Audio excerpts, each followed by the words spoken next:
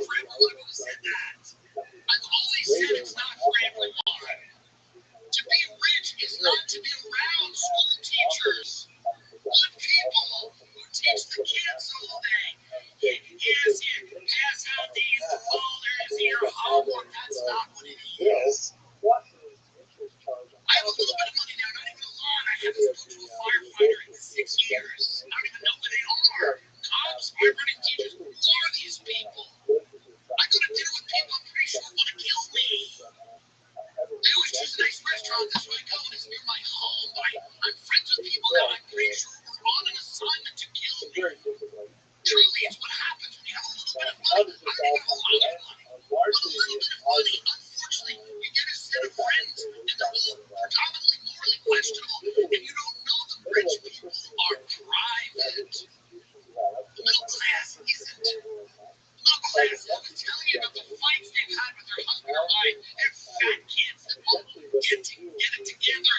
Their daughter who's pissed them off because she hasn't filled out her college application. Well, we're not going to tour this school with our feet on the ground. And they're always vomiting their lives to you. The rich are quiet. They're quietly drowning the chef in the morning when you're pot out of the fucking water. Quietly, they don't bring it up.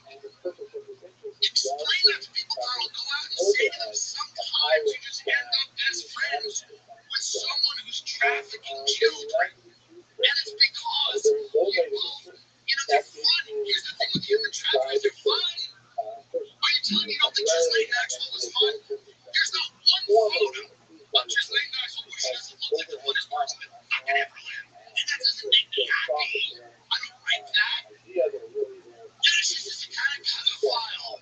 I get it. She's evil. They're both evil. Sometimes rich people are evil. Duh. She's massaging his feet on a plane. The bitch played her position. She was fun. The woman was fun. Yeah, relax the folks. The point is, you got to explain to people that this is unfortunately hard, and the people at the top of society they're into shit and they're involved in shit. But you gotta show them that you're not involved in it, so you gotta release it. You can be at a party with somebody, you can shake a hand, you can hang out with somebody, but you need to prove that you are not in any way associated with this part of this man. If the people that influence us, you have to show the world that. You can say I made an oopsie. I made an oopsie. You can say that. I took a ride on the plane. I shouldn't have been. I thought he was just whack. But he was a wacko. He was a silly Billy. Maybe that's what you think. Oh, he was a silly Billy. He was a daffy dog. But you gotta show people you weren't raping children. That's what you have to show people. I don't even care if you launder a little bit of the money. No one does. No one does. No, if that's what you're worried about, no one cares. It's okay. If you launder some of your money, even a lot of your money, if you launder a lot of your money, because that's not what people are thinking. God, it would be fun if you just laundered some of your goddamn money and say that. Say that. So you got a casinos and cash business. You laundered some money. Say it. Say it now. That's not impeachable. Who cares? You laundered some money, goddammit. Say that. Please, we want it to be that. That's what people want it to be.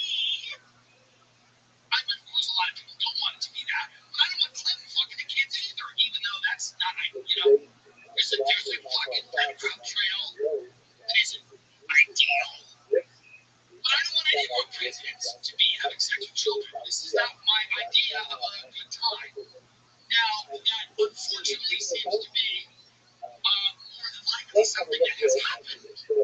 So you need to prove that you did not do that. Please God, you say he laundered the money.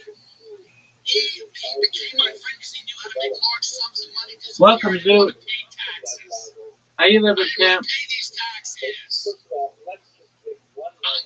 People are okay with that. What's up? People will be okay with that. Just say you stole money. Jesus. How are you? Just come out and say I stole money. You stole the money with me. Why did you say you were going to come in earlier and play and then you left? He was laundering my money. Scream it. How you press conference go? Jeffrey Because why? laundered my money. And that was wrong. All right. It was wrong what he did with the laundering of my money. But here's all the files. I didn't do anything else. It was just about money. That would be nice. That would be ideal. Something's going on. I don't know what it is. Something's happening.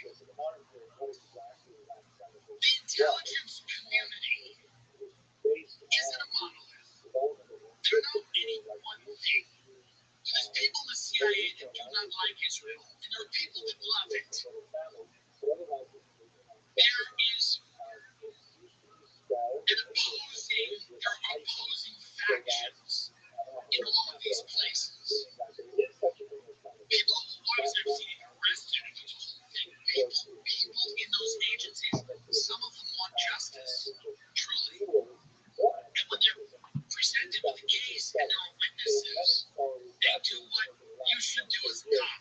You arrest the bad guy. But then, when it gets to the legal level, and Alexander Acosta is told, I was told to not take it any further with Epstein because he belonged to intelligence, and it's an anonymous quote that Vicky, that someone else said Alexander Acosta said it was given to Vicky Warren. Not any fair, like, is a credible reporter. I don't think she's making stuff up. She got an anonymous quote. Get Alexander Acosta. Get him on the stand. Get him on the stand. Because we know that something is rotten here. We know that. And please God, let it be that he laundered a little bit of your money. Oh, he laundered my money. I don't fuck the kids. Come on. I was a casino guy. We had a lot of cash. And he laundered the money. Maybe that's it. We don't know. Lesser two evils or nothing happened. Or nothing illegal happened. Even better. He did nothing illegal. I was friends with him, and he did illegal things. Jeffrey Epstein's like, they do all these things. He's a Wall Street guy. But here's the other thing. No one knew how he made any of his money. He had like one client. It was Adnan Khashoggi. Jamal Khashoggi, the guy who the Saudis killed in that embassy, was, I think, Adnan Khashoggi's brother, son, but I don't know. It was related to him in some way.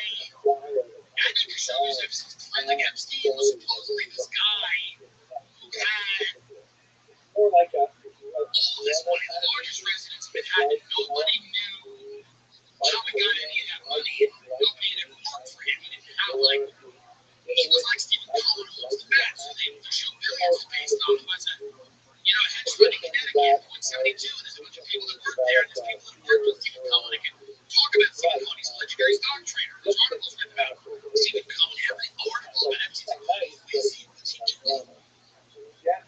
But go to the VH1, see if you can, Jeffrey Epstein, international money man of history, terrific guy. Donald Trump knows his favorite one. He's a lot of fun to be with. And maybe that was true. So this whole thing here, this was an article from what year? 2002, there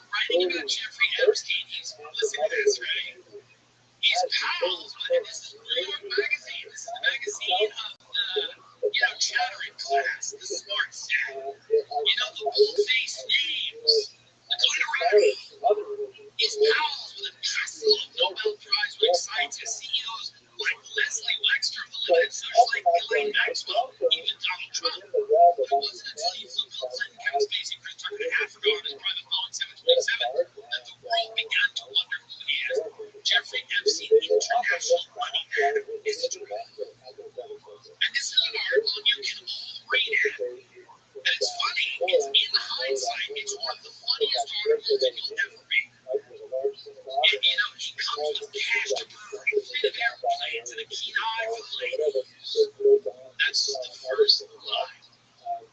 It's a life full of question marks. Epstein said, 215 billion for wealthy clients, yet aside from limited founder Leslie Wexner's client list is closely held secret. A former told math teacher he maintains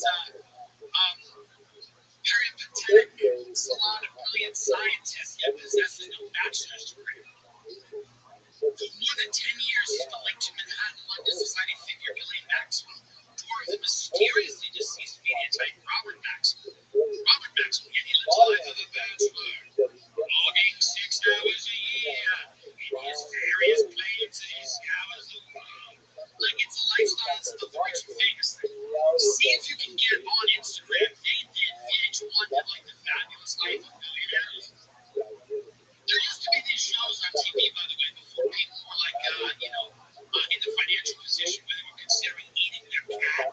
They used to watch shows like The Fabulous Life, and it would just be its rage bait. But people would like it back then, and you would just watch really rich people do rich shit. Let's watch a little bit of this. And VH1 has pulled this. Obviously for obvious reasons, but this was a go to the one that's 3 minutes. And this is something that VH1 had aired about Jeff Epstein. And again, it's unintentionally hilarious now in hindsight. Let's watch. In the next hour, we'll tour the intro mega homes they're buying with all that hedge-fund cash, but not quite as much as financier Jeffrey Epstein. Jeff was a high school math teacher until he traded his black hole for the big hole in 1976, eventually launching his own exclusive finance firm of billionaire clients. But he just couldn't keep out of the classroom, so when he was shopping for a new house, he bought himself an entire schoolhouse and transformed it into the largest single residence in all of Manhattan, and a whopping 51,000 slaves. Well, that's interesting. There had to be people who saw this and were like, this is amazing. You know what I mean? Like, there were people that obviously for this guy's entire life knew he was a pedophile, and victims of his who were watching VH1 saw this. Like, literally, people that he had victimized turned on VH1, to watch, I don't know, a Tony Braxton music video. And they're watching Jeff Epstein and they're like, he couldn't stay out of the classroom. He bought himself a whole school. And there's people who are like, yeah, I know, he raped me in it. Yeah, I'm well aware of that. 1,000 square feet. The school costs about $20 million. He's dropped $10 million just renovating it. It has incredible bells and whistles, closed-circuit televisions, heated sidewalk out front, so snow melts.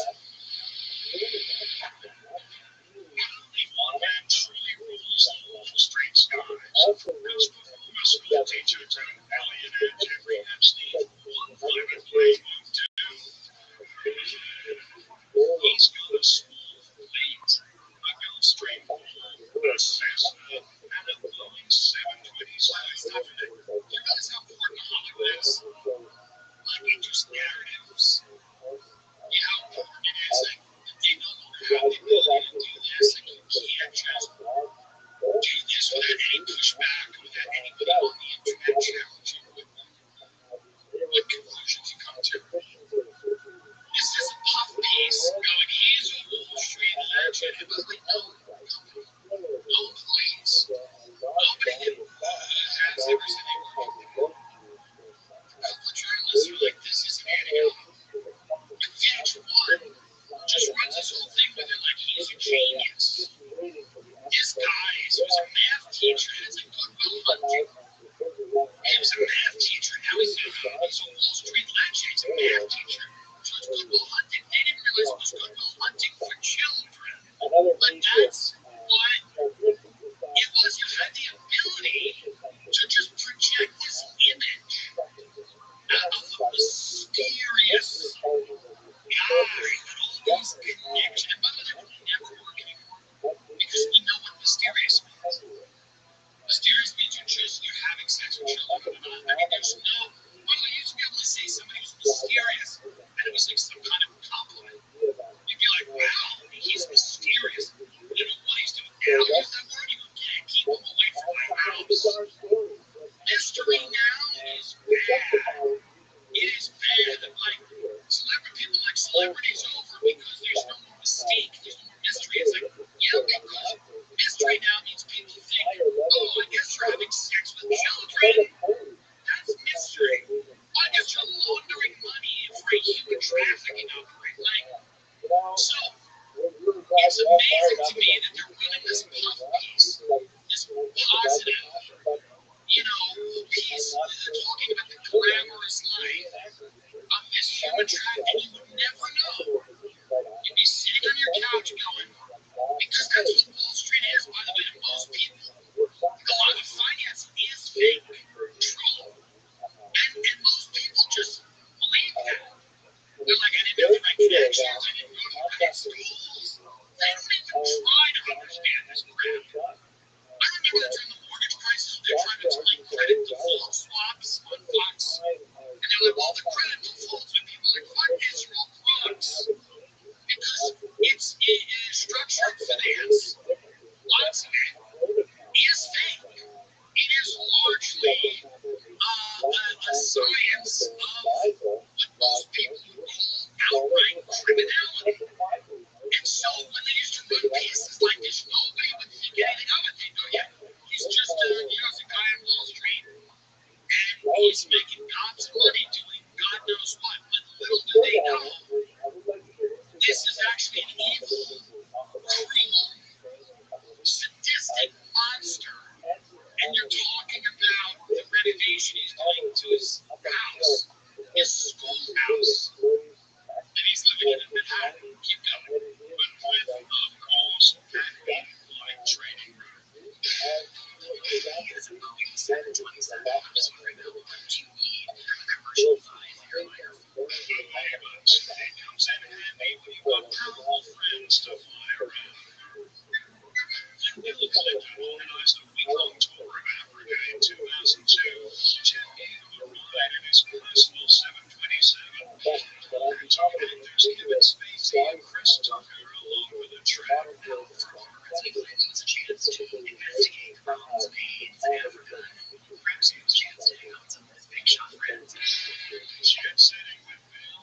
By the way, I love the idea of that. Bill Clinton and Jeffrey Epstein gassing up the jet and going to investigate AIDS in Africa. And it's just like an amazing, like he's like, let me call Jeffrey Epstein. Let's go find out what this AIDS is about. And then Spacey's there with Space, by the way, was like, well, Spacey's like, I haven't done anything with it.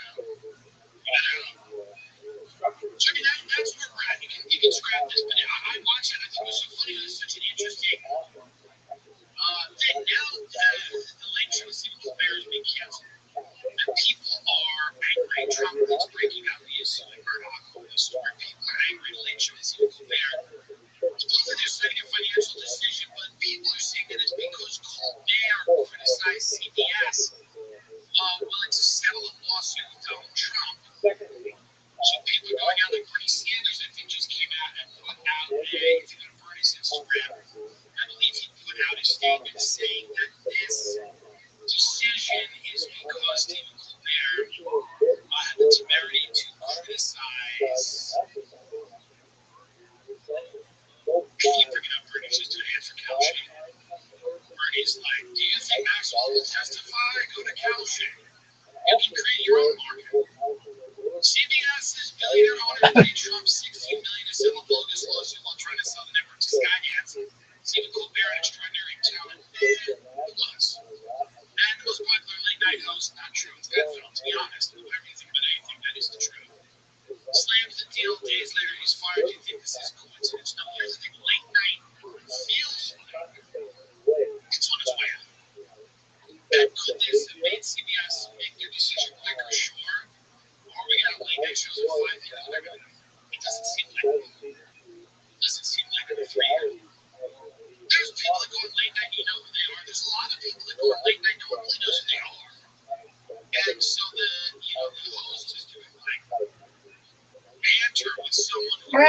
Hi, good morning. Good morning, Mr. Aquarius. How are you? I'm good. How are you? I'm lovely, thank you. Are you ready to hit the day? Yeah. Alrighty. Go get it. Okay, see you tonight. God willing. Take care. Alrighty. You're welcome. Bye. Bye-bye. Such a fan. Love you. And he's like, this show is great. No one's heard of the show. No one has heard of the show in the audience. He's like, now this show, tell us about the show, because it's amazing. This show, everyone loves this show. It's called Carolina Blue. And she's like, yeah, it's about the Blue family in Carolina. They're super uptight. And then one summer, everything threatens to be unraveled by a really wild secret. He's like, and people can't get enough of this show. And the audience is sitting there, they don't know what's happening. The show might as well be fake. The show might as well not exist. No one knows who the person is. What did I call her? Mitchell Stein? What was her name? What name did I just say? Carmen? Sarah? Did I say Jody? I don't think so. Do you remember what I said? You have a broken brain. But it doesn't matter what I said because it's every single guest on that show, for the most part, unless they're like famous, no one really knows who they are or what they're doing there. And he's like, so this show is amazing. It's an amazing show, and it's on Hulu Plus, right? That's where it's on? She's like, yeah, so if you upgrade your Hulu to Hulu Plus, you put Carolina Blue, and he's like, now the first season was in 2021, and season 2 is premiering in 2027, right? So it's a 6-year gap. But we're revisiting a small beachside town in Carolina. No one knows, and the audience are just sitting there, and the audience are all people that are just in New York City. And someone goes, go see Colbert, and they know who Colbert is, and they know the Excel Theory, and many of them grew up watching David Letterman. And America's all about celebrities. That's why people like from Sweden come here. It's not to eat our poison, buckets of poison dough that we make our bread from. It's because they really want to see a celebrity, and they want to see how rich and fat we all are. That's why they come here. They gotta see America. They gotta see America. How rich are they? How fat are they? How amazing is New York? They want to see a real city, not like an ancient city here. You know what I mean? And they're traffickers in Sweden. It's like all the royals and really rich, creepy people. It's an A24 movie. But our people that are human traffickers are like not even hiding. They're like barely hiding. So that impresses them. They're like, they're rich and fat and they're pedophiles. Don't even hide it. So they come to see all this circus of America. And then they're in the Excel Theater and they're like, who's coming out tonight? J-Lo? And it's like a comedian with 8,700 followers who's on a show on Amazon that no one's watched. And he's like, so now tell us what it was like to grow up as a so now you were non-binary in Oklahoma. Tell us about that, because that's the premise of the show, right? The show is that you're non-binary in Oklahoma, but you're also like one of the top poker players in the world. But no one knows you're non-binary from Oklahoma because it's all online, right? That's like, and the people in the audience, like, we just want to see pedophiles or J-Lo or fat people. We came to America. It was a long flight. It was a really long flight. We just want to see pedophiles, fat people, and J-Lo. They want to watch a celebrity just smack a minority in the face like an immigrant. That's what they want. They want to see J-Lo take a garbage can and like the dream of someone that comes here from a Scandinavian country. If you come to America from Norway, your dream is you go to the Ensemble Theater, J-Lo comes out, and then as you're leaving, you look down an alley and you see her take a garbage can. It's like a little Mexican woman, and J-Lo puts the can on her. And for whatever reason, you don't even know Mexican woman's got a can on her, and she stumbles into the other building, and she hits herself. She like knocks herself out. She's just rolling with the can, and then J-Lo gets in the black car and drives away. That's the dream. Did this lawsuit make them go, hey, let's get rid of Trump? Let's get rid of Colbert more than Trump? Sure, I don't doubt it. I don't doubt that that's a possibility. You know? Bernie Sanders, go to Kalshi.com. Bernie Sanders, does he have his betting market on Kalshi? I'm having fun on there. Will Trump release any of the Epstein files this year? Slade Maxwell testified. 20% chance. I would say it's a little higher than 20, but not that much higher. I would say it's a little higher than 20, but not that much higher. But I will say this. The people that I spoke to at the dinner know they have a problem. They know they have a real problem. They know that the base is angry. The people that elected them are angry. They're aware of that. They get it. And they know that the thing that needs to happen here is Barney needs to be fired. And Ghislaine should testify. And people know that you need to release everything. You know, they know that. I don't know if that's going to happen. I don't know if any of what I was told is true. But it does stand to reason that these tapes are not with Pam Bondi, who's a buffoon. And that these tapes, and I'm sure they exist, or somewhere else, if they haven't been destroyed, they're either with a foreign intelligence service or both. There's some kind of dead man switch on something. I don't know. I lack the ability to know. But the people I've spoken to, they get it. They understand that this is the problem. I'm not going to say they are. It's not fair to say who they are, but I will not say that. We had a nice time, we had steaks, had some salad, it was nice. I won't say who they are. I was a little worried that it was going to be Indian food. Good luck out there.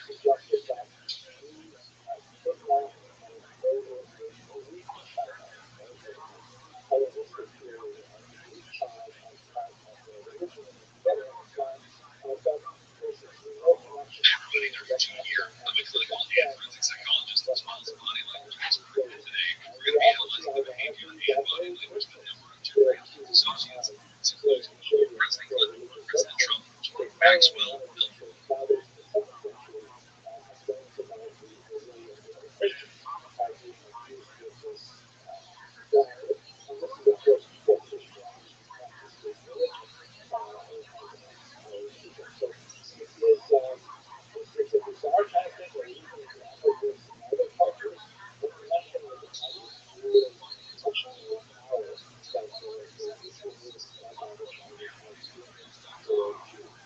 Bill.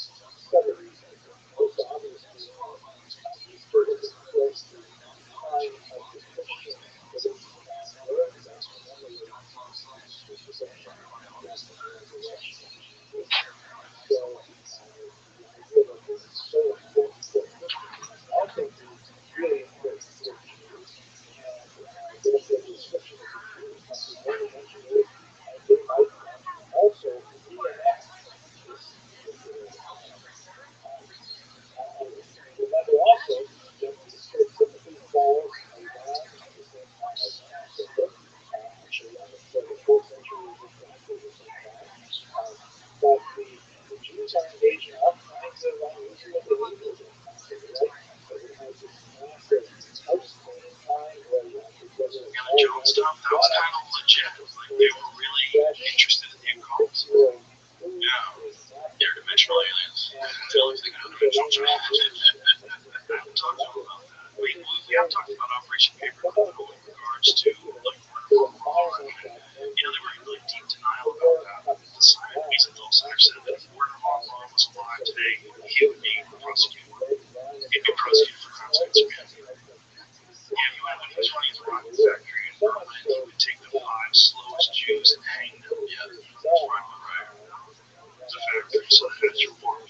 This is what happens if you were slow. And I was the head of NASA, who supposedly passed to the moon. And speaking of the moon, have you seen that documentary called Room 237? Yes, I just watched it last night. Yeah, that's bananas.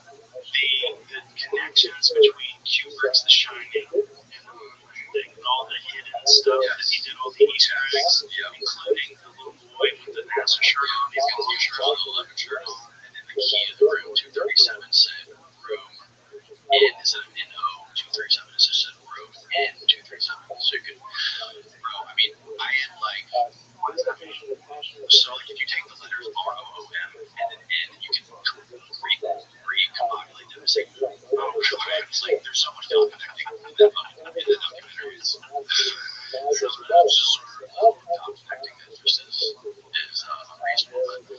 But the stuff about the moon, like the kid wearing the Apollo 11 shirt, right? The number of the door and the distance from the Earth. Yes, miles. Yeah, I think it's miles. Yeah, I think it's like 1,000 miles short. Yeah. And then, like, also the psychological trauma, the scenes with Jack and his wife saying, like, don't you know what a contract is? Really living his double life, and he's, like, arguing with his wife and talking about contracts and secrecy and all this stuff. And then, there's so many weird things, like, the wall rolls up to Danny on the carpet, and then it cuts back to him when he picks up the ball, and the carpet shape is different. There's so many, like, strange Easter eggs. What is that supposed to do? I have no idea. It's just like that movie had like an insane level of like continuity errors where he was doing something. Oh, he was working on purpose. Kubrick had spare time to do complex mathematics. And spare time. Yeah, he was like a genius. And it's amazing that he pulled off the greatest science fiction movie of all time. Yeah, especially at the time. During the exact same time period where the moon landings were filmed. And the stuff from 2001 is more sophisticated, looks better than the stuff from the moon landings. So like the idea that you couldn't make it, that guy could fake it. 100% could fake it. And if they hired him to fake it, they just brought him on. The idea that he wouldn't be able to keep secret, like of course he could, right? If people keep secrets, this idea that people can't keep secrets because some people can't keep secrets. Listen, high-level military guys keep secrets all the fucking time. They go to the grave with those secrets. Yeah, they swear to secrecy, they swear to an oath. They have top secret clearance and above and whatever it is. They don't say shit forever. Their whole fucking family doesn't know what they're doing. Yeah, the thing about the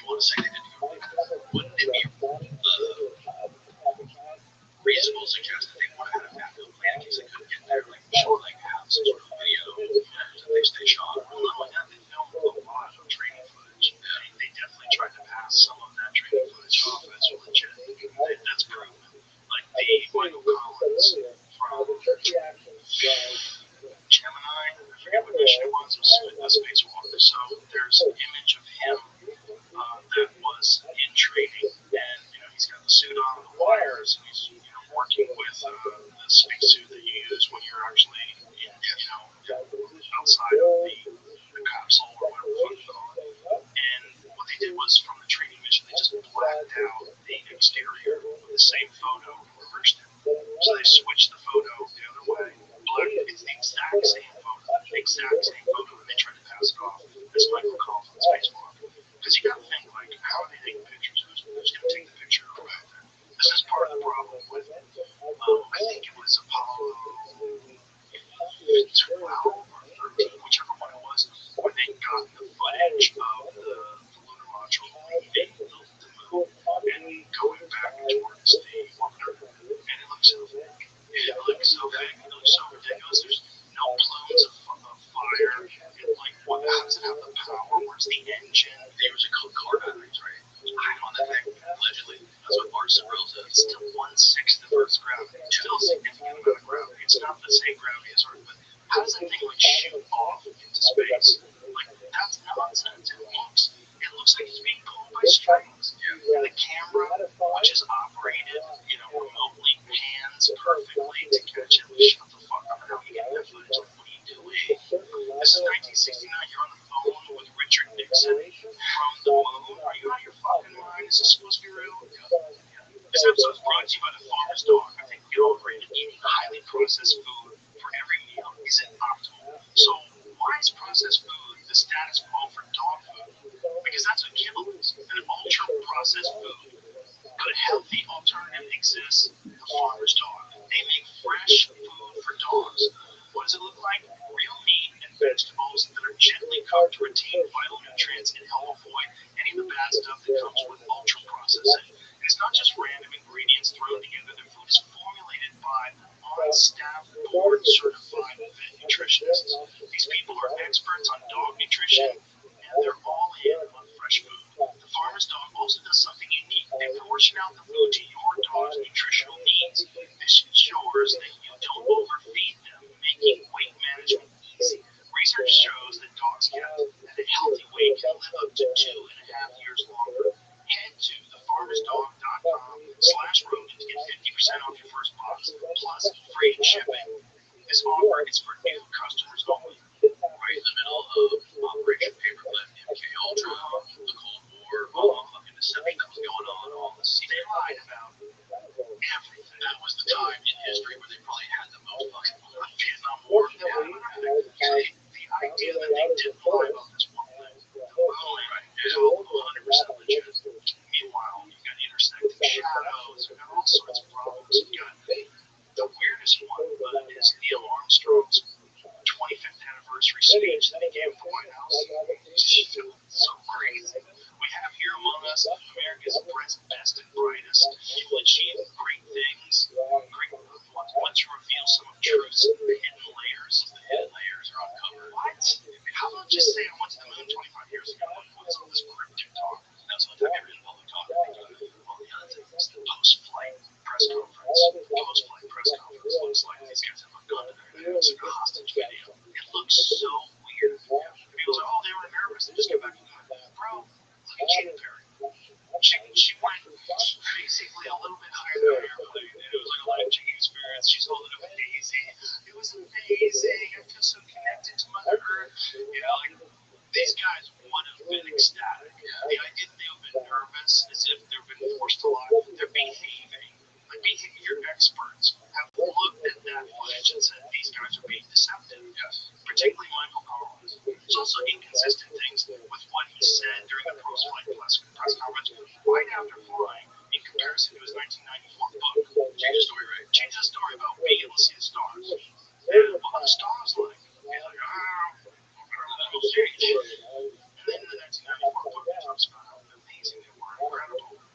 The footage that Sobrell acquired that shows that it appears that they covered up the windows to make this deceptive film that looks like they're far into space. That's a weird one.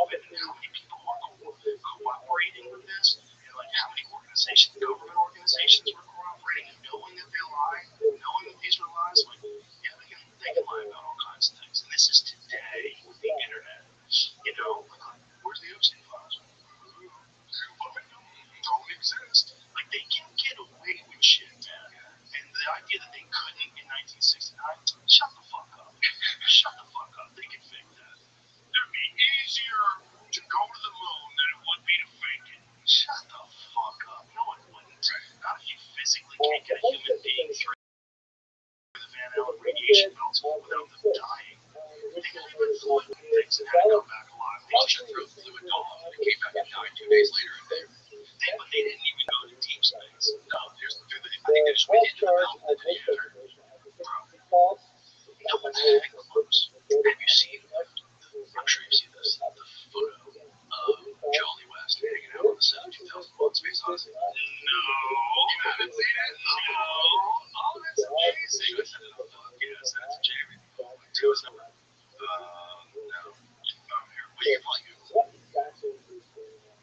Oh, yeah, see if you can find it. Yeah, there's Jolly West, Stanley Kubrick, 2001 Space Odyssey. Walking between the sound stages. That's a wide shot with a bunch of dudes. Listen, man, of course they would. That's not it. Of course they would contact Kubrick if they were. Yeah, and of course, if Kubrick was, if you're in the middle of the Cold War, which they were, which was very terrifying, right? When I was a kid, when I was in high school, we were terrified of Russia bombing America. Yes, everyone was like really concerned. Russia was the great enemy. You know, the video of Khrushchev saying, yelling, "We will bury you." Like that was like burned into every American child's mind. And if you're a patriot and you want to defeat Russia, we have a strategy to defeat Russia. And this is what we're going to do. First of all, we're going to bankrupt them by just making them spend to keep up with us. And they don't have a capitalist society, so they don't really have a GDP. Like they have a GDP, but they don't have like the same sort of corporate structure that we have in America, where they're like striving and innovating and developing new things. The companies are getting bigger, and there's more growth. And now they're communists. They were a communist country, so everything was like food lines, and they didn't have the kind of luxury it wasn't even close. So Reagan essentially bankrupted them. And then, during the time when, all the other people were as well, but during the time when they were developing these rocket ships, the Russians were way more advanced than us. And basically every single thing, they got to space first, put the first man in space, put the first satellite in space, and they couldn't even come close to me from the guy. Yeah. It's amazing. It's incredible also that there was never another nuke that was sent to anybody. That's incredible. Yeah, that's incredible. It is really insane to think about sometimes. Yeah, that's one of the great achievements of human beings. I mean, we did it once. We said, let's not do that. Annie's book, Nuclear War, scared of this machine. We wrote her. Yeah, it's good. How she said that we have 11 interceptor missiles in the U.S. That's a total, I think it's 11 or maybe 22, or no, it's 44. Russia has 5,000 missiles. Yeah. And the problem with it is, like, if a rogue nuke got launched from North Korea from one of their submarines, they would have to fly over the North Pole, right, towards us. And as soon as they launch it with all of our satellite systems that we can detect the thing, the rocket burner, like, going into orbit, we'll know within 5 minutes of them launching it, probably before.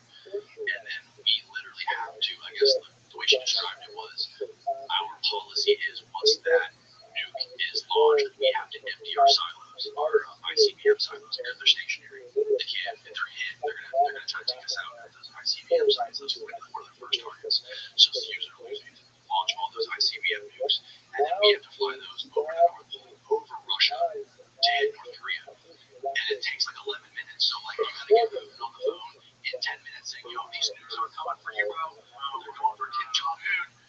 And then by that time, it's like, if you don't have like a perfect communication amongst all these world leaders, everyone's going to be launching nukes.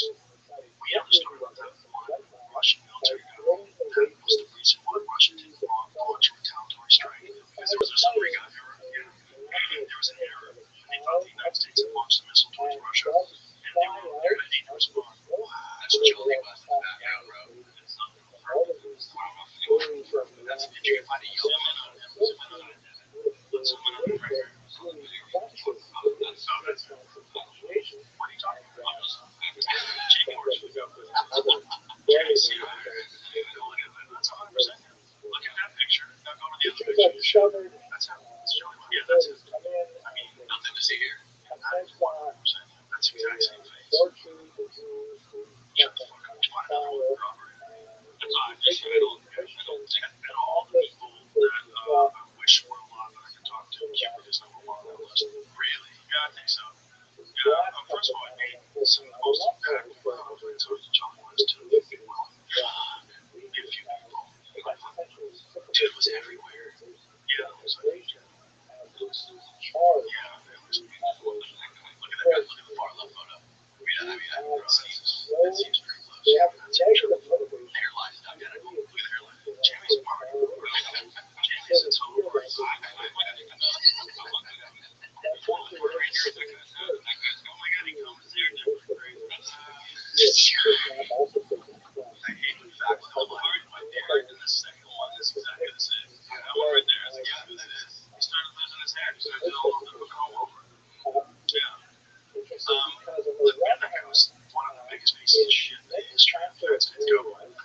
What he did was nuts. Just the fucking Manson stuff was nuts. The MK Ultra stuff was unbelievable. And imagine you could do all this stuff. No one's investigating you. No one even knows. It's all completely top secret. Congress has no idea you even exist in this world.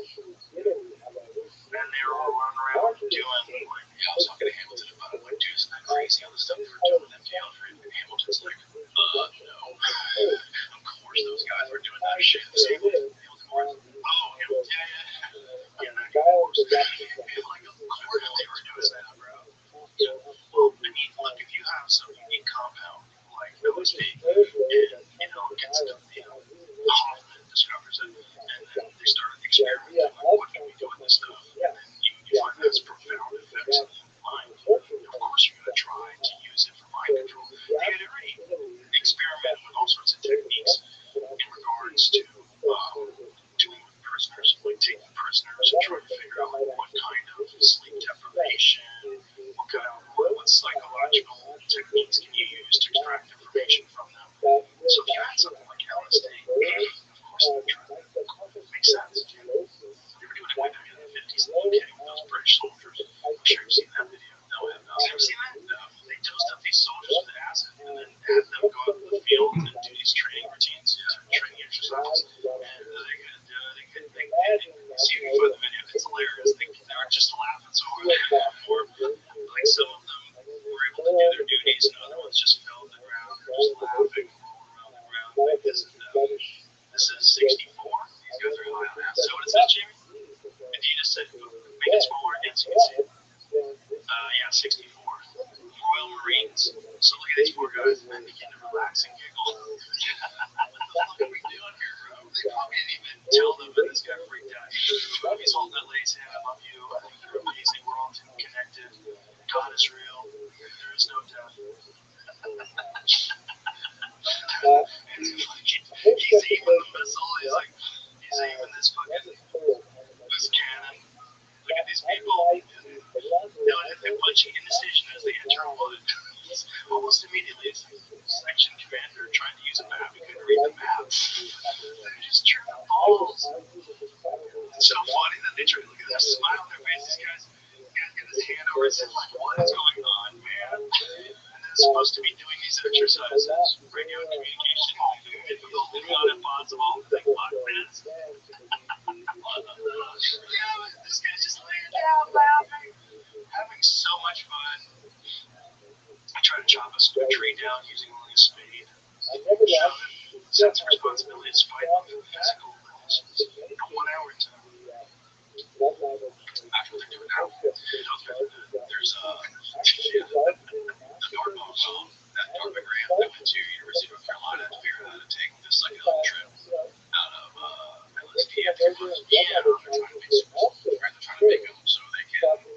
This is what I've heard is that they're trying to make them more effective on the battlefield, right? With things like edge detection, right? And also coming back, like getting back out there, like taking through the process, let them recoup and get right back out on the battlefield. To where if you could get all the benefits of a psychedelic without the trip, right? Would you get those benefits and would it be useful for soldiers in combat? It's an interesting idea. Well, the Vikings took mushrooms, the berserkers, they would take mushrooms for combat. Yeah. I mean, it does make sense. It really does. It doesn't make sense to us because we think of mushrooms as like, hey man, I'm going to go connect with God and it's going to be peaceful in the land of field. It's going to be amazing. Reset, come back and tell everybody I love them. That's what mushrooms are to us. But if you live in an insanely warlike culture and you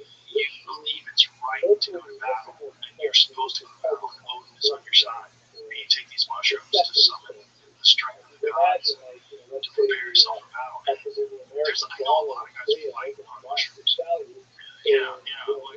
Joe Schilling talked about on the podcast. He took like a small dose and was sparring and fought for kickboxing. Like he said, he could see what guys were doing when they were doing it. It's almost like he could. Joe Schilling's a world champion, like league kickboxer, but one of the best ever. And so for a guy like that to say that had a profound effect on him, he knows his body. He's battle hardened. He knows the difference between regular fighting and fighting on mushrooms. He said he could see, he could almost like know what they were going to do. That's wild. And there's this dude who's like, I heard about Dana Beal, who's flying Ibogaine to the troops in Ukraine, to the Ukrainian troops, trying to get those guys out of Ibogaine. And meanwhile, the Russians are on there's like a new age meth, and they're on this new age meth. There's a new version of it. The new version of it. It's not sound primitive. It's like a new version of it. It's like it's a little bit tamer. I guess, yeah. This episode is brought to you by Visible. I want to let you in on something. Your current wireless carrier does not want you to know about Visible because Visible is the ultimate wireless hack. No confusing plans with surprise fees, no nonsense, just fast speeds, great coverage without the premium cost. With Visible, you get one-line wireless with unlimited data powered by Verizon's network for $25 a month, taxes and fees included. Seriously, $25 a month flat. What you see is what you pay. No hidden fees on top of that. Ready to see? Join now and unlock unlimited data for just $25 a month on the Visible plan. Don't think wireless can be so transparent? So Visible? Well, now you know. Switch today at visible.com/Rogan. Terms apply. See visible.com for plan features and network management details. Maybe like Super Adderall, but Adderall is for million prescriptions of Adderall given in this country every year. Kevin McGinnis told me before I came here, I was like, got any advice for Joe Rogan? He's like, he said, just slam 3 beers and eat an Adderall. I was like, no, bro, that's not what he would do. He came, you ever seen the time he came in dressed like Michael Douglas? You know, walking out, walking, what was the movie? I forget it. Yeah, we freaked out. Michael Douglas, like, had enough. Yeah. No, he's here's what we're saying. He's constantly drinking Budweiser. Yeah, I've never seen Budweiser. It works. Yeah, it's great. But he's a smart guy. Yeah, he's a funny guy too. The Proud Boys thing was just, if he had never done that, he would be like, well, the famous commentator too. Like you think about like Steve Bannon, all these other guys. Like he's way funnier than any of those. Oh yeah, he's very insightful. Like he's right about a lot of that. He like picks up on trends and culture and sees where people are going. And he was aware of like the dangers of Marxism and a lot of this fucking ridiculous leftist ideology they were pushing in universities like way before anybody else was. Yeah, there was this documentary that just came out all about him. One of the guys, Thomas, that used to work for Vice, was like one of the original reporters for Vice. He did all like the early stuff, and he made this documentary all about God. What up, Tim? Focuses on the transfer. How are you? Like early punk rock. Are you? I'm uniting the world through language. Pardon me? I'm uniting the world through language, making sure everyone's aware of the dangers of the term known as Apartheid. apartheid. Thank you. I was trying to think how I said it. Yeah. So if I can unite people on apartheid, then who knows? How are you? I'm good. Are you slinging dick like it's going out of style? Yeah. I actually, there's like these YouTubers I watch. One of them is named, his name is like Scam Likely, and he posts all these funny videos of like, his most popular ones are like how to get chicks when you're like down really bad, and he'll just weird suggestions, like go on Facebook Marketplace, look for a girl who's like selling a ring, message her to meet up in person, and then go riz the shit out of them IRL, or go to like massage parlor on the apps, or fucking what was the other one? It just has these fucking funny suggestions, like go. One of them was go become like a DJ photographer so that you get into like the clubs and events for free and shit, and then snap a bunch of pics of these like hot girls who want to be seen at the DJ club, and then you whatever get their information and then like send them a photo, and then afterwards you can start rizzing. But This all sounds like yeah, terrible advice. Does any of it work? we're gonna see. We're gonna see. I did like cast a little line out there to some really hot chick who was selling jeans.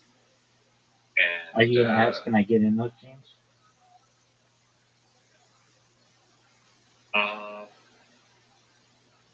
Yeah, hopefully. There you go. Did you watch UFC? No, because you suck dick. Did you accept my invitation for Karam? No, because you suck dick. I will in just a moment. You're gonna watch the whole UFC in just a moment. No, except the Karam invite. Is it Karam or Karam? Neither of us know. It's like apartheid or apartheid. Aram. Aram sounds like shit. Karam. Why would anyone say Karam? Karam. Yeah, Islam, Karam. I don't know. Aaron. I don't know. So is it a boat or is it a ba act? Is it a boat or is it a ba act?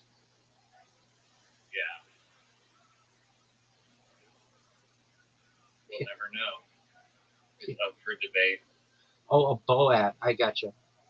Who knows? What I want to know is, did you watch UFC yesterday?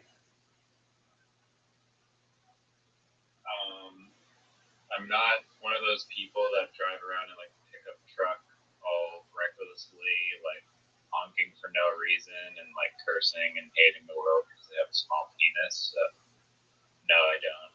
I did not. You're saying that people who watch UFC have small dicks?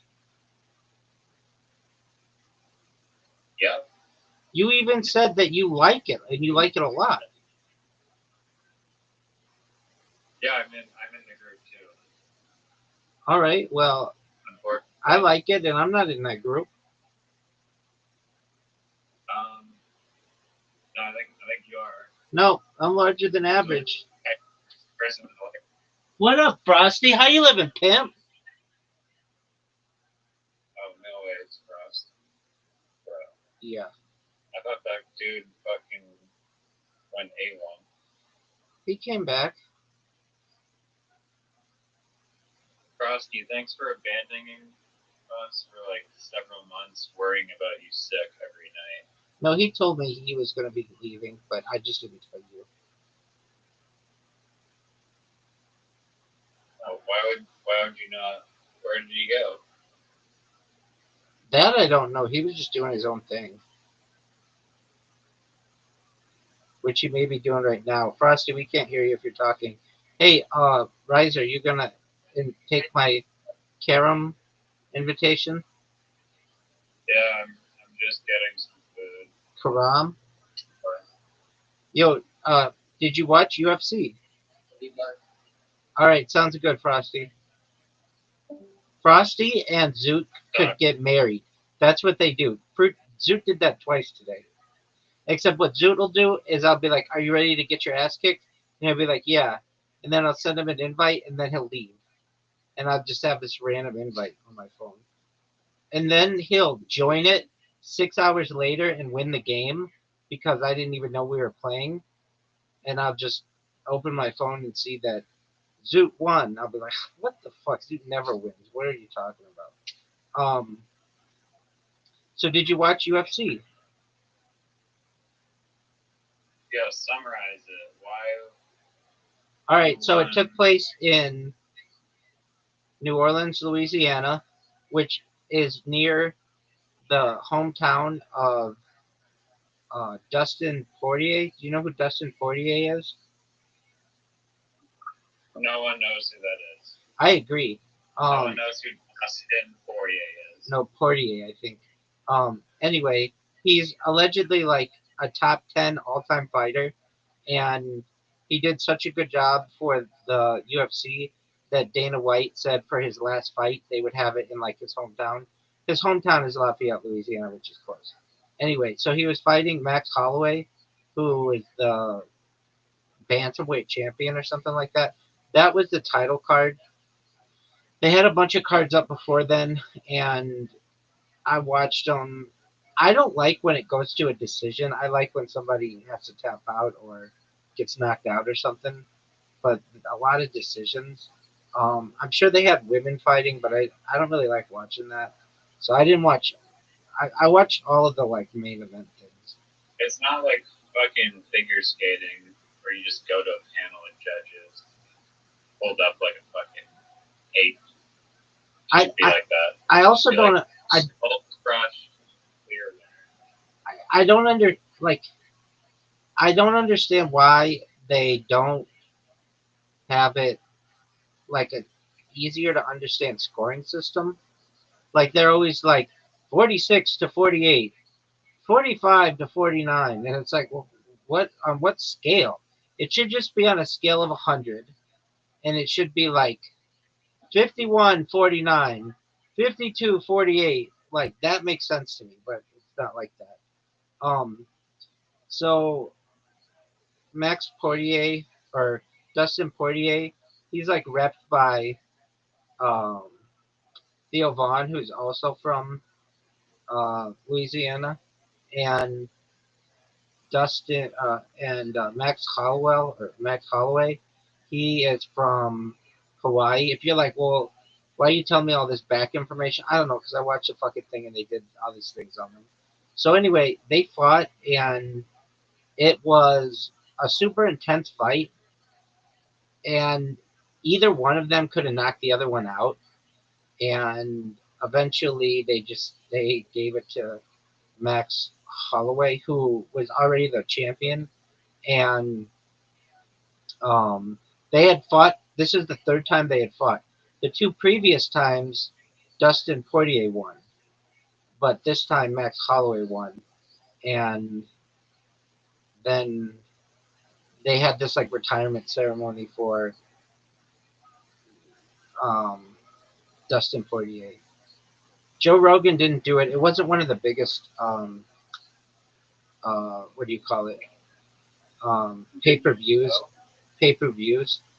But I did watch it, and the one that I think might be really big is the one on July 4th, 2026, which is going to maybe be on or I think it's going to be on the White House lawn.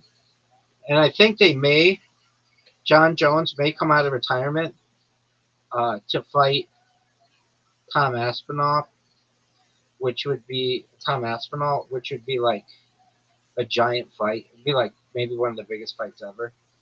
So if you're like, wow, you know a lot about this, no, I don't. I literally just learned this from like these stupid podcasts that I watch, or like Joe Rogan versus not even Joe Rogan talking about them.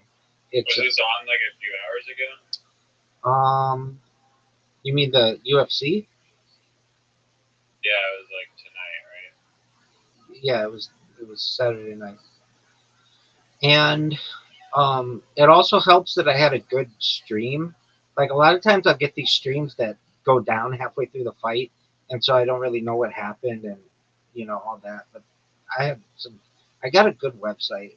So I checked that out. You know, I don't know if this is exactly true because my source for it is Brendan Schaub, who's like, you can't ever believe anything that motherfucker's saying.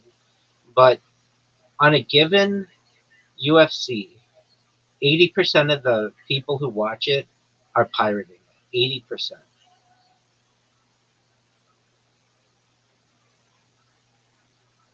I But believe it charged like they charge. $80. Yeah. They just charge so just absolute ridiculous amounts. Probably just make it like $20 and then make more money. Maybe Like, not. great. Maybe not though, because like there are some people who are like, I'm just never gonna pay for that shit ever. So there are other people who are like, look, if you're gonna pay for it, or like if you're gonna have a party and you don't want to look like a cheap ass, then you're gonna pay for it, and we're gonna make you pay. So it'll be $80 or whatever. But then there are other people who are like just like I am, who are like, I'm never gonna fucking pay for that shit. Like there are so many other sources for Like me you to and watch I, it. for instance. Well, I will when I'm either like if I work again or I go viral. Absolutely, I'll watch it. But I'm in a situation where I'm just not dropping $80 to watch two guys of whom I've never heard fight. So I'm gonna pirate it like everybody else. And I watched like in perfect stream.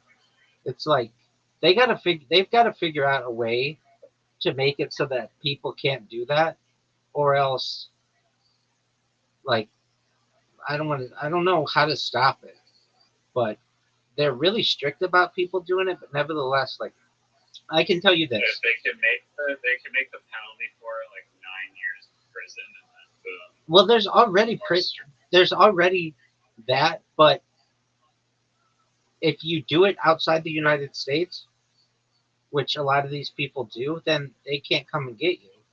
And there's not a penalty to watch it, so it's So like, they need to rewrite like the international law or something. yeah, good luck with that, I don't Doug. know. So then there is a oh, but whenever I watch them, I have to be very careful because I'm live streaming simultaneously, and because of that, the UFC more than any other sporting event uh, will shut down my streams. They're like really really strict. Even on like Instagram or TikTok especially. Like if I'm just if I'm not showing it, it just is playing in the background like at a really low volume, and it'll get flagged and it'll shut everything down. Or I'll get an email that says like this live stream got a hope like usually it's not a copyright strike, but it'll be like it can't be shown in these countries in like 157 countries because it was it has some like copyrighted um, audio. So I usually just watch it on my phone really close to my face and have the volume down so it's like it doesn't trigger any of that stuff, and that usually works. So I was able to watch it, and I I like the UFC. I used to not. I did not like it before I started live streaming, but then you have a lot more free time, obviously, than like I normally did, and sporting events became cool to watch and everything. And then I really started getting into them about 2 or 3 years ago. Now I don't watch every single UFC. A lot of times I fall asleep for them, but I do. I watch. I try to watch the bigger ones, and they're exciting. They say that I don't know why how like freaking hockey games or baseball games are like every day constantly with like multiple teams and shit. Like I feel like it could be on way more frequently because there's no way like there's not the amount of people there to like that would fight. You know, there's like people in jail that like just got out that'll be fighters. Like there's no shortage of fighters, but there's like such a small quantity of actual Yeah, UFC events. let's find that out. Well, there's one every weekend, but I get what you're saying. Why isn't there one every single day? Yo, dog, could you please tell me why there isn't, why there are not more UFC fights? Why there isn't a UFC fight like every single day? There are so many people in the world who want to fight, and why isn't it there? Why does the UFC have like a nightly fight? I know they have one every weekend, and then usually once a month they have a big one. And then also, why did they get rid of the reality show, The Fighter, Ultimate Fighter, or whatever? Because that seemed like a good way for people to get to know fighters, and that had fights like every day or whatever. And please answer it like Joey Diaz. It's Joey Diaz impression is much better than William Montgomery's. Hey, come on, dog. Listen to Uncle Joey for a second here. You're sitting there wondering why the UFC don't got fights every day, like it's freaking Monday Night Raw 5 times a week. But let me break it down for you real quick. Fighters ain't effing robots, cocksucker. These savages go through 8 to 12 weeks of brutal fight camps, punching, kicking, wrestling. They're living on boiled chicken and nightmares. You can't have them doing that every day of every week. Their bodies would collapse like a house made of coke mirrors and bad decisions. Matchmaking takes time, bro. This ain't bum fights in an alley behind the El Compadre, alright? The UFC has to do logistics, match weight classes, contracts, injuries, visas, medical suspensions. Oh, yeah, and they have drug testing. That would get really expensive. You think Dana White calls people up like, yo, fight, yo, fight tonight? This ain't the streets, dog. This is sanctioned violence. You'd water down the product. Every night, that's too much. It ain't special anymore. Imagine eating steak every night. I've actually done that for like years, and it's amazing. It don't taste the same by Thursday, you feel me? UFC needs build up, storylines, and hype. That's what makes you foam at the mouth when a pay-per-view hits. Why'd they drop the Ultimate Fighter? They didn't really drop it, cocksucker. It just got old.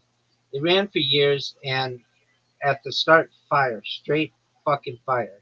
You had dudes living in a house, cutting weight, fighting for their dreams, and sometimes for pizza. But after a while, same format, same drama, same kitchen fights. People stopped watching. Plus, now we got Dana White's Contender Series. Oh, yeah, that's what it is. Which is the Ultimate Fighter, but no drunk drama, just straight hands. And real talk, TikTok, YouTube, and Instagram Reels made it harder to sit down for 12 weeks of fighters beefing over who didn't clean the protein powder shaker. Real spit from Joey Diaz. Back in my day, you wanted to fight. You went to the bar, you smacked somebody with a shot glass, and the bouncer choked you out. Nowadays, these savages get a six-figure contract and bonus if they knock your head in the effing 300 section. You want fights every night? Go to a Waffle House at 2 a.m. UFC is a business, not an ex-girlfriend with daddy issues. You understand me? So yeah, dog. There's a reason why it it's weekly. Why they keep it weekly to protect the fighters, build hype, and keep the product from turning into daily background noise. Now go smoke a joint, watch some old Wanderlei Silva fights, and remember, it's not about how often they fight. It's about who bleeds the hardest when it's time. You feel me? Um, I personally, I I think it does a very good job summarizing as Joey Diaz, and I agree with all that. Does that make sense? Yeah. Have you seen the Anderson Silver Silva? clip where he like breaks his leg? Um, I'm gonna see it right now. So I don't know fighters that well. I probably am I know maybe like 10. maximum. But I know their names a lot. Like when I hear the name, like, oh yeah, I know who that is. Okay. In December 2013 at UFC 168, Anderson Silva broke both bones in his lower leg in an incredibly rare occurrence when his kick was blocked by Chris Weidman. Last night at UFC 261, Chris Weidman broke his lower leg in the exact same way against Uriah Hall. Video and comments. Oh yeah, I have seen this one. Yeah, their legs look like like broken legs. I don't know how else to describe it. No. It's like he kicks this guy, and then like, it's just so brutal to watch. Hold on. Like the commentator's reaction when they see the replay is like, Oh,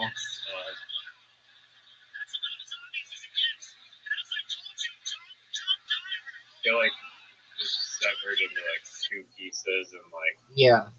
It looks he goes like to stand on his fucking back foot, and then there's like nothing there. It's just like two the bone sticks, is totally. two sticks in a bag.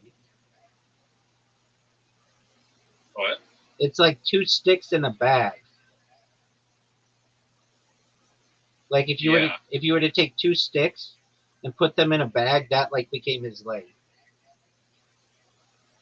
Sure. Yeah. That's what it looks like. I mean, imagine you had one stick in a bag, and then you broke it, and then tried to stand on it. That's what it looks like. It's disgusting. Yeah. That is like one of like the most.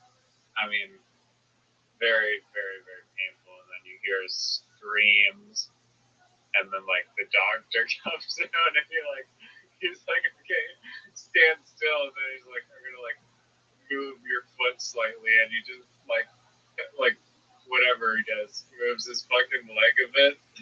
He just lets out the biggest fucking scream. It's like so. The audio is like painful to listen to. I pray to God that never happens to me. Are you gonna join this Quran game? Like it literally like snapped like a freaking matchstick. Let's look up how to pronounce Quran.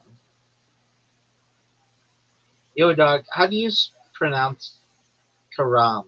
Is it like Karam or Karam?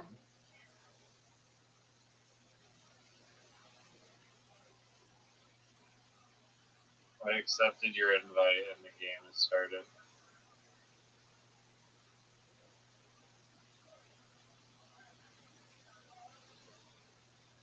It's what?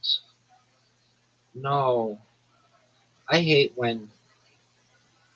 Tell me when my time's about to run out. It's like already running out. Shoot.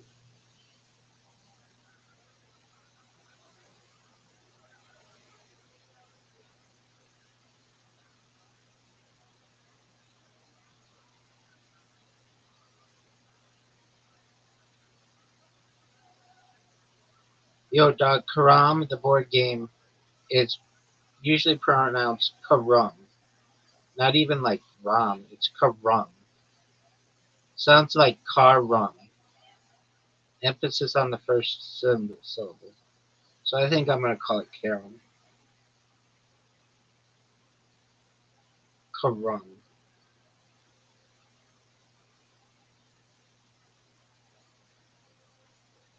Look how sick that shot was. Yo, dog, you have one that's just about to go in. Look how sick this shot hit is. it away. Did you see how sick that shot Wow. was? Look how sick this shot is. Am I the cockiest motherfucker you've ever met?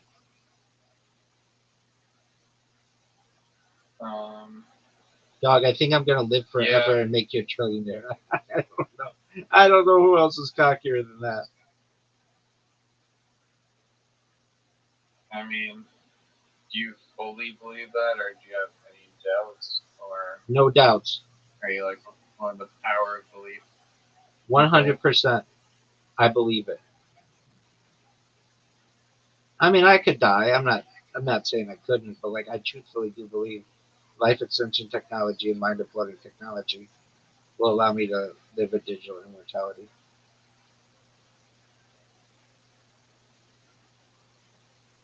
Yeah, I think it's a when, not if. I'm in agree- Amen, but I think for I'm in agreement with you. Thanks, dog. Okay, this is an interesting one. Stop. Do you like Tim Dillon? Stop. what? Do you like Tim Dillon? Yeah, I do. I listen to his podcast. Actually, he's one of the few select like my 15 list of people that I listen to in the podcast. He's hilarious, and I'm with you on that. I just listened to his podcast this week from yesterday, and oh fuck, Oh, nice one there. dude, I was doing so well, and then these things keep popping up. Yeah, he's hilarious, and his podcast is so straight to the point, and like, yo, it's just gonna be, I'm gonna be in front of you wearing sunglasses with like a green screen. Yeah, I'm surprised he rarely has guests on, hardly ever. It's just him. Right, for an hour, and I'm not going to interview anybody. I'm just going to tell you what I think about how shitty everything is, and I love it. Oh, come on, does that count? What? I thought you have to wait until it's fucking like the last one. I thought you did. I still think you do. No, it says, that's bullshit. Yeah, I but did not think that. no. But then I have to do it again, or I have to keep doing it.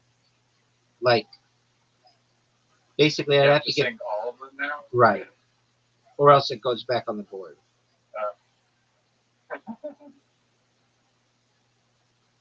You might be in a little pickle then. Why is it not on the board? What the fuck? Dude, that's a good question. Why isn't it on the We don't board? even know the rules. We've been playing it like I know. wait until it's the second to last one. I know. Where is it? So then, how do you get it? Yeah, I mean, maybe it doesn't matter and it's just like the first one to. Then I don't like playing with the queen because then it's kind of pointless. Then we should just play pool, like the pool version of this. I mean, we don't know. Maybe the queen will just come out of the nest. I think I'm in agreement that could happen.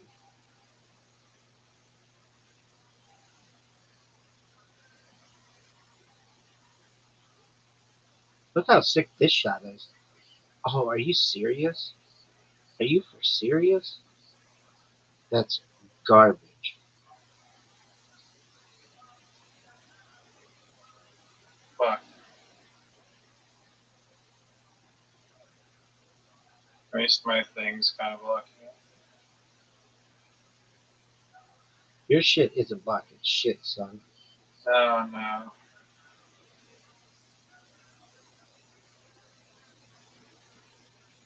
I don't really know how to do this shot.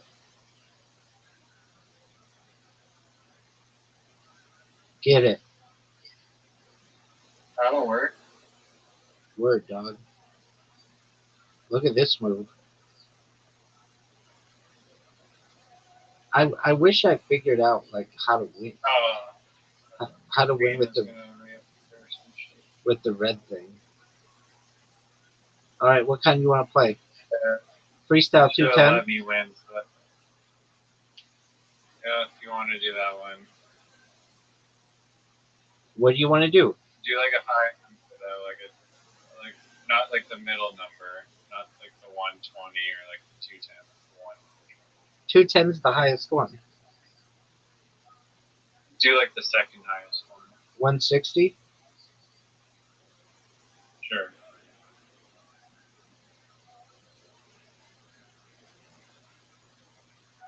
I think that we are basically equal in this game. Like, I'm not better than you are, and you're not better than I am. But I have been winning a lot more games. Oh, this one means think whatever color. Right? Word. Black is worth 10. White is worth 20.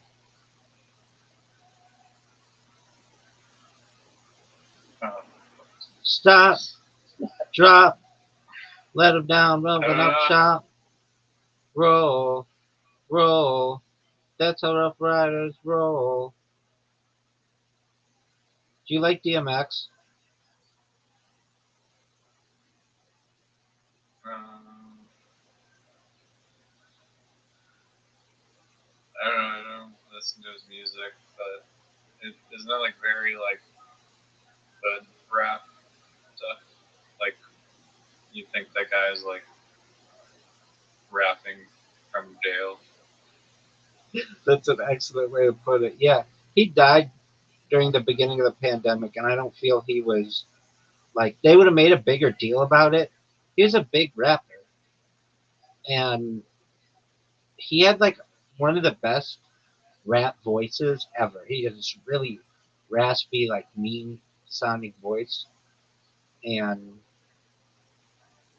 then he died, and nobody like cared. But I still care. I care about you, Dogman X. Get it, baby. Stay out, stay out.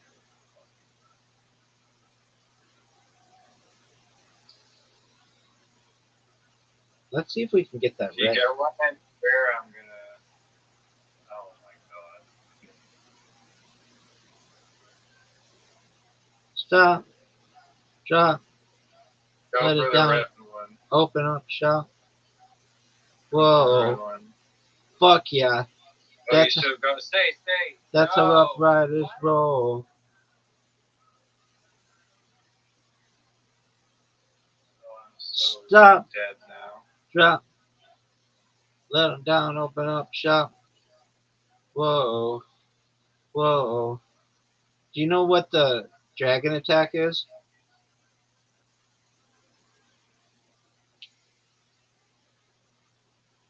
Nice. I literally got one turn. That was a really good game. I mean, for me. All right. What do you want to play? Yeah. Classic, pool, freestyle, 120, We 160. can do another one of these.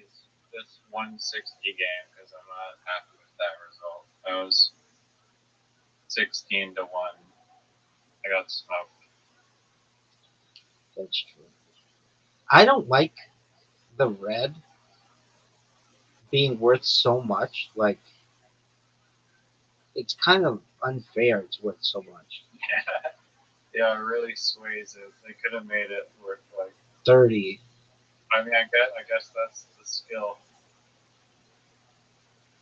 Yeah, but I mean, I got really fortunate. I didn't even mean to hit that red one in the last game. And it just kind of just eked in there. That sealed my fate. And then I had to cover it, which I still don't understand. Oh, there you go. So you got a fortunate bounce right there.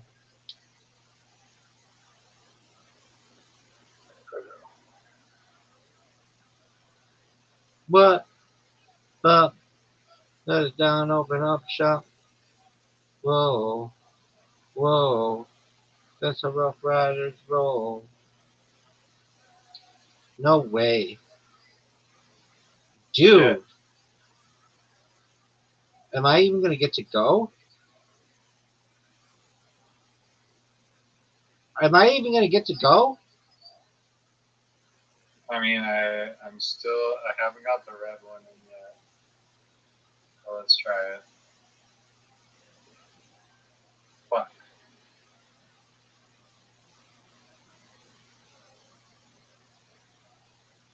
Oh no, they're just. Stay.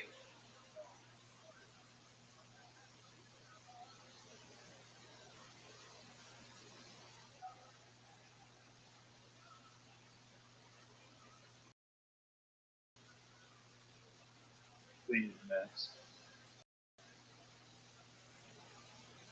Oh no, he's in the zone, folks. Stop. Drop. Let it down. Open up shop. Fuck. Whoa. Whoa. Cover the queen. Better pray that. That's how Rough Riders roll.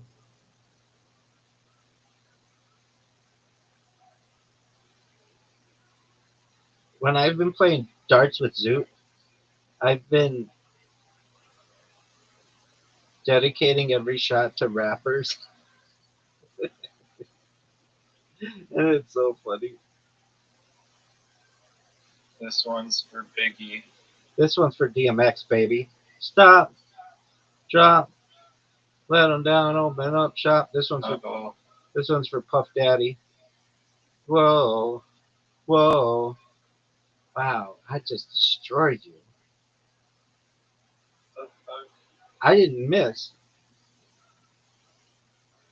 Yeah, this rematch. Freestyle 160? Yeah. You want this fire? Yeah, no, I'm just warming up. I've only played this few games. I think it's a serve disadvantage to go going first. is a disadvantage or advantage? Disadvantage, totally. I've never seen anybody make it on the first one. Yeah, that's what I'm saying. It's like a disadvantage. It's a huge disadvantage. Oh, that was kind of a smart play.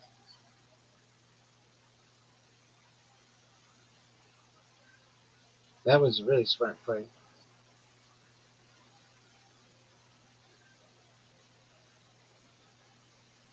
Stop. Drop. Let it down. Open up. Shop.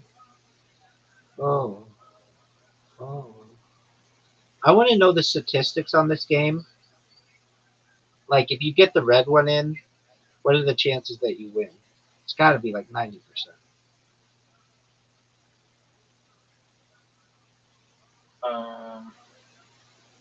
Yeah, I agree. Stop. Drop. There you go. Put it down. Open up. Shop. Whoa. No, I feel like I don't know. I got like unlucky in this game where it's like I have like no good shots and stuff. Bank it. Oh. Oh no. Somehow the red one's out there. Dude, I don't have any good shots.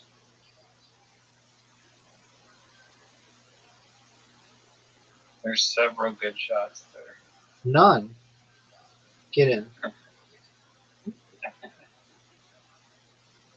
There's an abundance of good shots there. No way. I don't see them. Stop. Drop. Yeah, when they're in a clump, it's like can't really do much. Let 'em- Oh no. Go, No, baby. No, Go, baby.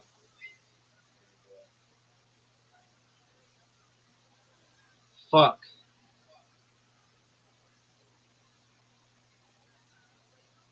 Oh, no way. You got the red one and the white one?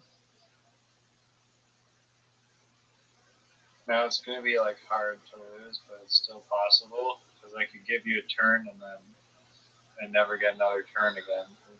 Fuck, man. Freaking Haram expert. Fuck. Yeah, but all these things are fucking jammed together. Oh, this sucks. Yeah, these are like the situations where there's like literally no good shot except pray. Okay, you won. You're gonna get that white bitch. Stop. Too easy, dog. Drop. Let him down. Open up. Shop. Oh my god. This should be the greatest comeback in the Like, history of this game. Oh, You flubbed it. First chance.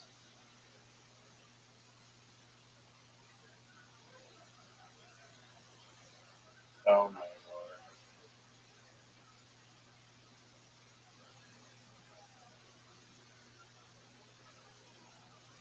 stop, drop,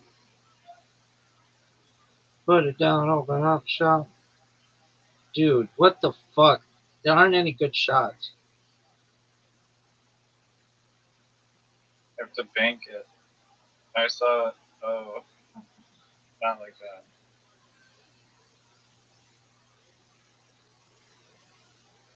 That's There it. you go. Final there. Wow, you were not doing too well that game. Right. I didn't have any good shots. I need the shots to be like open. It's all because of how you started, which was genius. In fact, why don't I just do this? It's like the mini golf. Like,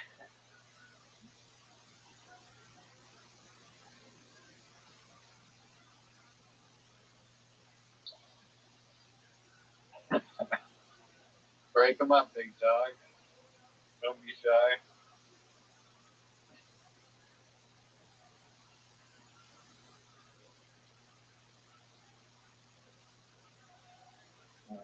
X gonna give it to you.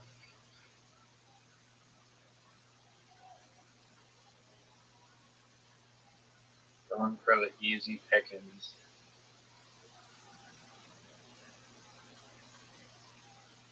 Stop. You're gonna have to Yeah. still break up that clump eventually. It's whoever can get the red one. Basically. The game.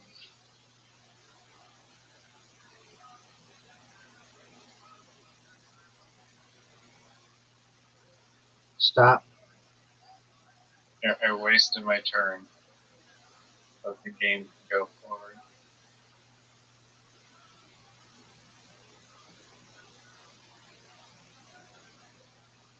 Get You it. take all that Get it. shitty black, white shit. I'm going for the red one. Stop. Drop.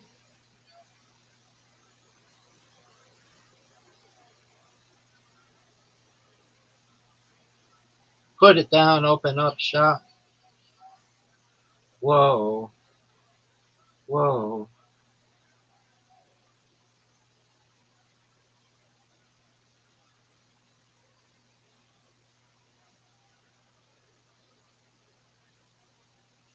Oh, fuck.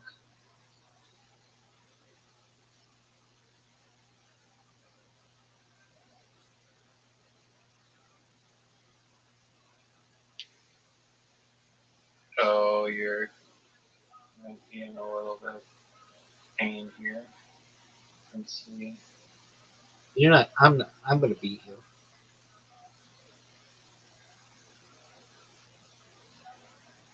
Oh, there we go. Yes. You don't have any. Oh, you.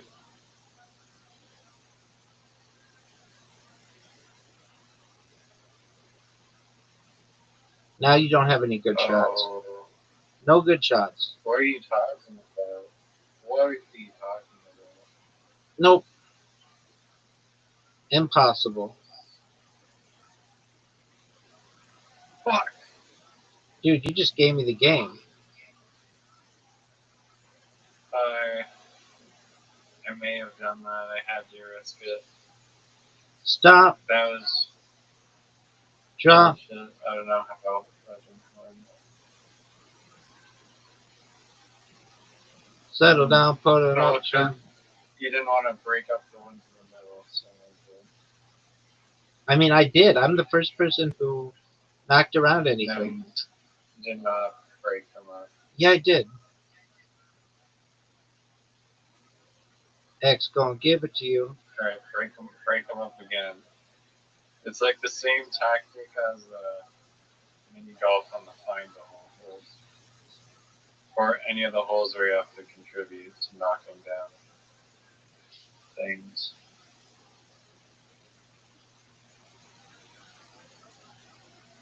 I want to see somebody win without getting the red one in. And the other person got the red one.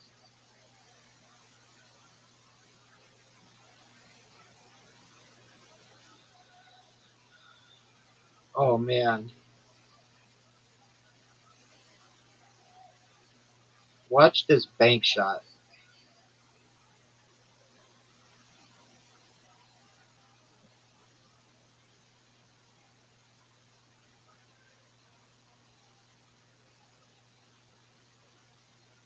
Oh,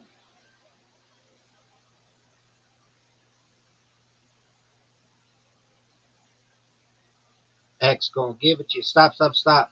get in, get in, get in. Go. Oh, what?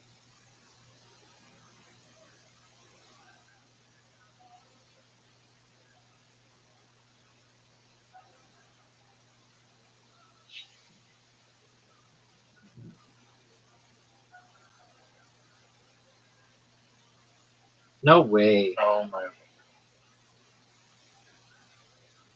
Huh. This is a tough shot.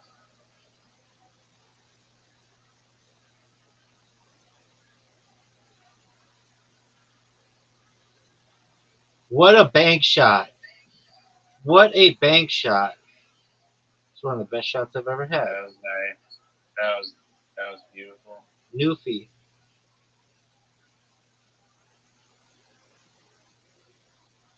Oh, thank you. Dude, Need about have like 8 pound yet. how are you? Oh, fuck.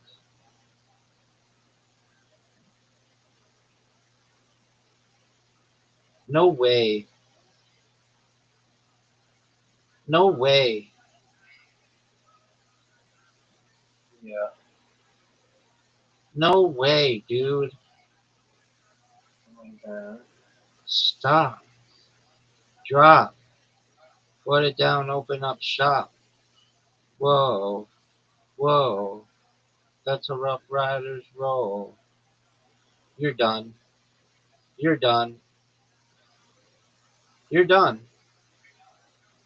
You, my friend, are done. You're done.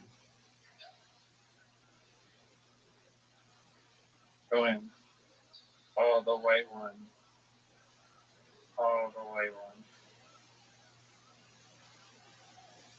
Stop. Oh, no. Oh, What a major oh, miss. God. Let's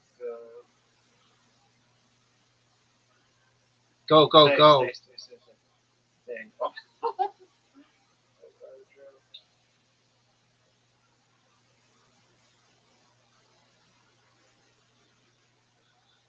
Big Done. points. Big points. 120.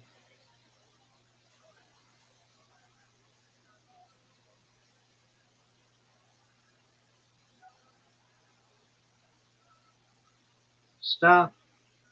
Drop. Put it down, open up shop. Whoa. Whoa. Come on. That's a Rough Riders roll. Ow. Okay, this would be the best comeback in this history of this game. No. No. Missed. No. Stop. Drop. Put it down, open up shop.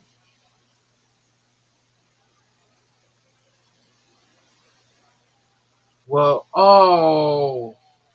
Fuck.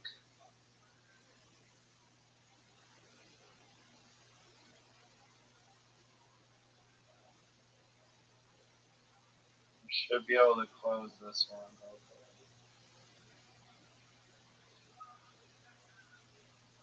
Easily.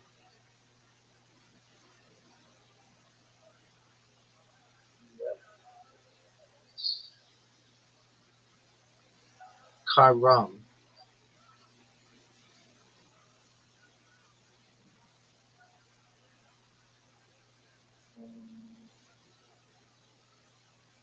Are you gonna accept my invite? Or are you gonna jerk yourself off raw? Yeah, 1 second. I'm just. It's called Karam. Stop. Drop. Lay it down, open up shop.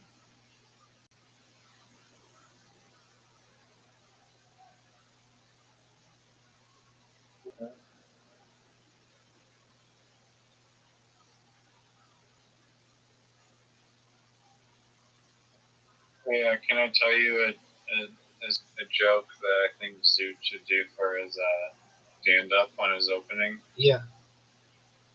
It goes like this. Justin Bieber recently dropped an album, and like most albums, there's like 3 songs that were good, and the rest kind of sucked, and there was like 4 meaningless, stupid interludes that didn't need to be in there. But there were some beautiful songs. Now, people hate on Justin Bieber, and I get that. But to all those salty, jealous Justin Bieber haters out there, fuck you. This album is fucking fire, and joke's on you, because I'm gonna go suck the jizz out of my boyfriend tonight.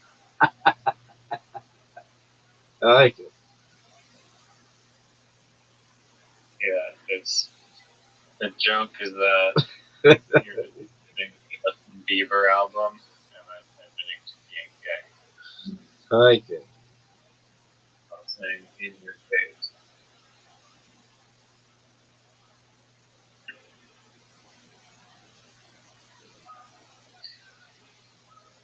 Did you start? Yeah, you're supposed to serve.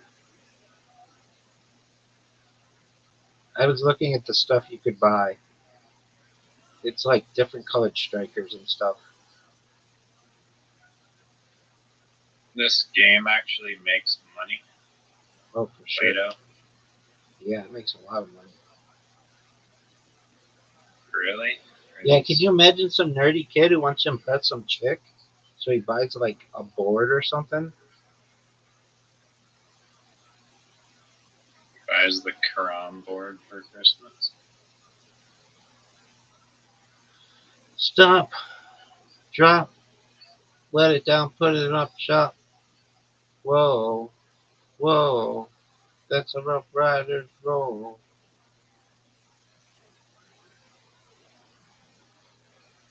Did you watch Mr. Beast at all? Ever? No, he sucks. Wow, really? As a fellow viral YouTuber, you're Yeah, gonna say that? I'm bigger than he is. I have more content. No, you're basically on the same level as. I have more Mr. Beast. content than he does. I mean, he doesn't upload, like, he doesn't live stream. Imagine if he, like, started live streaming, how much money he would get. Right. All his shit is overproduced garbage.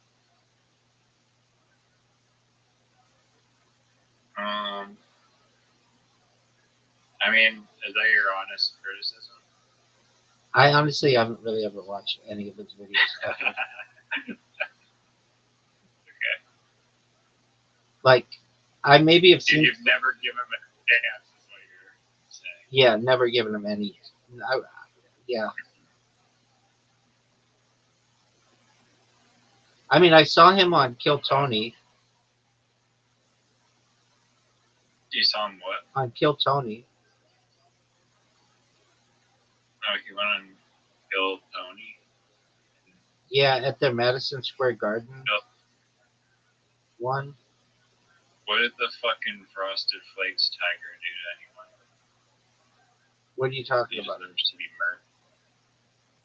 You don't know Tony the Tiger, the Frosted Flakes movie? Oh, I get it. Oh, get in.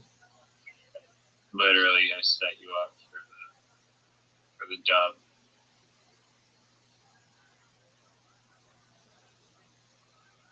Oh, go. Except now it's in your fucking corner, so I have to talk it out. Are you ready for one of the greatest shots in the history of Haram? Yep. Oh, no way. Get it. No! That was tight. Yeah, that's right. We We heard the nerve. This is easy. This is an easy shot right here. High IQ newbie shot, as usual.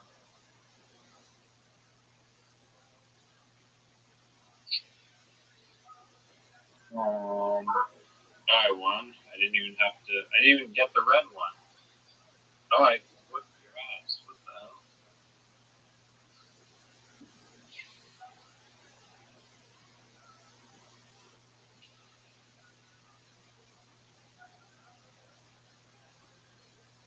Yeah, so I watched him on Kill Tony, but he gave away like $10,000 to somebody whose dad was also on, whose dad got caught.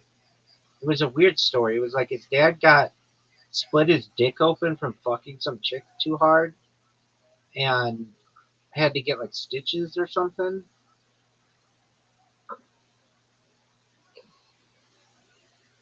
Are you gonna go or are you gonna jerk yourself off raw like that guy on Kill Tony?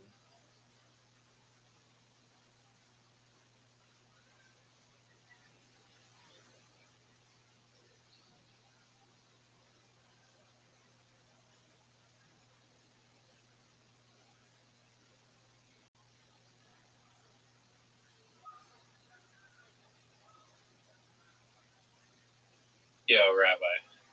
Yo, And I did like 1,000 times. it's not there. Well, check again, son. There we go. There we go. It's making you serve first every time, but No, it's random. well, the last like 8 times has been you, so it's not very good at being random. Why are you so afraid to serve? I'm not. Oh, you're fucked. Oh, go, no way. go, You're going to get go. in on the first one. I got it in my first one on the very first time I served. I don't think I've done it since. That shit's wild. You also messed up the game type, I think. Yeah, you did not switch the game type, but that's fine. What did you want me to what did you want me to switch it? Like the white black. Oh, did you say that? It's like a, what? Did you say that? Yeah, I said it. I said it like 8 times. Lies.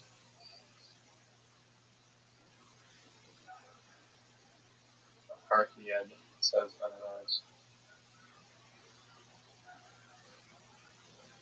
What a shot. Oh bullshit. What a shot, dog. Yeah. Anyways, I watched a Mr. Beast video today, and he was giving away this private like $2.5 million jet to this guy who was like a pilot, and he basically Go. kept him in jail for like 2.5 months. Wait, or something. didn't your fucking thing go in? What are you talking about? Your slider went in. No, it didn't.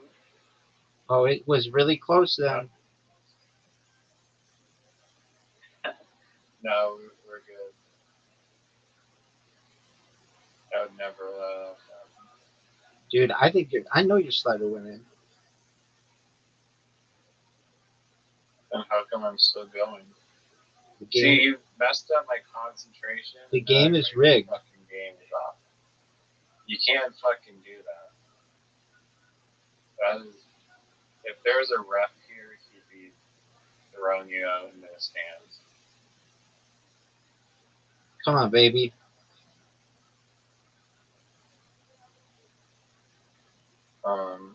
There's a pilot who's going to win a $2.5 million jet, and all he has to do is survive in the jet for 100 days, which is like over 3 months of like jail. He can't talk to his family.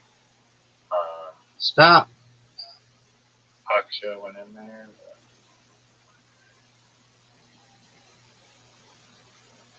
Stop. It's not that.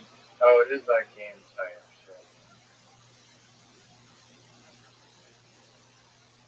Look at these shots.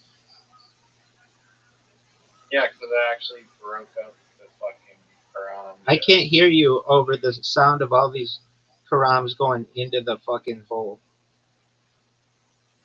They're not called Quran. Yeah, they are. No, they're called discs. Yeah, that's right. I think they're called Karams as well. No, no one says that. The people who call it a Parthian do. That's like one of my favorite memes. Is that no one knows who that is. No one says that. I made that up. No one pronounces it that way. I made that up. I think it's hilarious. I know. Whenever I want to say I don't know what you're talking, I just say no one calls it that. No one knows what you're talking about. Even if they're like a very well known thing. Right. Or like Goddamn. nobody thinks that's cool. And then I'm just basically nobody. Oh, what a shot. No one likes that. Like Zoot will come in here and he'll be like, "Did you see Survivor episode 2?" And I'll be like, "Nobody thinks that's cool. Those Survivors kind of cool." Or do you know who so and so is? I'll be like, "Nobody knows who that is." Gotcha. All right, you want to play the old-fashioned way? Let's try pool, like actual pool. Oh, okay. Like with the... I'm terrible at this. I have played 22 times, and I've won 5. All right, 1v1 8-ball, random breaks, normal scoring. Yeah, whatever. I want to see how awful... Hopefully it's not like darts, where it's just like, you literally can't control it. Oh, it's my turn to break, so I guess I'm going to do the... How do I actually shoot it? There's like a thing on the side. You pull it back. Oh, I should have aimed it. I'm so shitty at this. Yeah, go for the 8-ball. If you get the 8-ball in, you get double points. I told you I'm shitty at this.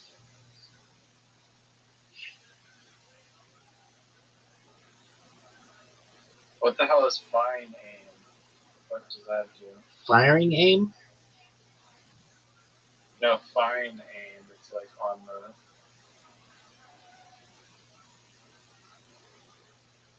I should go for...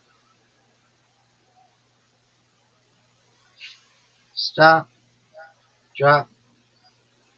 Oh, great. You know what's pretty good at this is Zoom. Okay, oh, fine aim. That's like if you want to put spin on it. Oh! Like Did you see that go in and then come out? Oh man, these pockets are not forgiving at all. No, when you hit it too hard, that happens. And I always blast it as hard as I can in the hole. You know, that's just how I am.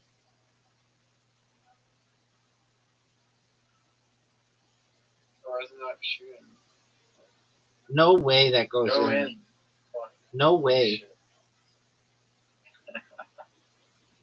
I'm not used to this. That's what she said. Forever. Okay. There you go. Stop. Drop. Put it down. Open up shop. Whoa. Whoa. Oh. That's a Rough Riders roll.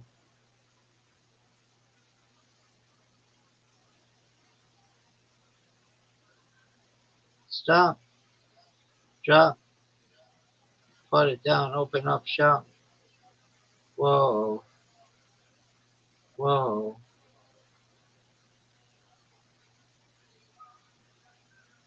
Oh, that's a Rough Riders roll.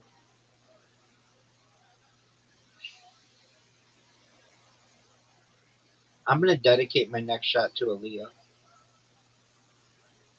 Oh, Who the hell is Aaliyah? she died in a plane crash.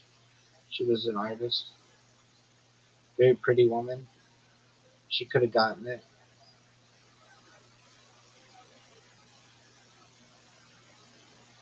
I understand she died in a plane crash. Yeah, I love the band. it was a woman. She's like a female R&B singer. She sang the song. I don't know. She was a good dancer. I'm trying to think of the song she sang. She sang a bunch, but anyway, I'm in her subreddit. That's a miss.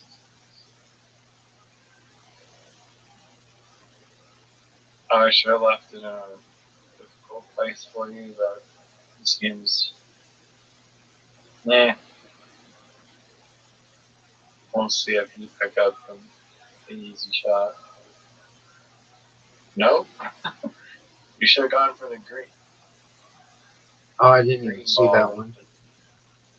I'm not good at this game.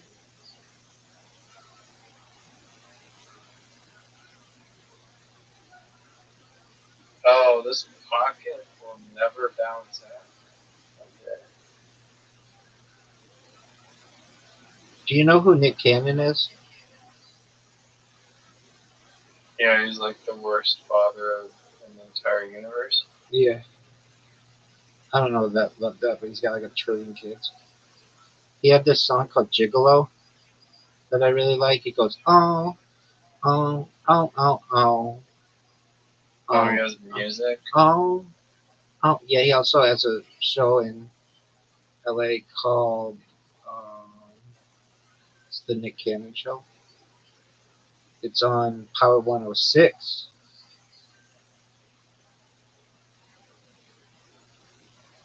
Yeah, should never give that guy a platform.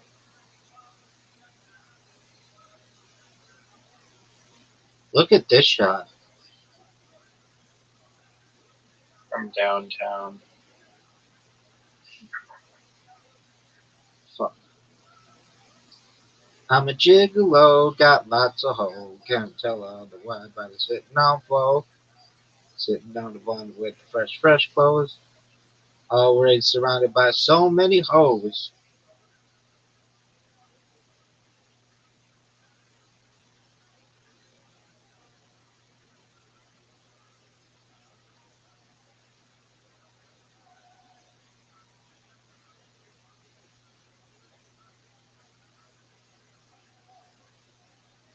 There were two left. One of them is an easy one. The other one is also an easy one.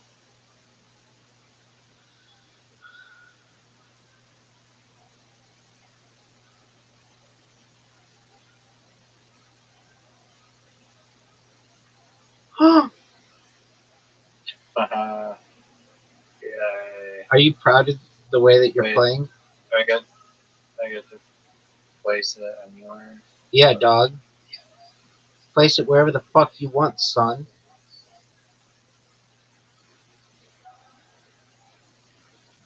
Terrible shot. No, you can't hit the black one first.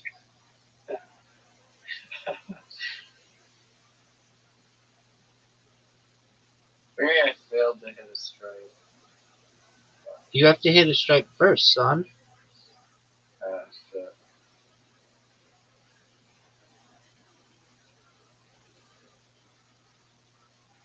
Oh, okay. I mean, we might witness the greatest comeback in the history of snooker. Scratch. Oh, you almost fucked up, son. Do you know what? If you scratch on the 8 ball, do you lose? Yep. Which is a weird rule. Yeah, that rule sucks. You know who's really good at billiards?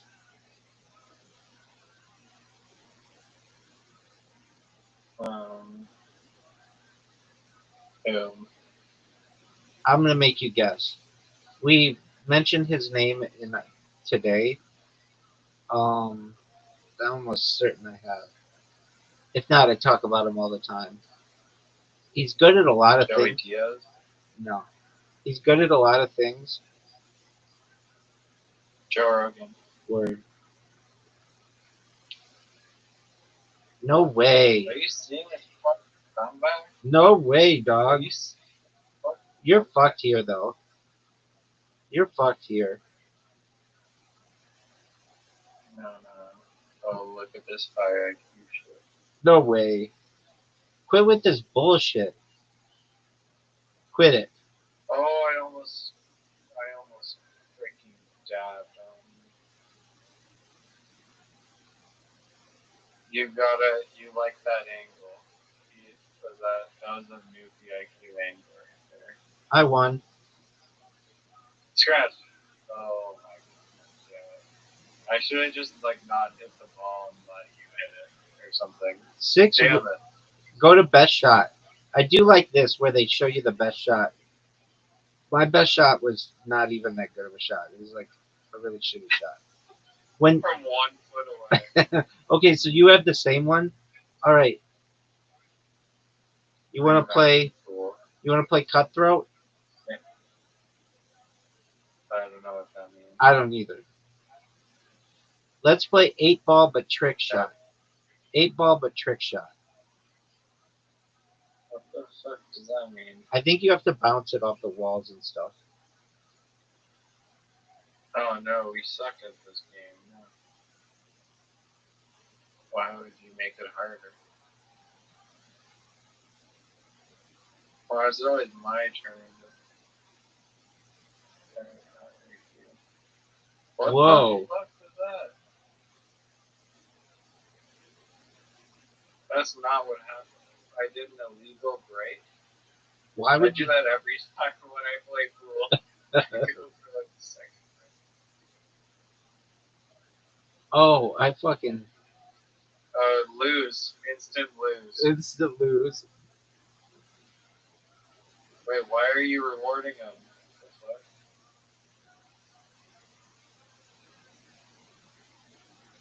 This is gonna take hours. How did What you? was wrong with that break? What game mode is this shit? What? That was also not good for some reason. Oh, you. I bet you have to knock it off the wall. I've never seen someone go for that. Oh. The table is open.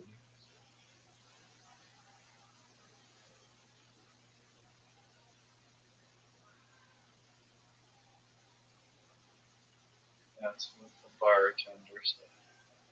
What in the fuck? That's what the waiter said.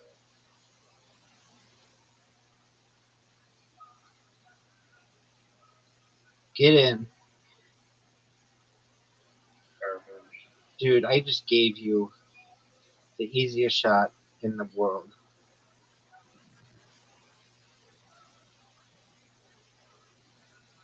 Is this a trick shot? Oh, Combo shot. Rise your stripes. It's got to be trick shots, dog. no, it doesn't. What? What the fuck is a trick shot? Though? It's got to bounce off something. Why would you select that as a game? No. To be sexy.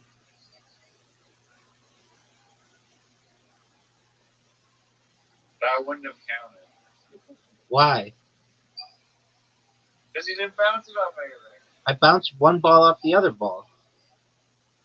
Oh yeah, that's alright. So you either have to bounce it off the side rail, or off another ball.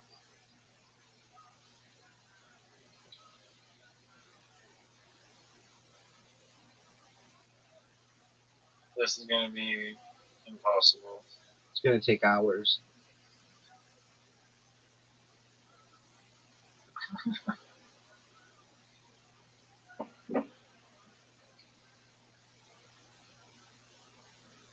One of us is just gonna hit the 8 ball in.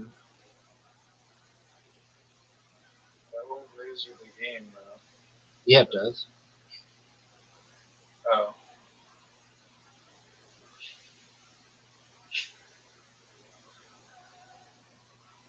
You've got. What the fuck am I supposed to do here?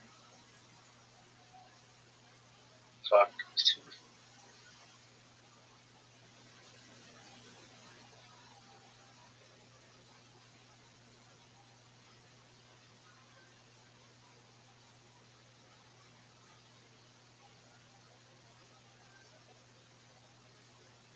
Did anything go in?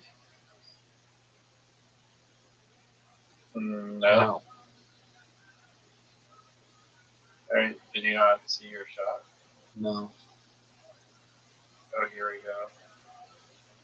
I have to not fuck this one up. You're good. There's no way you're gonna get anything in, dude.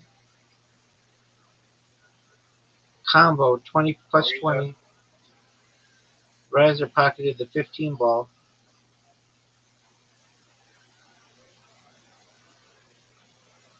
Oh.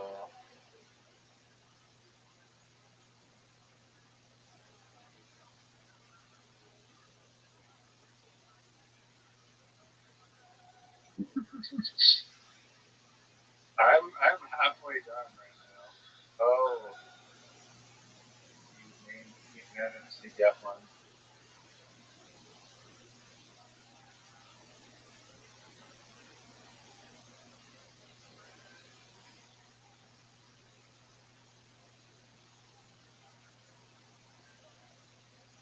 Bank shot. In a real game? What the fuck?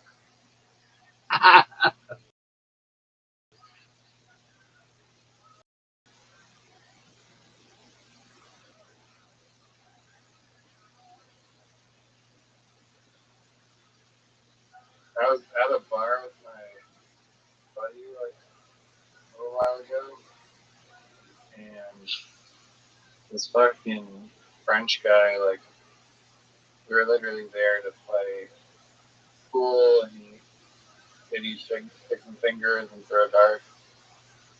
And this fucking French guy was just like hogging the table, the pool table, and like there was like a chalkboard where you go and write your names down on the board. Right. And it's supposed to be like, oh, you play a game, and whoever the fuck wrote their name on the chalkboard next gets to play, and you rotate through. But this French guy was just like, oh no, I stay at the table, and they're doing like some King's Court type shit, and like you have to fucking play me. Yeah. I won. Wait, isn't that how it works? Like, Isn't that how it works? What do you mean? Like basically, you play on a table, and then somebody's got to beat you to get on the table next.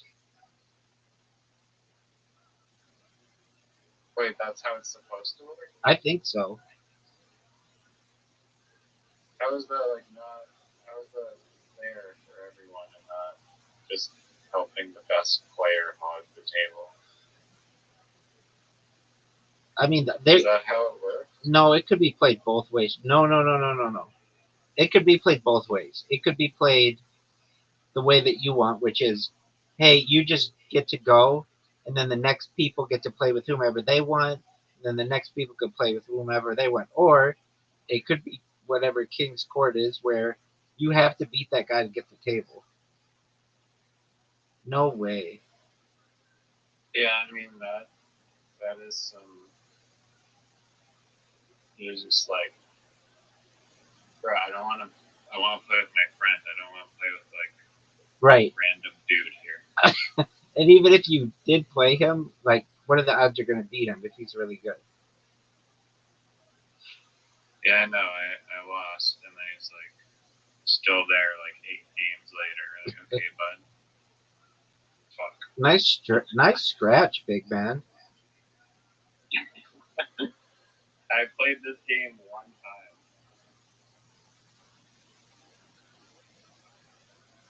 Combo shot.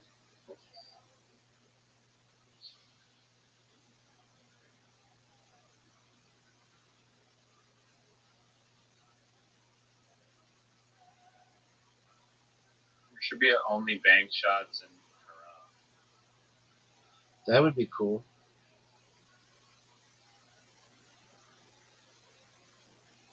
The fuck? Yo, this is like actually gonna take. Oh wait. Maybe.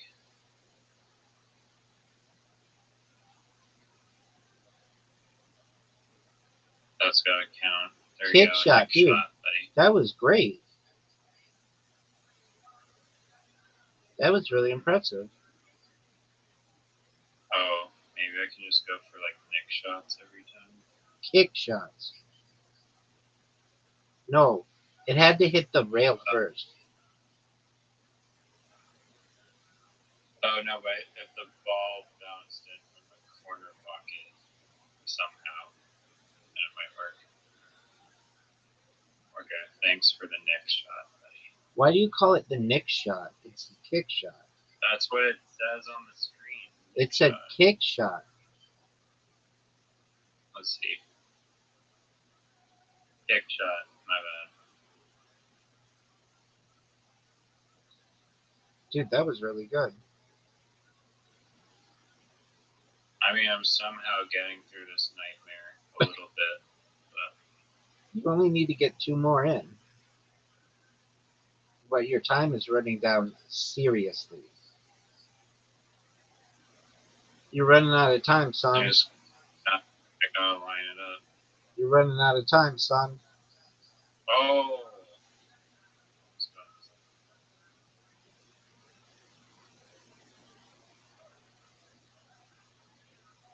I dedicate this shot to Jewel. What? Scratch. Combo shot. Scratch. Why doesn't the ball come out if you scratch? I don't know. Did you see how many times that ball went back and forth? Why didn't the ball come back out? I guess you can scratch and just keep the ball. Because it's some trick shot shit. I don't like that. What do you mean? You just got a free.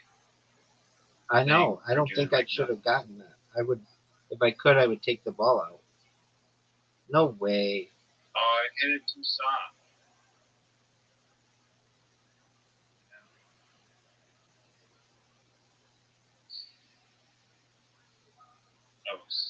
Oh, game over.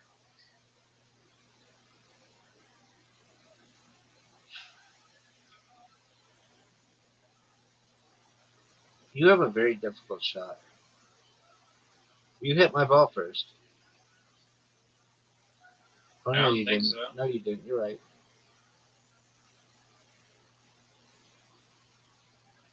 I need a kick shot. This shot's never gonna work. That didn't count. No, it didn't. Why is the ball gone? I think it's. Why is the ball gone? I think it's. You have to. I don't know.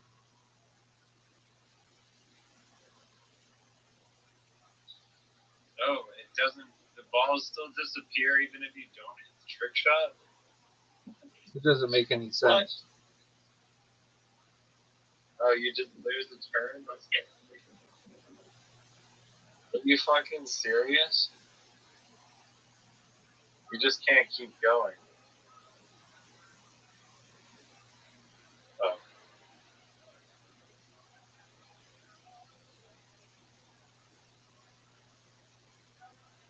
Look at this bank.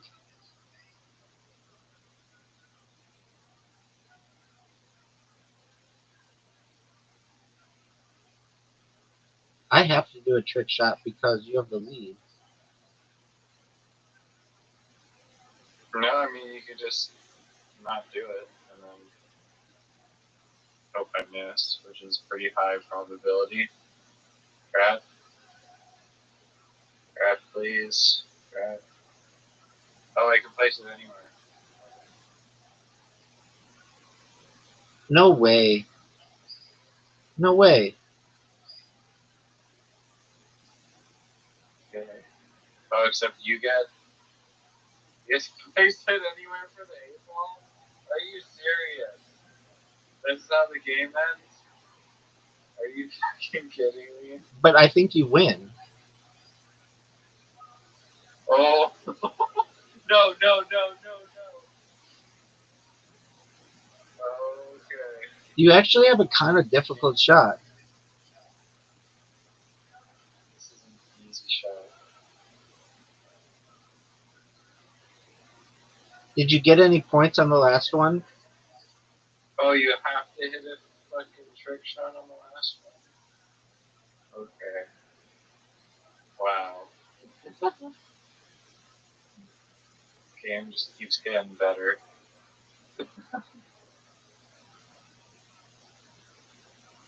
Scratch.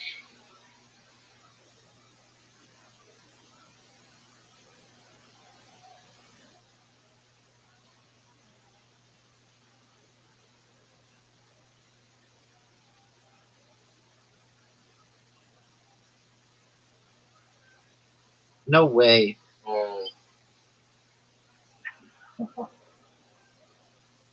This is gonna be impossible. No, it's not. Got it. Scratch. What? How is that not the end of the game? How? It's trick shots, baby. Alright, this is your demise. No, it's not. Stop.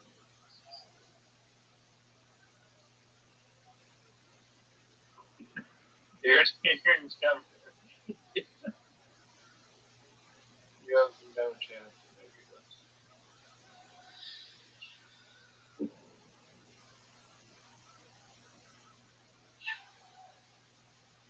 Clock of the 8-ball, son. So, oh, okay, it doesn't give you enough power in this game. In a real pool table, that would easily make.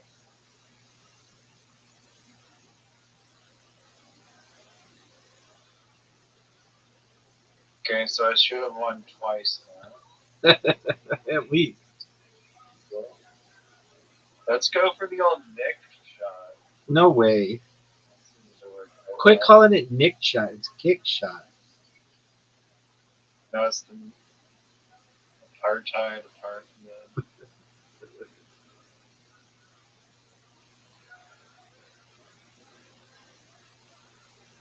The reason why I sent it to you is it said that William Montgomery might pronounce it that way.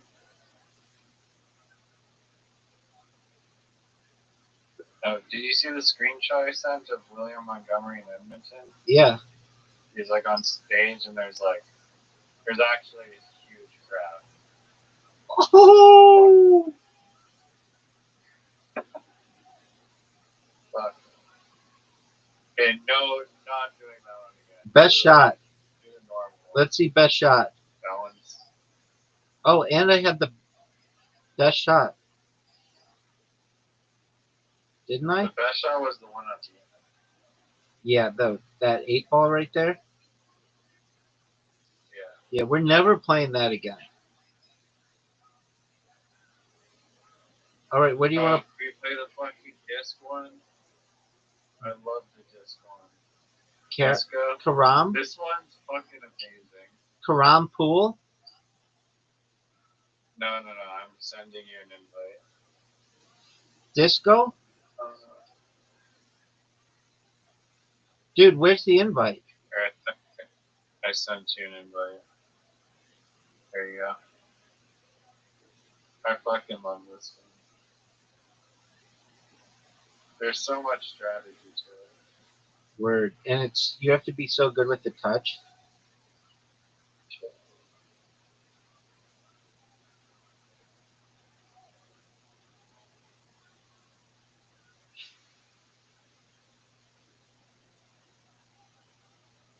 Oh no, I'm rusty. Hi, Rusty. I'm Rabbi.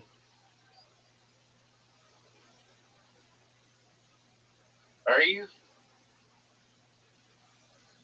greasy you got at this. Like, get this bullshit out of here. Are you serious? Yeah, dog, I'm serious. I'm in the end zone.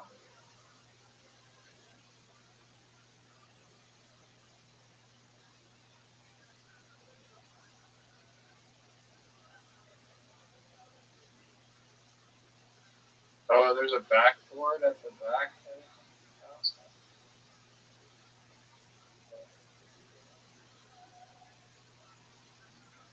You lost. No doubt. Oh, there we go. There we go. 2-1. Stay on that side. 2-0.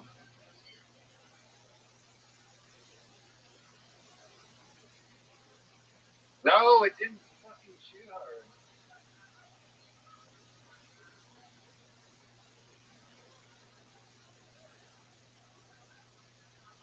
Alright, we're running that back. You need one of the best shots of your life. I won 1-0. 1-1. I mean, that was a pretty good comeback. I wasn't impressed.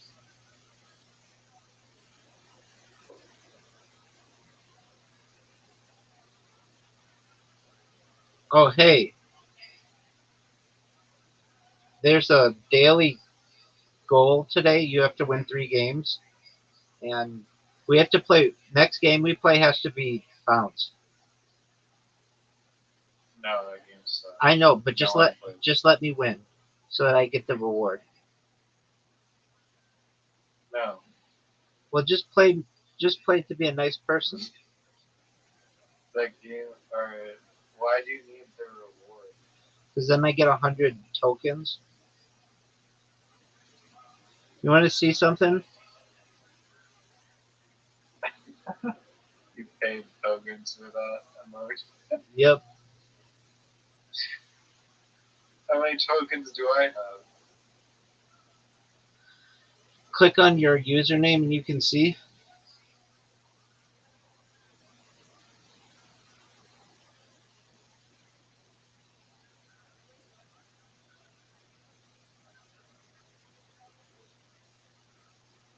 Oh, big mess.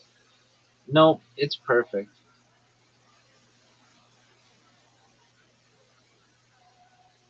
Oh, stay.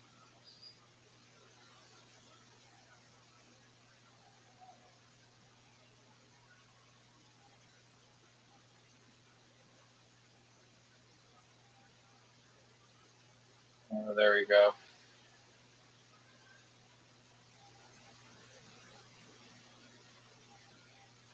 Oh, fuck.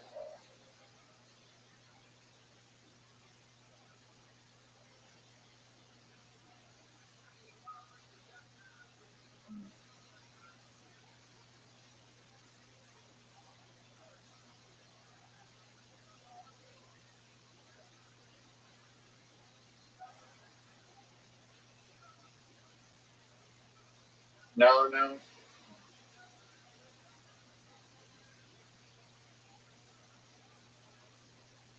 It's 2-0. All right, bounce, baby.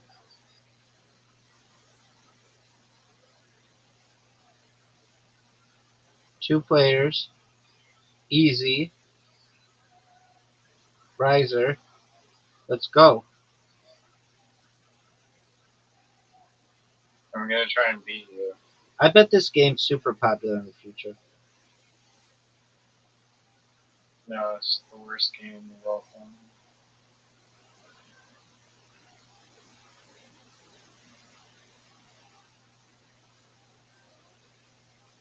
I love how this is like the easy mode, but it's still like really hard. In the hard mode? Yeah.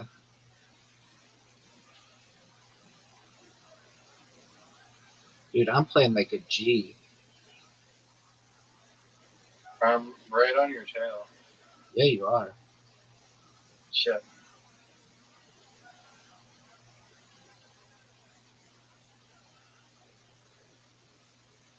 Fuck.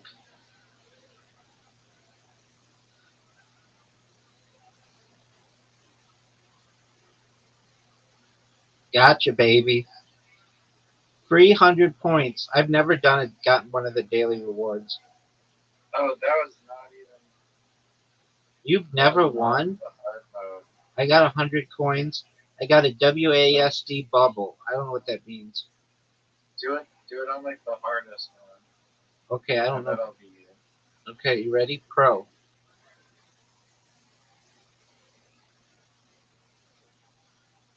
You have an invitation. 4, 3, I'm in. 2, 1.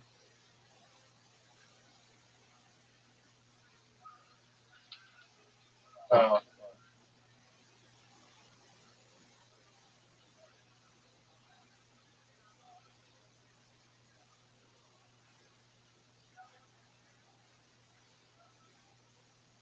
Fuck.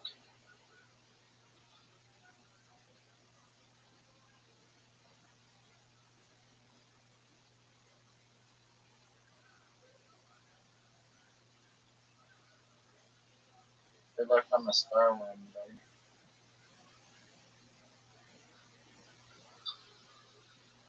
On.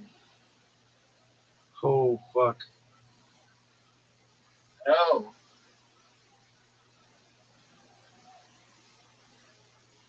I like this one. I see it. It's easy.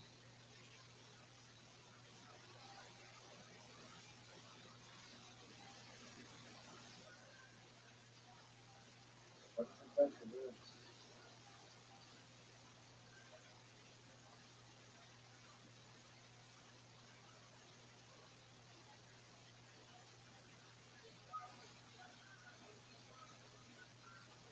Oh my god.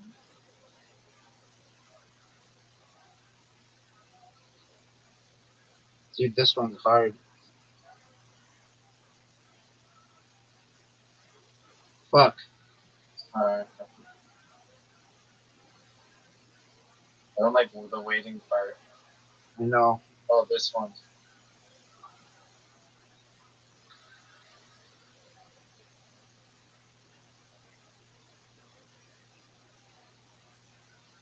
No.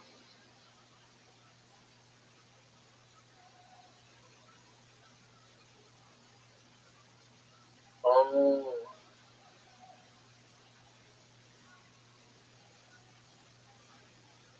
Oh my god. I have to wait for it to go in. I'm fucked.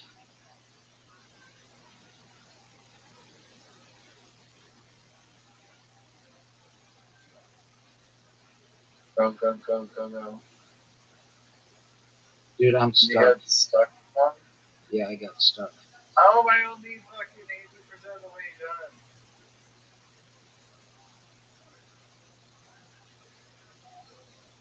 Oh my god. Come on. That's so good. Come on. This is so frustrating. Come on. My trice is hurting. Oh, I fucked up. I fucked up again. No, come on. Come on. This one's so hard.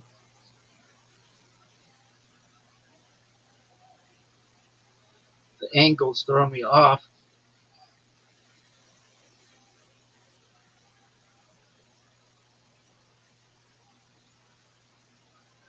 This one's so hard.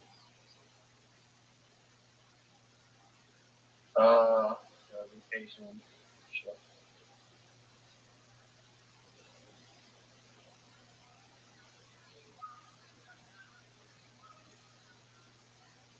Oh my lord. This one's so hard. You're fucked. I was hovering in it for like a minute. And then my card didn't come. This one sucks.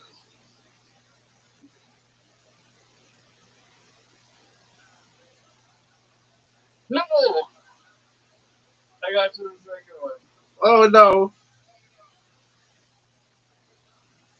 Okay, I can get it.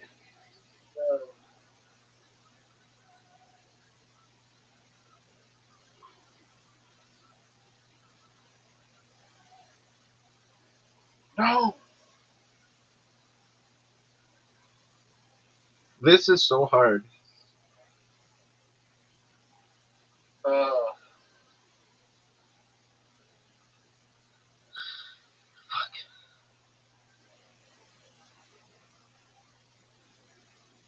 I did it.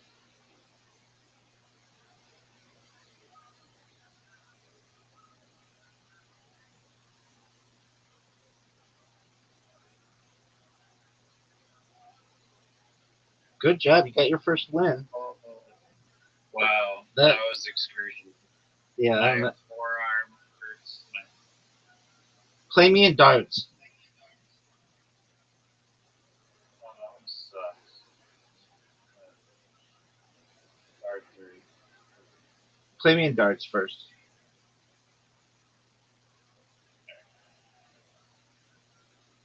Try to beat me in darts. Just all you have to do is beat me in darts. Dude, you're not bad. No, it's way too sensitive. Am I supposed to go for certain numbers? Or You want to get to exactly 0, not more than 0.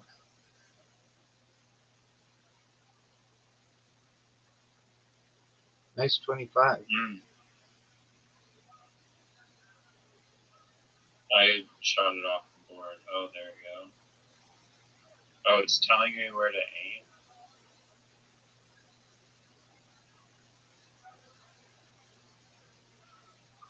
Get that 20. Okay, bus. You can't go over.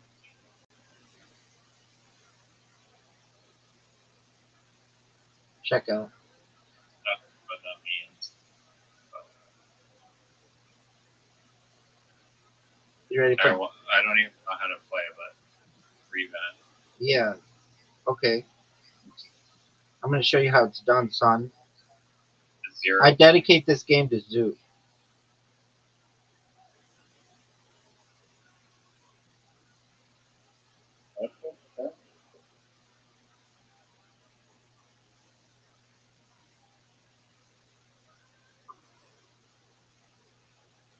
Wow.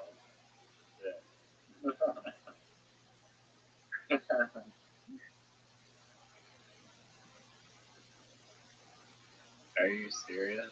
Yeah, the inside ring is triple, the outside ring is double. What do you mean? How did you go bust? You hit the 1. No, because it's times 3. So it's 3, and I went over. Hitting the 1 is times 3. The Oh, you hit the circle inside. the green thing twice. Yep.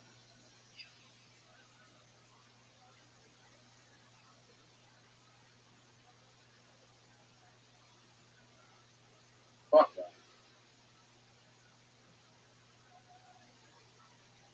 I don't have to do it. I'm moving that up. Or 7.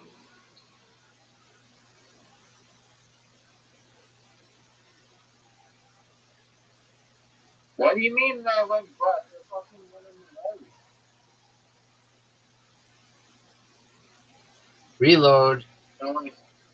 Somebody.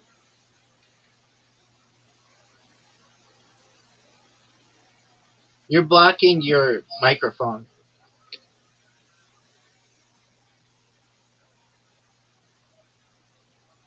Yeah, I can't hear you. Really? Still? You're a little better. It's working. I can see it working.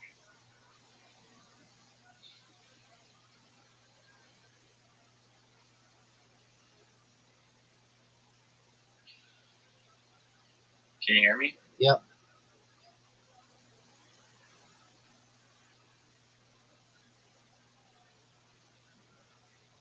Are you fucking serious? Because I'm a pimp.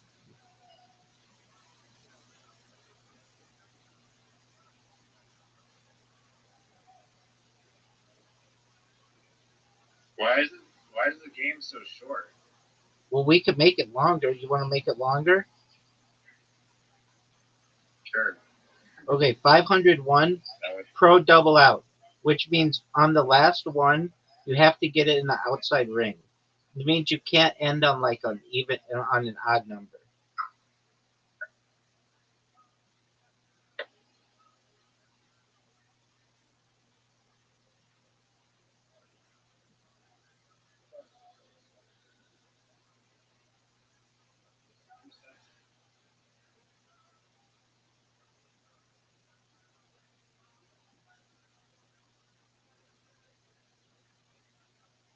they should just make it so it's like more round.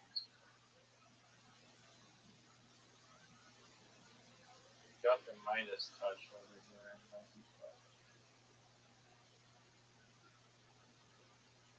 Fuck off. Oh, fuck.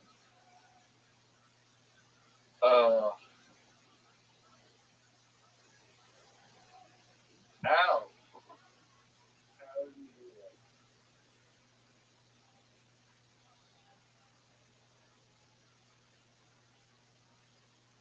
You're down 103 points. I do this to Zoot to piss him off.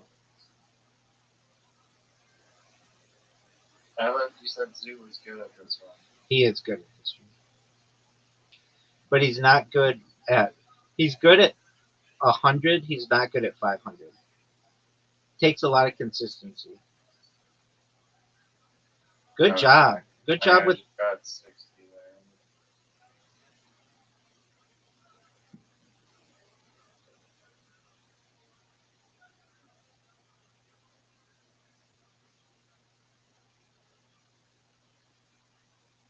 That was good. You're down 4. Come back. Yes. Oh, you're really going for that inner ring. That's the best one to go. To which to go. It's triple 20. It's the highest thing you can get.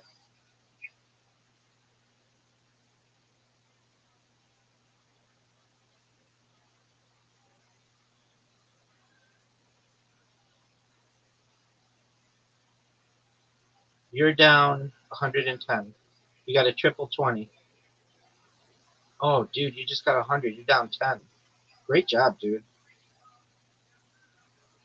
If I win here. Oh my god. Fuck off. Oh, you can fuck it up. Correct. 20. 17. 20. That was good. If you bust, you lose? No, Or you just have to try again? you just have to try again.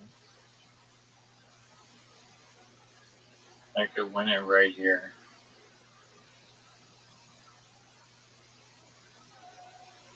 No! That's good. No, I wanted to win it right there. 22, I could go for 211. That's no. You don't want 211s. You want the outer ring on 11. Do you see it flashing? Oh, I have to get that one? No, you can do something else. Now you have to get the 4s. The 4-1. Fuck.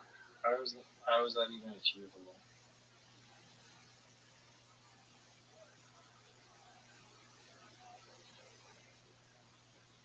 Fuck.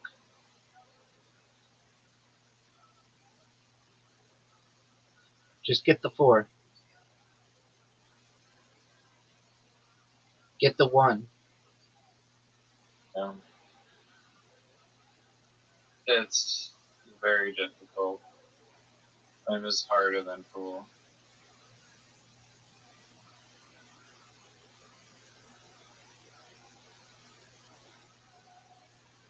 I might actually still win here. Oh, you're gonna win. Now get the 1. You got it. You won. Yep. Nice. Never playing that again. That's what. All right. Archery.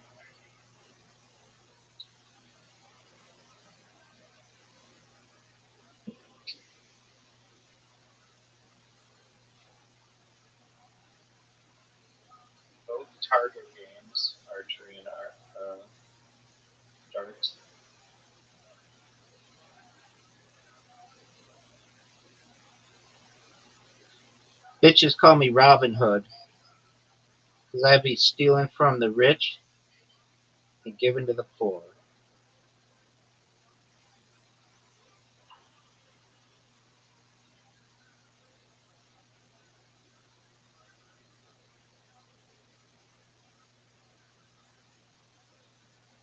Would you take that? So, Would you take a Yes. 20, 26 right now?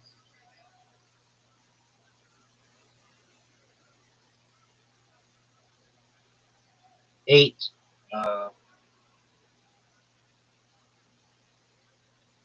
You're down 18.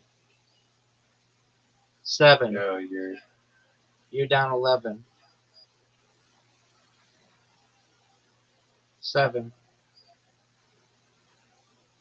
I can read Robin Hood. It's gonna be good. See, I know that, like, I don't know, either like the UI is funky or something's up because you should not be able to. If you let the timer go down that far, it should be shaking so much that it's impossible to make the shot. I have to shoot it like very early on before it's like halfway, or else it just gets too shaky and wobbly. I'm a grown Why man, not, not like- B2K. Your device is hacked or something.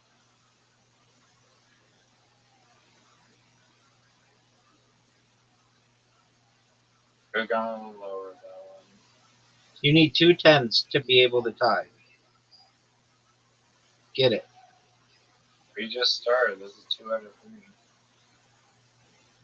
Well, this round. Get it. A little north. A little bit north.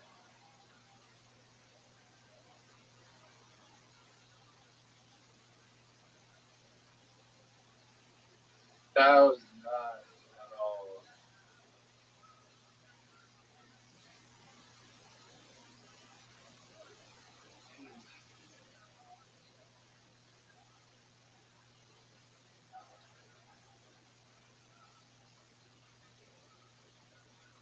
No.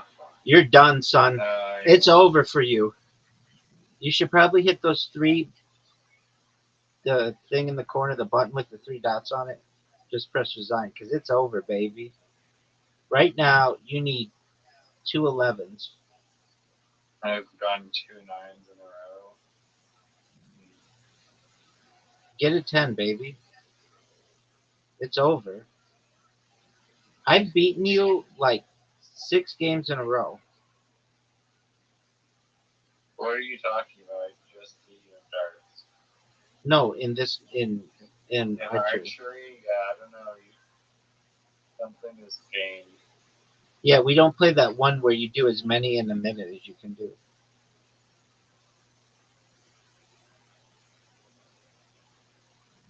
That was sick. Easy shot for Robin Hood. That's a bullseye. That's bullshit. It was actually a 9, unfortunately. Fuck. According to Play-Doh. You made me Oh, fuck 5. up. You made me fuck up.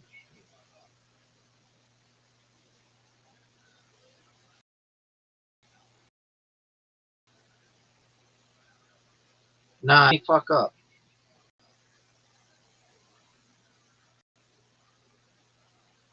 9. Get a 6.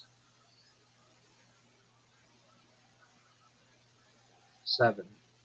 All right, I need a comeback.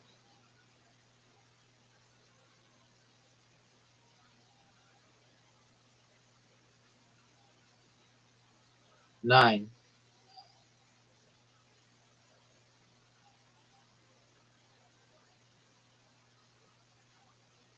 9.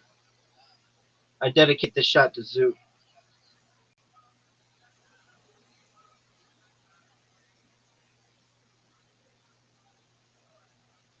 5.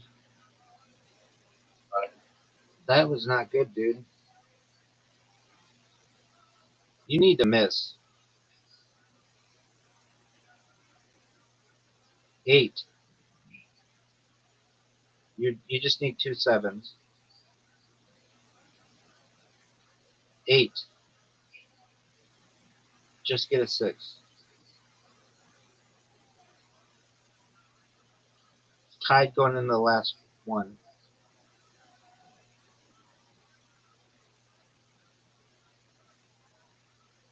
8. That's not good.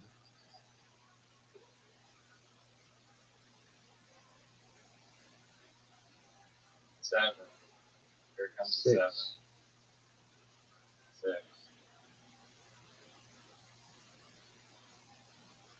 8. 7. 7. Oh, that's beautiful. You might be able to beat me here.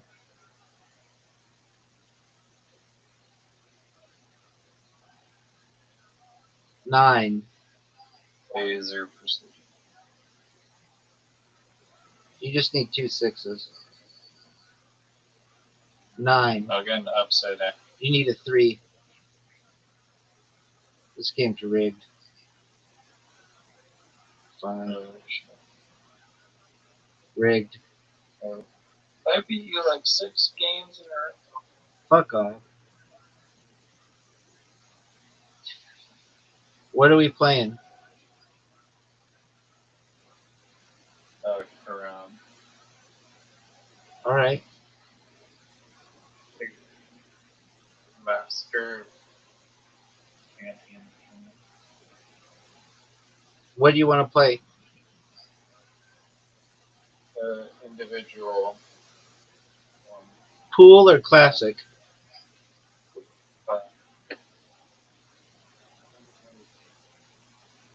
You're covering your mic, son. I'm not covering my mic. Now you're not. Now you're not. Now you're good. Is my mic up at the top? It's got a Yeah, little but hole. You can't. Yo, you actually have to break it up this time. I'm not. You can't do that.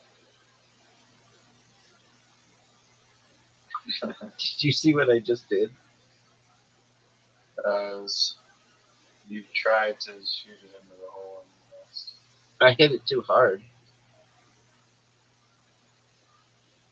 That's what she said. See, now I'm trying to be the good guy and get some fucking pebbles on the board. But, Oh, fuck. oh, there you go.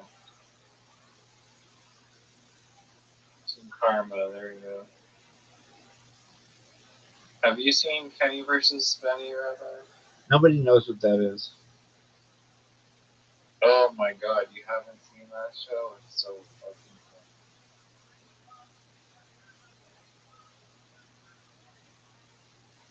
Can we watch it together and react?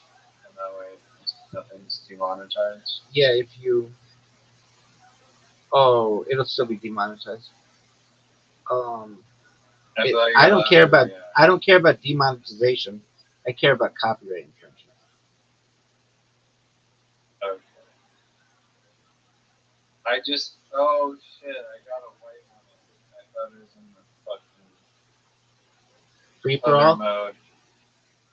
Whoops.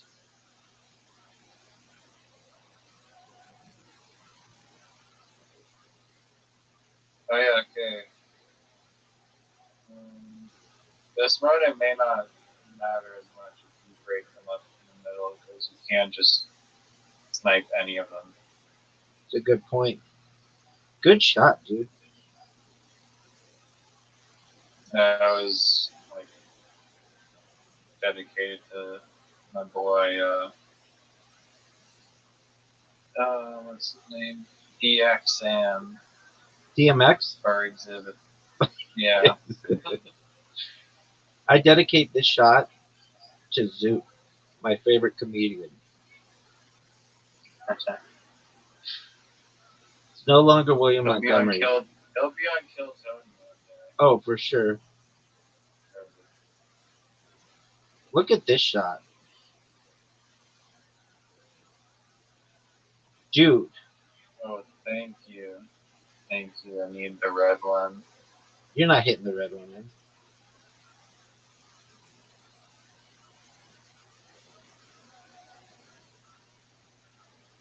Told you. Once that thing done, You didn't hit the red one in. once that thing done, I'm going for it now. I have to. Yeah, but you're not going to get Oh, it now. I You're didn't notice fucked. that big sound. You're fucked.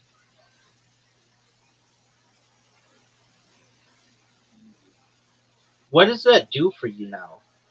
Oh, I have to get all 5. Shit. It's been so long. Nope, I got the red one in. Right. What does that do for you? I don't know. I mean, no one knows how to play this game. You can read the rules, but No. I do them. I want to see what happens if you win, because I already sunk the red one. You have not. And I know that, like, I can win if I sink mine, but I want to know what happens if you win. Like, if you sink your 3 right now, do you win? It's a good question. I just gave you a shot.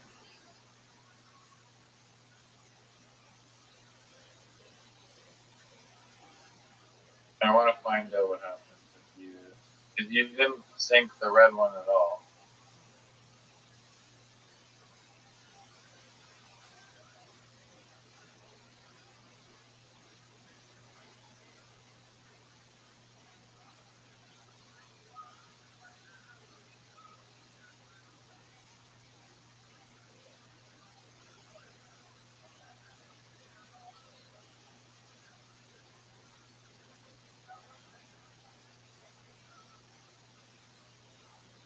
That's it? And does the queen come out? No, the queen didn't come out. The queen sucks. What's the point of the queen then? I guess it's just like an obstruction in the middle.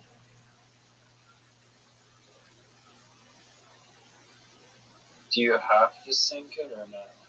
Yeah. I mean, in the other one, it's worth 50 points, so you want to do your best. Classic pool, freestyle 120, freestyle 160, freestyle 210.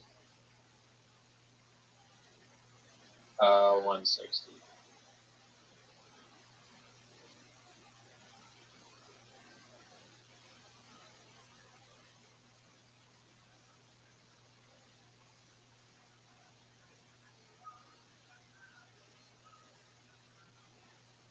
Go, go, go, go, go, go, go. Oh! Dude, I got what a great way to start. Maybe the best start we've ever seen. We've never seen that in No, the history of that was amazing. Iran. That was amazing.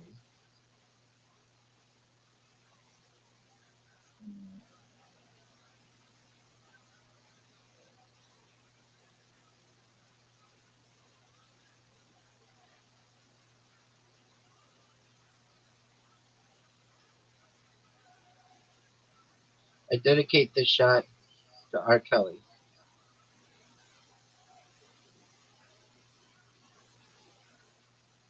I dedicate this shot to Puff Daddy. Oh, you let Puff Daddy down right there.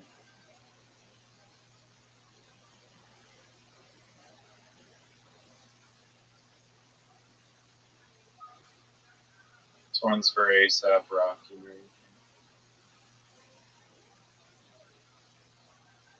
This shot is for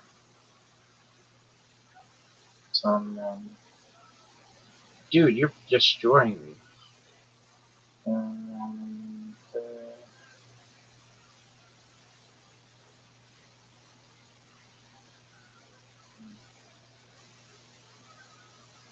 What? Oh, what a shot. Clutch. Absolute clutch.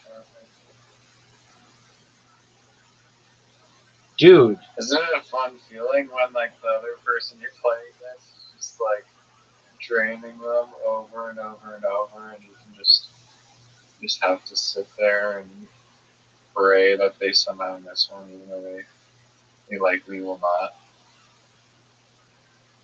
I dedicate So this you shot do. to Puff Daddy. Oh, I was no way. Oh my god.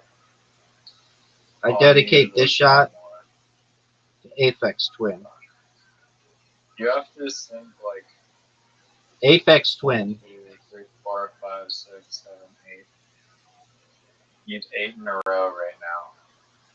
I dedicate this shot to Eve. Apex triplets. Apparently there are like some. I dedicate this shot to Missy Misdemeanor Elliott. Apparently there are like. I dedicate twin this shot triplets to Lil that were Kim. born. I'm trying to spill you some Canadian history right now. Just want to hear it. I dedicate this shot to I tell you everything about this team. Nelly. Okay, now tell me everything you want about Canada. Tell me everything you want about Canadian history. What's your Canadian history thing?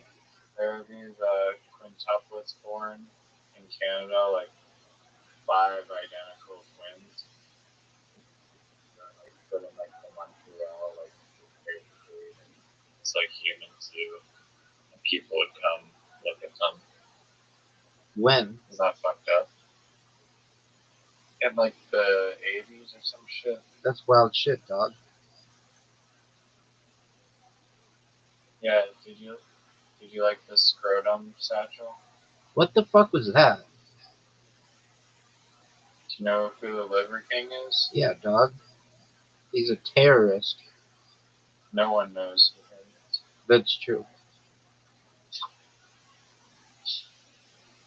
I think it's hilarious that they consider him a terrorist. Like, come on, don't you have anything better to do? They call that motherfucker a terrorist. I don't get the meme or the lore. What are you talking about? Which he Liver like King a threatened. terrorist? He threatened Joe Rogan, and now he's in jail, and they let him out, and they charged. Oh, he didn't? Yeah, No way. yeah, he did. They charged him with terrorism. No, they did not. You think I'm making this up? He drove to Austin, Texas. You didn't hear about this? No, what the fuck? He drove to Austin, Texas. He went on Instagram Live and was like, Joe Rogan, I want to take this on with you man to man. And I'm going to beat your ass when I see you. I want to fight you. Something like that. And that's considered like making a criminal threat. And they arrested him. Saying fucking you want to take it on man to man? Yeah, I'm going to fight you. So Joe Rogan got scared? Wow. Yeah, and got a no contact order against him. Why? What was he so angry about? Wasn't Joe Rogan saying like, "Oh, there's this guy Liver King and he eats fucking testicles and shit"? Yeah, he just said he's on steroids and shit and like him or whatever. Oh, really? So he basically defamed Liver King. Yeah, but Liver King had already been defamed. By who? A bunch of people. But I don't think he's on steroids. Dude, he's on a ton of steroids. Says who? Dude, everybody on the podcast circuit. Did Liver King at all confirm that? Yeah, he did. Deny it? You know, he came out and said that he was like leading people astray by making them think that you could look like that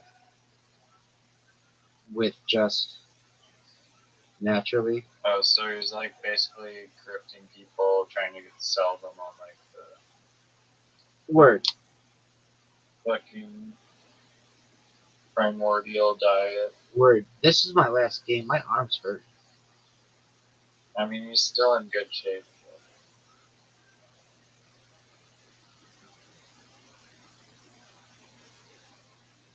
My arms hurt. They do. Playing.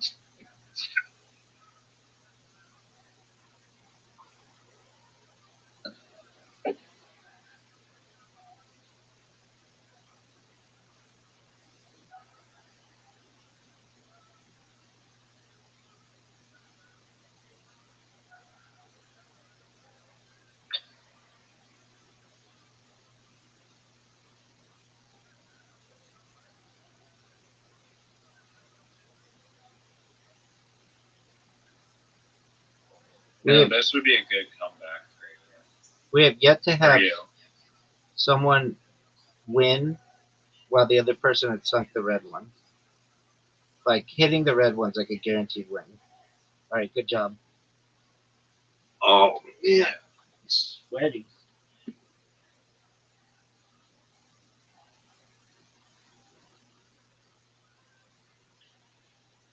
Let's see what these fuckers said about me on Blue Sky.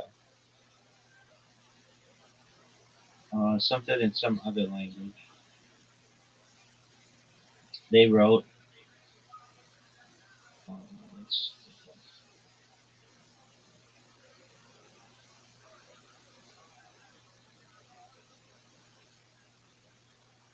uh,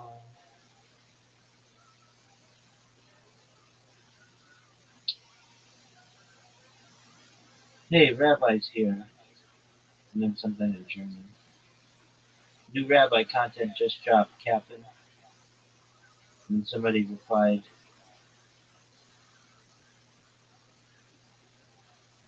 Rabbi shot. Alright. Oh, I'm sweaty. Oh, do you know who Dean? You saw that picture of Dean Blunt that I sent. Who the fuck is Dean Blunt? Everyone knows who Dean Blunt is. No, no one knows, but you sent me a picture. Yeah, with your favorite comedian. Oh, that's a real person?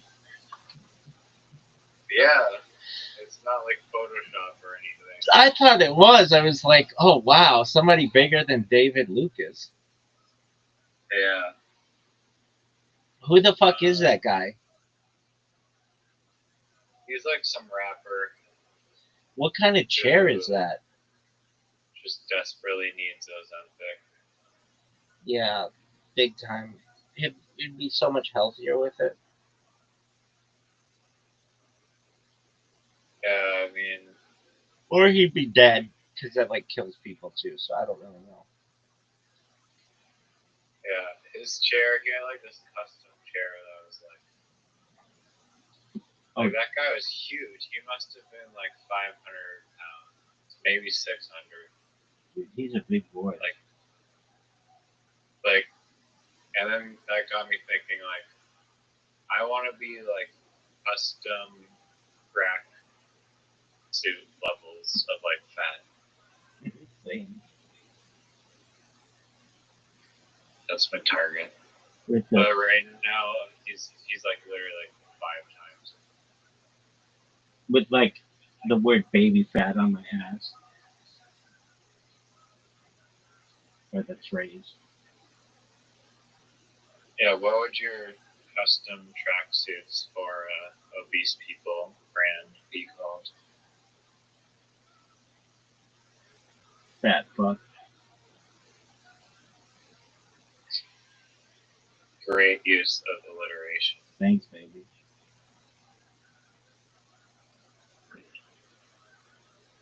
Who's the most overweight person you've known in your life? It's a good question. I've never known anybody super, super fat. Like that. Not even close to that. Let's see here. There's this guy from South Africa, believe it or not, from my synagogue who is very big. He's probably the biggest guy. And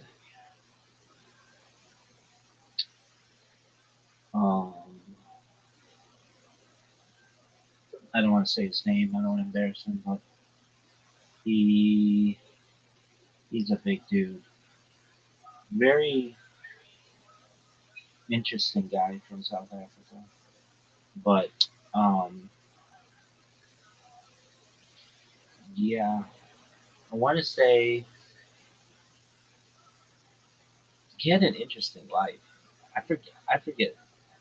Like he had a house in Las Vegas and then moved to Orange County. He was originally from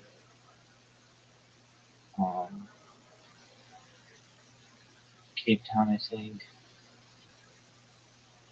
I'm trying to think if he's like the biggest guy really I've ever known.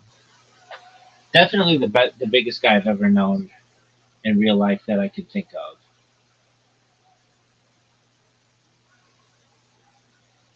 Yeah, so he's probably like he wasn't even close to that guy's size, but he's a big dude. Um,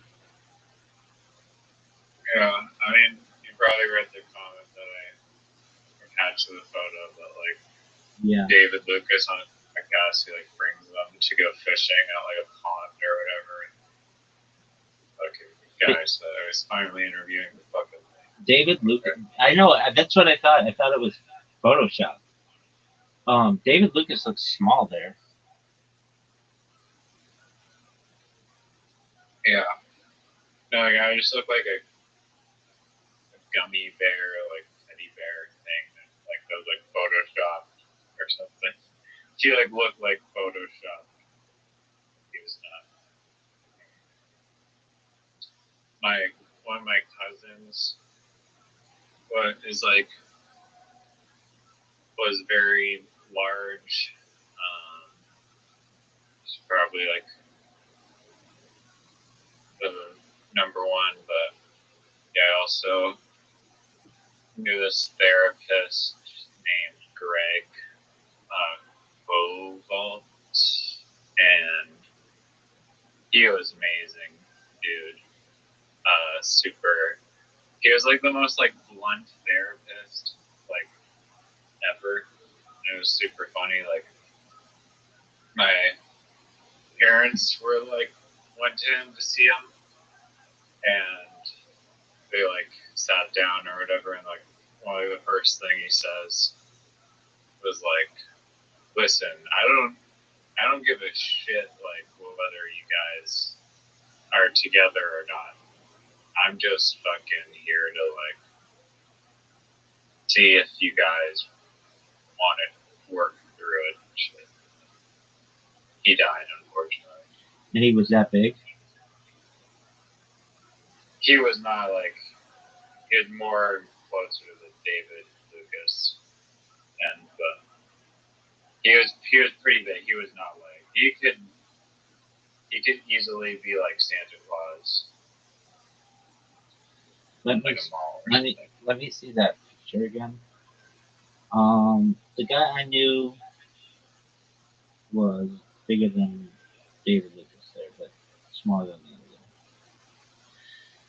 guy. And well, I still know him, but he moved to L.A. and then he moved to like Santa Monica and hasn't been back to shul. Well, he didn't come back before the pandemic, and then I didn't see him after that at classes and stuff. Um, but yeah, I would hope that he was a guy. I think he was of some means, and so he'd be able to get Ozempic and get really thin. But yeah, it's sad when people get like that giant and then can't control themselves. I mean, I feel like with like a Dean Bun guy, like it's got to be like a genetic thing. Right? Their body just can't. Because he's just a school bus. Right. Like literally, you sent that to me, and I thought it had been photoshopped, and you were just making a joke about, like, hey, I photoshopped this guy so big that he's the lake, and the joke is that he's the lake, he's that big, but he's not. Um, you didn't Photoshop him. Oh, do you watch the Joey Diaz podcast?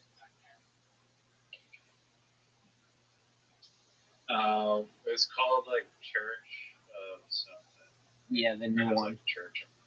Yeah, do you watch it? What's it It's called What's it called? The Church of What's Happening Now, the New Testament.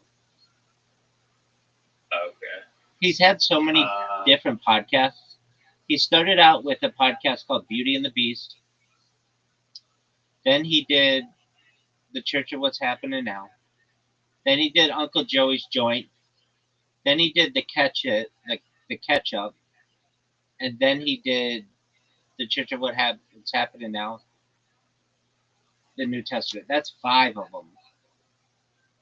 And He posted a video on Instagram where he like made some like pretty crappy joke about like really like wasn't that funny, but it was like sarcastically like saying I think it was like an Epstein joke or something, but it just did not land well, and people in the comments were like, "Bro, it's just like offensive. It's not even funny. It's just like a really insensitive thing to say." He's like, "Fucking cocksucker, fucking what are those fucking kids even fucking doing there? Shouldn't have been there."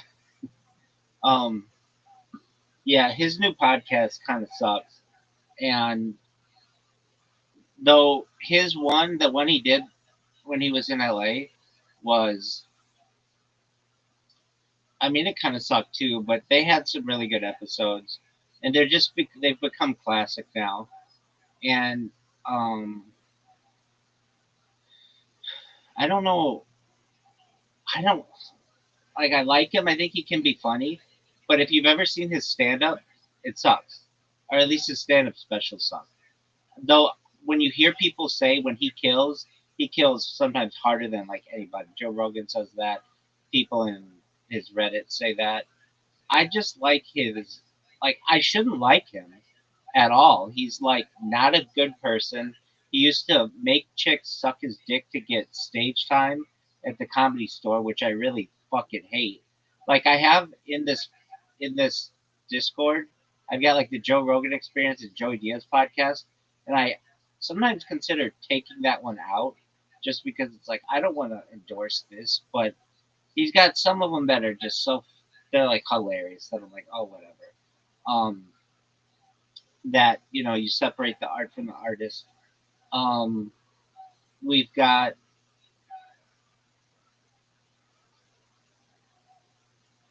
that podcast sucks. Tim Dillon's podcast is pretty good. Um, Theo Vaughn's. I don't like when he interviews like famous people too much. I like when he interviews just like Oh, what do you think of Andrew Schultz? Schultz. Flagrant 2. Yeah, What? his podcast is called Flagrant 2. Yeah. Flagrant. Yeah. Or like Egrant. He's pretty funny. My brother likes him a lot. I I don't think he's bad at all. I don't think he's like I don't know, he's just like a regular person. I became a fan of his during the pandemic. He did some funny like Instagram shorts or reels or things, and like that's how I found out about him. And then he did the Joe Rogan podcast, and he was funny on there. I've gotten into Matt and Shane's Secret Is podcast. he like Italian or some shit? Because he seems like Italian or something. Yeah, he's probably like Italian and German. I don't know though. I know his mom was a professional ballerina or something. So like he kind of grew up in the New York. Oh yeah, maybe it's like the New York accent. Yeah. Or this attitude. His mustache throws me off. Same with what's his name? Shane Gillis's. It's like I don't know. Nobody wears a mustache anymore except like these comics, and it's like they almost do it to be funny. So I don't really get that, but that's fine. I I've been getting into Matt and Shane's Secret podcast. I mean, you have a. Oh yeah, is there a rabbinical thing that's like the beard endorsement? I don't endorse beards, but basically, Like that is just like you should have a beard or something. yeah. So the halakha or Jewish law is that you don't want to cut the corners of your face, and so some people interpret the corner of your face to be like your sideburns. But I have heard from Orthodox people and rabbinical colleagues that that that was interpreted as your mouth. So I've known Orthodox Jews to just have um, mustaches, but like this one time I was at this really big rabbinical event, like all these Chabad rabbis were there, and of all of them, of maybe like 150 rabbis, only one of them just had a mustache, just one. Like everybody else had a beard. You're right. Yeah, yeah. So it's very like common for Orthodox Jewish people to have the beards. Yeah, but like I've known rabbis who you would look at and you would be like, does that person have a beard? And they just have like a permanent 5 o'clock shadow. That's kind of a thing too. Um, the key is we don't use straight razors. Um, so we don't. Really? Yeah, we just use like electric razors or like scissors or something. But So yeah, you can never do like a clean shave. you're not supposed to. Now, there are reasons where, for like medical reasons, why you might need to like shave a part of your body for a surgery. But generally, um, that's not even supposed to be done. It should just be done with like an electric razor. And it goes back to like the What cadence. about women? Women as well. Women, there's some um, there's some leniency, but generally it's just upon the man. Um, and it's the thing with having a beard is you want people to be able to identify you as a man at a distance. That was important, and so having just like a clean face is like a it's not it, it's like it effeminizes you a little bit. Um, but again, I've known Orthodox people who, I mean, I didn't ask them, but I'm sure they've used like Gillette razors before, and that's just what they do. Um, Another thing you'll see are guys with like who like might shave their head, and you don't ask them like how they do it, but like I'm sure they can probably use like one of those electric razors, but I'm sure some of them probably use uh, a straight razor. And it's all just it's very traditional. Um, but like generally, if you're gonna see rabbis, they're gonna have beards. Orthodox rabbis. Now, conservative, reform, humanitarian, or humanist, and reconstructionist, they do their own thing. So I can't really speak on their behalf. But you'll see basically like a beard, usually about the length of mine, sometimes a little shorter, sometimes a little longer. There are, it depends on what you're going to be. Like if you have a secondary job, a lot of times you won't have as long of a beard. I've known some rabbis who are lawyers, and they'll just have like a 5 o'clock shadow permanently, or just like a short beard. Um, the key too is Yeah, like why? But most people go for the length. But you're allowed to trim the length, right? yeah, Eventually. yeah, you can use scissors or like an electric razor is fine. What do you use? Usually when I grow a beard, I just let it go, and then like the I've had a beard really long before, like down to my almost down to my belly button. Like Are you fucking serious? yeah, it was like let me see. It was maybe like to here, so like maybe nipples, not belly button. And this was like 2018 to 2020 or something like that. And It took like 4 years to grow that long. like maybe like 2.5 or something like that.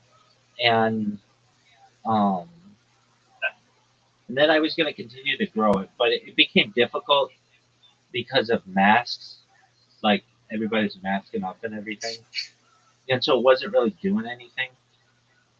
And um, I just was like, it made me look old, and um, I thought, okay, well, I'll and I was gonna start seeking a wife, and I thought, well, I probably should have like a more youthful look. So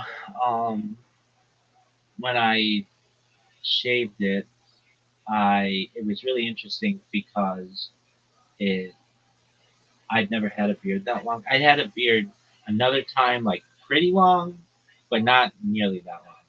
And when I shaved it, there's all kinds of dead skin that's on your skin that you can't get to, and you have to like get it like exfoliated.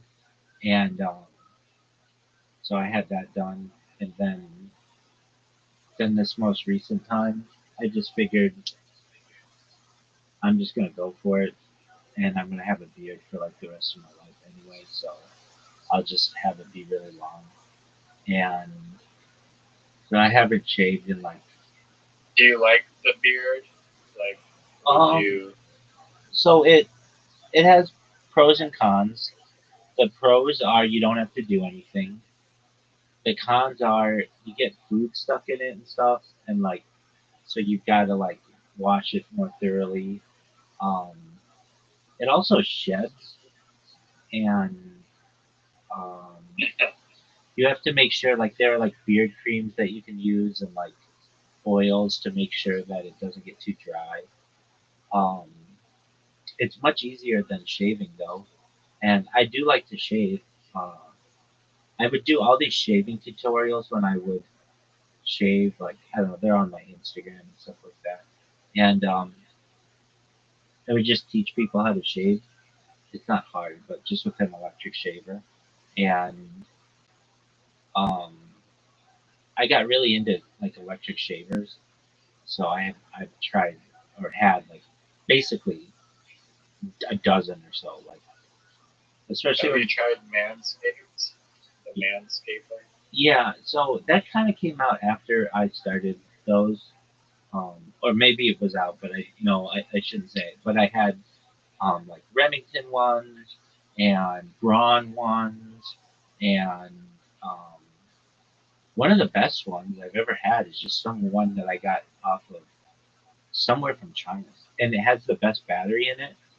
I've not charged it in like um like a year, and it sells like an 80% battery.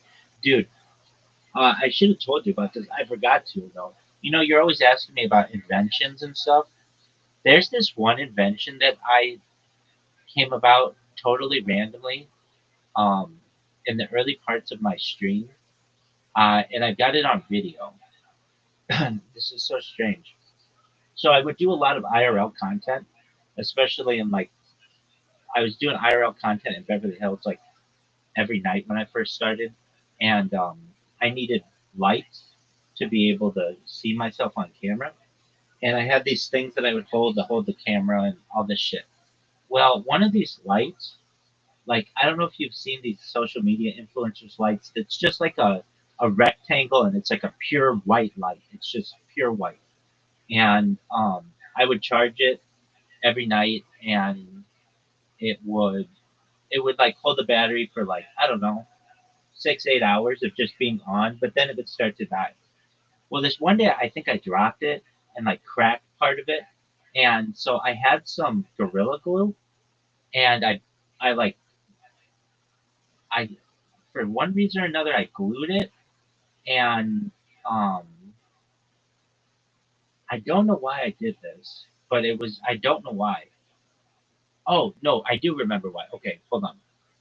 So, okay, imagine like you got the light and a stick that goes into the light, and the part where the stick attaches to the light cracked. So I took some Gorilla Glue and just started putting it in the hole and just kept putting it in there to see how much it would be because I figured like, well, it's eventually going to fill up and then it's just going to be like really, really hard when it hardens. Well, I put like a whole bottle of Gorilla Glue in there. I'm not kidding about this. That light didn't shut off. It was on 24 hours a day, 7 days a week for like 45 days straight. And I was like, no way. I developed a new type of fucking technology that like no one knows about. That like you take one of those lights and put this glue in it, and somehow, some way, it just didn't shut off. It was in my car on 24 hours. I did never shut it off, and I was on camera when I did this, so I like have really good evidence of it.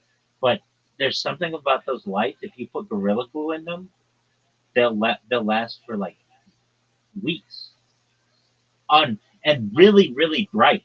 I mean, this was like a really bright light. I couldn't believe it didn't die. It's like the battery, when the glue got into the battery, it caused it to not die as quickly. Did you still recharge it or no? No, I just left it on and like had it as a little science project. So every day when I get in my car at night, I'd be like, dude, this light is still on. This is incredible. And it would still be really, really bright. I mean, bright as. And before that, like it was a chargeable light, how long would it last? 6 hours. Oh, so you increased the span by like 400x. Exactly. But it made me think like there's Any explanation for that? That seems really random. it's like the most random thing. It's like a thing I invented or like discovered. I shouldn't say invented, but it's like when like somebody discovers something. I'm gonna ask ChatGPT about it.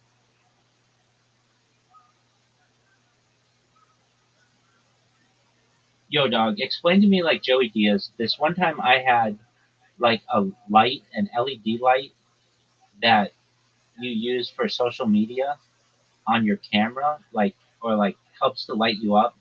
It's about the size of like I don't know 3x5 note card, and I poured a bunch of Gorilla Glue in it one time, and normally the light would shut off at like 6 hours, 6 to 8 hours. But when I poured all the Gorilla Glue in it, it lasted for like 45 days. Why? And without any charging, and it was really bright. Why would this be?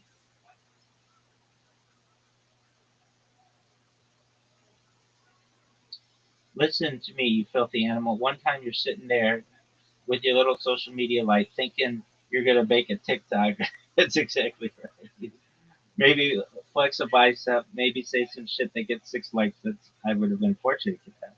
The light's got a battery life of 6 hours, maybe 8 if the light gods are feeling generous. But then you get crazy. You go full Coco mode. You say fuck it and pour a bucket of Gorilla Glue into this thing like a fucking maniac. It wasn't a bucket, but it was like there's like a bottle of it. Like you are summoning some sort of lightning demon, and then suddenly that son of a bitch is glowing like a lighthouse on meth for 45 days straight. That's exactly right. Um, Now let's break it down science style, Uncle Joey style. Gorilla Glue ain't magic, but it's a chemical mosh pit. When it cures, it expands, heats up, and might have shorted or bridged something in your life circuitry. But not like in a pop dead way. Maybe like it created a Frankenstein energy loop. Bypassed the battery cutoff, the use of the regulator, something crazy. That's exactly right. Could have sealed in air, reduced heat loss. That could be. Electronics hate heat. You suffocated that bee like a mob hit and made it stay cooler. Maybe the battery efficiency skyrocketed. Maybe your battery was charging from an external freak source. No, that's not it. No, this thing was not charging any other way. Um, or maybe you just hallucinated the whole thing. No, I did not. I mean, I have it on camera. This isn't like, oh, I had a dream and this happened. No, I had it on camera and I would document every single day and I've got the footage. Bottom line, brother, you did some real savage shit. You made a regular light up go beast mode with a squirt of glue. So if I had to explain it anyway in any way, it could have sealed in air, reducing heat loss, but it also could have like fused the regulator, or I don't know, but it was like a Frankenstein energy loop. It eventually did die, but not after 45 days of documented. I have it on GoPros. I remember being like, every single day, I'd be like, this fucking light is still going? I can't believe it. And it You lasted. invented the Tesla coil. That's exactly right. I mean, it was like, I thought to myself, like, if I were a camper, this would be like the ultimate. Except you can't turn it off. Yeah. That's the one catch. But here's the thing. That's true. But you could just put it face down and it would shut it off. I mean, that's not I shouldn't say shut it off. shutting it off. No, you're right. That's just Yeah. I mean, covering it up. but yeah, covering it up. Yeah. It but works. It worked. It works. I mean, and it was really bright. It was like How many lumens? Have you seen like world's like biggest flashlight? Yeah, dog. I love watching that shit. When they're in like an apartment complex and they turn it on and it's like lighting up like all the buildings around them. Yeah. There's a whole subreddit about it. I'm sure you know. Yeah, I think I'm in it. I'm in the flashlight one.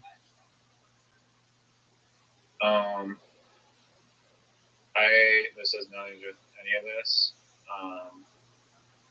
And remind me like later, come back to, maybe we can go through the Tesla conspiracy shit. That's also not what I want to talk about. I heard someone mention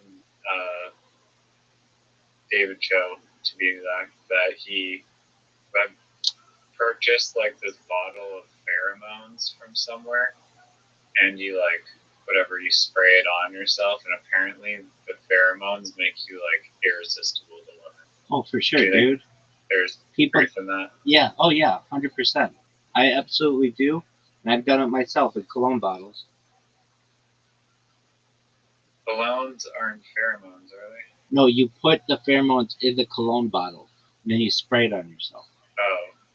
Where the fuck do you get the pheromones from?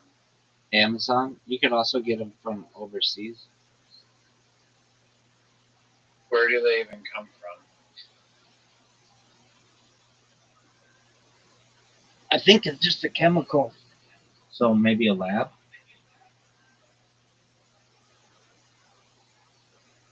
Okay, I'm gonna ask the AI. Yo, dog, where do you get pheromones for like picking up chicks from? Not pheromones. Pheromones.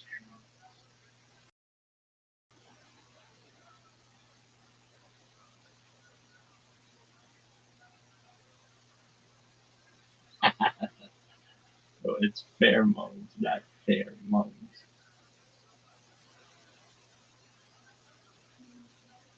Okay. The sound chemical, yeah. The pheromones work on humans, yes and no. Spray this cologne. Truth, its marketing hype, pheromonal attraction. Um, where do they get them though? Like, are they made in a lab?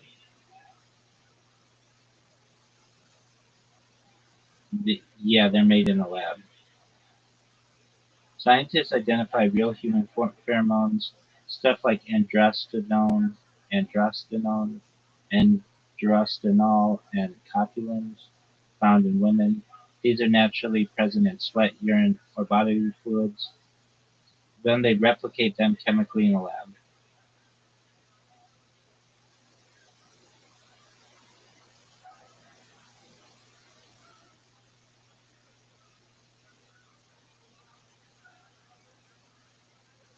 Yeah, that'd be awkward if you get a pick to fall in love with you, and then you didn't spray on the pheromones one day, and she's just like, "What the fuck? You're not that great after all." Right. So it could backfire. Right. I mean, I didn't use them a lot. I just would try it just to see if it had any effect. And I wasn't like at the time. I mean, I couldn't tell you if it worked. Like I get numbers or something at a bar, but I can't tell you if it was the pheromones or not. And I wouldn't put it in like I don't wear like normal colognes. It would be like just in like a cologne like bottle with like the spray. Like sometimes they come in just like a little eyedropper bottle, but I'd want it to be able to spray so it had like a bigger effect. And I don't know. I mean, I think it works. Yeah, I mean, it's kind of dubious. It's like you're sending. I mean, you have them anyways, but like I don't know. It's kind of like weird because you're like almost like it's like a subconscious like thing that you're like emitting. Yeah, but girls do that shit too with perfumes and such.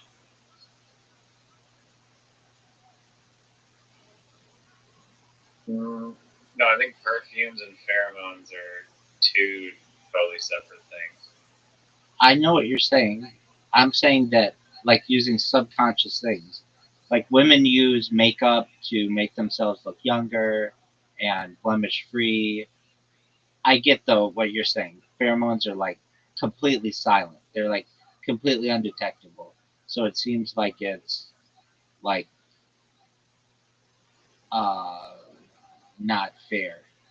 No pun intended. Versus like makeup you can see it. So I get it.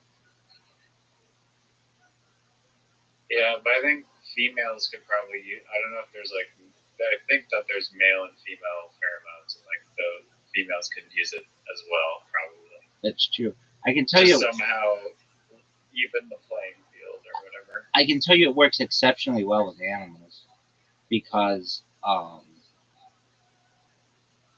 we the people who own the house had like they went to Iran and got like some kind of nuts or something that eventually had like moth larvae in it, and we had unbelievable amounts of fucking moths. And so I bought these moth traps that have pheromones in them, and it got them all. But it's like attracted all the moths within like I don't know Oh, 200, damn. 200 yards, and it would attract them with pheromones, and they worked really really well. Right. Yeah. No, that makes sense.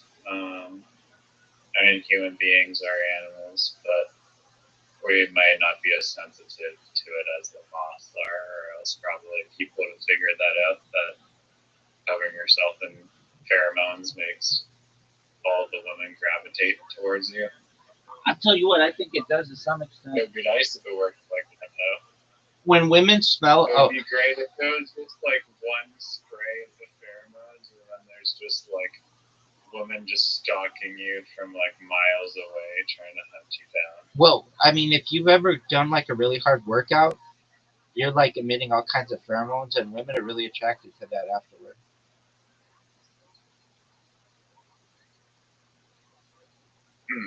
Like it can cause them Did to not know that. it can cause them to ovulate.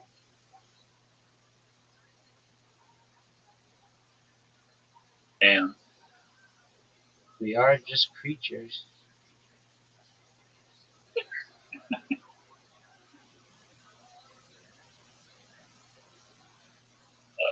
All right, yeah, I gotta get to sleep.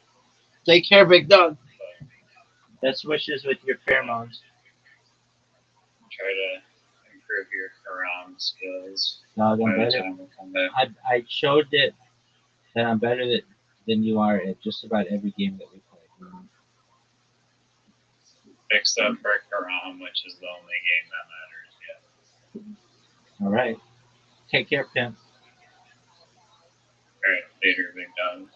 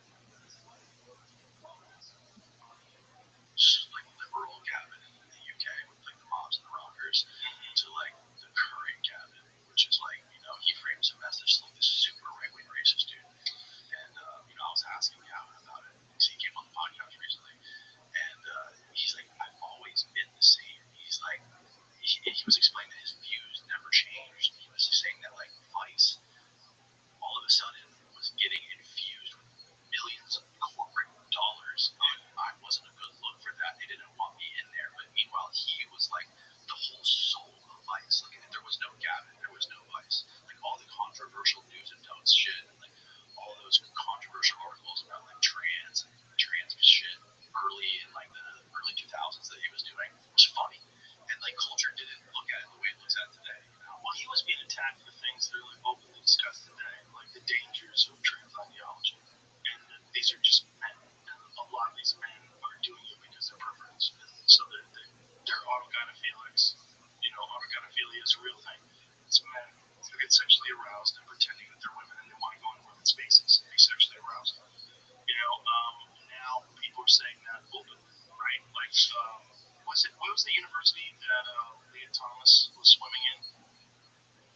And okay, so they have to take away all of air quotes her gold medals. It's a guy, like has a penis, has sex with women, supposedly, according to Tony Hinchcliffe. But he actually has been about it. It's really funny. But the university now has to apologize to all the women that were forced to compete with them, and say they fucked up and never do it again, and not allow biological men to compete with women, which is like it should be. That should be a left wing perspective. Not that you shouldn't be able to be trans, of course. You should be able to do whatever you want. Yeah, I'm for you doing whatever you want if you want to hurt people. Right. If you really believe you're a woman, look, if you can get fake tits and you can get fake lips and you can get a dick enlargement, like, do whatever you want to do. I don't care. Do whatever you want to do. I'm covered with tattoos. I made stupid decisions. Like, do whatever you want to do. But when you're competing with women, you are essentially victimizing these women. You're forcing these women to compete with men who've been through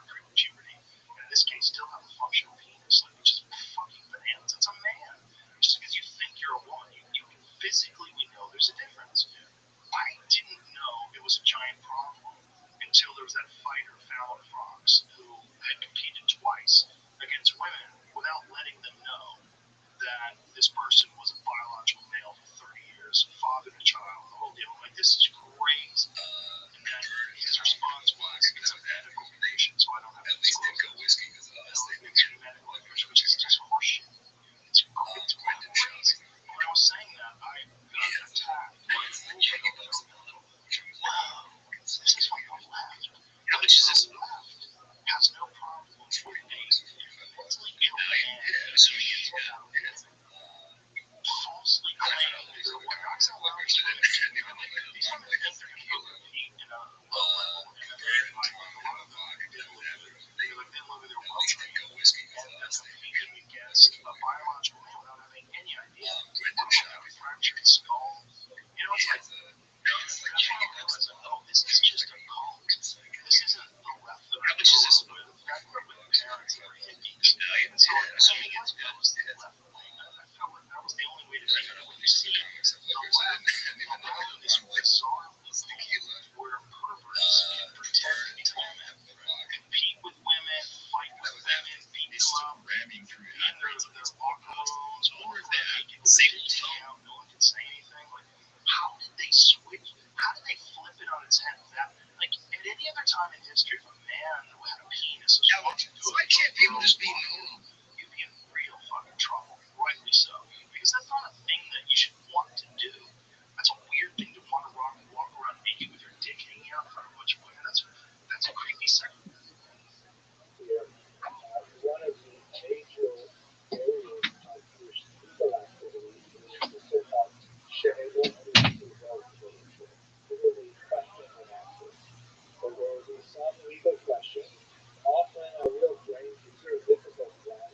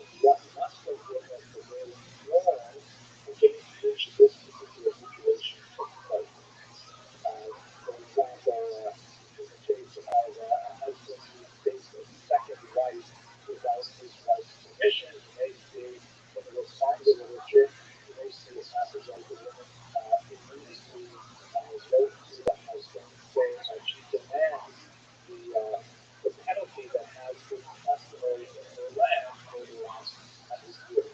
So all of a sudden we know how there is some kind of customary demand that may be placed on a husband who illegally takes or sacrifices his sons. But that's one of the major sources for understanding the woman having a period is essentially the backdrop of this topic. We also have another major source of information, which is still overwhelming in the male authorship, but usually leans towards the male era. This is a massive trove of Geniza documents.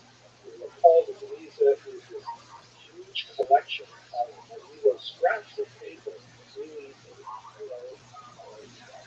refuse, not just paper, also papyrus, also parchment, different kinds of things that Jews didn't want to throw away in the neighborhood of Cairo. And for some 500 years, they were piling these up in the attic of this particular synagogue. And when they were discovered in the 19th century, they suddenly this massive and really rich view of how Jews lived, primarily in Egypt and in the Mediterranean basin, the eastern part of the Mediterranean. It tends to be sort of lopsided towards the Islamic environment. Doesn't tell us a lot about the much smaller populations in Northern Europe, the Ashkenazim, but nevertheless, it does give us a much more rich variety of sources other than the literature, which is also rich document, reproducing these documents. We have a lot of documents that may have been dictated by women to scribes.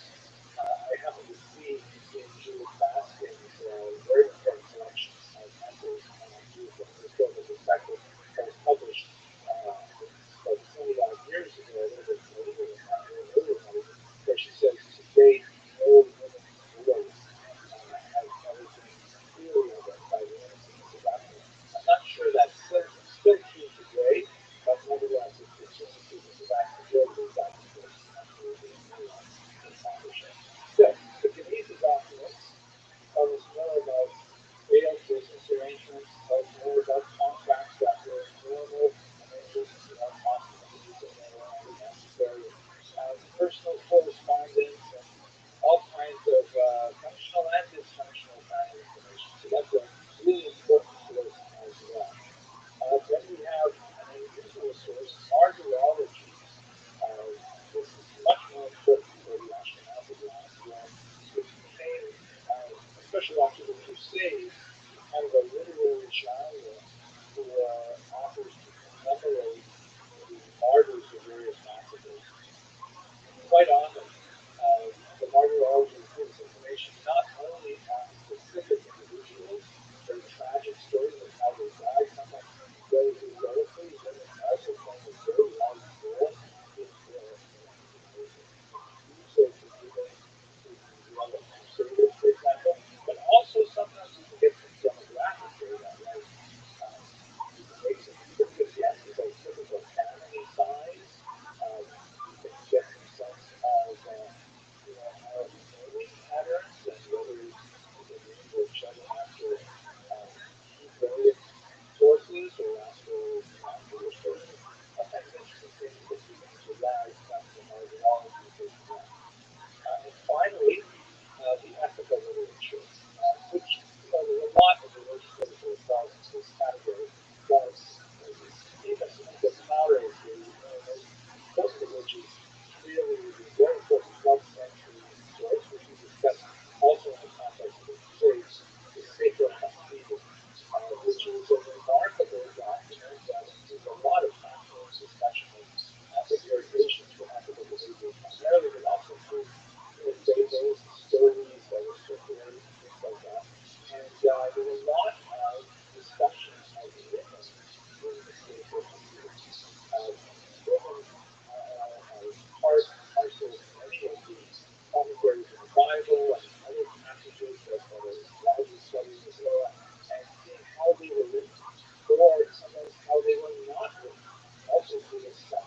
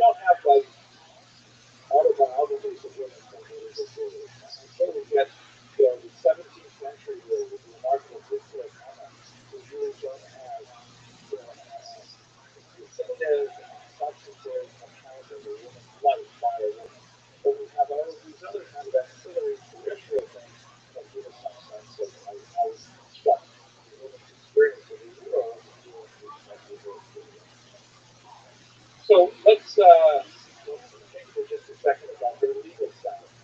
Much of this is informed by the earlier Talmudic tradition, where you do have texts that form the basis of Jewish law, halakha, from the ancient period. But we do see from time to time sort of like adaptations of these texts in Mishnah that have a particular for specifically particular places and times, and those there is a tension between contemporary practice or desire and the halakha. You see how there's a result of that quite commonly. But one of the most important areas in which it is relevant to our study of Jewish ethics is the writings of Rabbi Gershon, who was an old Ashkenazi rabbi, known as Meor HaGolan, the light of the exile, and his years are roughly 960 to 930. There is quite a bit of scholarly dispute over how widely accepted his lands were, or his takanot, so to speak, the decrees of the Reformation, and how quickly they were adopted.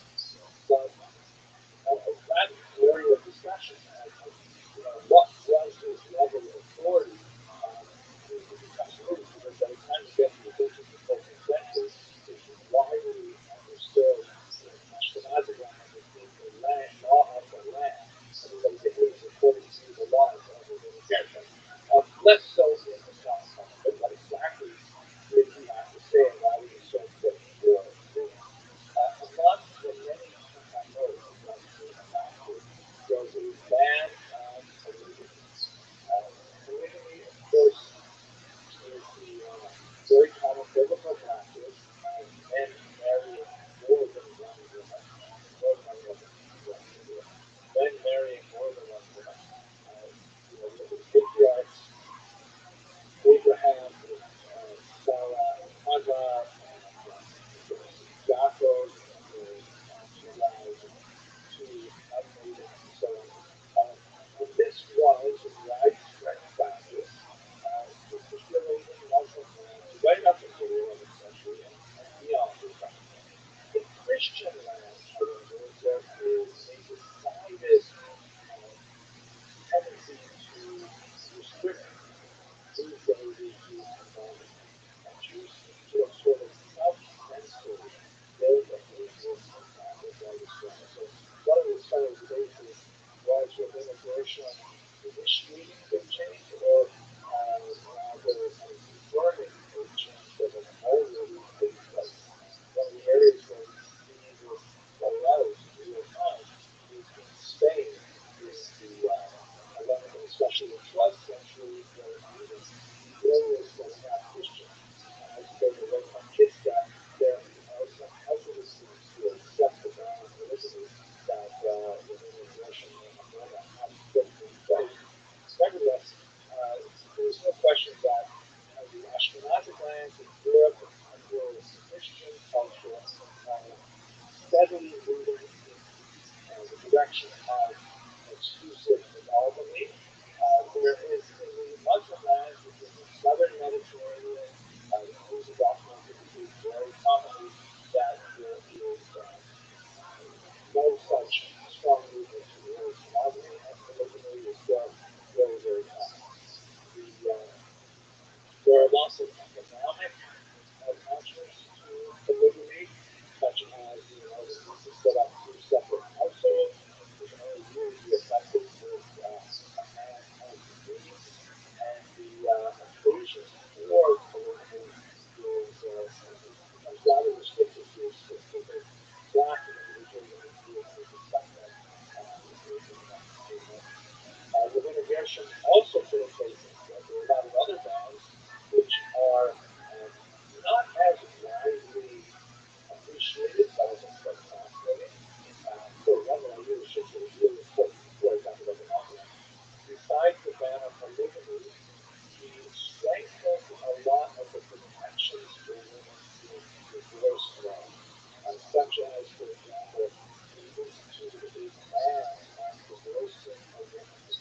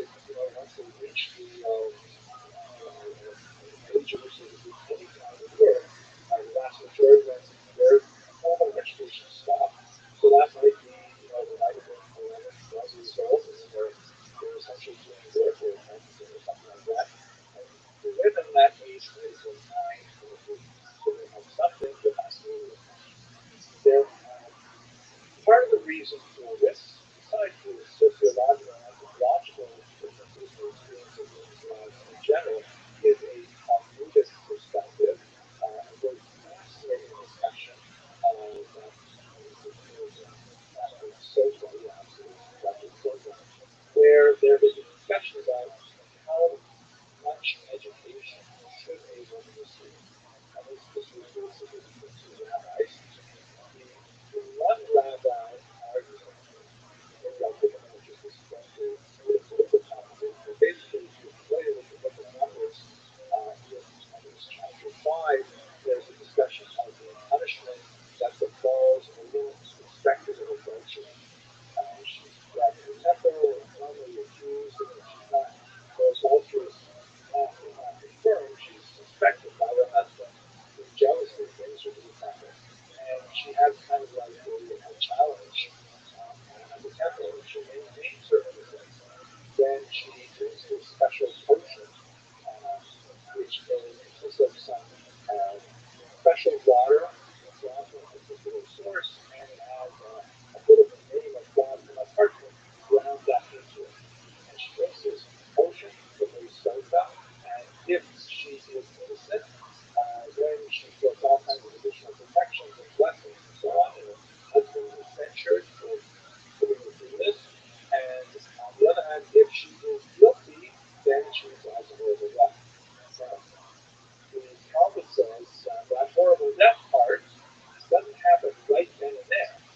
It happens after all of her merits used up for consequences.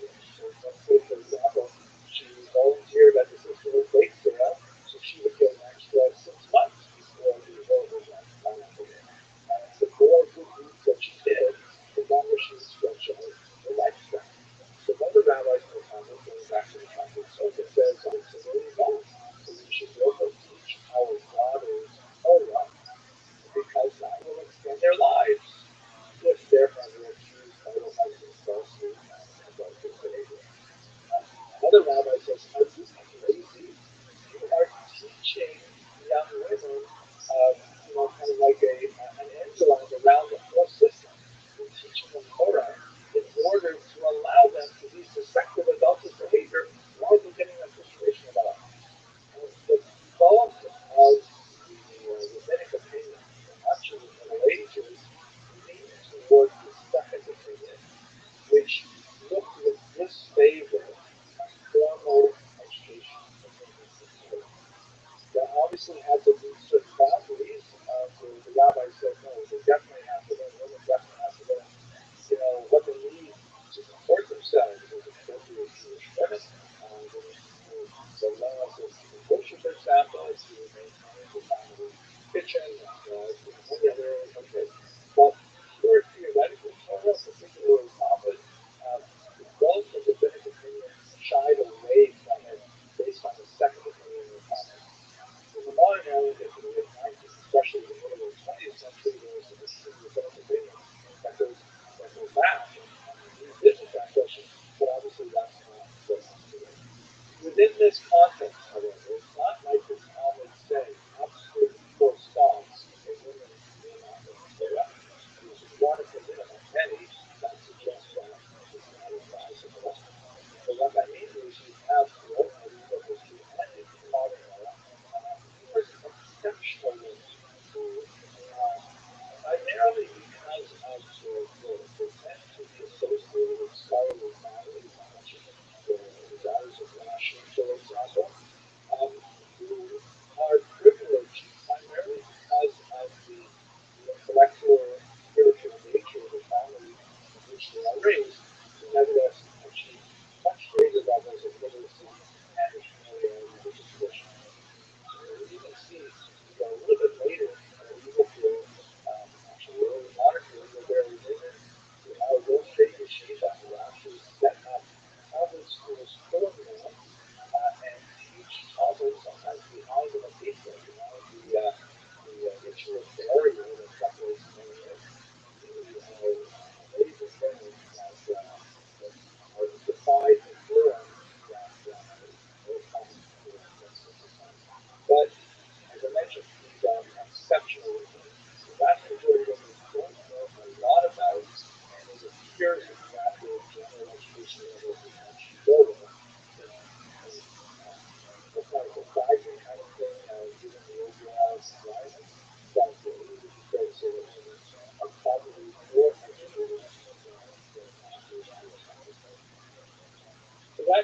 to a quick overview of some of the important elements of the Jewish experience, I'd like to look a little more closely at the role in the Jewish family and explore some of those issues like how bigamy affects things like abortion and diet and so on, and less differences, especially with the divorce law.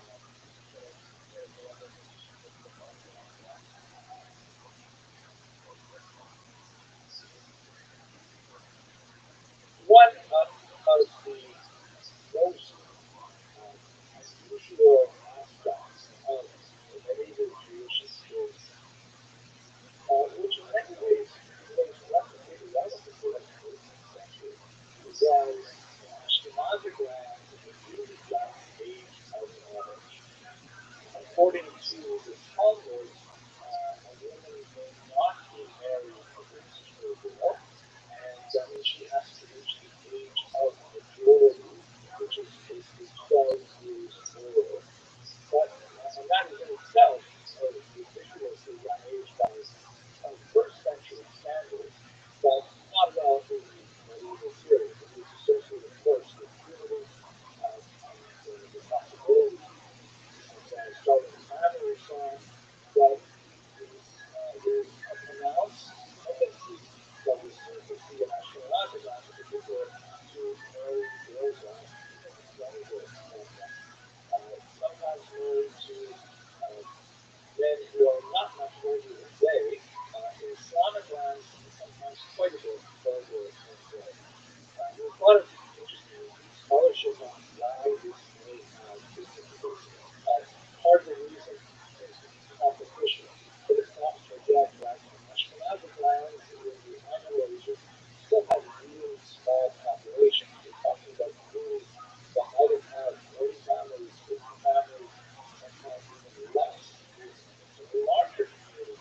And so seeking an appropriate marriage partner, by appropriate, I'm talking about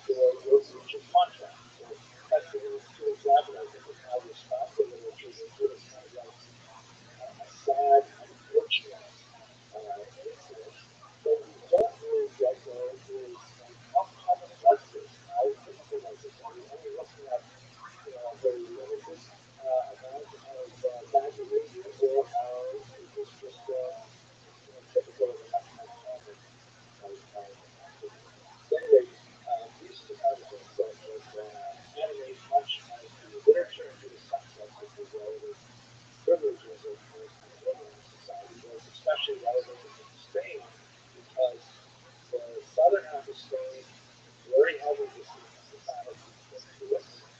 It even has its increasingly Christianized, you have a Jewish population there who are not necessarily content to go along with Christian requirements for monarchy and prefer to maintain the monarchy. By the way, while we're at it, I was doing some research on Friday. Amazing Jewish wedding that we were actually going these or the families were used for the ceremony for the ceremony itself. I think this is 14th century. What a phenomenal right? This is back from that. You can see the idea inside of it. I think it's really gorgeous. But connected to that, of course, after marriage is something motherhood.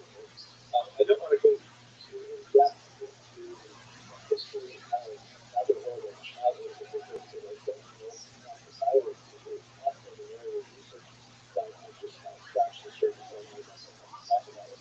But perhaps we could talk for a second about the institution of second marriages because one of the things that we see quite a bit of in responsive literature is the disputes with siblings over marriage that typically refers to these kind of like second marriages that was referred to as husband's family and so on. Come back to that by the way, we talk about divorce laws.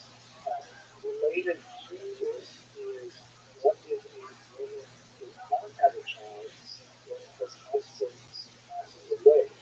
So this is a major distinction between the Ashkenazis and the Sephardic world, primarily in the Orthodox.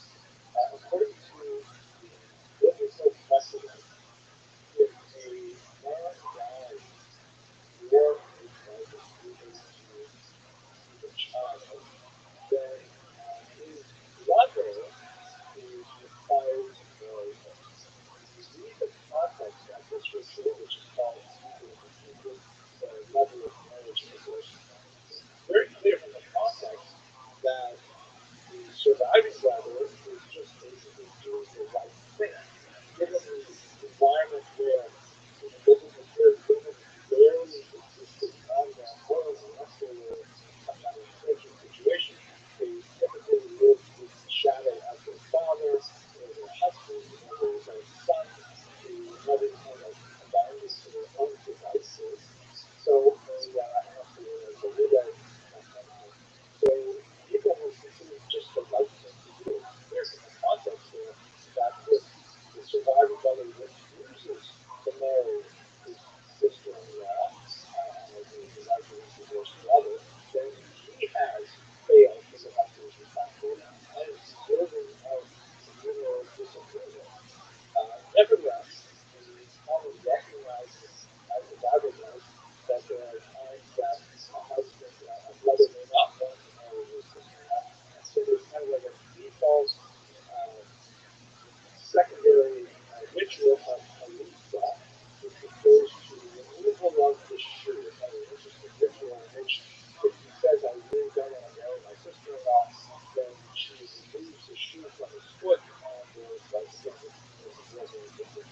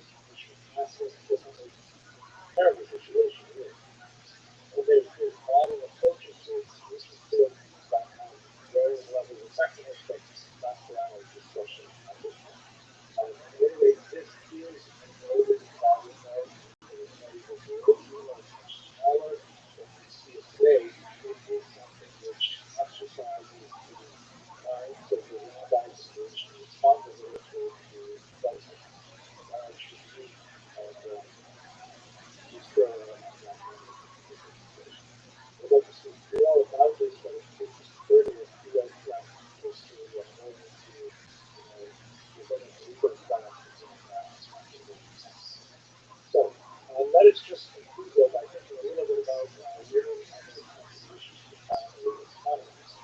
There's no question that women in the world work incredibly hard, both on domestic time and as revenue building activities. We should recall that some of the most basic tasks that we take for granted today incredibly valuable time during the medieval period. In fact, right after the industrial age, women's work, basically domestic tasks, was huge and overwhelming.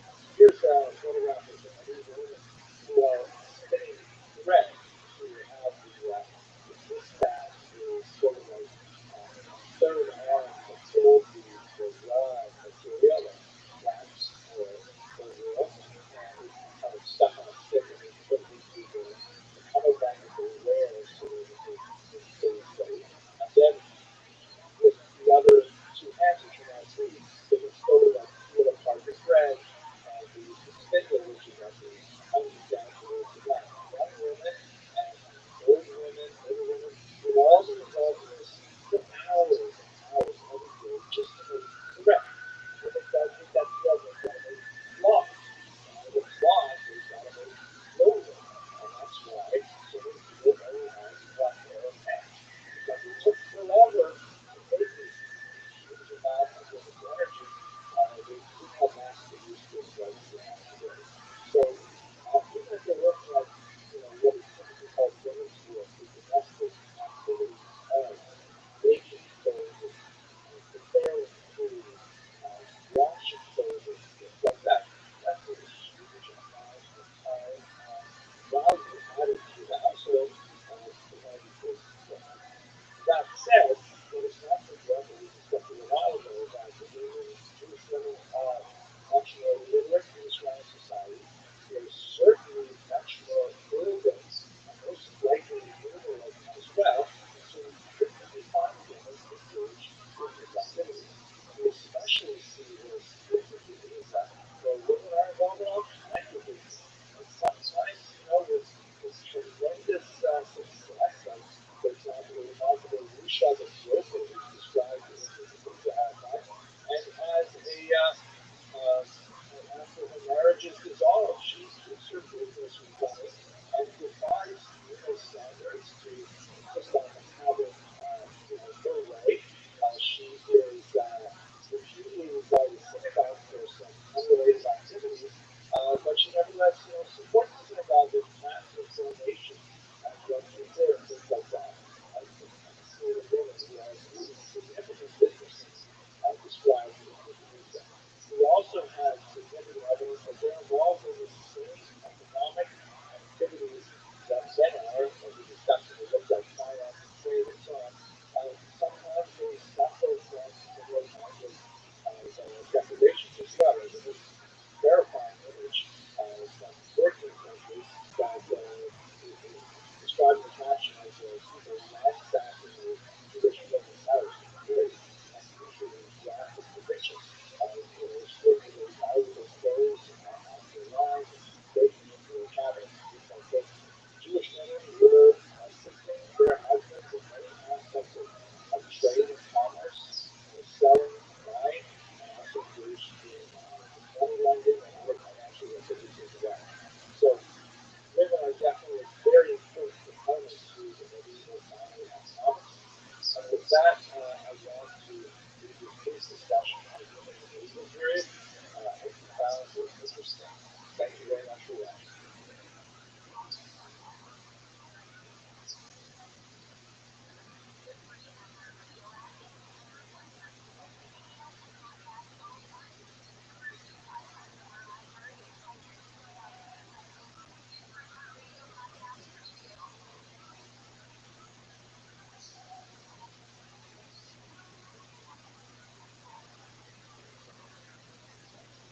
I've spent a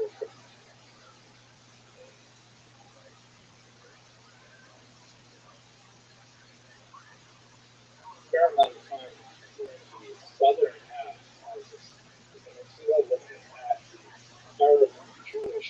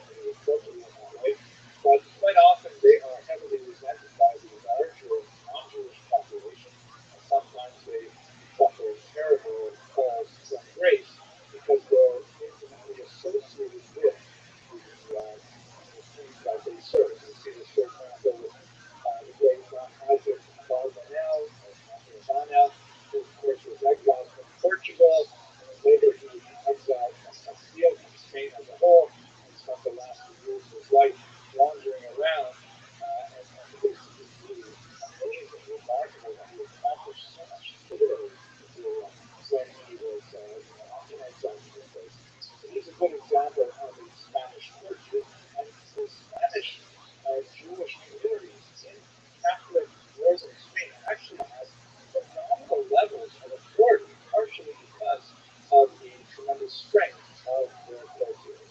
In particular, in Castile and in Aragon, the Jewish leadership was very much involved in an institution called tax farming, which we have discussed briefly in other classes, but let us just quickly recall what we're talking about here.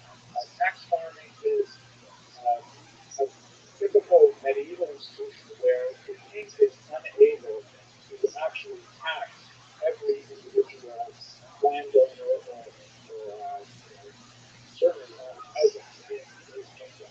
So what he does is he deals with entire communities as a whole, typically whole classes of people in particular regions, and he hires out sort of middlemen to take care of the actual collection of taxes. These are called tax farmers, because if the king assesses, for example, that from one particular region he can acquire, let's say, 100 gold coins, then he will appoint a middleman, who is typically a Jew, who will go out there and, using a network of employees, typically also Jewish, they will be in charge of doing the actual collection of the taxes, the assessing of the properties, the assessing of the agricultural output, the placing of tolls on bridges and various small taxes with the authority of the king. And the tax farmer will collect maybe 1,200 gold coins. The 1,000 will be remitted to the king, and the 200 will be the profit when made from the tax farmer. So an extremely important venture that the king values very highly, and the kings, as we shall see, tended to protect the Jewish population primarily because they were very valuable way to derive funds from the population. One historian has put it as kind of like the Jews are like a sponge that the king puts on a stick and dips into the ocean of the peasantry and then draws it out and is able to squeeze the liquid out of the sponge. So the Jews were often placed in that position. Naturally, Jews are involved in all kinds of other activities in Spain. They are landowners. Again, there's this widespread misconception that Jews are not allowed to own land. That is something that is true in some places in time, but typically not true. Jews were able to own land. It was just not necessarily a wise thing for Jews to invest in land, because if there was an expulsion, then Jews would lost all of their wealth. Jews were also involved in various trades and various crafts. Silversmithing and goldsmithing was very common. We often faced competition from local guilds, however, particularly in Northern Europe, and they often were not able to join monopolies in given towns.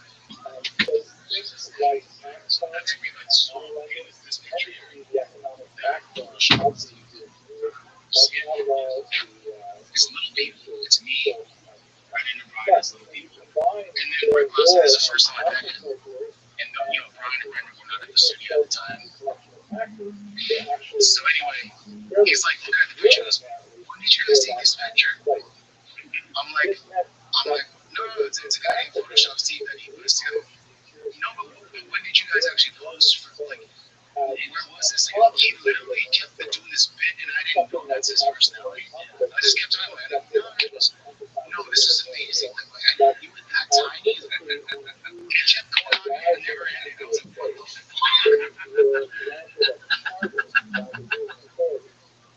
I can't tell if that's a real laugh or a fake laugh. That's real. That's why I love that he did that bit and kept doing it. He didn't stop. It never ended, yeah.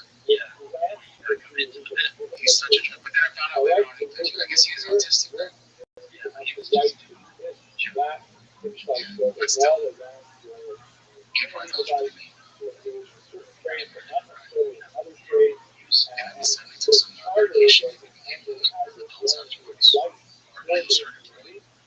Are you feeling good? I just got a text and I had to respond to it very quickly. I still respond. During a broadcast, hey bro, you know what? Everybody else on their stuff. I'm trying to be like everybody else. Mark's the full up guy. Yeah, but I want to be like, you want to be full up guy?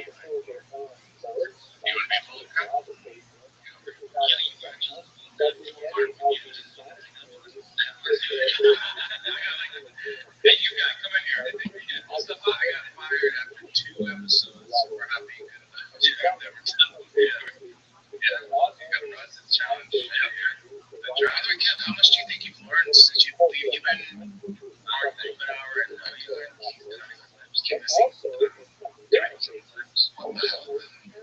Henny? What? No, it's honestly, Kev, how much do you think you've learned? You must have learned a lot since you've been part of the shows, right? Or the show. Yeah. Learn how to spell the word Mississippi. Do we learn what the birds and bees are? Good, here we go. What? Like a teacher's telling you what I learned. Like,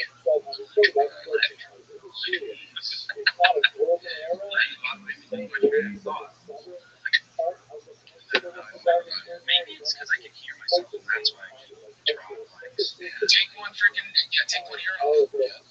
Case. Is that better? Yeah. Maybe I take both ears off, then I can't hear your fucking stupid voice. No, you have to hear my voice. Keep one on. Okay, good show, guys. We love you. We miss you. We're really good. Well, hopefully we'll find out if the curse continues. Yeah, tune in next week to see if there's more stuff with the curse. We have another show tomorrow.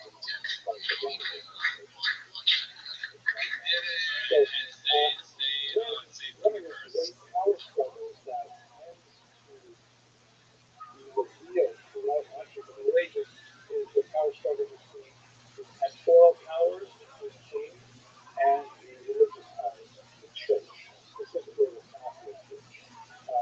As we discussed when we looked at Jewish infrastructure, like, who really should be in charge?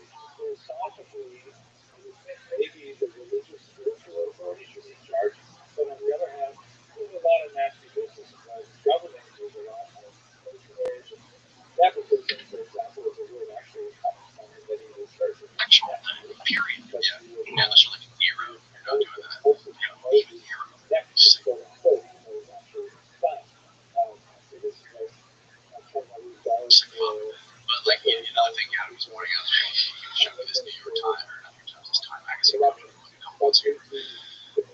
it was all about how homeboys are going extinct. You've seen that? Yeah, it's incredible. Yeah, because turning all their cutting their heads off to be giving themselves watching this operation today. You watch the operation, I've been watching situations, and so I was watching a video of a post-op. I saw an image of the operation. It was this poor person who decided they wanted to be standing up. That was all they wanted for this big thing. So they have these enormous scars on their leg where they take a giant chunk of flesh out of your thigh and roll it up and make a penis out of it. And they had to do it to both legs for some reason. Maybe one of them didn't work real well. But how old was this person? They sounded young. They didn't show their face. You know, it's fucking insane because a lot of these people, unfortunately, are autistic. And then there's this other factor when you give them testosterone, it does alleviate anxiety. It's also, you have this new hormone abundance in your system, and you feel different. You feel better. You feel more confident, which is like they say, when you feel more testosterone. It's like, and then also knew about this is what it was all along. You're taking a fucking compound and it's forcing your body to change. This is not who you are. You're affirming your identity. You're doing something that's altering your whole structure. You're turning you into a man. Like, you might feel good, but this is not like your true self. This is crazy. Like, I'm not saying you should do it. If you want to do it for a woman, you want to take testosterone, be a man, I feel like I don't know it's the best decision for you, but I'm not you. I believe in freedom. I believe in 100% of human freedom. As long as you're not hurting other people. My beef with it is like it translated into them invading women's spaces. And, that's crazy. That's crazy because you leave the loophole for perverts. There could be a lot of them that are legitimately trans people who feel like they are in the wrong body. And they want to live their life as women. They live their life as women. They feel better. They're happy. And also crazy people. And if you don't have a way of determining who is just a pervert who just wants to hang out in his locker room and show everybody he's dead, and who is a legitimate person with gender dysphoria, and then that's the other thing that Tucker had a good point about this. Except if someone has anorexia, you don't tell them, yeah, you're fat. Yeah, you're fat.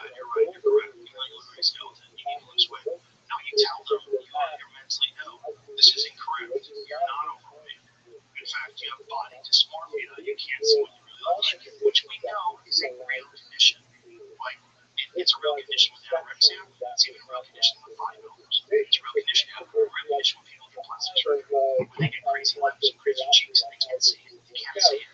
They can't see themselves. It's nuts. They turn themselves into big monsters. They look like giant ants. They look like monsters. They look like monsters. And it doesn't look good. And they keep tweaking and fucking with it. And they can't see it because it's a mental illness. It's the same kind of thing. The human mind is incredibly fragile. That's why Charlie West is fascinated with trying all these MK Ultra techniques and different compounds on people's brains. Human people can be manipulated like very easily, shockingly easy. Not all of us, right? Like you and me are probably skeptical. There's a lot of skeptical people out there, but there's a bunch of people that are not skeptical at all. They're super gullible. And when an ideology forms, they step in line and they follow that ideology verbatim to the line. They repeat the things that they're supposed to say to the line because they think that's what they're supposed to do in order to be in the good graces of this community they find themselves. It's a fucking cult. Yeah. And there's a shit ton of cults. It's not just the movies. It's not just, whatever film like. It's all sorts of political ideologies. It's MAGA. It's the far left. It's the people that are cheering for this guy in New York City that's a communist. He has promised a bunch of money for transition. Yay! It's time to sort of grocery stores and all that stuff. Yeah, he just multiplied his guy. He has 100% because the other guy is the fucking guardian angels guy. The other guy's Curtis Sleeper. The guy wears the fucking gray. Oh, really? Yeah, that's the guy who won the Republican side. Nobody wants to be a Republican mayor of New York City because they know they can't win. So then, this guy's to the left of Bill de Blasio. Oh, he's way to the left. Yeah. And he's young. And he's energetic. He's saying all the right things for all these kids that are in the streets that are protesting. They think they want to make the world a better place, which, hey, I would have been it's all the same thing, man. It's all the same thing. You can get indoctrinated into a particular way of thinking without being objective about what's actually going on. All these people that are just running the street now, saying free Iran. Like, yeah, free Iran from a dictatorship, absolutely. But if you're saying, like, wear scarves over your head and being forced to do what the Iranian government wants you to do and live like they live, they don't live free. Right? Like, they assassinated the fucking Olympic gold medalist in Russia, in wrestling, rather, in Iran, because he was protesting against the government. But those are national heroes and killed them all. Like, it's not a good place to live, right? And I'm not saying we should bomb them, but like being in support of the Iranian people, yeah, for sure. But that government's nuts, man.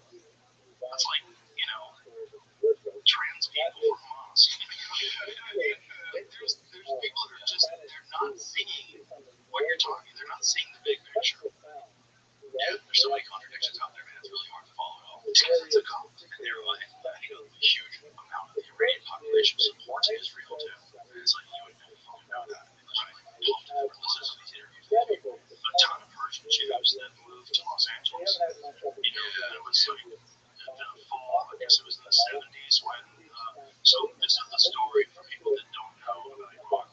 So there was a gentleman who was democratically elected, I forget his name, what is his name? So he decided that he was going to nationalize oil in Iran, and they got him out like that. They installed the Shah and turned it into a Islamic dictatorship, but they had access to the oil. So the CIA and the British government and everybody conspired to get rid of this democratically elected guy, because Iran at the time was like, women were wearing shorts or skirts rather, walking down the street, like, cool. There it is. Mohammed Mossadegh. Okay, so let's zoom in on the story here. It says Iranian Prime Minister Mohammed Mossadegh was removed from power in a coup organized and financed by British and U.S. government. The Shah quickly returned to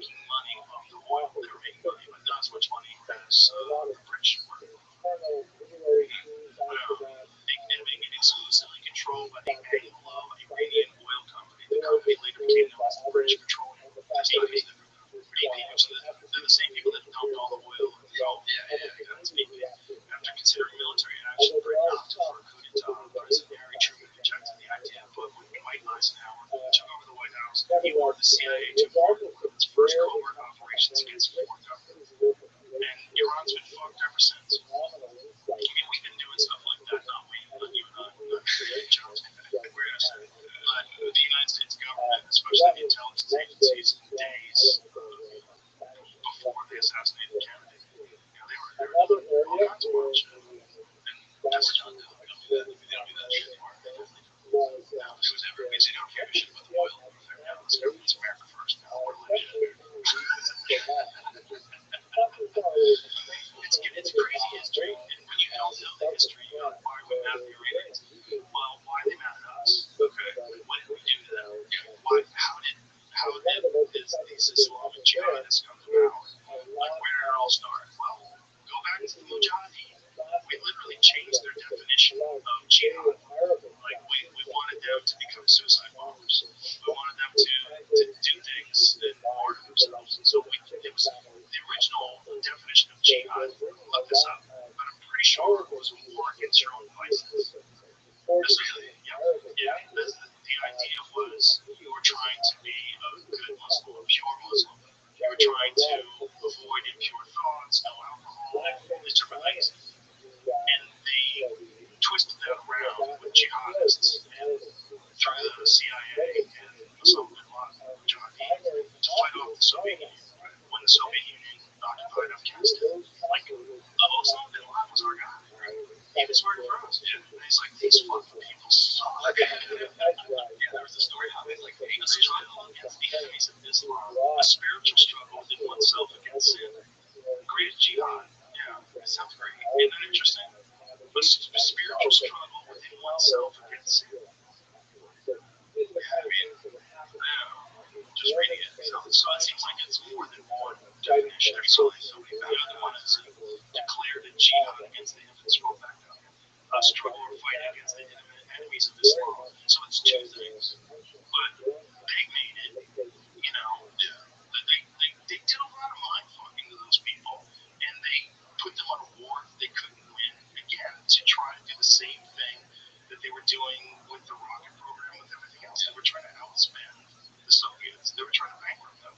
Yeah, but that part of the world is just like, how much of it has to do with the fact that we've been occupying that area, that part of the world for so long, and like going out there and killing all the bad guys, and then the kids and seeing their families being slaughtered, and then like, okay, we're gonna eliminate terrorism, let's take out these bad guys, but then the kids grow up and you realize it's just a hydra. You cut the head off and 3 grow back. Well, if you want to be even more cynical, we paid them and we armed, yes, and we left behind billions of dollars of shit in Afghanistan that they use for parades now. They drive down the street with their own tanks. They have our Black Hawks flying overhead. That's all the shit we left, billions of dollars. Like, you couldn't have got that out. Well, do you think they leave it there so these people are always formidable? They always leave open the door and go back in? I think so. I don't think that's the primary reason why they did it. But I've got to assume that would be on the table. It's been on the table in the past. Arming people in the past has always been a thing that we do. As the Bill Hicks joke about Iraq. You know, it's like they have the most deadly weapons. How do you know what? Look at the receipts. Which is the joke, but yeah. But, we've always been doing that. We've done that forever. Yeah, what's my favorite Bill Hicks joke? At least I'll look at the story of the one where he's talking about the sock puppets. He's like, yeah, I like this guy on the right. He seems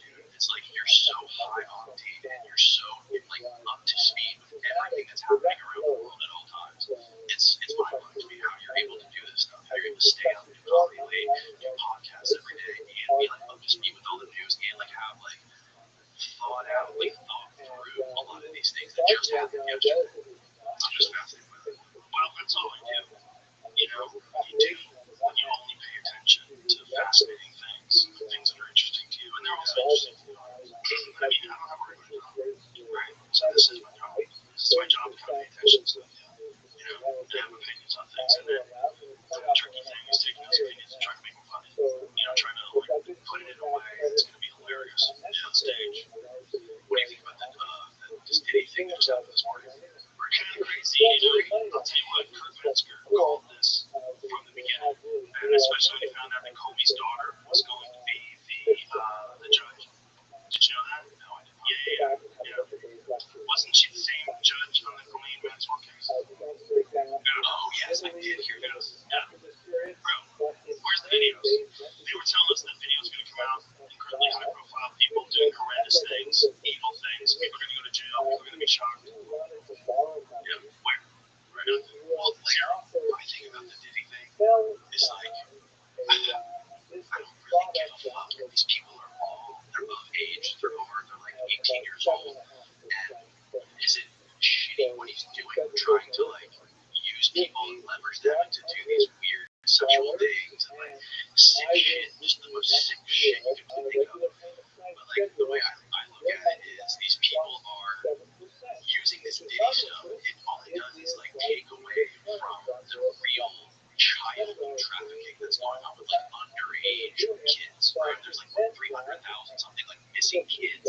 Like talking about Diddy and his oil parties with these 18-year-olds. Like, do I think it's good? No. I want to beat up their dad. Other than that, I don't really give a fuck. There's like 18 and 19-year-olds that are doing this stuff. As long as they're not being like actually like physically raped. But I mean, it seems like what's going on is just like this weird cultish thing where they slowly get creep closer and closer and closer to this thing. Like, oh, I'm here now. All these famous people are here. They're doing this. Like, parties, lots of money, everything you want, the golden carrot, the end of the stick. So the thing is, he's not even being charged for any of the things you just brought up. He's not being charged for Black Mirror. It's kind of crazy. It's like, what did they do? Why did they tell us that there was all these videos of all these high-profile people and then silence, and then it never comes up once during the trial? There's none of that stuff in the trial. In the trial, it was his ex-girlfriend, Cassie, they were talking about. So, like, he's up for his 2 charges left. It's like prostitution, something. It's like nothing stuff. It's like stuff that he's going to go to jail for like 5 years, and probably more. And he's already been in jail for, so what is time served now? It's over a year, right? Yeah. No, I think he's going to want to do it. I think he's going to want to do this. And this is what Kurt Metzger called a long time ago. As soon as he saw that it was Comey's daughter, he was like, oh, he's going to want it. Trust me, he's going to want it. There's a bunch of high-profile people that are connected to this. Yeah, they're covering it all up. If he goes down, they go down. So he's not going to go down. So that's the thing. Like, if he really did have like really wealthy, high-profile people in his stories, which we know he did, City prosecutors abandoned multiple allegations against rapper Case for Charles and paid Little Crook. He says, wow, hey, remember I called him? This is Kurt Metzger. Because James Comey's daughter is the prosecutor. Remember how well she swept up on that Ghislaine trail? Hey, who else called it? Yeah, I can't be the only one. Yeah, he called it. Yeah, he called it. He called it in the fucking green room of the mothership. Right when he found out, he goes, he's got one. Like, what are you talking about here? These charges. He's going to go to jail. Yeah, that's right. Yeah, and when we, I don't know what happened, because you know, they think the little man, they shut the fuck up. Shut the fuck up. They got videotaped, and also they don't. You have the director of the FBI on the show saying there's no tape. There was nothing you're looking for on those tapes. Like, why did they say there was thousands of hours of tapes of people doing horrible shit? Why did they say that? Right? Didn't Hannah Bondy say that? They're talking about Epstein, or did it have Epstein? Yeah, she said it literally, I think, a week before you had the FBI director sitting here telling you there was nothing. She said something about that there was like thousands of hours of tapes of people doing horrible crimes. And did the FBI dude say that there was nothing? Casual tells her there's nothing you're looking for. Okay. Okay. I mean, what am I going to do? Push back? Obviously, he's saying what he has to say. Mystery surrounds the Jeffrey Epstein files after Bondy claims tens of thousands of videos. Tens of thousands. Jesus Christ. Tell you what. Joe, oh my God, was reviewing tens of thousands of videos. The wealthy financier with children or child porn. The comment made reporters at the White House days after a similar remark to a stranger with a hidden camera raised the stakes for President Donald Trump's administration to prove it has in its possession previously unseen compelling documents or just bought me right.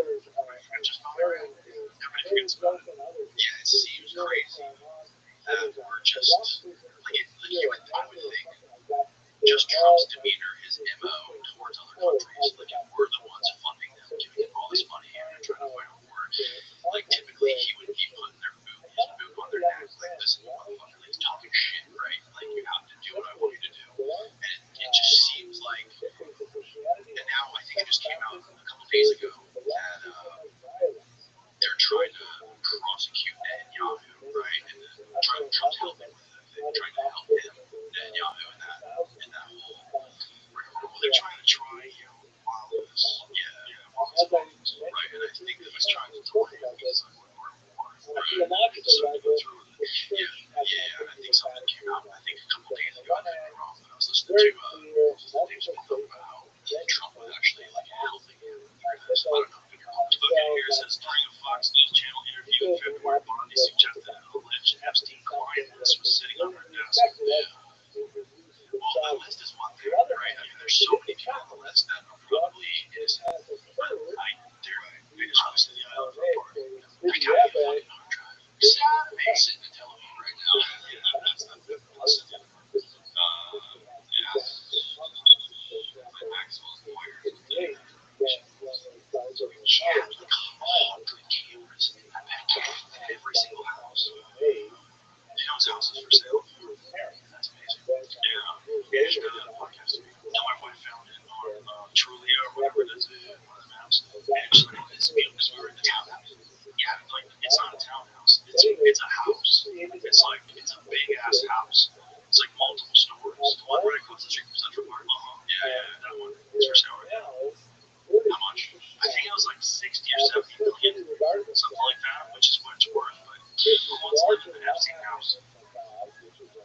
First of all, if I bought that house, I want the clickbait. Give me the painted, like the guys with all that shit. I want George Bush, the Jenkins Towers, the paper airplanes. I want all of it. And then the lady just died too. The lady got hit by a car, one of the witnesses, one of the Jeffrey Epstein witnesses. And apparently she had like a husband who was accusing her. And people like to, it's just like, like to use this stuff as like a political football to like argue whatever they believe in. So when you get rich powerful people, so here's the thing that happens with rich powerful people, they can't go anymore, right? If you're, let's say, Jeff Bezos type or something. And he devotes his life to so in this kind of environment where there's forced conversions and not a big follow-up of negative consequences as a result, and you have like Jewish leaders, you don't know how lazy converting to Christianity, there is feeling of despair, like, where is our God? Where is the Mashiach? Here now, so the Messiah is here now, and the virtually actually expands. We see this especially at the dispensation of grace. We've already discussed the dispensation of Christ alone, and for Tosa, which occurred was after the release of the London dispensation, you have a very long as Jews are forced to gas station in Las Vegas, forced to their synagogue, religious bond, relating them to the gas station. And this kind of environment, you have a significant number of Jews who simply go, why fight it? Why should we Jewish identity? Let us simply convert to God. There's so many advantages to converting to the section of heaven that I need to be virtually. So I this is actually something that is quite distinct from business. I walked up to a gas station to be told that we walked right to the gas station as I was but after 14 days, it's told you that a lot more Jews will say, I'm just going to go along with this because I feel like there are a lot of Christians who look for conversion. And you know what? If God just went by while all this is happening, so there's a very different kind of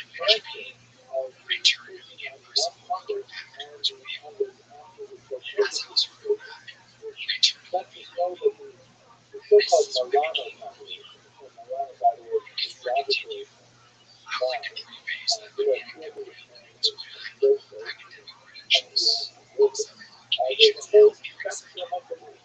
There are true believers in finance who have, completely Christian in every way, and we totally don't agree about that. On the other hand, there are stubborn Jews who resent the false religion that was imposed on the world, and resume their views by going as the large spectrum of beliefs, everyone has one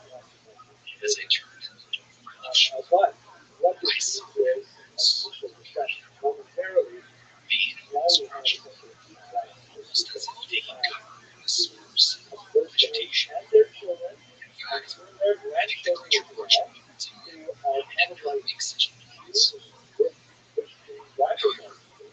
The creature knows the way Go anywhere they want, study at university, direction study at law if they want, advance in all areas of the life. creature.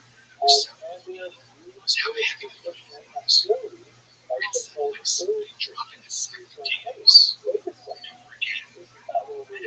especially for those I observed the creature who for were moments not and even it was pretending to when be I realized I Christian, saw it. were still To watch me associating and Jews tormented with persecutors and so on.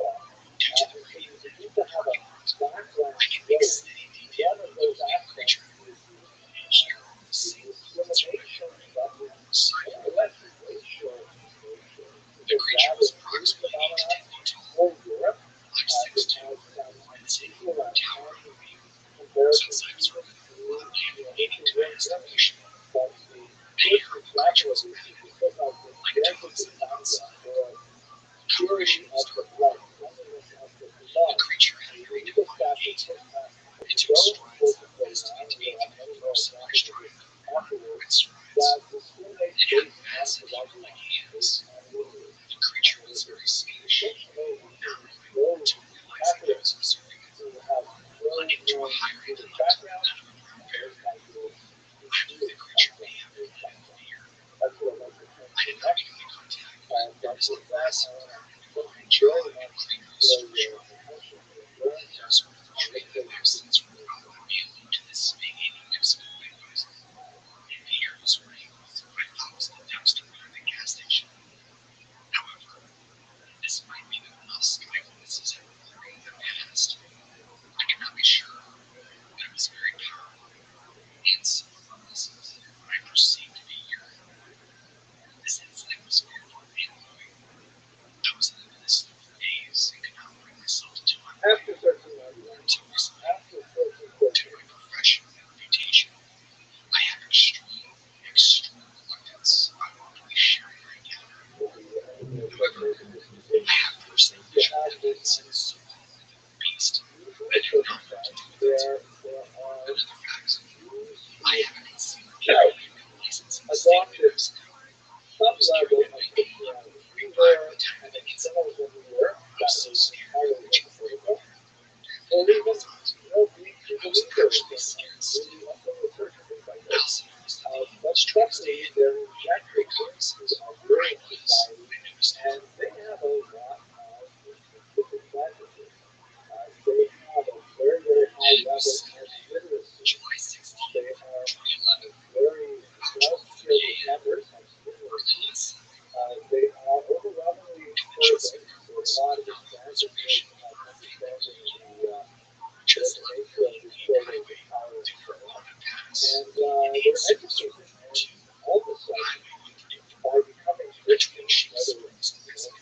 by It birth was or as by beautiful choice, and south they of suddenly have Indian access to service from everything that was the denied Chesapeake them Mountains when they were free. for about 5 to 8 They miles of are, miles many of them, on the still remaining well in towards the touch with east, their Jewish then community. to the south. Those who, of course, were As we forced approached the very Tacoma, often, the road maintain quickly the turned kosher right to diet, the north observe south. the Sabbath, As we couple reached the top, children in we Jewish saw schools, married another amongst flat each other or pasture amongst was on top of the regular hill. Jewish families. As Tremendous we turned to the amount of right, attachment to the I community. noticed a And black figure nevertheless, standing still, there. they are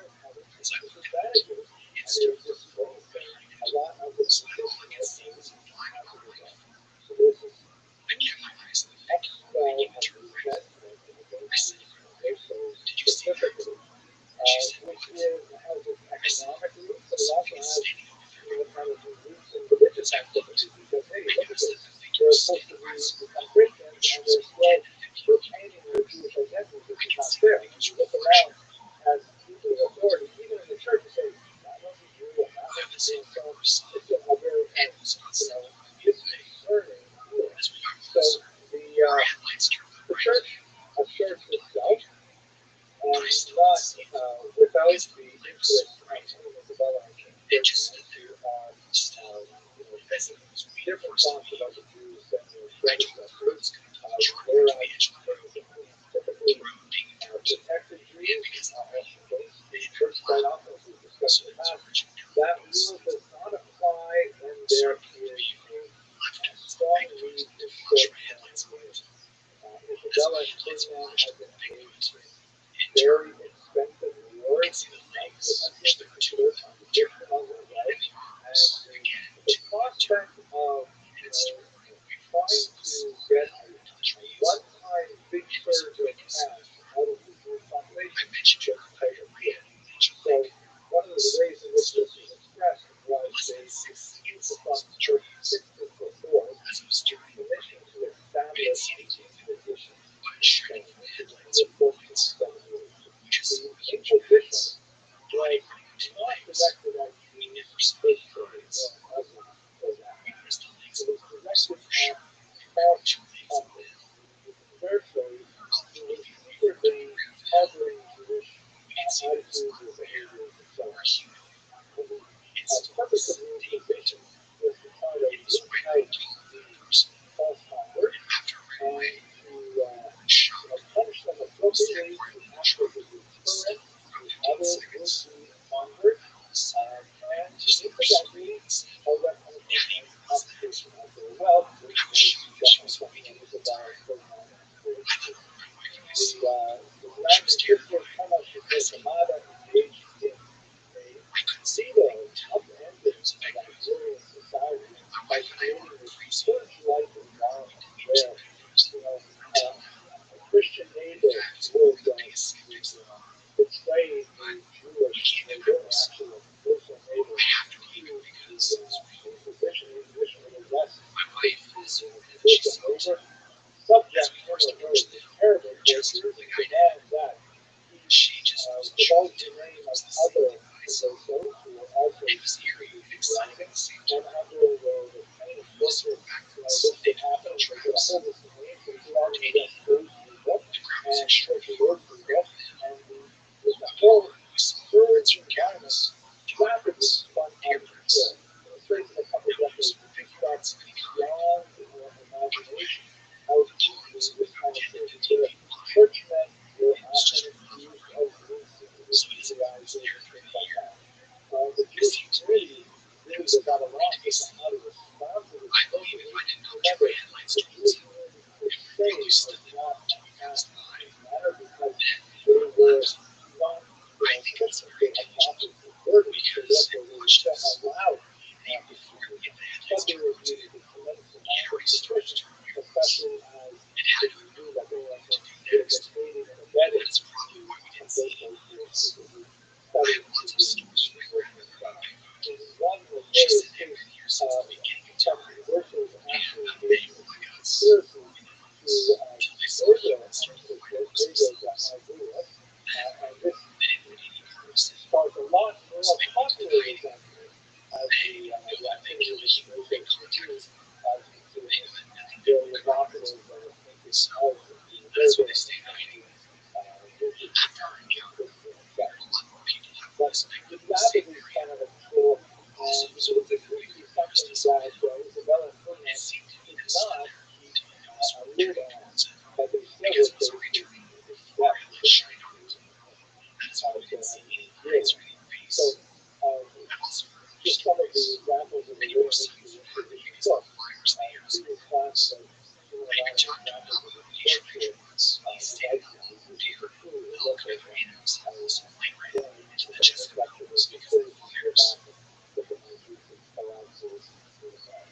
these are three examples of stuff that we posted. Really was quite elaborate and they describe on the left is a torso who has been used, but it's not yet the easiest way to do so is in the center you see a view of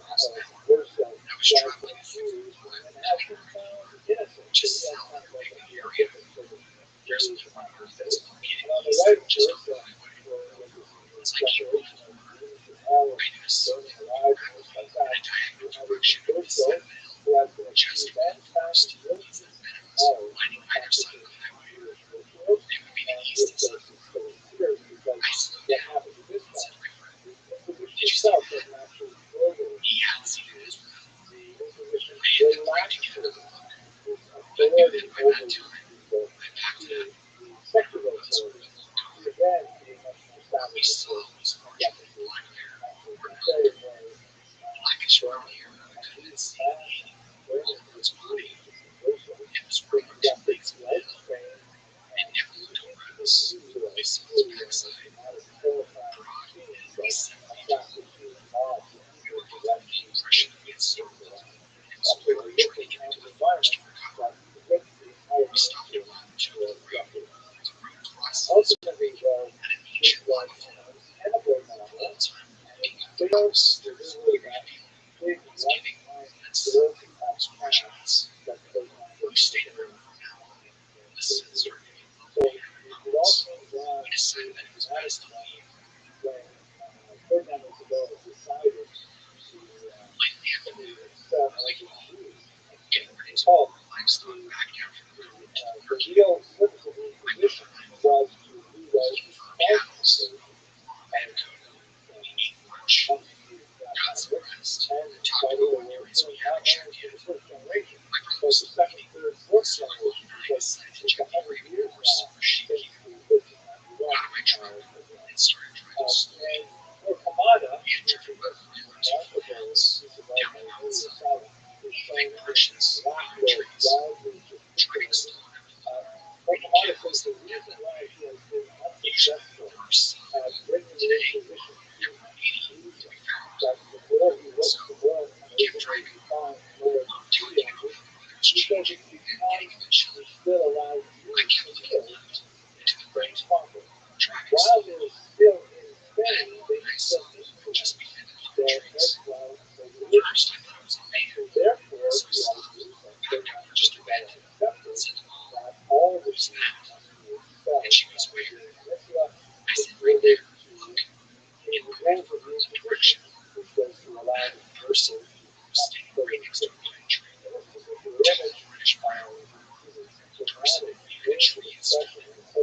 So I backed up some more, and that person turned and started walking past me from us in the thick brush. That's when Mom and I both noticed that this person had on hairy arms. We've got his foot to the ground before a swim. He was reddish brown, ran toward us.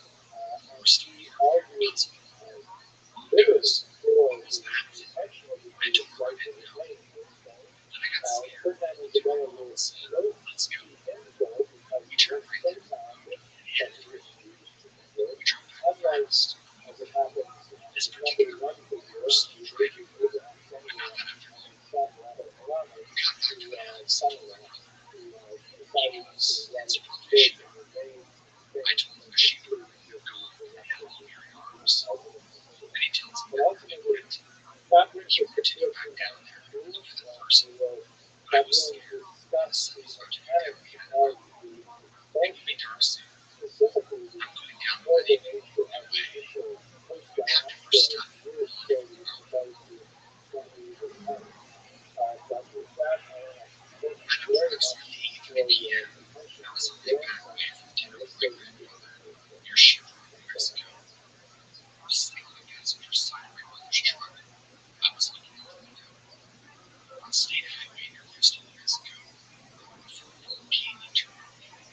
At that moment, I was feeling calm and frustrated with trying to calm my younger cousin, who was very hyper. So, while I was looking for something to amuse him, I sighted something unusual. It was huge. It was as tall as the cedar trees. let's go back to the I was very scared and shaken when I saw it. I thought, what the heck is that?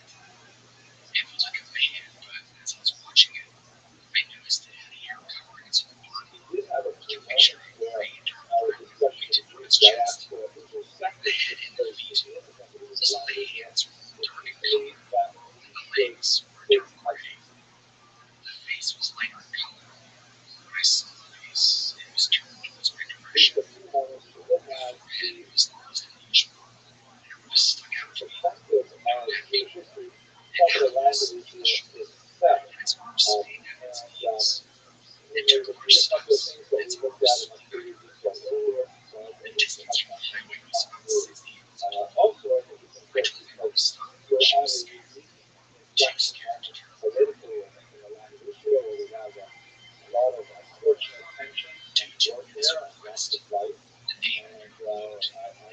got on the whole thing, it's not a profit, so I'm not entitled to actually saying about more stuff in the future.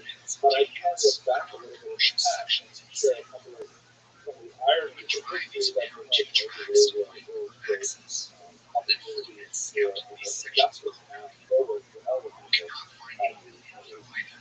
So we're going to go through well over 1,000 years. We're going to take it from the rebellion and empires that were about to 135, and take it right up to the end of the medieval period, the time of the Spanish expulsion. Where we left the Jews with the land of Israel considered at this time was that they had gone through and the rebellion three disastrous Roman Jewish wars. The first major Roman Jewish war was the Great War that erupted in the year 66 and resulted in the destruction of the temple, the exile of the Jews primarily from Jerusalem, Judea, and horrible suffering and slavery in the final battle of Masada. Then we have the quietest revolt, which is not specifically centered in Israel or near uprisings in North Africa and Asia Minor, as skip over multiple times in section was what most people call the Bar Kokhba revolt in second. It was much more intense and it goes up to Jordan and Syria and disastrous consequences. So the idea of local trigger statehood was pulled down completely after and what it meant for the Jewish people, besides the political upheaval, the end of even the residual power that they had under the Babylonians as a puppet government of the world, that was completely gone. But it also extended to economic disaster. Cumulative taxation and the redirection of the shekel currency was have a lot of people to the Celtic temple of Jupiter for Rome, and displacement of people, horrible economic impacts. But it also meant that the movement became fast and it was creating a new spiritual realignment for the West. You see it in two different locations. Bosnia, for example, Russia, and especially what's going on in the north, in cities like Siberia, where the Jews are reassembled, forming their leadership under the prestige of the great patriarchate, as it's sometimes called, and especially the writing of the mission. Politically, we should also mention that this is the time when the term Palestine is major usage. And I'm going to stop a couple of moments a little bit about many places that people think that I'm not bad at, I think, especially temporary late. Everybody knows, especially good leaders know how restricted they are to geographic locality.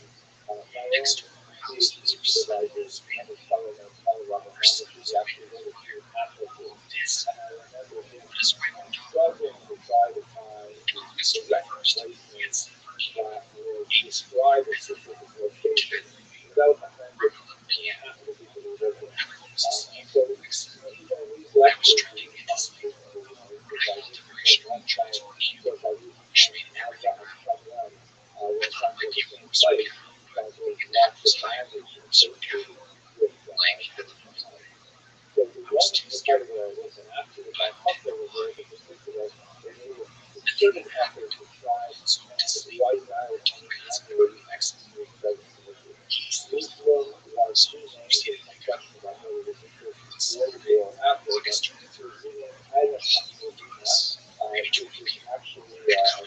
to the and Jews after the Fatah were banned from living in Jerusalem. There was, however, about 100 years later, a noted small community of Jews that lived in Jerusalem anyway, and it's possible that they chose to ignoring the authorities, chose to I think there was probably the English and the short videos that I That was it. Attack prevented. Maybe it. I think it's also It was important to know that my husband and I. one of the fundamental What was going on? ongoing And then the conflict trailer in the Middle to East sleep. is The dogs barked at hours all night. The next morning, Sunday, there's August no 12th, question, of course, that I woke up, went to the house for coffee. All the family members were already there but talking. one of the arguments that I sometimes listened made for a while, in the topic of political conversation, is and it that intrigued me. left So I asked him what everybody was talking about. Dead other people silence. saying, I took the listen to listen to me like they were talking about their connection. land that they Lord, want to they've do never heard me even talk about it. or I said, why didn't you tell me? Their response was that they didn't want to scare us off. I told them I've been interested in this for years.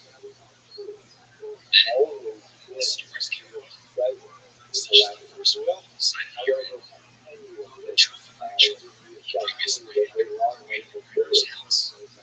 As they turned off behind between the highway, there was a sharp looking about 50 yards in. They were the remains of the highway continues to a dead end to the right.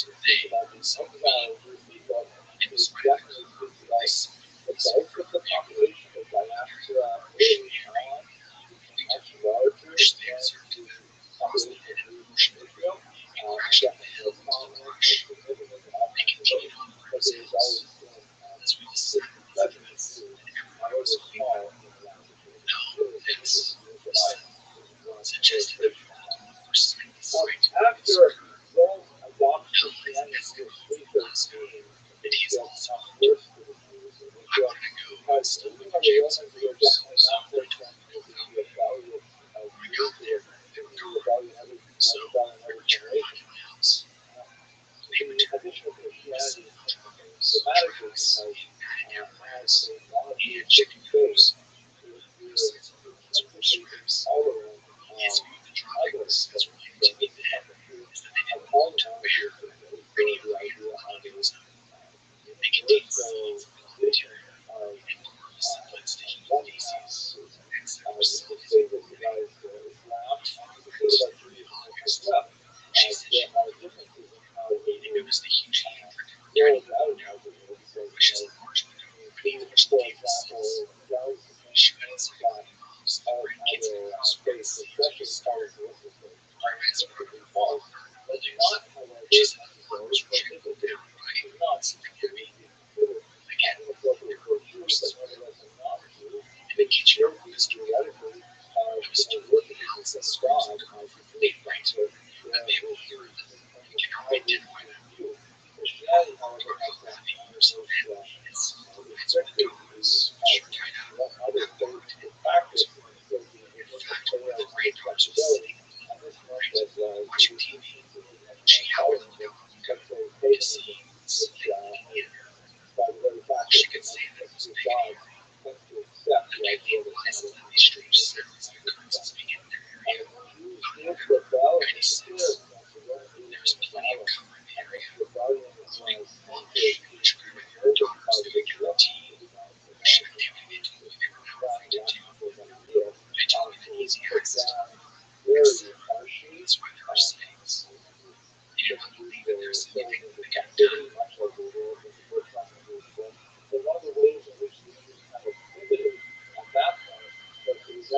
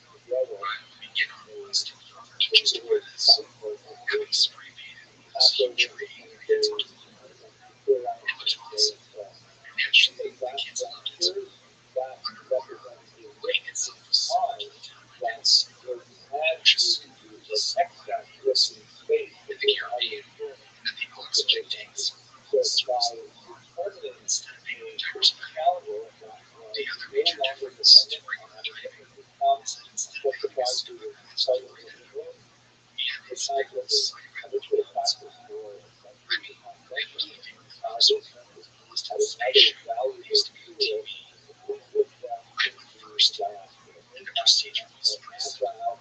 flexible, To in learn regards to from where the we trip live right on that.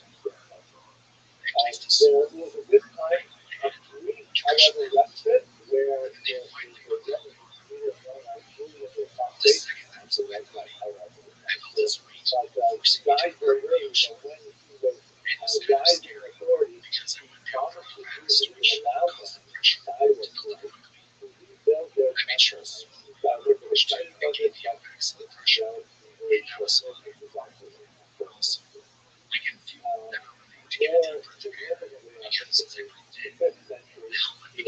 recognition by the Jews that they really had to prepare themselves for a more severe time that would involve more than the travel. This is when European commerce was created. Supposedly, commerce not necessarily fair because the real world living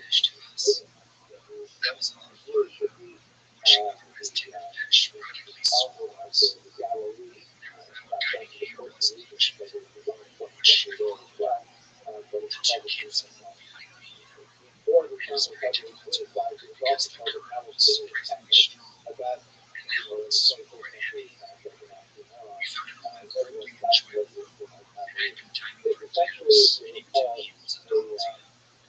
it's essentially, if you recall, an extended discussion of the Mishnah, which is commodified in the early 3rd century.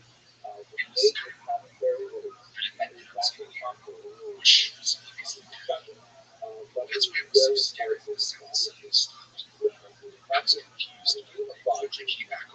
It was superseded by the Babylonian canon that is much larger in scale areas of relates to agriculture around Israel, and countries very few to go, one of which is the fact that it was able to considerably on its own deliberation the Babylonian canon and find or authoritative very studied for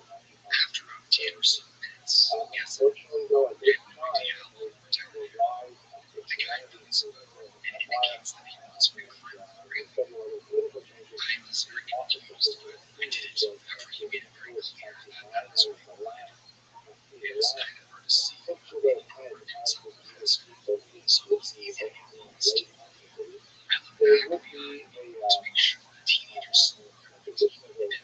what's called an exile, which is something that would get rid of the Babylonian period, and what actually was in authority of, for example, when I do that, you get rid of that much facility. So there's like a extended decline of the Jewish situation. But there are a couple of interesting moments of the Renaissance.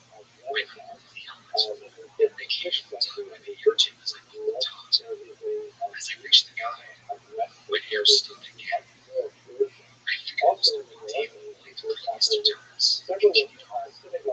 structures very well at this time. This is the base of the synagogue, and it has this mountain mosaic on the floor. You can see right in the last account of the mosaic, there was kind of like a depiction of the ark of the Torah, and the inscription of the Torah, which is one of the Jewish symbols, and in the very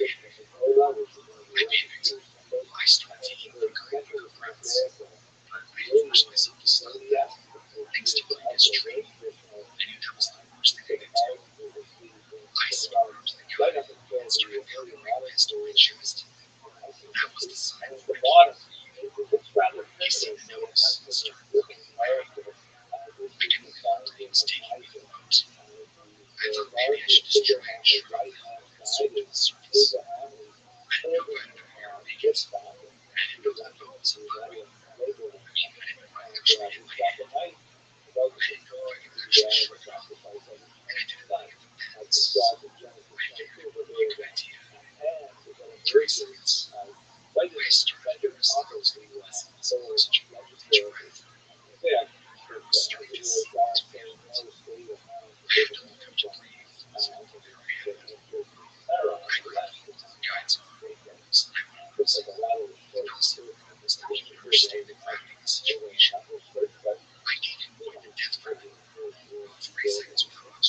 but so this was a Renaissance art. How that's something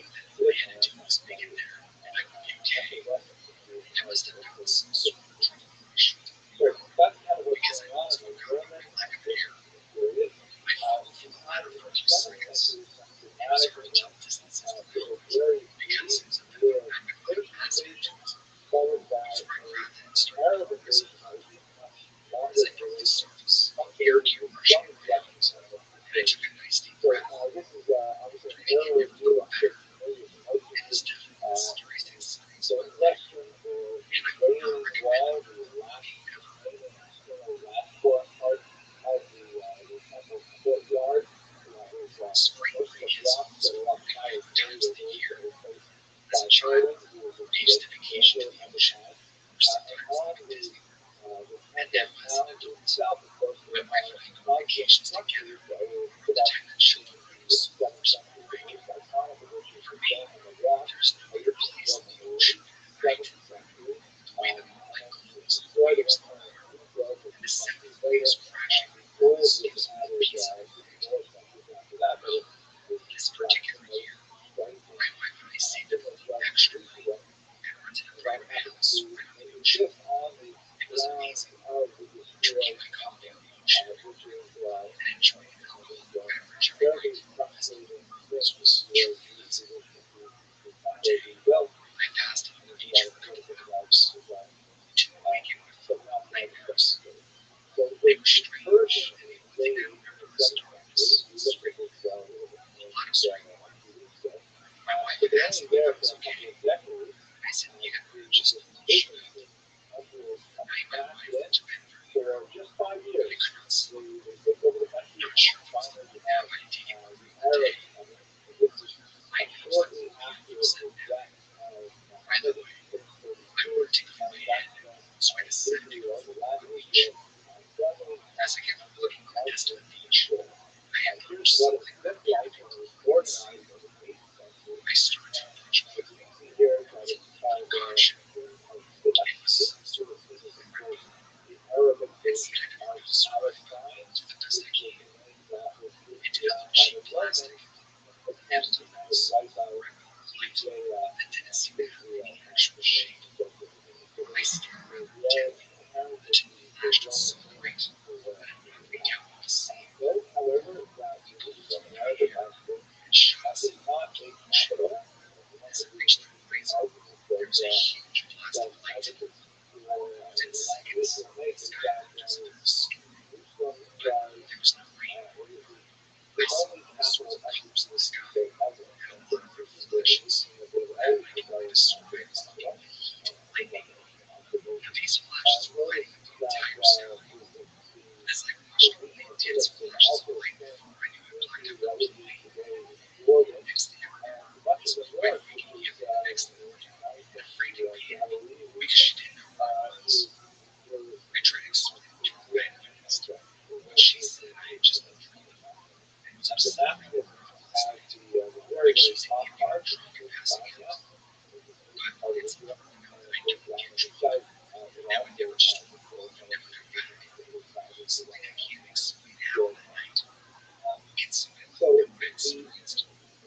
Could have never gotten a dream if I passed out. Has anybody else experienced something similar? By the way, I know that I don't say many oceans vacations and so congrats. This happened back when I was in fifth grade. School ended, so we just played around and got bored. We had one of those silly Ouija board. We played it. The coin was moving, and I thought my friends were just playing it. Well, the ghost tables were moving, and the coin we had finished the game since my mom was in the game, so we didn't agree. That night, I was wondering, I heard footsteps outside. I went inside the room to see who it was, but there's nobody. After eating dinner, I went to my room. I was shocked when I entered because the light was on.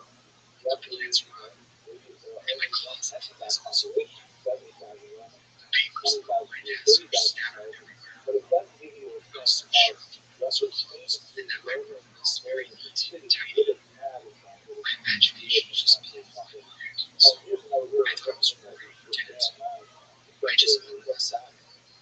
That same night, I can't sleep. I would hear footsteps outside the hallway, and occasionally knocking on the window, even though my room was on the second floor. I thought it was the wind, even though it's summer, it's hot, and there's practically no breeze. I still managed to sleep though. I woke up to the sound of giggling and crying. I opened my eyes and saw a girl standing in front of my bed. She looks like the ghost from the movie The Ring. The difference is she has a full face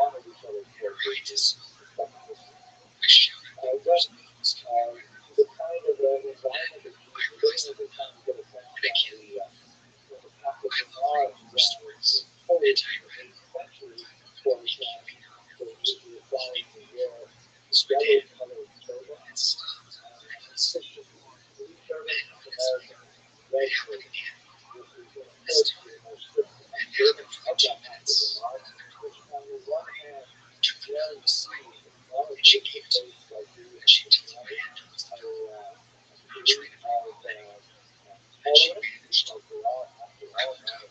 because I never got to really speak so good son specifically exactly as she like to my mom's fixated.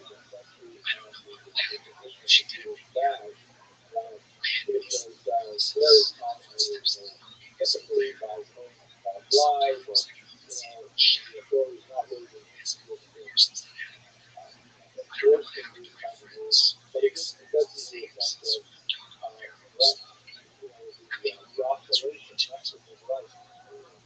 There is more power than history. After this Muslim conference, this is a very large deal insurgents. They basically anything their leaders now the term Arab this is ethnically source which includes for city certain technologies. In other words, Arabs very happily purchase games ranging from islanders to Muslims might not interesting that at all. Completely separate day and stepsister making a visit to her siblings. So, Arab, however, is clearly on this being Islamic empire was dominated by making a decision even for 95% of the time. As you move on, there's this war to serve your business. Political change. This will change my sentence. But stairs of the tent leadership was compliance. After a few attempts to reactions missed. And voted to many answers questions with yes. Anticipating to corners of the position. We did so. Funny or cute, we can show placed our fingers in the positions. Think about it. So we discussed such as the exact way we took solid KIT. We said that we used to until I realized that I had a trace when it comes to the sea of our heads. That is, the kind of influence as opposed to us. Not as a state before, now we're lifting around and putting its running. So this was constant. And we continue playing. However, it's we like to know our style of games, questions that are in each it's like so like this is first week of its name.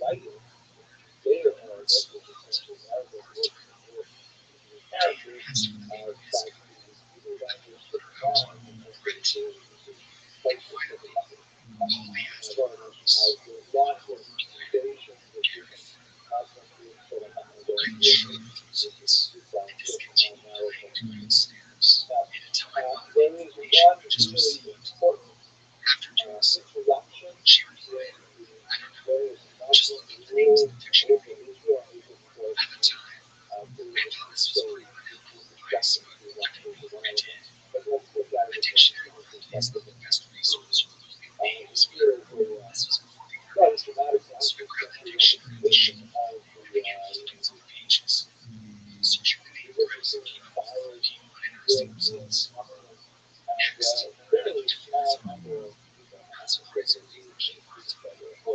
Many of you list. I then proceeded very carefully. I did so. They chatted. Careful was all of those that I was completely total. I had disagreed with these received perfection. These were actual names of stereotypes. These were names of the craft race. There's good which my connection between the two. There were three groups of sister relations because of data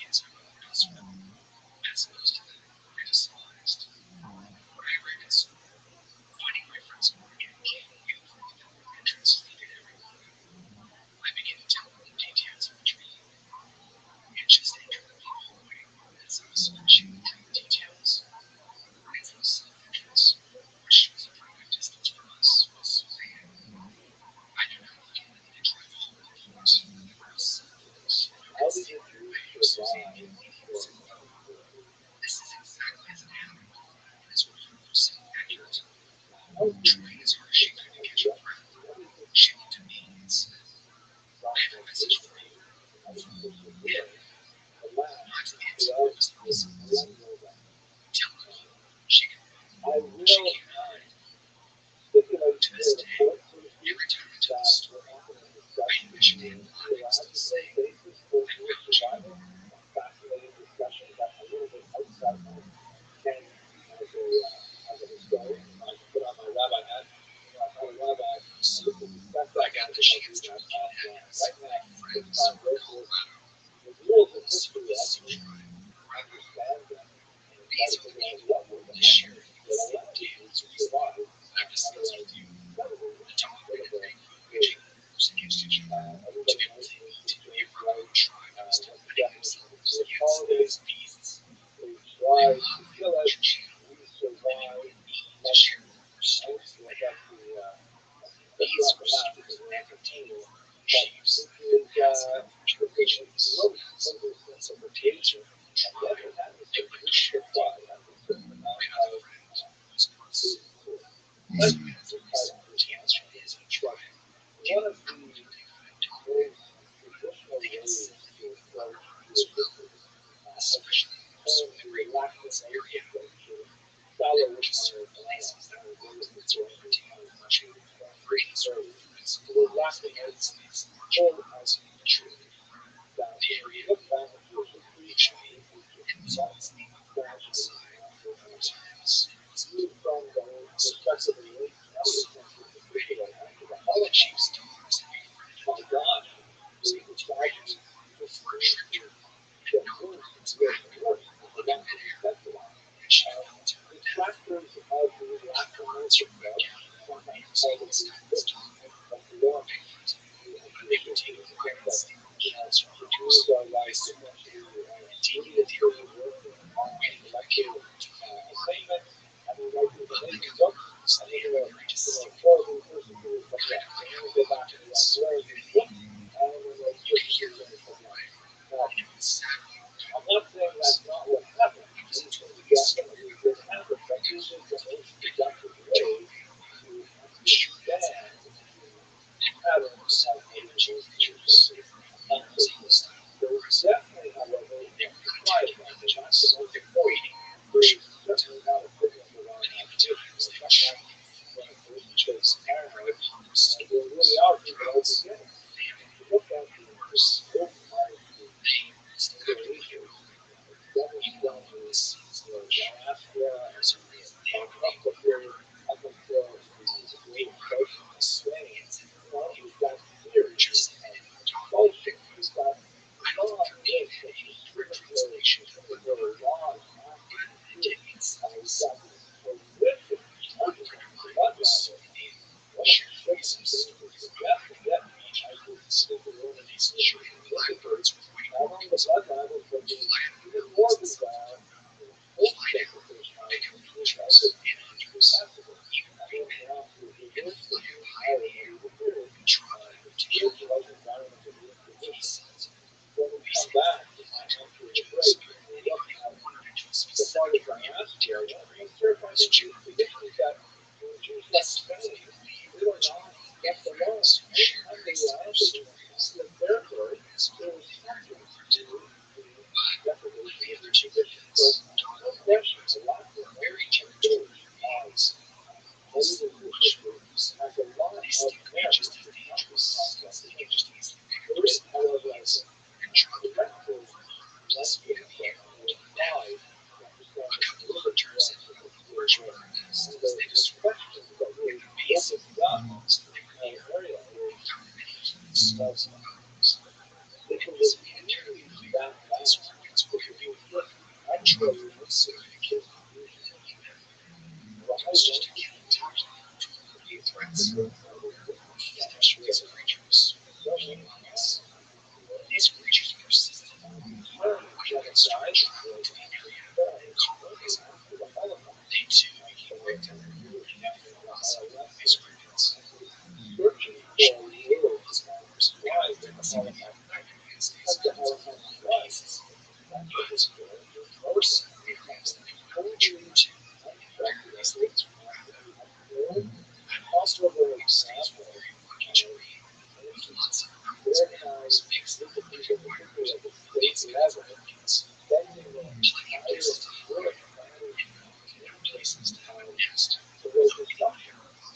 idea that entire culture should be systematically wiped. Historically, there have been lots of massacres, lots of expulsions. Just the idea of idea of something like the Holocaust that these things have been used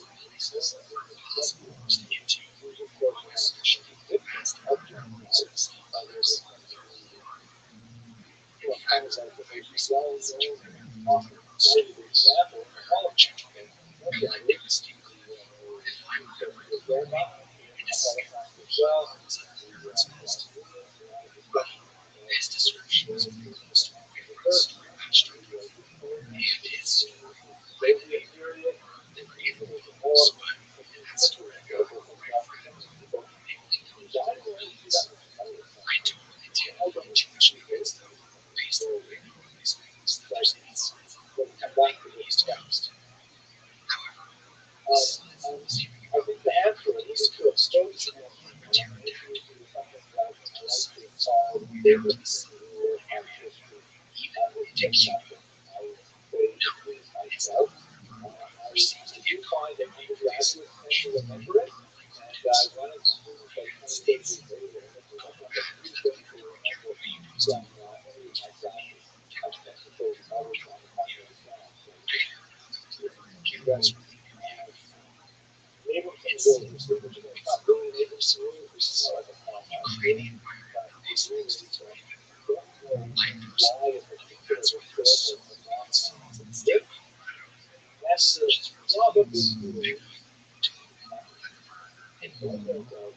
I find it very interesting.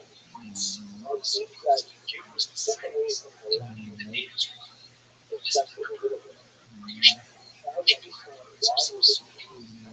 They all talk about the same thing, distinctive functions of the lab, which neither significance nor specific pattern shape. I can listen to surveys of time and person, to a started black attitude. Others say that it was I heard others say that it was it's a wide but pointed down the age of the attitude, kind of like a public house. Either way, we need to keep close lines on the sides of the side mountain. If we see some large from the way, we know it's near by the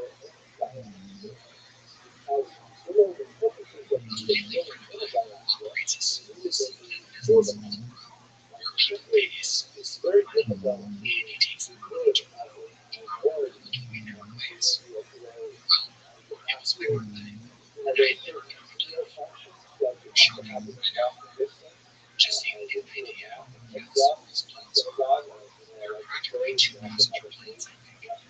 You got stuff like the price of your beginning commercial sure is by any means I just never feel safe. If I had to guess, I'm going to say it's 2023, so very casual population. I really have no idea how to do this. As I was saying, this big environment, there's like bigger waves, but he starts panicking and feeling worse. This, in particular, was the largest bird we had ever seen. I vaguely heard a creature called I'm not known what it is. I don't know if this is more but it's real. But I do know now that there are very large birds out there that don't see these displays we do not. I saw a fish that was large and a very fragile gray that made it to a signature color. This organism expanded easily to match the size of the plant. I couldn't believe it. My friend and I were too wrong. It did not sound steam as monstrosity ever had. It was flavored to me. It would appear potentially trees, but it never once seemed to come to refresh or even care for the flavor. Then it took us a lot of pride. We just felt the flying direction it was heading, which was it's all I can tell you the rest of the flight. Yeah, it was derived as to the best of most species of cell. Inexplicably,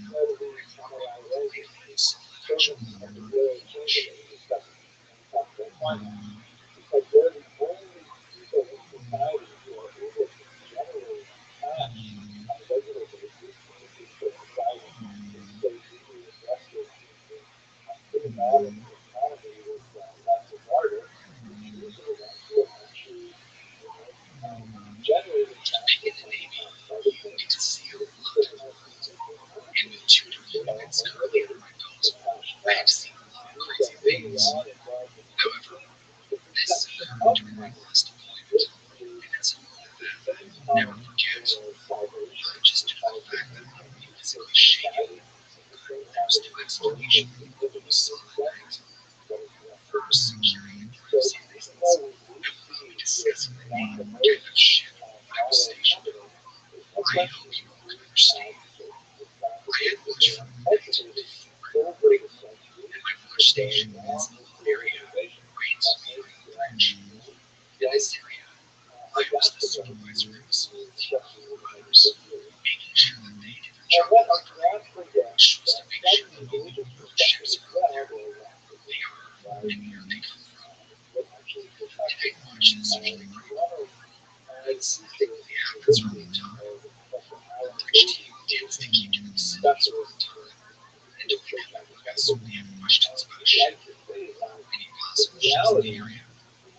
We had one person approach them to talk to them about shopping and station on the ship that made mention of the roads to the bridge from the other ships, writing a line for alerts to ensure that any of the lookouts were recorded. I had a speaker back at the station, and the lookouts used to talk to each other and make reports. Usually during this time, lookouts like to talk about nonsense and gossip amongst each other. I will admit, a lot of their conversations were boring.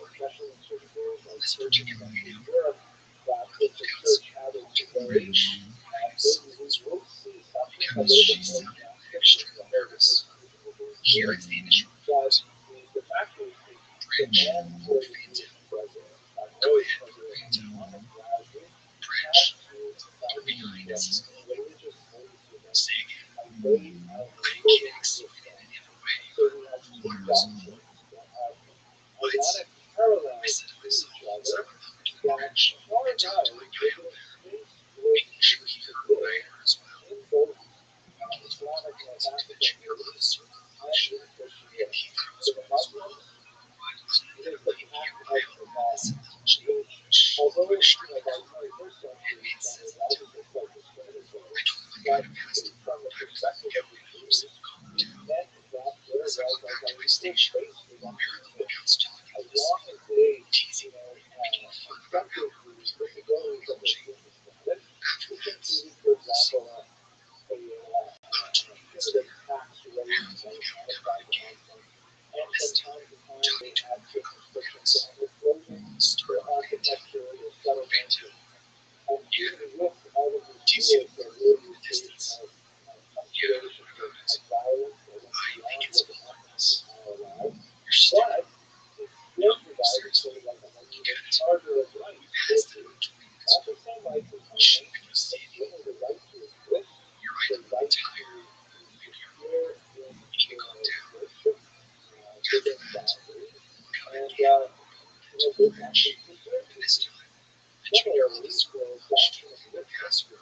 The technology officer. I went outside to check myself, and I did indeed see it. Although it could be nothing, I was a bit on edge. Then, out of nowhere, I visually see the grappling closer to the ship, coming in from behind.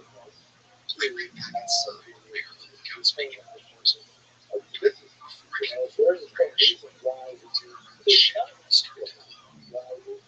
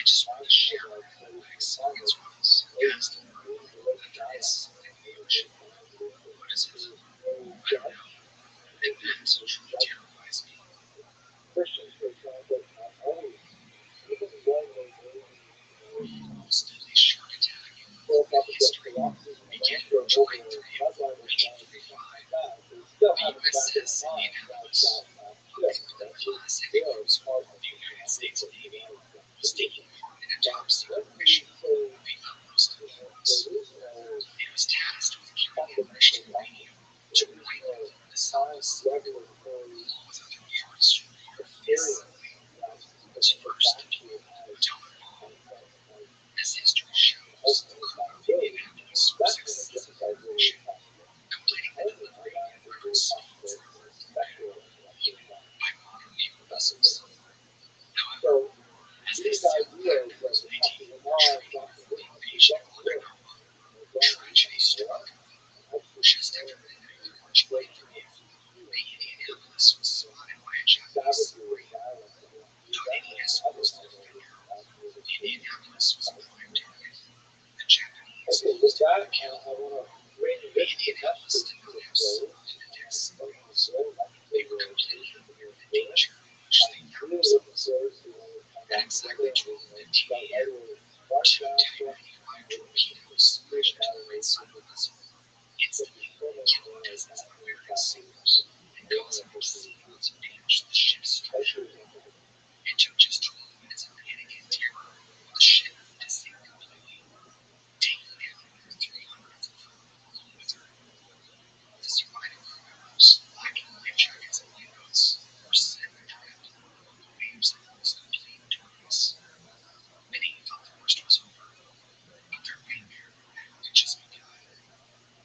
Naturally, the sailors fleeing on the debris were expecting to be rescued in a matter of hours, days at most. But the horrible fact was that nobody was coming to the rescue. Despite sending several emergency signals before the ship went down, the Navy had somehow lost track of the Indianapolis. Nothing was made of the fact that the ship failed to arrive late, and many of the emergency messages that were received by nearby ships and naval bases were completely ignored. Declassified records later showed that a message conveyed that the Philippines was trouble and had told the staff to not disturb it. Another only assumed the SOS calls were sent by their Japanese tribe. The roughly minded men actually survived the torpedo attack without exposed to anything, perhaps even any air danger. It was toward the survivors for sharks and waters below. The pure carnage and chaos of the sinking had attracted hundreds of oceanic, white-tipped, and tiger sharks from miles around. The silver wing was more just 15 feet long. It must have been absolutely terrifying for the survivors, seeing huge torpedoes in martial water as the flares began swirling over the silver, making them guesstimates. It was too weak to struggle. At first, the sharks focused on dead bodies floating in the water. Many men had died of exhaustion and sudden poisoning. First, the next day's course would have been easy as hills close to where the sharks. But soon, quite to the surprise of the survivors, had been completely devoured by the predators. It was over. They turned their attention towards the living. The survivors then reported that they were losing at least 3 men to a shark attack every single day. That's the risk. They counted 20 to 30 sharks in the water. Their dorsal fins breaking waves to open holes that penetrated the barrier of the surviving sailors. The sharks would often swim towards the survivors, bumping into them to test for signs of life. The sailors then knew exactly what the attacks would come. This took a serious toll on their sanity. They would kick and cover water and scream loudly in an attempt to deter the sharks from attacking. This all served to attract more and more fishing units. Mimicking the thrashing of a human sea creature, this served as a natural parallel of current beasts. Every so often, a shark lose patience and strike for mercy, rushing from the water depths to drag down a swimming survivor. Imagine you're being next to you you're slipping while a curtain swirl before disappearing into waves, never to be seen again. Some survivors were caught looking out and swim perhaps just as deadly as the swirling sharks. During the swirling of the daytime, many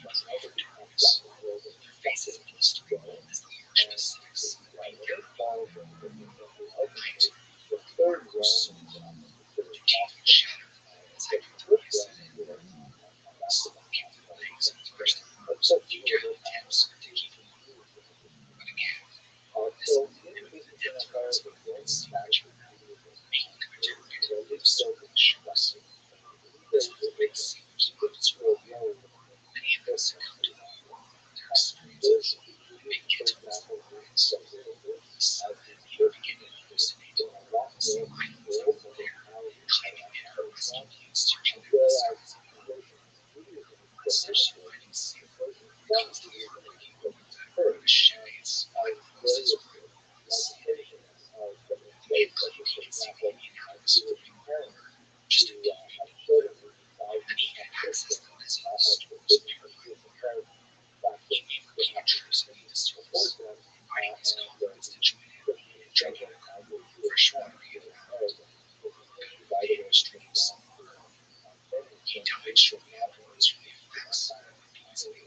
On the first day of their aircraft survival, the Navy seaplane had already passed overhead. They spotted the corpses of surviving sailors lying in cars below. The aircraft's crew members leaned out the center hatch, waiting to arrive.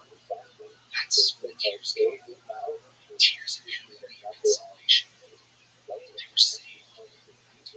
Almost all of the 2 sailors, just 3 had survived the day.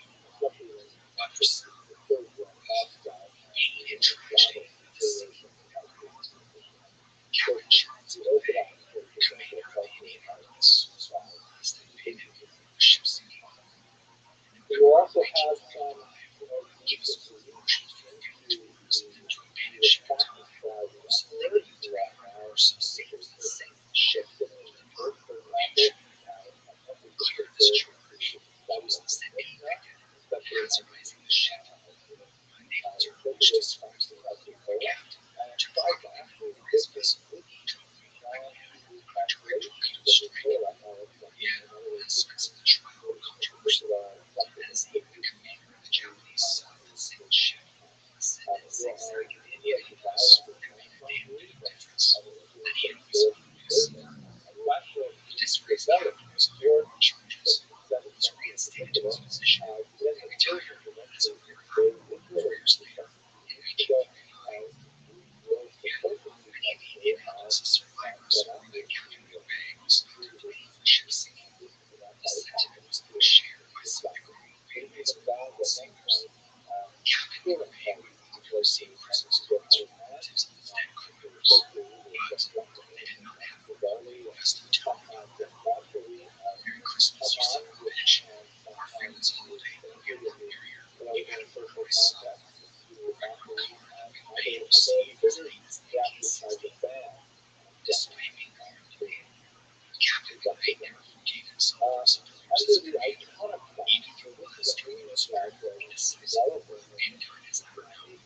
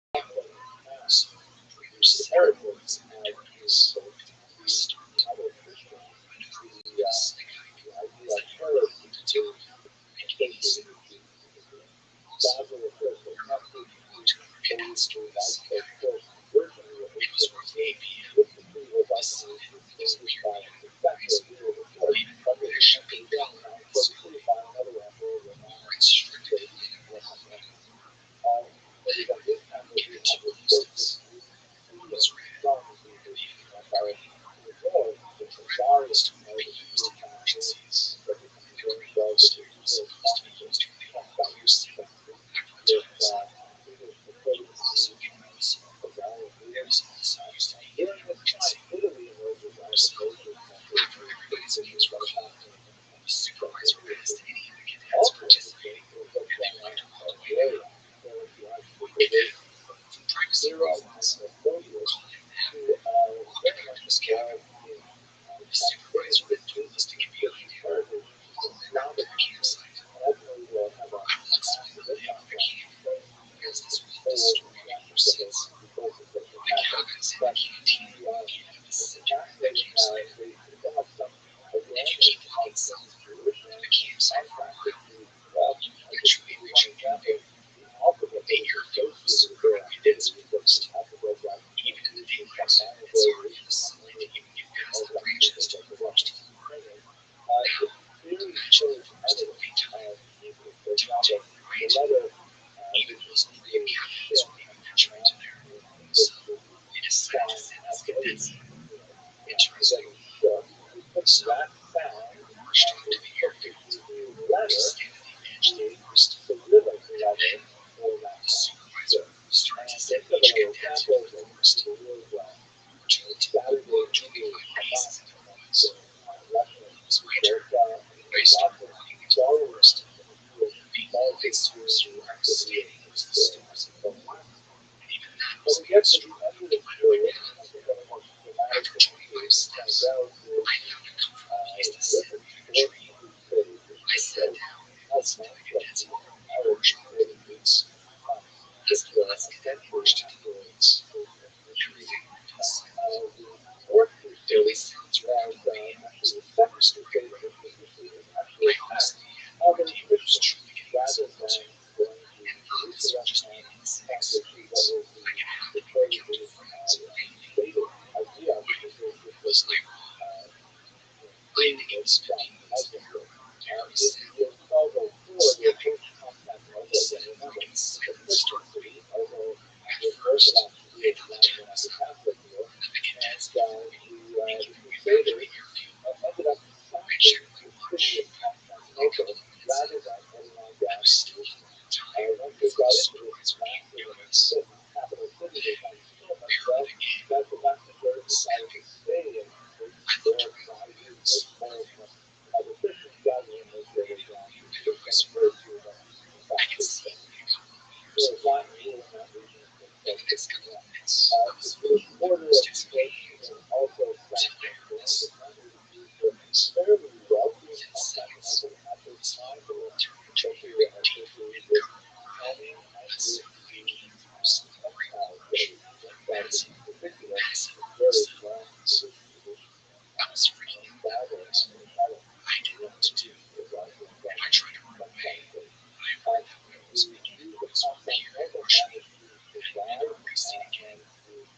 Maybe that was my fear of land. Maybe that was my fear of taking me. And then it hit me. A scent.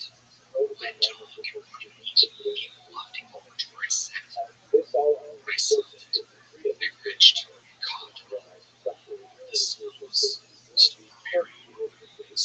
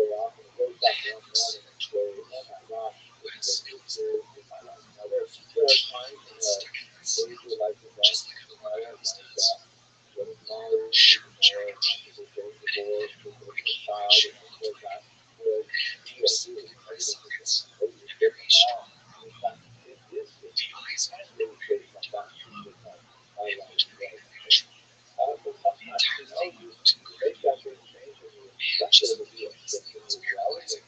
We're talking about it. That's the word. Before, but why should we have any big out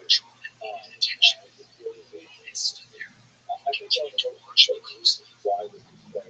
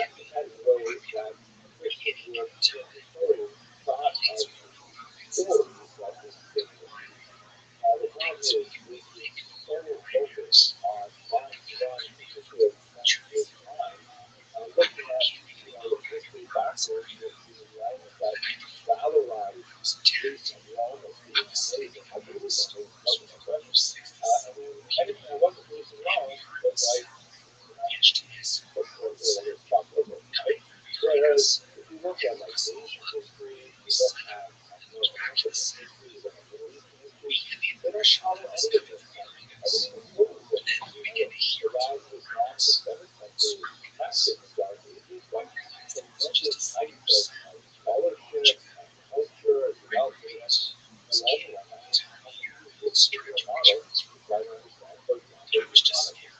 At a time that I Jewish history, there's a significant, let's say, from a theological standpoint, Jewish history was a concept of the identity. Just a friend.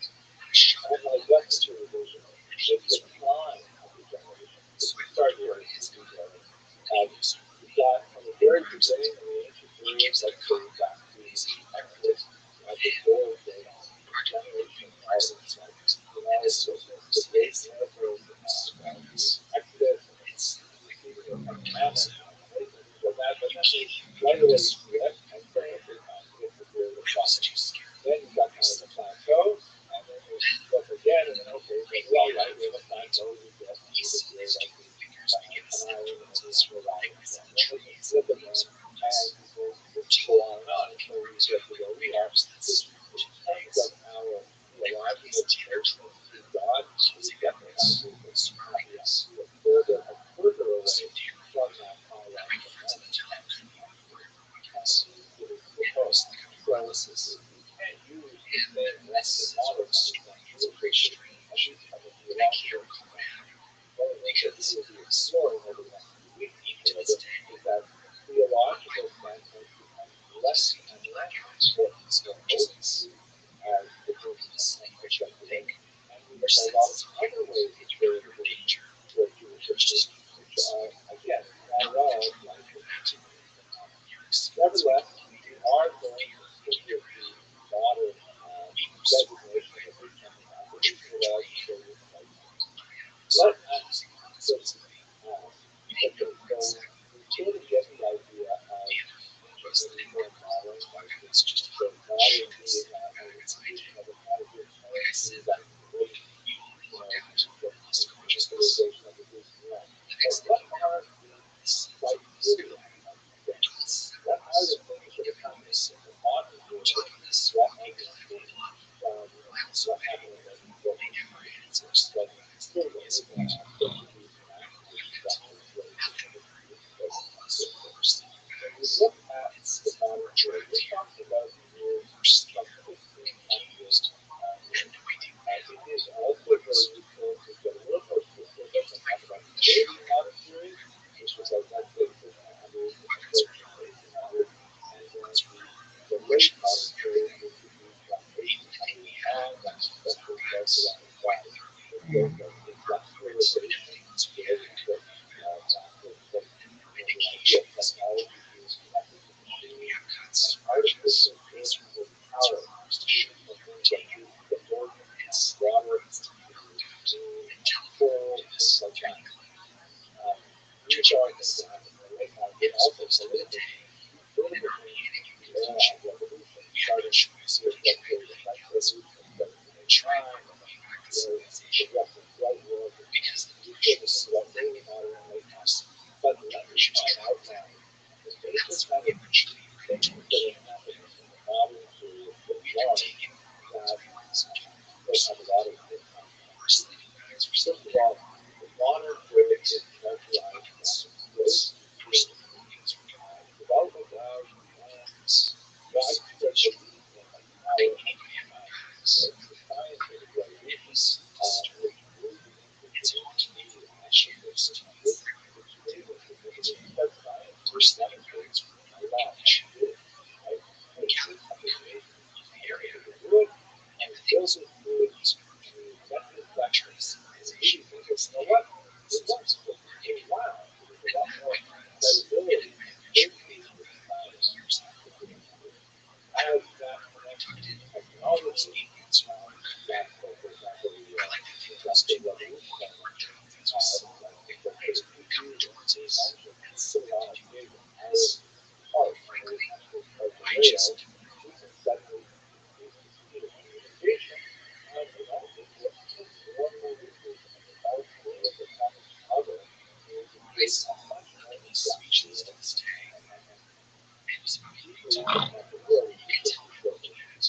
We are religious information is that we find out now gains building our economy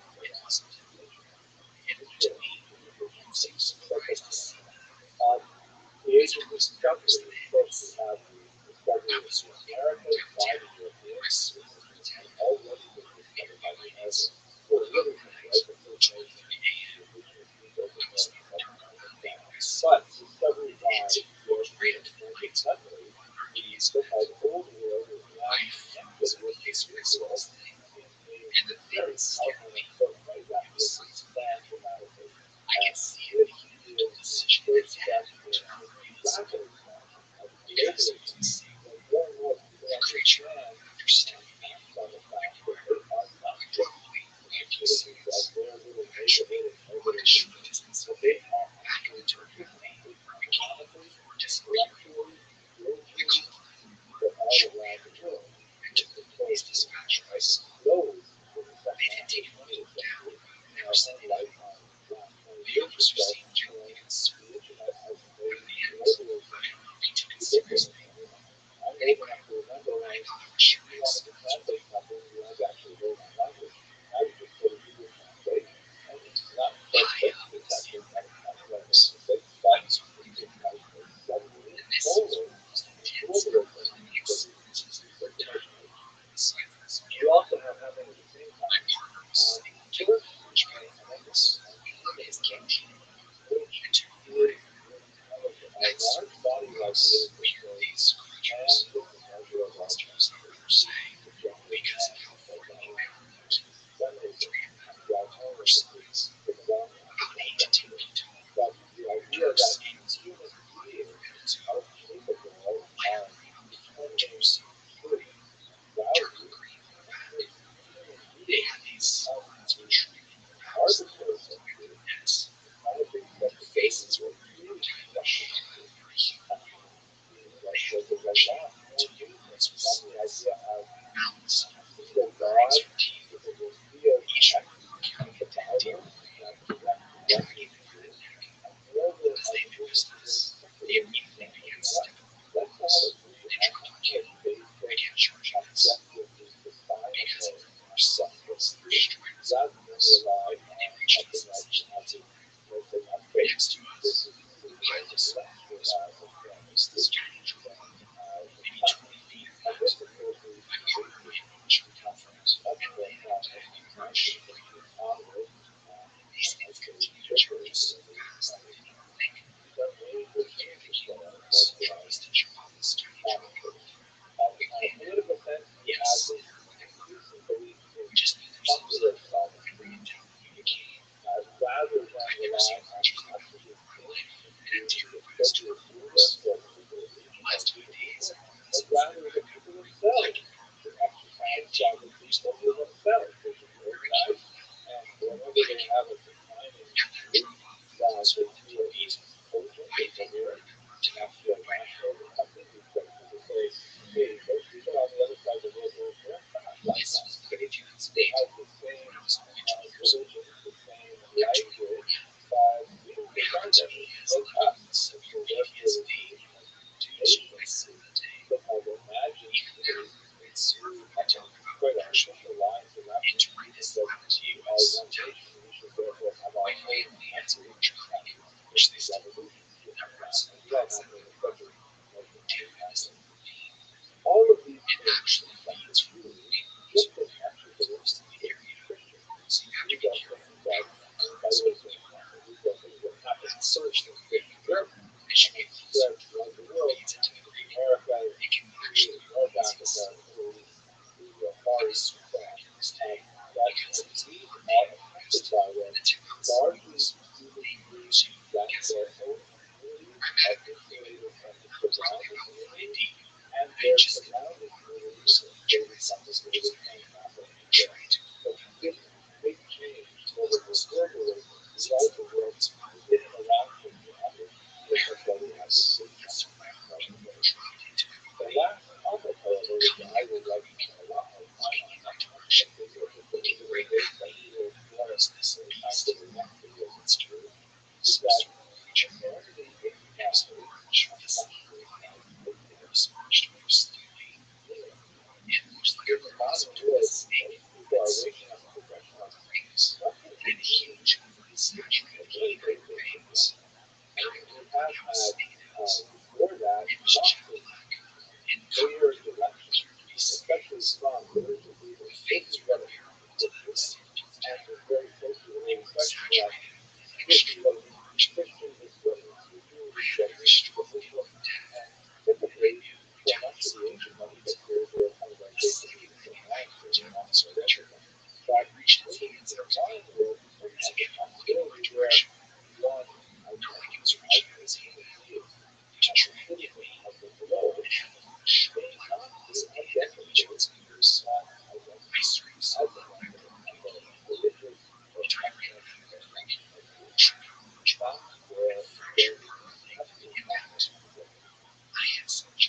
in terms of development modern Jewish identity, or most precisely framed conception of modern Jewish identity, we have to definitely recognize that the differences often have very, very unusual from Jewish modern Jews. Like as we recall from our earlier discussion, the Jews implicitly based Christianity on Christian concepts. So we have a significant number of Jews, many of them already refugees from the Spanish Inquisition, made their way to Portugal, and migrated and stayed there after Spanish Europe, and it turns out that the Jews were forcibly virtually locked out of Britain. Not so bad for the first couple of decades because they are more or less left alone for their devices. So they are effectively still living as Jews while nevertheless having Christian status. But then with this Portugal as well, it was a crisis point where, so-called hate Christians leading the Jewish forcibly Christians now have to, risk their own lives and figure out how will they articulate their Jewish identity in the face of the literally warfare threat of Britain. Will they simply abandon our Jewish identity and the notion of salvation outlook and innocent journey to the right and the religion? Risk the Jews are descendants of multiple generations, so this is not something that is like done in one generation and over. It is not to say that definitely it is something like the last picture that effective out which the Jews poses themselves as the world. Would they abandon their Christian identity and should they somehow create a hybrid identity where they have things on the outside that Jews people the inside, and should they, actually coexist? So this is really the question that Christians have to deal with, not only in Portugal, but in their Muslim diaspora, because they tended to escape Portugal to try to find ways in which they could express their discrete Jewish identity for freedom. But if you recall that if they were technically Christian, they would have subject to many of these restrictions that were imposed on them by Christians too. Now they could travel where they wanted, enter higher education, enter all the occupations as a Christian, even enter the church and rise in its hierarchy. It's not an uncommon thing for many states. So, just looking at three examples, you have people like Marcus Aurelius, those examples of great Christianity in Portugal, and the study of his history of Salamanca, actually a very fervent, well-regarded Christian doctrine. He ended up moving to Italy and the other places where he readopted his Jewish identity. Nevertheless, his ideas of origin, the point Salamanca chose as his religion, properly related to his Jewish family of Habib, beloved, and he could not have enjoyed his elected to Portugal into Latin and Portugal at the time. That he was like, I don't care if you know what I and wild I am. And the whole system was a facade that was very optimizing.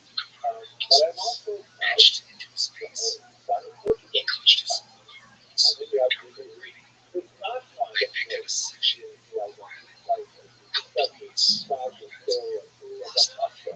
He tried to re-engage with Jewish identity. I reached a place in the background in other than what you read in the occasionally the Bible, the Acts of Portugal. I asked them, he was shocked because the Jesus that he adopted it was a sense of the image of I felt young terrified, but I had nothing on me to spare.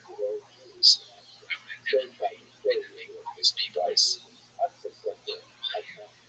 seeing the camera. Just as that thought crossed my mind, I saw him looking in from the down row, looking toward the house area. The stranger instantly approached him with his after staring at him, the stranger reached in his pocket and pulled out a large amount of cash.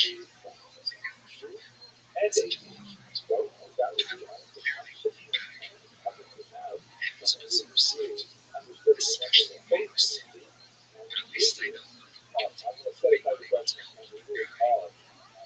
I wish things would you expect, but unfortunately, that's one of the things I can't get back.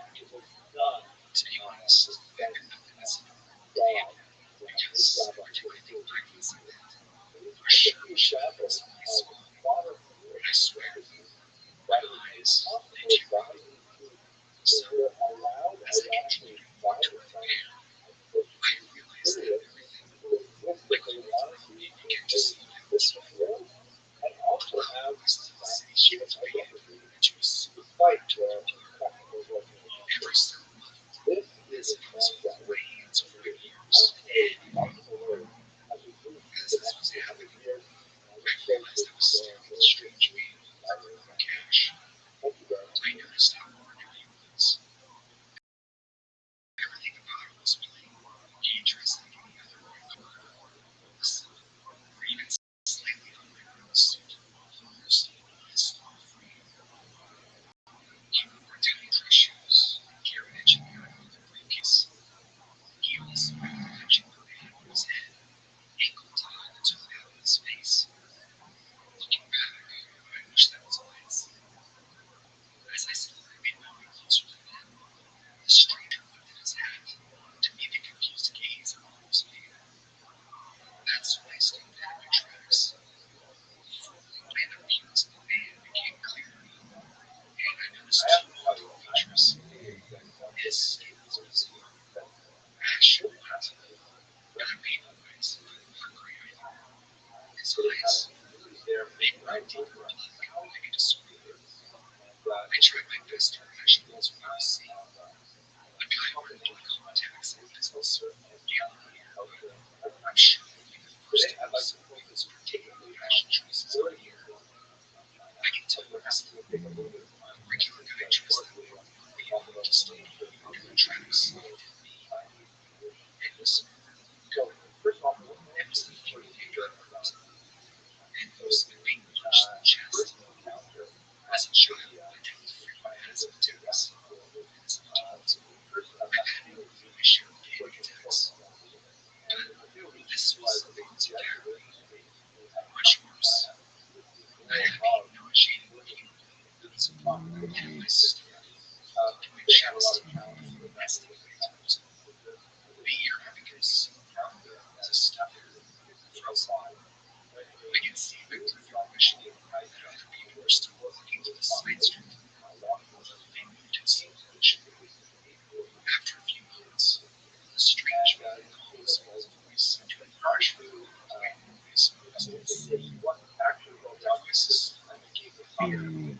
Apparently, I missed the words being said. Servants, I don't want to die. Shuddered as he reached far away. His eyes were fixed on the cash, and seeing an hesitation or fear. The stranger smiled, and I swear to you, Mr. X, something about that smile was so that it was that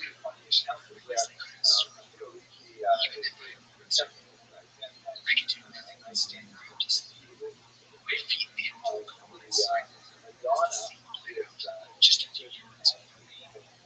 The stranger's response was chilling. You're gonna die either way, Rabbi. Judging by Lincoln's reaction, that must have been his name. At the mention of his name, the priest that struck him was a look of slight Japanese, tinged with fear. He slammed. Then, another man who referred to the paper from the small this man just a few minutes. So, before Robin could say anything, Brown lifted his hand as if to get a presentation and again. His voice was gorgeous. I can't really describe it as a bit of a feel that, like the sun trying to track them. If you think the description sounds gross, just imagine how foul it made you feel hearing it. This is what he said. Question is, do you have any comfortable or nothing? Where is it? Tell you what, I see the rabbi was next. If I could have knocked him, I might have jumped right out of my skin. A third voice joined in before the first line, making a stated to review. Another strange man, he did it with the door, except taller, and so even thinner, wearing a gray suit. Call this program synchronization. Gray on one side, standard with a fire. Take the light. Here things to do. Robbie nodded for a slight expression as he took the cash. He gathered his busy cloak of bills. This is so much. He exclaimed. I couldn't make out what was said next. I saw him stand up next to Ray. I was standing looking carefully at his few possessions right back. Then came two strange men. And first around, he brushed past him, thinking how I would never forget. I still come up. I was stuck there as the two strangers gazed into me. I was upset. The two sets of vigilant eyes stared at me, gave me a distinct feeling of being watched away. Something more human. Their mouths had moved as if speaking to each other. I couldn't make it out. So I used the words. I went down. It was disorientating. Eventually, I could hear a few bits of conversation. Language was the only computer. Now think about this. I speak fluent Spanish and understand bits of many languages. Italian, French, Japanese, Arabic, and even some Yiddish. You tend to pick up on things you understand. I can search words in English. The strangers were speaking. It was just like anything we never encountered. The sounds they were making were so weird. It usually caused me disbelief. My ears were able to begin to hear it. Like my ears make me weird. A feeling, there's pressure there, but you can't get it out. So it stays. The pain there was so bad, I wanted to vomit. Prince, it's right in the same place. English. Gray made us so confused. So I'm in the same place. Not far gone. And before I could first, yeah, would you lie? Brown said it still keeps me upset. Yes. Even this year's later. Officials got me printed. As a matter, we were in a stupid ship by the next morning. Followed by a clicking noise. My eyes began to fill with tears as I tried desperately to look away. I was still paralyzed. Slowly, I began to creep back towards Mr. X. Tell me. I tried so hard to lie as I sit here typing just like the planet, radiant walls of game. Your team needs a strong tier. Keep it rare. At least from their perspective, nobody stopped and noticed that it was true. Gray was directly at me. My instruments tiny enough to see. My vision was suppressed. Grace was his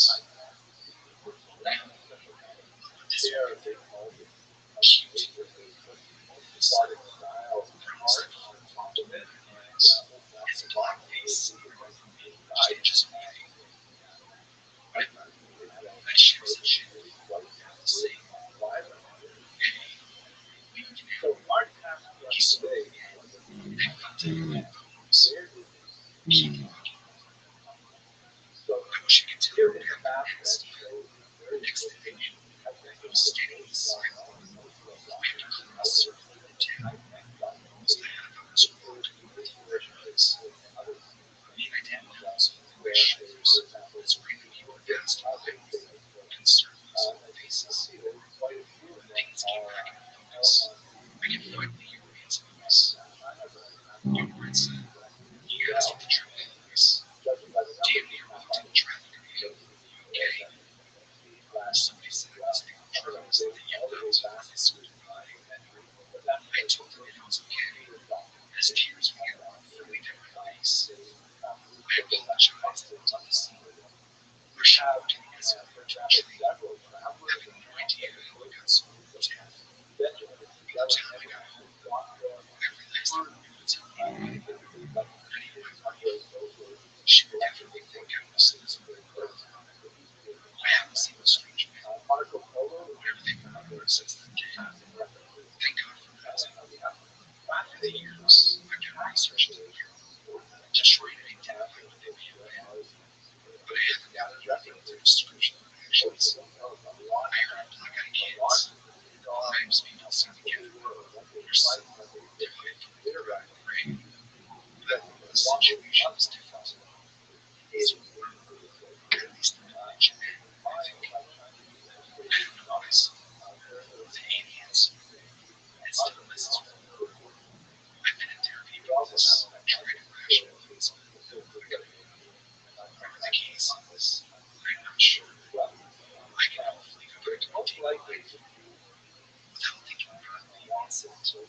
Whenever I allow myself to think about it, it just shakes me up. And I'm not reminds me of some years. So I still question my insanity every single day.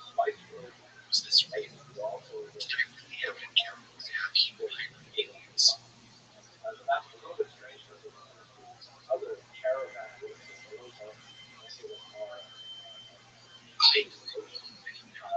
Apache natives who shared many ancient tales and lived to travel into some constant regions in the deserts.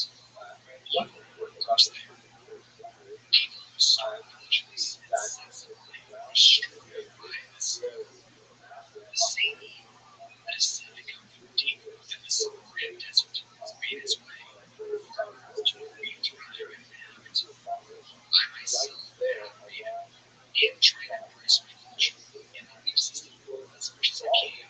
There is truth to the wisdom that's spoken to me, to my people, their friends. I have indeed a love for this nation, and do not wish to see it tarnished with the black magic of its evildoers who wish to wreak havoc among the world. The peace that is prevailing today is because of certain protections against those wickedness, outrage, and spirit.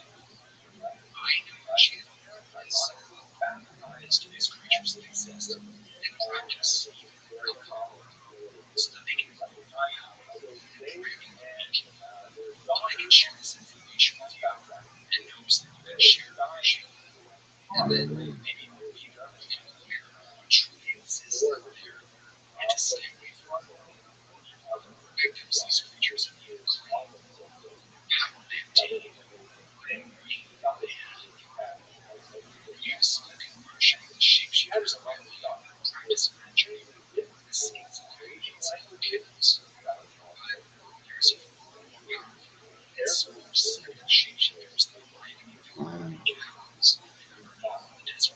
Mm. How that day was responsible for each evolution and the overall world. These shapeshifters take the large desert to use serpents. Serpent beings that devour true receptors, capture them to be taken back to have the life force sucked out of them. I have heard others call the same flowers after the grown. I believe that's the scientific word, but that's what these shapeshifters do. They can go once the sun sets in the sky to the deserts of night, seeing that they can really easily. They are said to have arms that make the sands. There are many caverns within the deserts that should be closed up, and people should stay far away from them. It's literally been turned into tourist attractions because they enjoy their own caverns. This is very dangerous and potentially invoking the presence of these beings. I'm still unclear whether the sight of shapeshifters is evil humans or some unlike the shapeshifters here, these entities possess far greater strength and can hide away much easier. Revealing themselves before they want to be revealed. If the humans first camouflage themselves as a native, just to try and persons from nearby tribes, I don't think it to be a coincidence that these shapeshifters were the only ones to come from the area of the desert. My people have talked about foreign beings that also live in the desert sea. I personally believe these to be the shapeshifters, and possibly the approach to sky the area, looking for the next victim. I'm giving you this information because people who are to the area or just passing through need to be extremely aware that you're staying in the trails of that area. It's incredibly dangerous. We need to be very careful. You need to be aware of how many people go missing and are taken captive by these things. Our railroad is close to sex trafficking. And so with this, I'm just trying my best to keep my people safe and informed and educated. Please, if we want, you can share this message. At least I will listen to it, take it, and understand the true dangers that lie outside beneath the sands.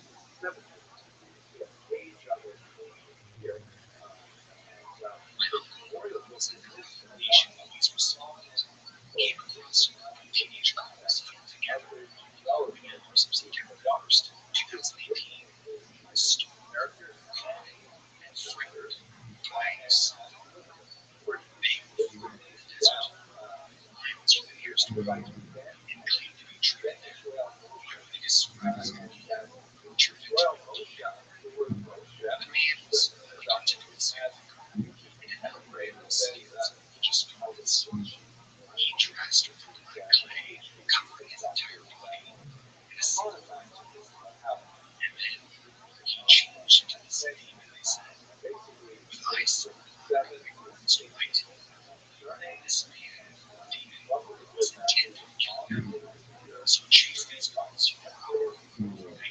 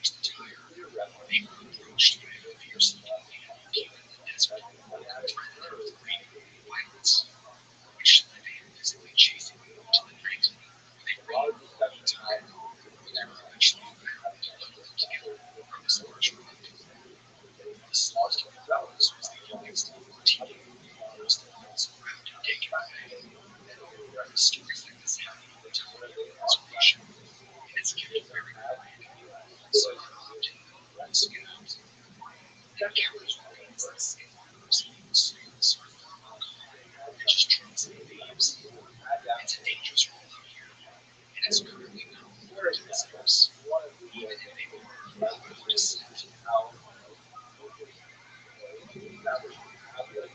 story takes place in Bryce Canyon National Park in Utah. I have a campaign for strange creatures. I like to call them desert witches that will shapeshift and turn into beings. I will later find out what exposed the world they are. This was nature. And of course, my friend. At the time, I was with my ex-wife. During the time, I was with her. The story called Jamie. I also figured it to be even the king is a weird persuasion. It does and many of you know that exposed the world to the Sam Canyon. Other experiences very well, as at least whatever bound they're doing. They caused to be a territory of shape-shifting witches. But the same also very problematic for the judges. On this day, the people portrayed and feels so weird. The isolation being your soul alone. Why are they trying to raise you in a situation so very, very wrong? On this day, we get away from the river and down into the canyon. The strange things will come back to our shop. Hearing some strange things out of the breath. It kept on happening. She wore a strange face and her clothes. That place, I can't even place the description that accurately described what she had. I didn't even put just a little bit. We soon forgot about her. They continued looking past and continued on. Shortly after, we began to hear strange sounds behind us. When Jamie began to express to me that she felt uncomfortable, like she was being watched. I told her to look over. There's nobody in here. I didn't hear the sounds. She did. She still had much thinking. And we still felt this need to take a break and have some fun and collect ourselves. We were in conversation. It's you can get to hear all of this. I would describe it as religious chanting. It's to become awareness and nowhere at the same time. Behind us, around us, above us, and below us. I thought we were losing it, but it kept getting louder and louder. Jamie and I could both hear it as we both walked trying to find the source of this. So much chanting starts to be much registered. Our crowds are numerous. The chanting grew and began to fade and slow as the words of others to me. And then there's more chanting, just one. It sounds was far away. The canyon structure walls ran a sounds concrete and pictures in their ears, making them think that it's so much closer than it actually is. Now, those were chanting. It sounded like they were talking about us traveling over the course of it. It was seriously steps. I didn't even have to urge Jamie was to get out of here before we dashed. Later that day, after we all left, I took Ruth's friend Rod, who happens to be from Vietnam, and knows the area where the reservation of the canyon and multiple areas very well. He seemed scared of it to the and told me that kind of fear is the shape-shifting sound. At least he couldn't. This is what he described to me. They were shape-shifting witches that go down into the canyon, and they usually sound like zombies or animals, and turn from the middle and turn into these creatures. He didn't have exactly specify if they needed to be a cyber as you were shape-shifting, but he did make it clear that they would get together and have some sort of ritual ceremony and turn into creatures. That would have spoken a lot more than heard and growls. And was scared. Even if his story that he told me did seem more matched up and matched up with everything we've heard, which is terrible. It was also just chanting that I heard. And very curious, he could be a cult or something along those lines, just a new language. It's getting disease like really serious experiences, and I really would like, but I just can't explain what that is.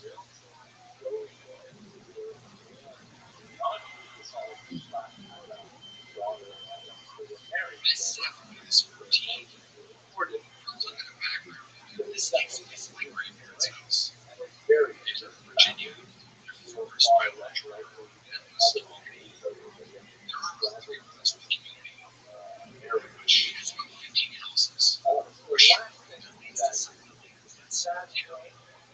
Then there's a long road that leads down to the river that has three large houses. That's the road that my grandmother used. Her house is by the water.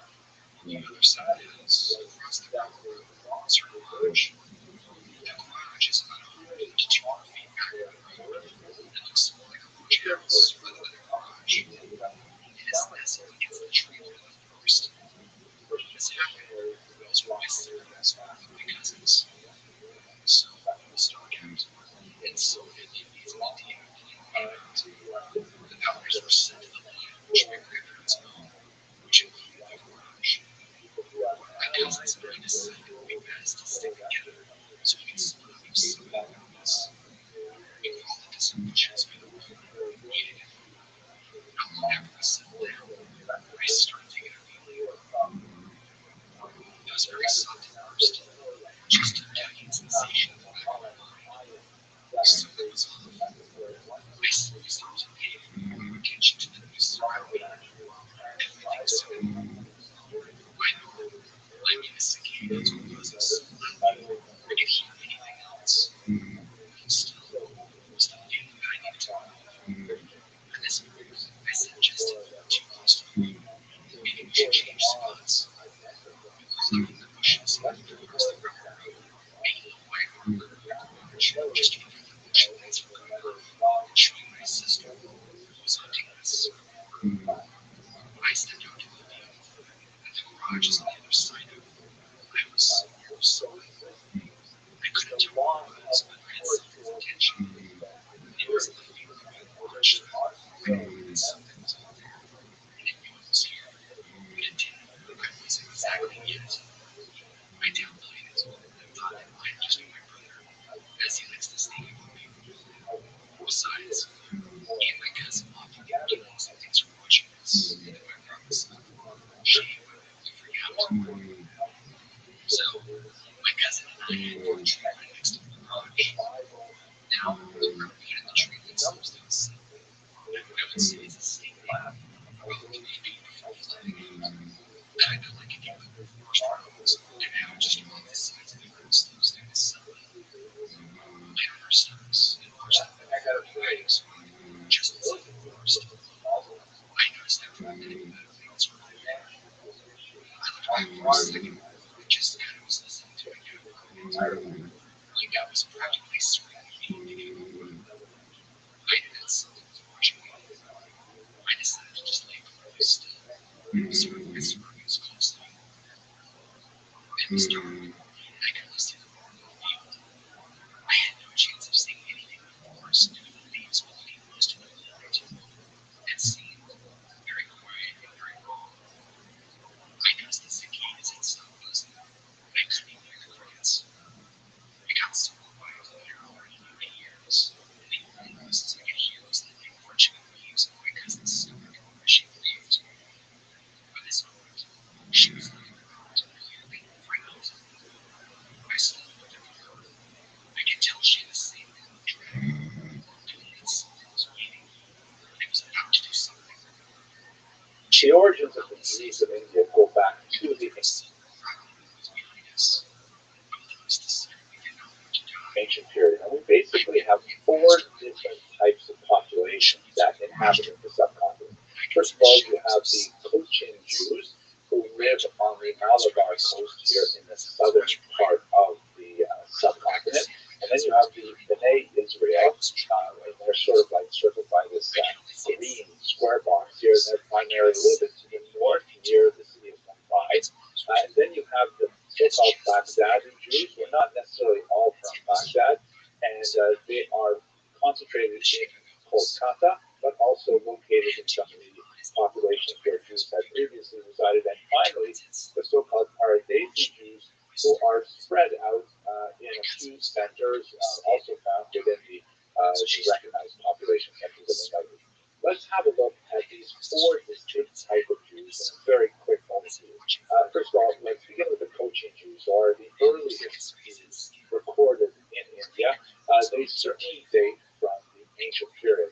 We know from the text of the Hebrew scriptures, the Tanakh, that there are several words that are related to Sanskrit and Tamil, which are most likely connected to the trade that went on between ancient Israel and ancient India. There are terms primarily for like various goods and gems and things like that. There's also a possibility that this remarkable, mysterious ophir that is the source of much of Solomon's wealth may have been a place called Saqqara at the mouth of the Indus River, which also housed a very ancient civilization. But we know from multiple sources, from not only Jewish sources, but Greek sources and Roman sources and so on, that there was significant amount of trade, particularly from the west coast of India and the Middle East. By the time we get to the medieval period, the Radhanite traders, who we spoke about in a previous class, have been traveling all through this route and definitely are engaged in trade all across the European and the Asian continents. And they're described primarily in our historians. So we know that there are Jews who are visiting India and who are possibly setting up kinds of settlements in India. The first of those settlements is the so-called Cochin Jews. Now, we know of their history from their local legends, but one of the most fascinating early documents that we have that specifically refers to them are a series of 3 copper plates that are apparently a type of a charter that were issued to the Jews of Cochin from a local king. And this kind of like sets the tone for much of the history of Cochin Jewry. A remarkable level of, coexistence with the local population. One of the things that's quite fascinating about this period is that there seems to have been no indigenous anti-Semitism. I know, right? That's like so hard to believe, but there seems to be very, very few incidents of any kind of organized anti-Jewish impetus. This may be related to the fact that pagan empires, ironically, tend to be more tolerant of other religions than monotheistic faiths. Perhaps that's because of the approach being, like, we have lots of gods, what's one more anyway, that kind of thing. But anyway, that seems to be the case in Cochin. So these 3 copper plates offer some kind of charter, which essentially a promise to a possibly legendary local Jewish figure named Joseph Rabbi, giving the Jews of Cochin all kinds of privileges, many of them symbolic in nature, like the right to use a parasol, which is apparently something reserved for royalty and things like that. The plates themselves date from probably the 11th century, really old, and that, of course, does not speak to the origins of the Cochin Jews, which could have gone back easily to the ancient period. They are written in Malayalam language in the Telugu script. Yes, I pronounced that. I hope I pronounced it correctly. And one of the factors that we have to bear in mind when we're studying India is that it is so far from homogeneous. Just like when we talked about Africa, there are literally dozens upon dozens of cultures with multiple languages and multiple faiths and so on. So, yeah, although it does have one kind of like geographic description, it is, one contiguous territory. India is really made up of many, many different civilizations. Now, the Cochin Jews were fascinating in that they seem to have not really been deeply connected to the traditional rabbinic or even the later Karaite iterations of Jewish thought, and they seem to have, evolved with local indigenous leadership that led to a lot of really fascinating kind of local customs. Like, for example, this is a palokas, a curtain that is placed in front of the ark that holds the Torah. This is a common element in synagogues all over the world, and of course harkens back to the temple where a curtain would separate the Holy of Holies from the rest of the temple grounds. But a fascinating element in the Cochin Jewish customs is that they incorporate the skirt or other type of clothing of a bride into the paloka itself. It's a fascinating kind of idea that actually brings to mind some interesting Kabbalistic references to the Torah as a kind of rasa, as a bride that needs to be married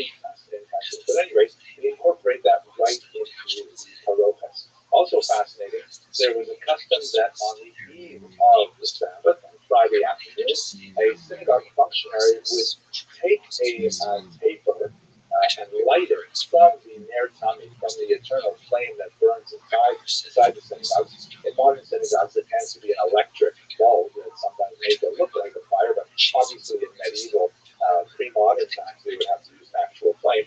And he would carry this taper to all the homes where they would have these kind of like oil things set up on the outside of their homes, and he would like share the light of the synagogue with all the Jewish homes on the eve of the Sabbath. Beautiful kind of idea, I think. The Cochin Jews changed significantly with the arrival of the Portuguese. This is the first major influx of Western Europeans, and of course, in the age of discovery, when people like Vasco da Gama are making their way around India and exploiting the region for trade. This is an interesting Portuguese depiction of what they thought the Jews of Malabar looked like, and represented that backwards to Europe. And there's an interesting kind of thing happening with the arrival of the Europeans, where some of the local elites, the Jewish elites, are sometimes co-opted by the Portuguese.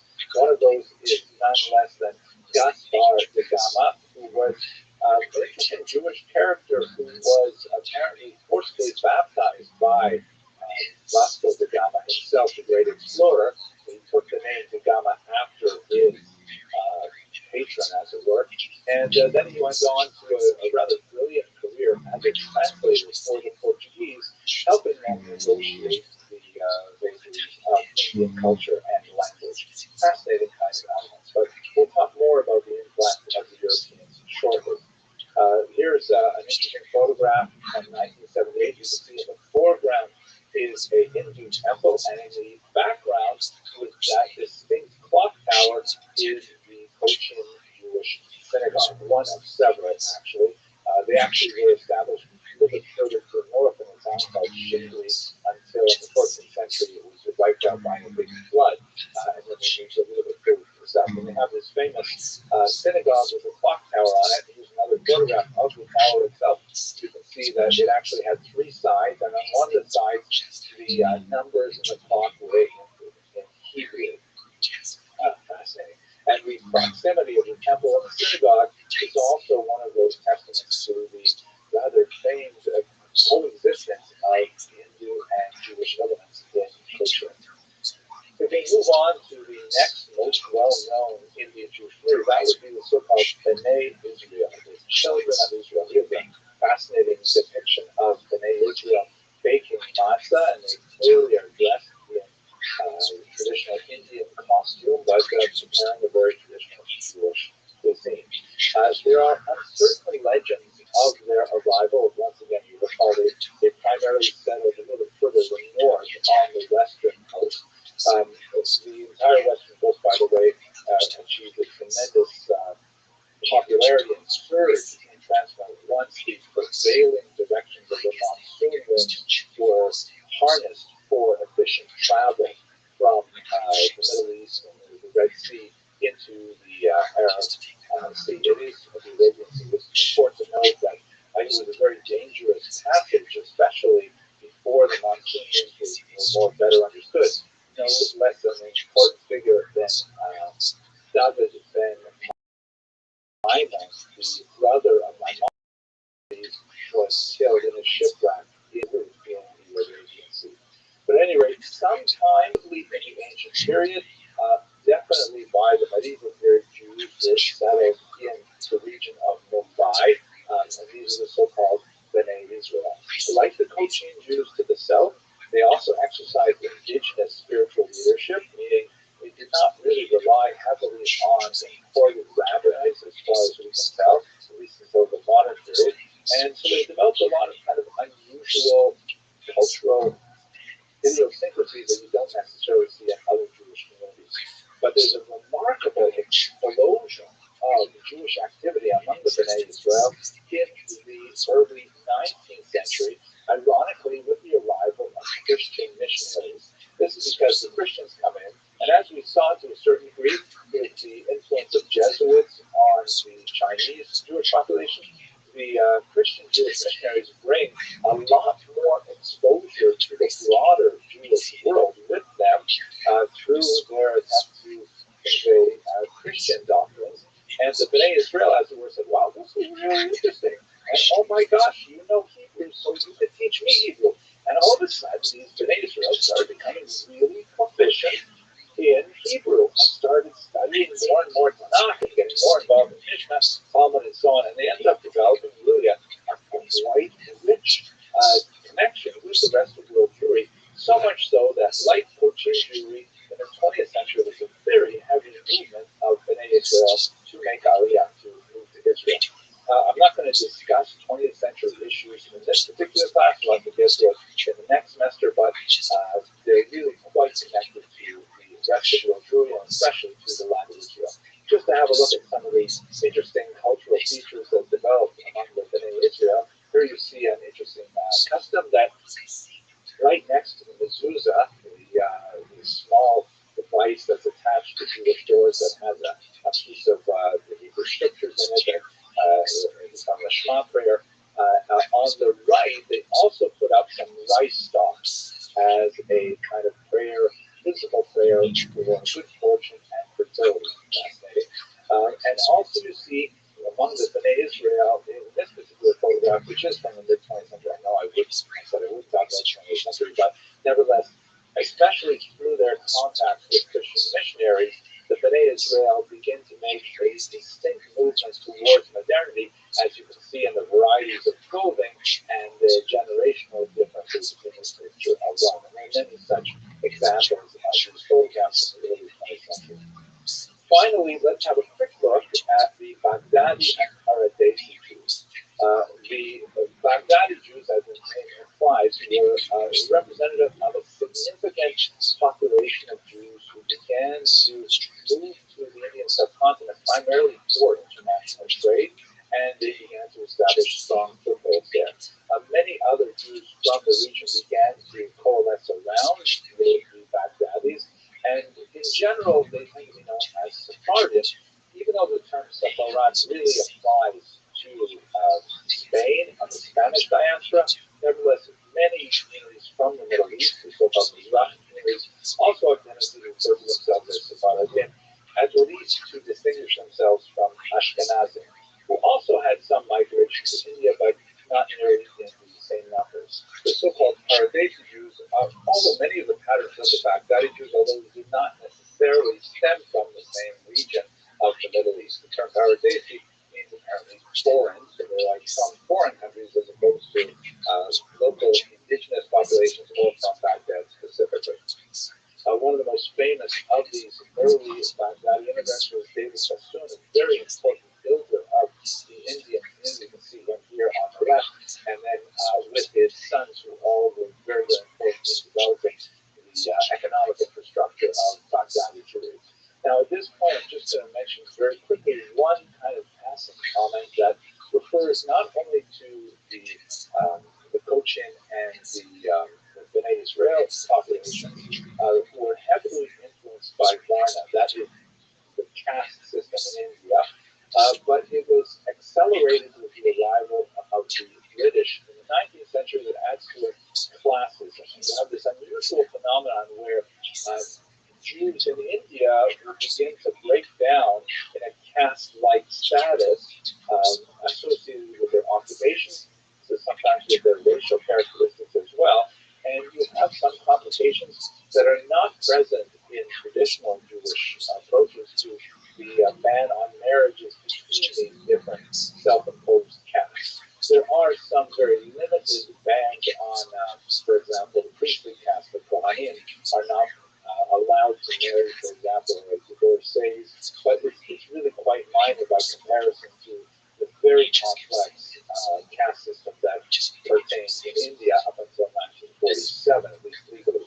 You also have linguistic implications because many of these Jews, particularly those generations who came later, begin to see the British as the power that will offer them the most opportunities for their own economic and social advancement, and so they begin to assimilate themselves or acculturate themselves towards British norms, focusing on the English language rather than local Indian languages and so on.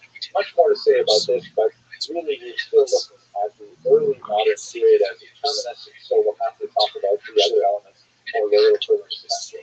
I hope you found this topic as fascinating as I did, and I want to thank you very much for watching, and we'll see you in more videos. Thanks. I could get him to calm down and relax.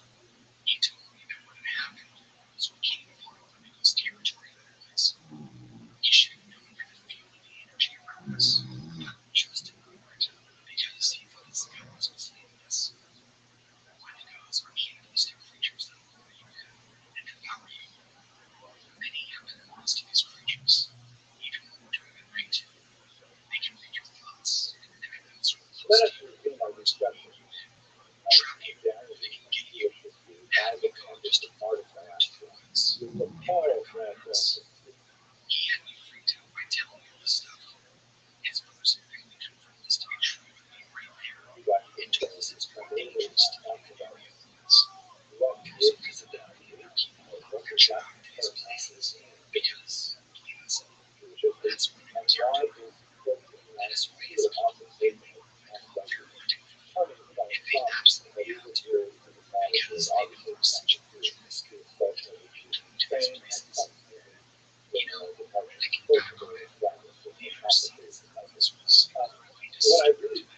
would like to I started emphasize to today fast is not so much the elements of modernity that advance fitness programs, but just a little bit of a better sense of where business is going to go, and a significance of how they were such a disruptive element and push Jewish into an entirely new direction in modern period as we discussed a couple of lectures. So first of all, let's start with who exactly are we talking about? Who are these brothers? The term body is an adjective used in plural, which means basically they have to step on that. This is generally understood to mean Spain. It really includes Portugal as well, it includes the entire Iberian Peninsula, although it is often a distinction made between Spanish exiles and Portuguese exiles. The Spanish exiles were typically not close to conservative Christianity before departing the Iberian Peninsula, and as a result, they left the region as Jews and had to deal with the disabilities that continued to be placed upon them wherever their destinations were.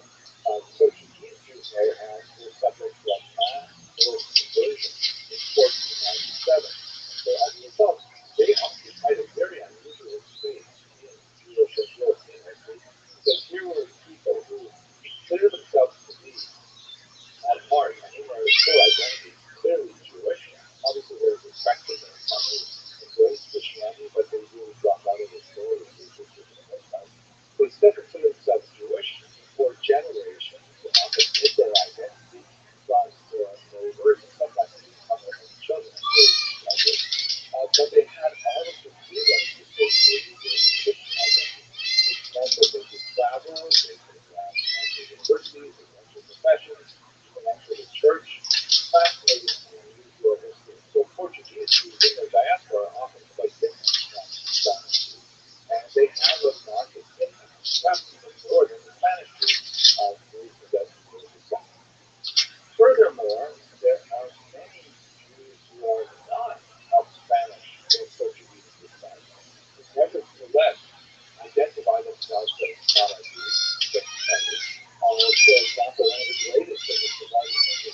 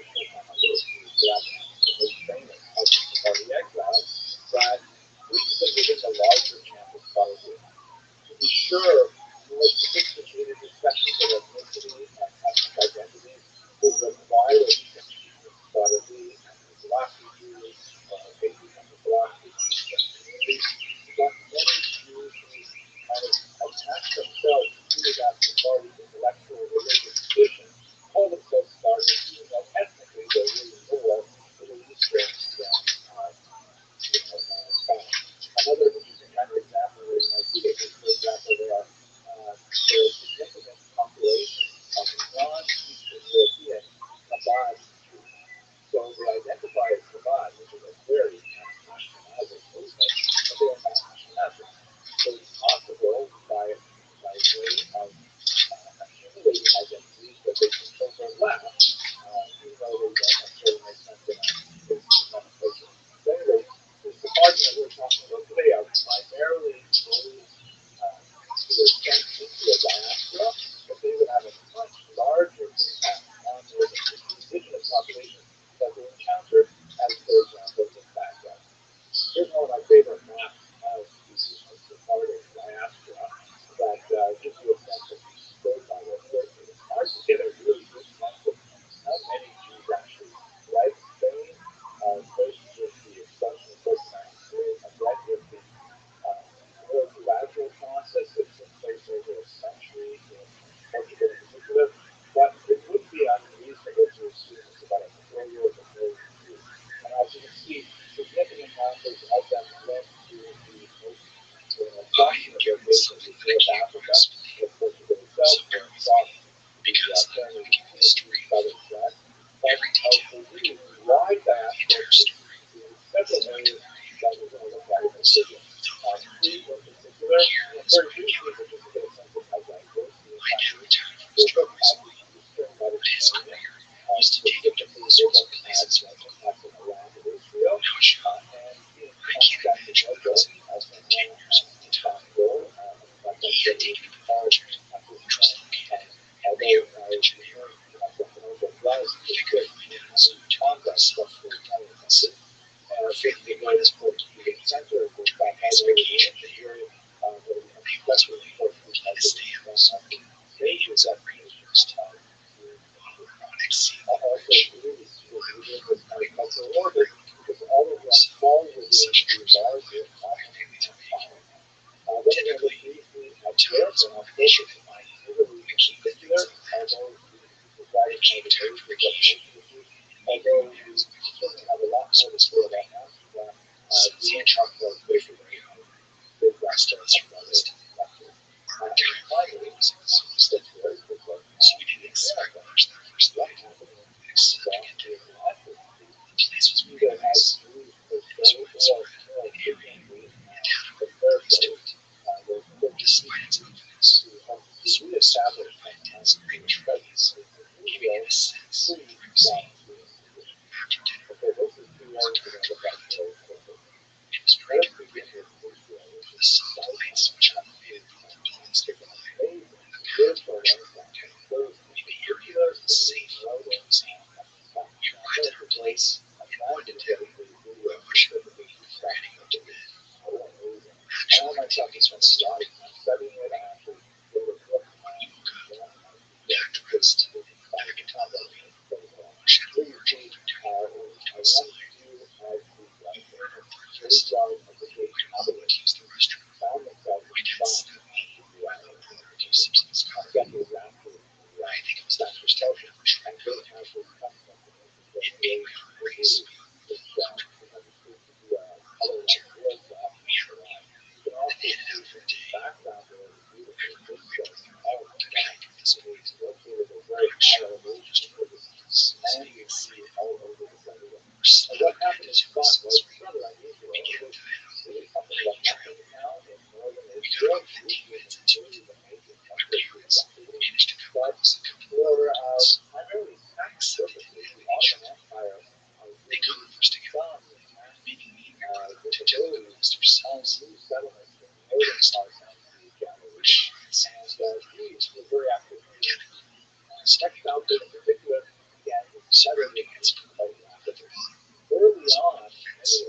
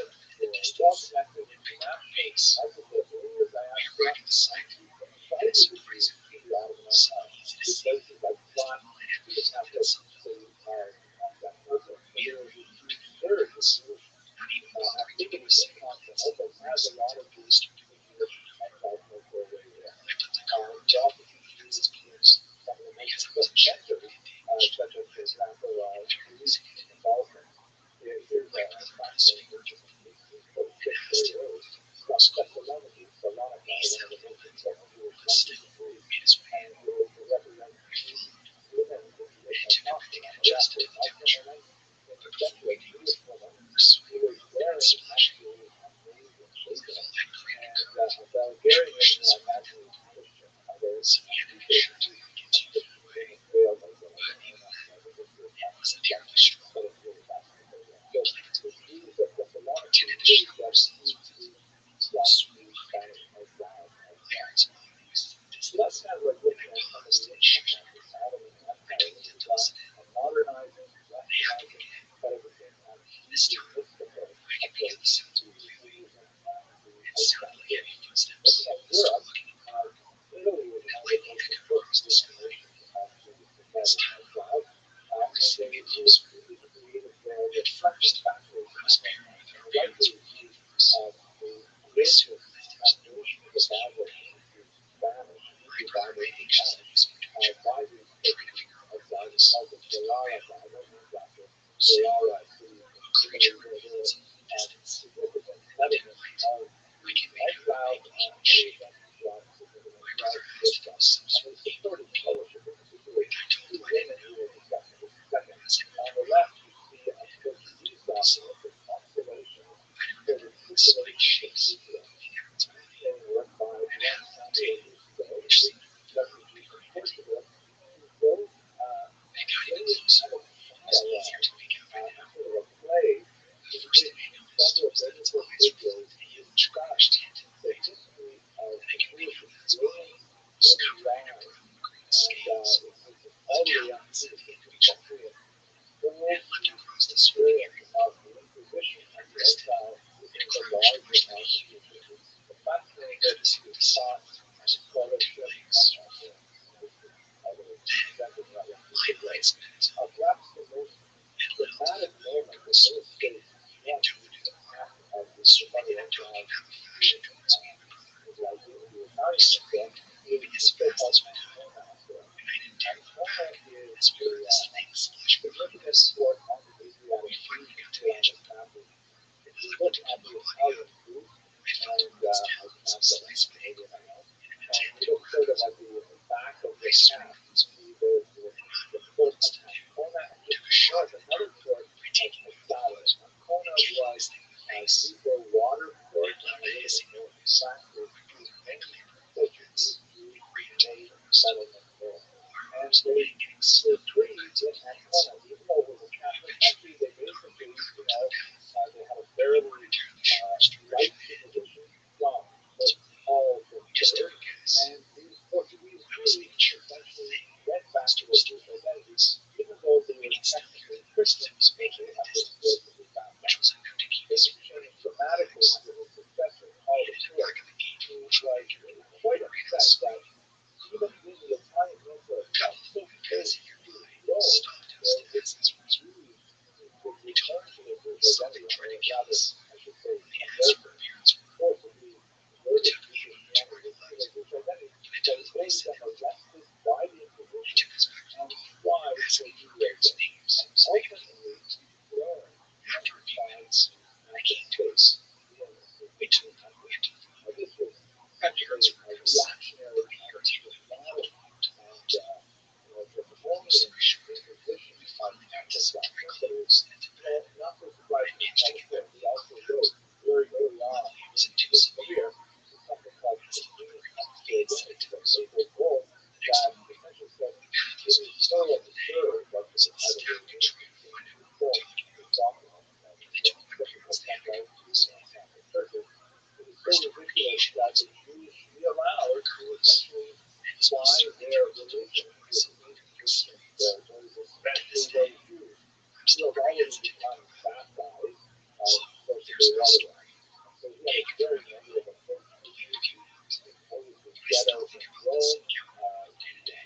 It still bothers me. I don't know what kind of creatures live in the Amazon forest. I have never heard of a creature like that. I certainly hope there are creatures like that out here in the States.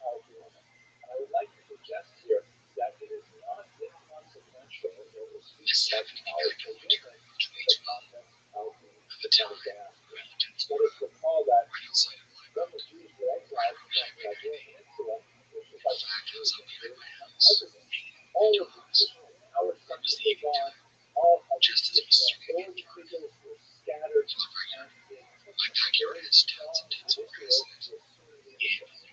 those very fun leaders have to be I have no one of them tenant is saying acres, so that is a decent homes there. So my dogs were working around on the street. it was a family name, but it was also a I was private asking him, house was in a river. he said these Brilliant women who acted actually different. done They kept looking into the the woods. Portuguese extraction. So She I had thought I heard to do it. like screams of wind. So I thought maybe it was a deer. Since there were plenty of deer up here, but they started acting dodgy, which kind of put me off. Right at that very moment, my face, I knew, right down began to be sullen with this it was like a mix of slop, wet dog, blood, death, dumpster. I can't begin to describe it accurately. It was terrifying. Yet just as I smelled it all familiar, it began to occur in ways where I most of my dogs began to act weird at this point. Starting to look around, much closer. As something slowly started to make its way towards the opening. Right On the church, the even band in the dusk, I would step in the shaggy animal and sit on two legs before us. It was much taller than me. The fact that I had to get sight, I'd probably say some between 5 and 6 feet. Since I stayed in the 6'2", we not a huge dude by any means. Definitely taking the most of it. I was pretty hardly sure what I was looking at. I just sat there and stared at my dogs for a second before turning around and walking away again. This thing was like a dog, with 2 legs, covered in long, shaggy black hair. I could only see the face very well, but it looked just like that of a dog. Like this android shape, different, like the face didn't have much hair. That makes sense. The snout never sleep. This is also It not a was picture hair all over its face. It's really hard to describe, but it's the best way. It was like describing me. In the same way their faces have virtually no hair, and hair all over their faces. And spreading with this thing looked like it didn't act aggressively or loud or make any hostile movements. It kind of came from woods. There were my dogs and I. It kind of seemed suddenly out of there, as if it wasn't expecting us. It was like a rat in deer in the headlights look.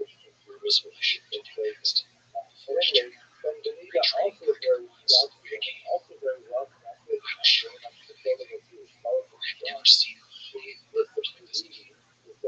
So me and my dogs were working the house. My dogs the entire time, however, were on edge. When this thing stepped up close, my dogs still acted pretty hostile. They heard their backs rising up, refusing to come with me. I knew dogs generally chase animals, rough animals, but this was different. Never let this animal loose. And again, my dogs definitely did not like it. Started moving to the side, nipping me out the rest of the day. Right? There was no sounds, noises, nothing good. It's pretty common for my dogs to be out in the evening time, looking around, checking out the sky, just enjoying nature. I mean, I really do for my dogs. And out of all the time that I've been here, I've never had anything like that happen before. Nor have I ever seen anything happen in my entire life. I'm 36 years old now. I've been around quite a bit. But in the past, the only thing I can really think of is that people here in Florida talk about seeing the skunk ape, which this thing definitely gave me like an ape. It looked more like a dog with the same 2 legs. Sure, I told you. So initially turned on as I saw them, but not too sure. I knew there were some males and swarms, pairs. This thing was big. Its frame and stature was completely different than any of its animals. It was the most terrifying thing I've ever seen in my life. Happened just last spring. It was April 16th. It was United States. It was built by the British. Cleared the mission of the gold of land because of government interest.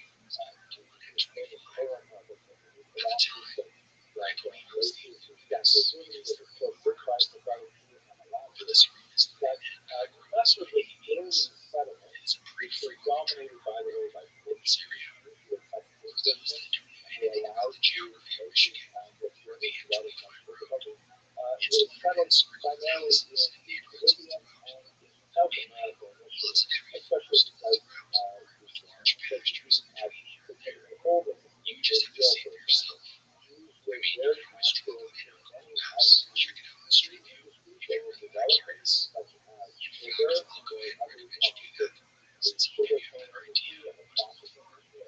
There's a Europe, subscribe right, place like go to an experience to it left. But I can only guarantee you as a rule, now, because I've seen my fair share of movies in my day, I feel pretty confident I can give you a decent description. The thing that comes to mind the most, have you ever seen the movie Dog Soldiers? Have you never heard of it?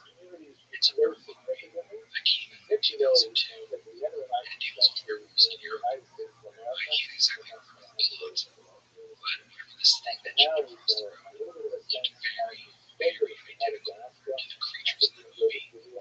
Very hairless, almost a human body, two hawks in their back legs, not super ripped like a bodybuilder, lean, but not overly ripped.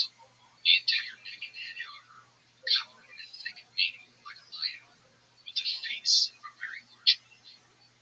No real humanoid features at all. I mean, maybe the body, but the face is very wolf. Very fierce and demonic looking, with large hands, just like a person's, with large claws. No tail, and again, most people describe dog around here or sorry, that look just like a regular hawk's tail. And again, this had really no fur on its lower body, and if it did, it was very minimal. The legs, again, were just like a wolf. You could hardly see the feet, which is why I thought at first it was a man running in a werewolf costume, because it looked so natural the way it ran. Like it didn't have to force itself to try and run naturally. I hope I'm making sense to you. And again, seeing the rest of the literary development and again, this is 2020. We're stuck in time travel.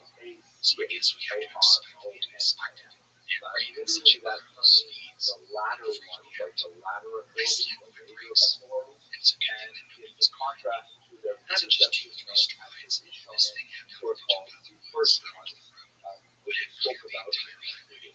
Let's go in and try to understand how just a matter of seconds are the Aharonians and what are they all about. So let me remind you of what we had in a previous lecture about the notion of the decline of the generation. Even the decline of the generation. This idea, which is related to philosophical, that the closer a population was to the ultimate revelation at Sinai, and here, by the way, the picture of Charlton Heston and Moses in the Park, which had a big influence on me. I was taking on my first thought. At any rate, there's this idea that at that moment when God spoke to the Jewish people as described in the Bible, and they, wow, and Moses will have to say about that. That was like the greatest sort of spiritual sensitivity on a large population that had ever occurred in history. And it's all been downhill since then, right? As we go further and further in time, well, that revelation at Sinai, Jewish theology, people get less and less spiritually sensitive. Now, this does not mean that they become less intelligent.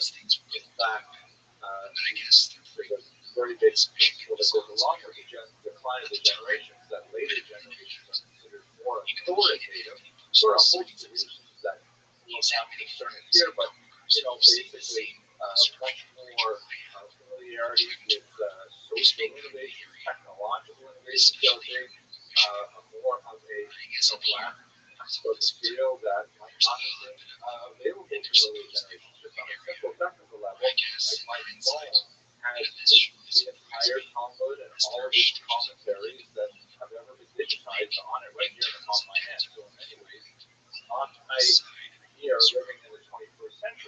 have at my moment reached, books that 500 years ago most scholars would never have been able to see because they were sitting in manuscript and so on. And this is not the place to have a discussion of this philosophical concept, but the notion that in Jewish history, many of the more traditional historiographies really count populations in terms of how far away they are from Sinai. So we have, for example, the generation of Sinai, which is called the Dorothea, the generation of knowledge, because they fulfilled, quote Isaiah, with the knowledge of God, despite the behavior that's described in the Bible. Then you have, let's summarize some of the major levels. The post-Babylonian exile, which represents a big step down, but nevertheless still living in the temple era, second temple era, of course. And then you have the Anakim, or the scholars associated with the Mishnah. This goes right up into the third century, early third century, and then they're followed by the Amoraim, who are the main scholars associated with the Talmud.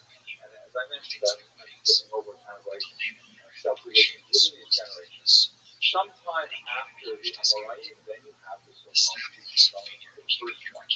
And they represent it's just in the types of things they did for research that we have a whole lecture alone on. One of my encourages to go back in the series and listen to that if you want to know more about the Acharonim. But that's where we are right now. The Acharonim are the scholars who lived after the 16th century, and they are in many ways quite distinct from the Rishonim. We haven't had anyone really innovate a new term for late 20th, early 21st century thinkers, but we might be getting close to that as we discuss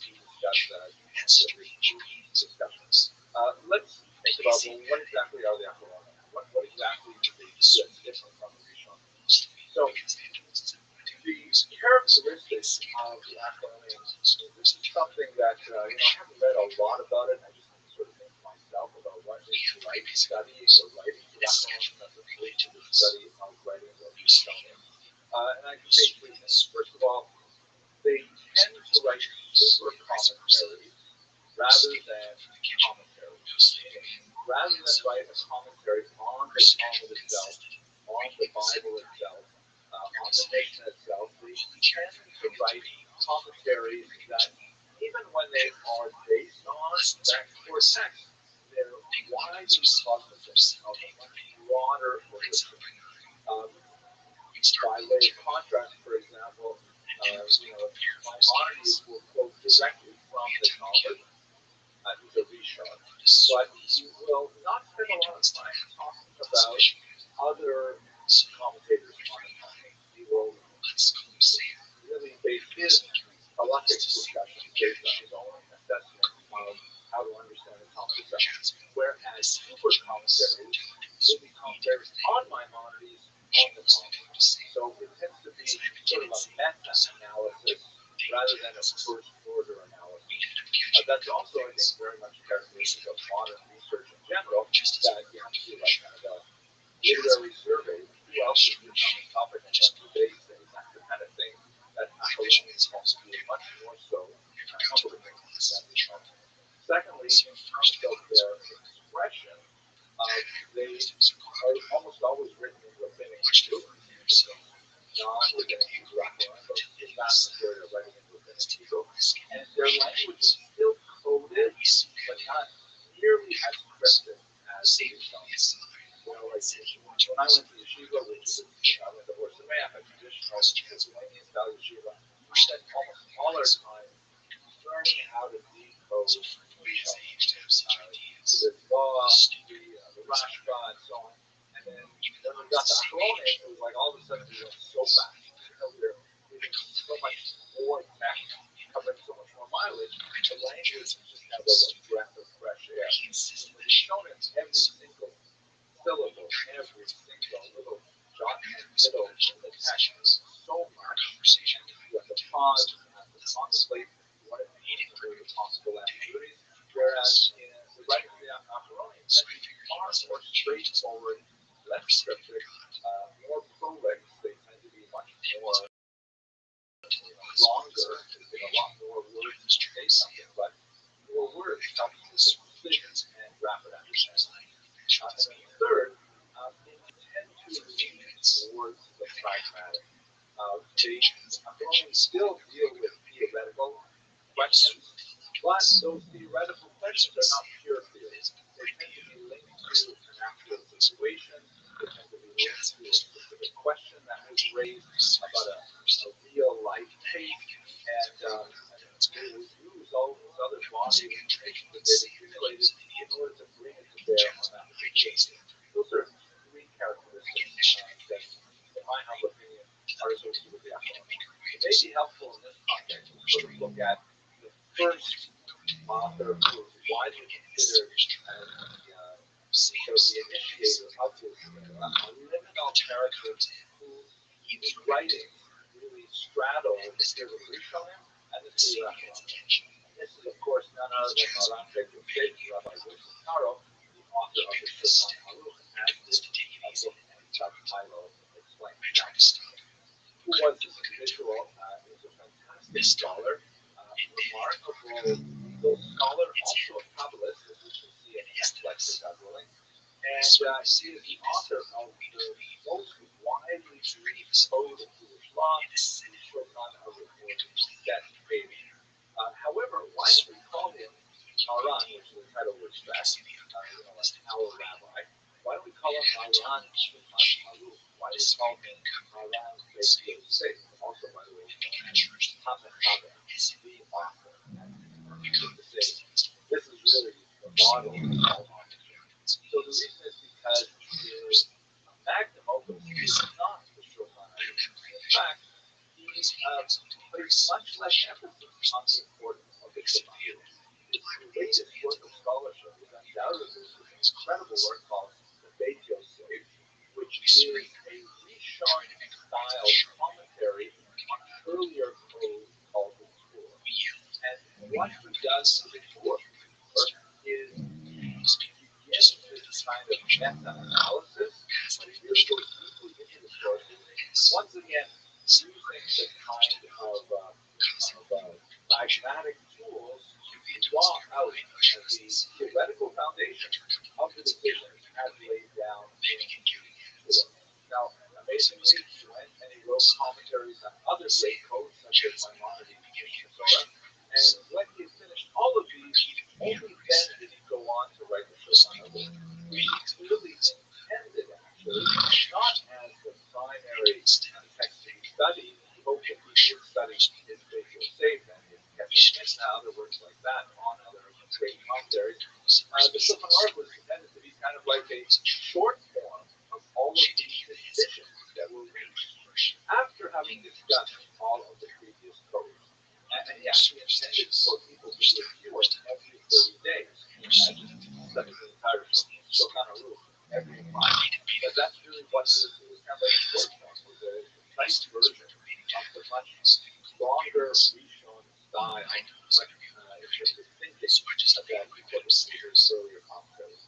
So the Beit Yosef is considered widely the last work of the Rishon era, and the Shulchan Aruch by the same author. This is the initial book of the period of the Acharon. He also had a fantastic, amazing life, which also straddled the great Iberian Jewish population. He was among the exiles from Spanish expulsion. As a child, he wandered throughout Europe and Constantinople, and ended up in Spain. So that's sort of like what the Acharon is all about. Let me just ask one last question. What about the period we're in right now? It's been a long time, 5 centuries that we have been thinking about Acharon and writing Acharon. Is there something new? Are we in a post-Acharon period?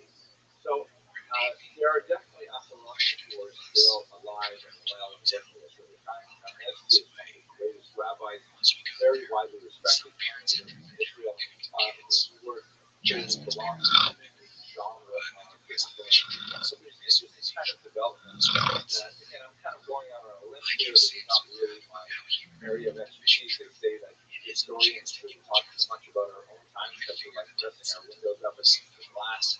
But when I look at like new books on Jewish thought, particularly in Halakha, which is where Jewish law, where the Apollonians and the Constantinople, because it is the phenomenon of hyper-specialization, partially assisted by technology. Because now, if you want to find everything that's ever been written on even the most arcane subject, it's a Google search away. Obviously, there's specialized databases and so on, but it is accessible.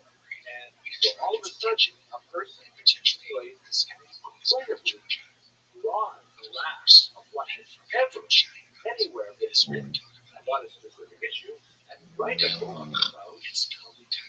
I'll give you one example, which is amazing. I'm sure many of you who are watching this are familiar with the custom that on the holiday of Hanukkah, one should associated with oil, right? The oil is put in the Hanukkah, the candelabra, and so on. So one of the most common foods is potato latkes and also donuts, which are known as so in Israel and Jewish neighborhoods all over the world, you'll see lots and lots of donuts that are baked and available for what we call it. They tend not to be they tend not to be what most Americans think of as donuts. They don't have a hole in them, but they are hollow and they're typically filled with jelly or custard or something like that. I know you don't really want to hear about this, but there's a reason for this.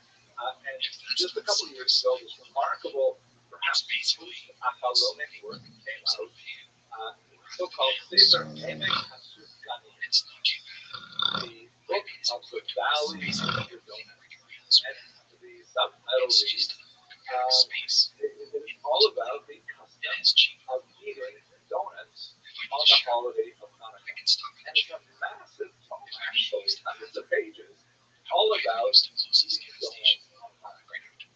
So, part of me wants to think that this is clearly post-Apollonic, that we have gotten this level of specificity and detail that and massive work of Jewish law and thought related to something as prosaic as eating donuts. And it remains to be seen what's next. What are the post-Apollonians like? I don't know how long this can last. I'm sure there's some great thing on the horizon, but we'll just have to wait. But anyway, I hope you found this lesson useful. If you did, either subscribe or get involved in the channel. It's really nice to see so many people really interested. Thank you very much for watching.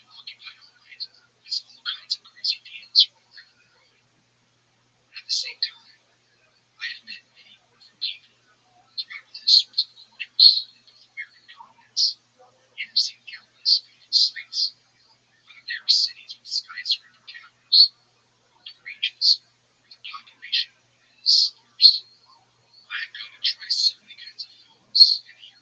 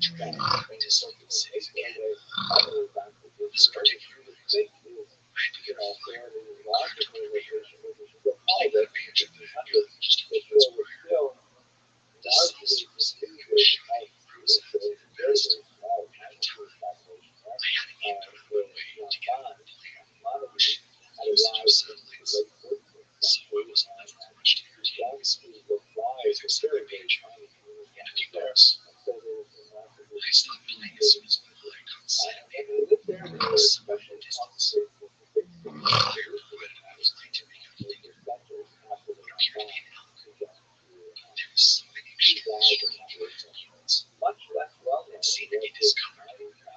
Its legs were fairly high in and it mountains. looked like it had two Mountains ears. looking over I squinted my eyes to get a better look at it. My heart began racing population. as I noticed its face was fully square. Jewish activity that The rest of its body was covered in fur. Past its neck, beautiful map of it was just Ottoman bone, Empire. no skin, And eyes. Israel was only I was trying to make sense of what I had. and I remember how I tried to cover the studied collision. it with I was thinking of the way that I could be explained. developed That's why I noticed it didn't have any hooves. where lots of It seemed to be human hands. openly Those welcome painted in its front and middle legs, Spain and Portugal. even invisibly And in ugly fact, eyes. even a lot And of see the the ceremony of the Iberian continued Peninsula power.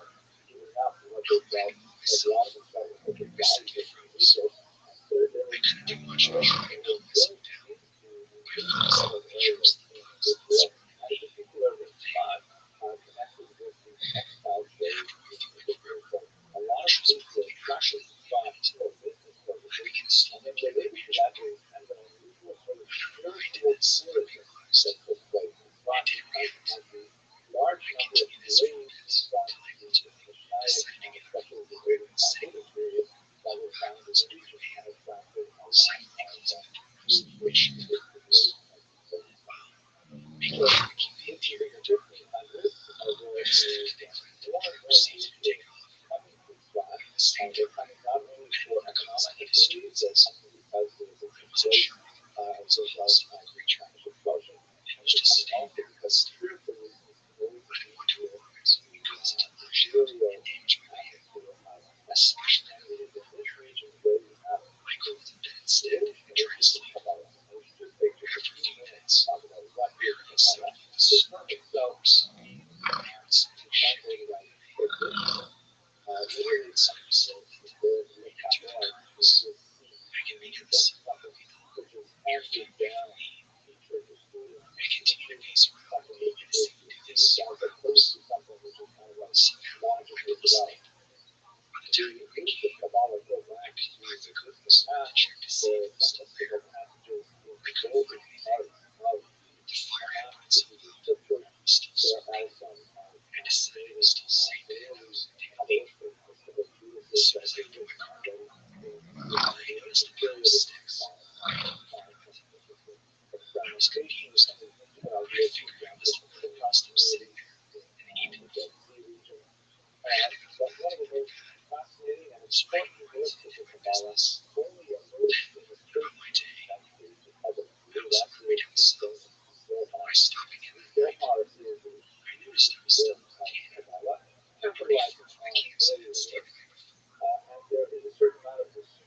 I slept in the parking lot. Got the next morning, I assumed it was the same pile of sticks, just outside the van. Except this time, it was silent glass. Again, I ignored it and continued on my travels. I took a nap in the parking lot. I still ignored the sticks. And again, it even scared me then. I was afraid I was anybody would be throwing a stick to take the sticks. Or ignore. So, whatever was messing with me would have to find a way to bother me.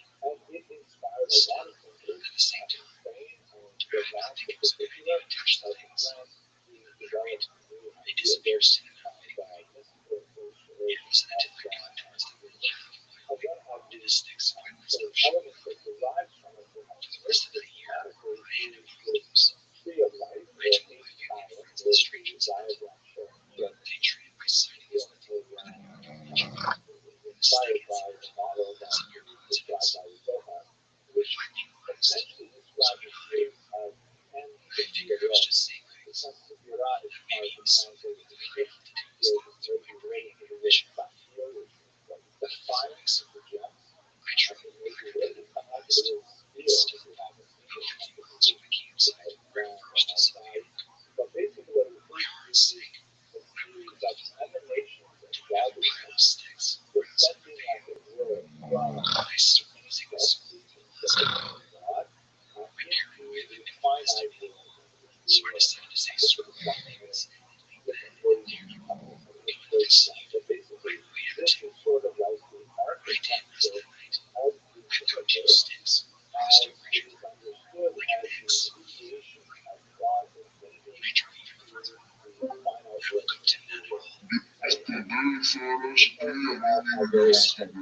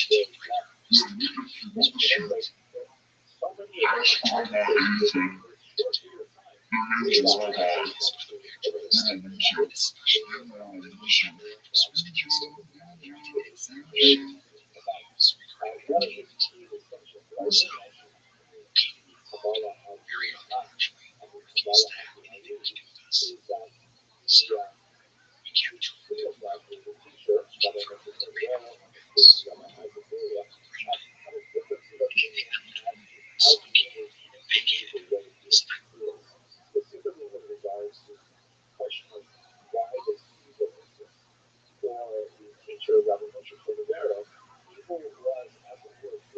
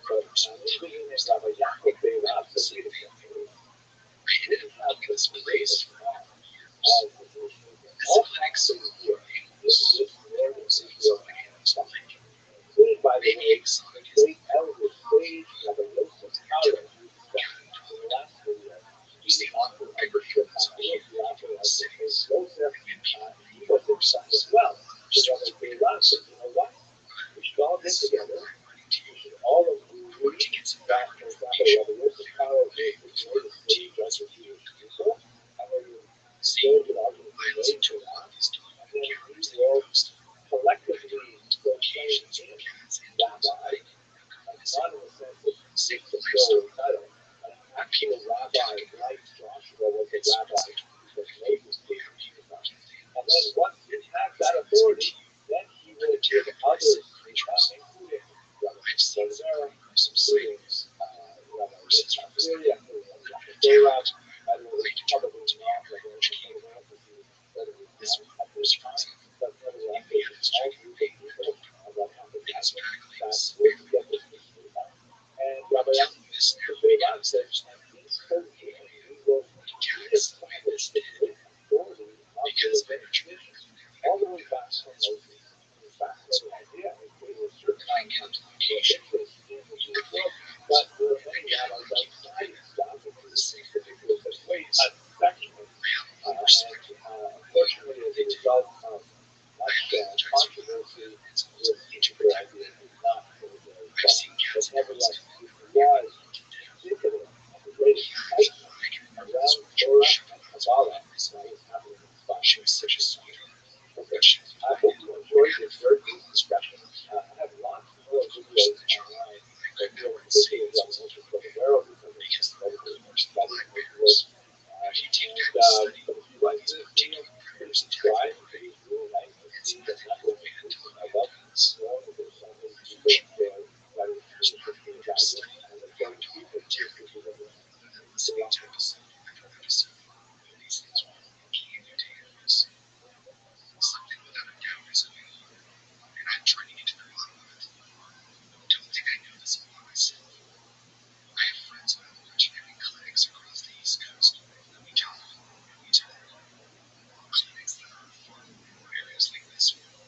I work out from situations like this happening. It doesn't stop. This is a real situation that we need to take seriously. Hello and welcome to another video in the Jewish History Lab series. Today I'd like to spend some time with you looking at Doing severe damage to these animals.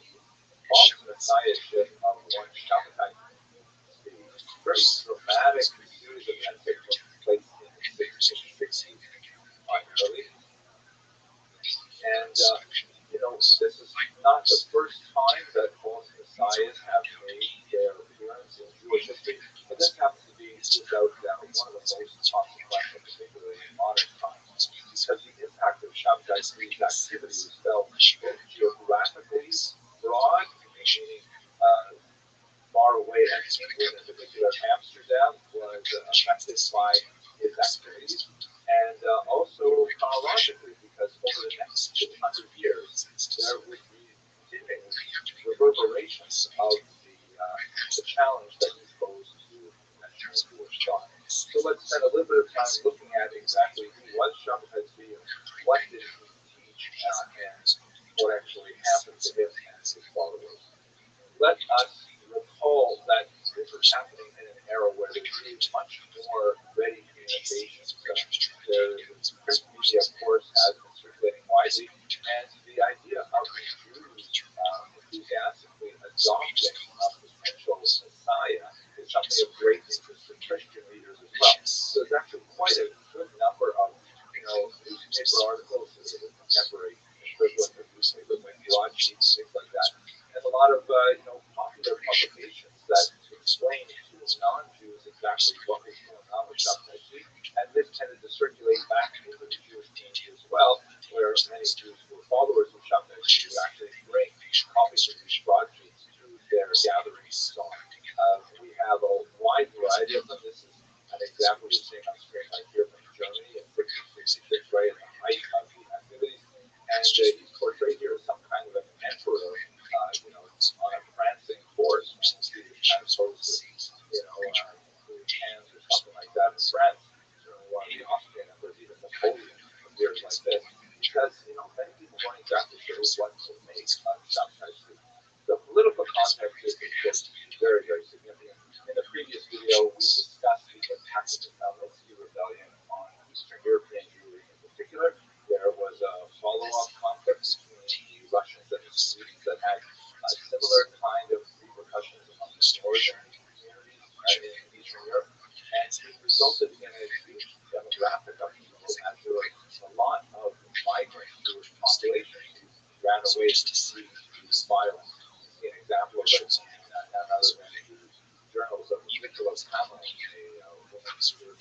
German territories, who writes about displaced populations. It reminds me as well of the post-Holocaust era, in the sense that my own grandparents were orphans from the Holocaust, displaced people, and they were, one in particular was raised alongside my father, rest in peace, but my brother. So we were talking about a post-Holocaust kind of era in which there's a huge amount of uncertainty and confusion, depression, and anxiety over the status of Jews in Europe, the stability of life in Europe, and in many ways, the eager anticipation of a future. There's also this mix, the very down of capitalistic life. This is emanating from Islam, as we discussed a couple of lectures ago, especially in the variety that is circulating in the name of Rabbi Isaac Lewis, which really poses a kind of apocalyptic vision of how humanity has a role to play in the final repair of global society, that implies that people have to actually get involved in fixing the damage that has been wrought upon the fabric of society through active good deeds and study of Torah and pious activities. So this very, very heavy apocalyptic vision is circulating through Europe at a time when Jews are also, reeling from the huge losses of the displaced population of this society. And finally, it's really important to not overlook the technological change that's happening in society. And in many ways, it's not at all unlike the period that we live in today. There is a radical expansion of the circulation of information through the increasingly available printing media. There's a lot more ideas that are able to circulate than we have in the precious hand copy manuscripts, and all kinds of ideas are now accessible to a much wider, broader reading public. There's also an implication here with regard to gender, because books are a much more accessible way to gain information than classrooms. And women often have much more access to information than they might have had to closed, educational circles like the yeshiva. And this may be actually one of the areas in which Shabtai is felt with the greatest resonance in our era of literature. Shabtai was born in 1626 in Smyrna. He spent quite a bit of time in Greece, and he was widely regarded as something of a talented intellectual young man. His good looks were noted. He had a very sweet singing voice, and he proved to be, quite an able student of Talmud and Kabbalah as well, which he began to study at a very early age. He was a sought-after candidate for marriage, and in fact, he was married once, possibly twice, although both of those marriages ended because he was consummated. Later, he engaged in two other marriages, including one to a Torah scroll, that's right, not to a Judaism, but to a Torah scroll, and his longest lasting marriage would be to Sarah, that Carol.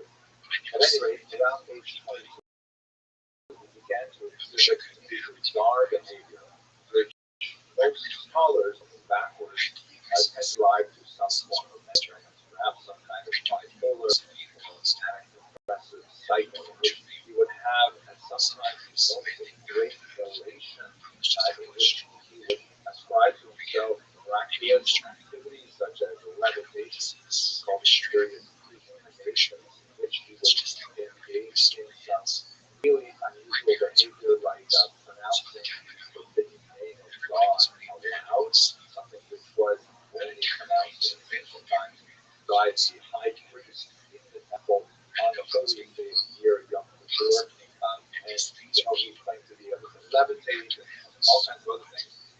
And he would alternate that with periods of apparent depression, of solitude and silence, and so on. And these went back and forth for much of his life. There were some periods of time in which he was a little bit more stable for an extended period of time, and there were other periods of time in which he was absolutely off the rails in terms of his behavior.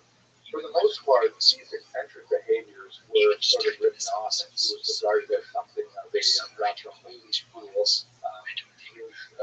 mastery of Talmud and Kabbalah, and his otherwise very genial nature tended to stand in good stead, and people tended to ignore the rather bizarre behaviors. And on occasion, he actually ascribed to himself messianic identity, but this really didn't attract too much attention, except when Nathan of God, as is shown here in this image, shown leading the imaginary 10 tribes of Israel back to the messianic era in chapter 3. And Nathan of Gaza really encouraged this activity, and he became essentially Shabtai number one propagandist, and broadcast far and wide the notion that Shabtai was in fact the Messiah. This was something which was certainly not good for Shabtai's mental health, tended to enable the worst aspects of his mental illness, and encouraged him to explore further his delusions of grandeur. So, what were the characteristics of the things that Shabtai was talking about? Well, first of all, as I mentioned, at the peak of his mania, he proclaimed himself the Messiah. He would regularly hand out various titles, King of Europe, things like that, to his friends and associates. He would demand of them various acts of obeisance, which typically involved antinomian behavior. Antinomianism is really defined here. This is perhaps one of the most characteristic elements of his activity, and the one that garnered both the most enthusiasm among his followers and the most criticism from his detractors. Antinomianism means basically anti-law behavior, almost law. And he would take the strictures of Judaism, the calendar of Judaism, and he would simply turn it on its head. He would proclaim fast days now feast days. He totally disrupted the calendar he once celebrated with three pilgrimage holidays of Passover and Sukkot and Shavuot all in 1 week that they're spread out throughout the year. He regularly, as I mentioned, pronounced the name of God aloud. He would transgress the Sabbath in various ways, and these were quite alarming to traditionalists, who saw him as the Messiah would lead into these behaviors, a type of new evaluation of the laws. In particular, things like taking the fast day of Tisha B'Av, the 9th day of the month of Av, which is regarded as the national day of Jewish mourning for the destruction of the temple. But there are prophetic teachings that say that that particular day will become a feast day because it will herald the birth of the Messiah. Shabtai also, by the way, claims to have been born on Tisha B'Av, which was very convenient, perhaps intentionally so. So by making that into a feast day, that was something that really appealed to a lot of people and was in line with his claims to be the Messiah. Perhaps the most tempting, certainly salacious aspect of his antinomian behavior was his argument that traditional rules of sexuality no longer apply in the Messianic era. And there was quite a bit of new love happening in Shabtai's community with the exchange of spouses, and he himself, as I mentioned, he actually married a woman named Sarah, who was a woman of questionable reputation. She was apparently orphaned from the massacres that we discussed last week, and she had quite a broad kind of range of experience. But Shabtai saw in Sarah his opportunity to fulfill yet another type of messianic prophecy, just like the prophet Joshua married a woman of early refusal to his married son. She actually would remain by his side right through to the very end. So his kind of contentious behavior and challenge to traditional norms was something that was really very controversial. When he was at his most manic, he actually would, in one case, share that he took an axe and goes to break down the locked door of the synagogue because he was barred from praying in the middle of them. And when he came in, he insisted on not only reading the Torah from a printed book rather than from the original scroll, he actually invited his friends to come up, and they had to read the Torah from the text. He actually invited women up from Aliyah, which is not controversial today in many non-Orthodox synagogues, but you can imagine how much of a landmine that was in the 17th century.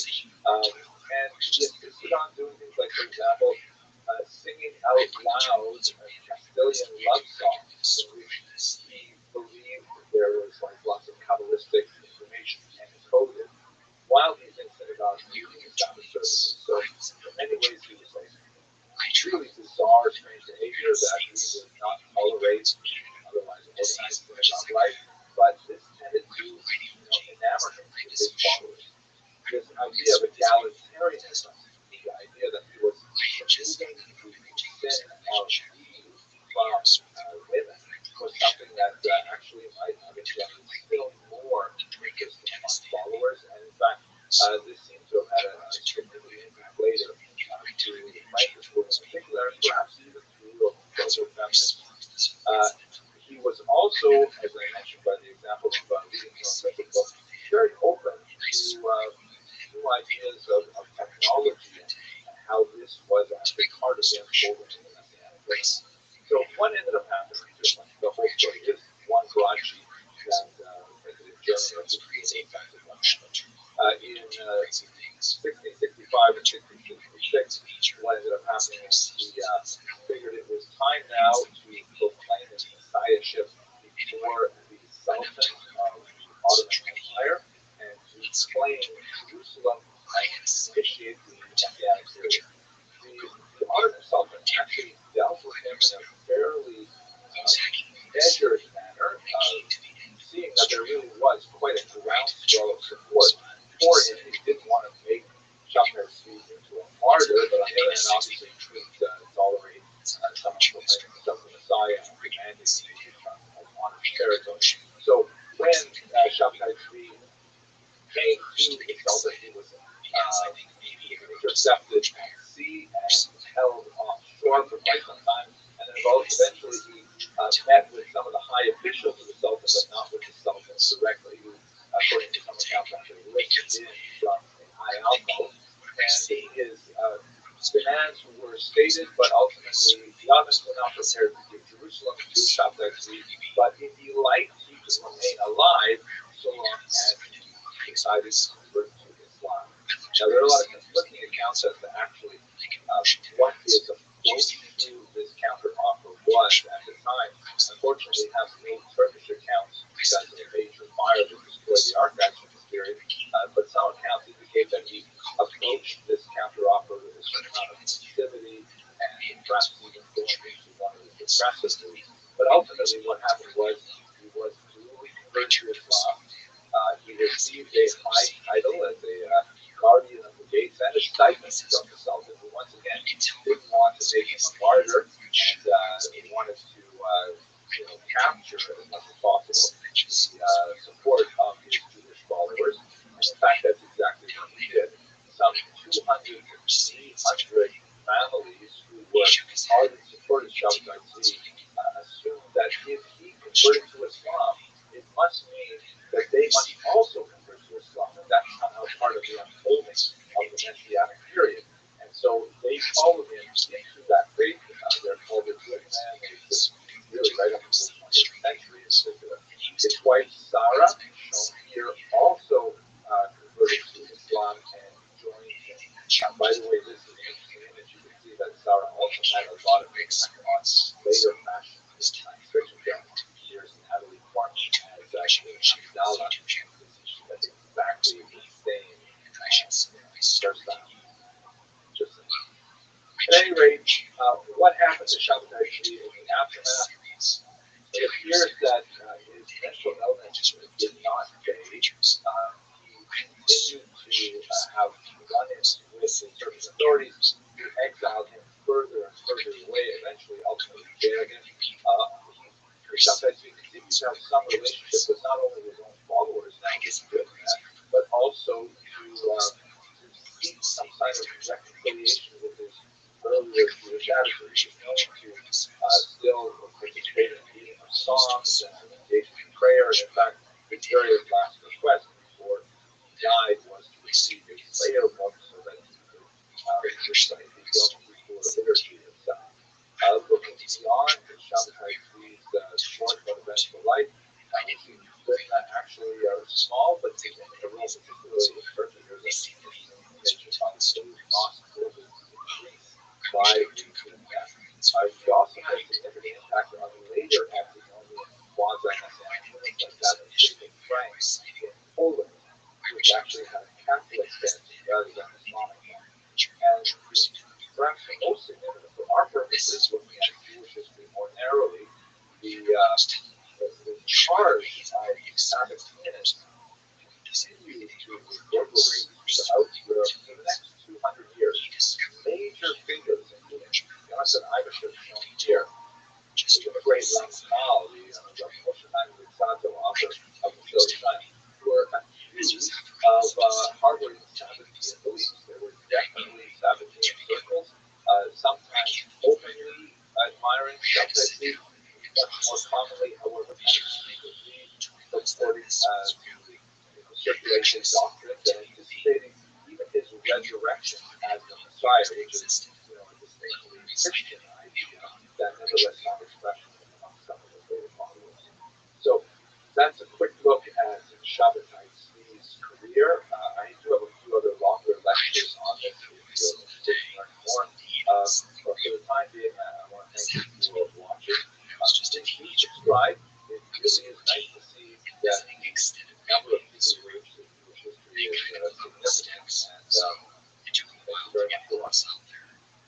Meanwhile, my father getting lost a few times just trying to find it. After we had, our plan was to stay there for about a week and move on to go see my grandfather and grandmother who live in upstate New York. While we were here, I had some cousins that I hadn't seen since I was very little. So reconnecting with all of the Kern family was very great. I do remember that one evening, our father went. We had a big Hello, fellow students. backyard. My cousins that I hadn't seen forever were telling me spooky stories, trying to scare me, but I wasn't buying it. Then we got to the Jewish history. Thank you very much for watching my online lectures. I hope you I wasn't a believer in Bigfoot, so again, it didn't scare me at all. continue to find them interesting. Today I'd like to announce something really exciting. As many of you know, I've been working on a 3-volume history of the Jewish people for Koren publishers in Jerusalem. And as far as the online lectures go, I'm about 2/3 of the way through the material, specifically in the Jewish history lectures. Now I'm working hard on getting the text version just right. And so to that end, I've created an online course that's massively open to anyone who would like to join, specifically to allow you to interact with the videos that are already available online, but also with some self-guided quizzes that are automatically graded so you get a sense of how well you absorb the material, some more interactive opportunities for myself and other members of the class, and I think most excitingly, you're going to get a good look at the draft text of each chapter as they are prepared over the next few months. And you'll be able to actually comment on the text in this course, which will give me a chance to really improve it. So when we finally go to print, it's going to be something that is literally crowdsourced with your input so we can create a really great history. I'm very excited with the prospect of learning what lacunae you observe in the work, and maybe I should add in some more details. What areas, maybe perfectly clear to me, but perhaps I'm not explaining very well, so it'll give you a sense of how I can change perhaps the presentation material. I think it's going to be absolutely fantastic. The course material for this first course is going to cover the first volume. That is biblical Jewish history. We're going to go from the pre-Abrahamite era of Israel before the arrival of the early Hebrews. We're going to go through the discussion of how to approach the Bible as a historical text, the archaeological record. We're going to look at the Assyrian exile and the 10 lost tribes. We're going to look at the Babylonian exile and the return. We're going to try to understand something of the world of the sages from that ancient period. The Maccabean revolt is the first revolt against the Romans, the birth of Christianity, and the second revolt, of course, under Bar Kokhba. We'll also look at topics like women in the period and early diaspora communities. I think it's really a fantastic outline. If I didn't teach this course, I would love to take it. So please have a look at the link that's produced below, and I would love to have you in this course.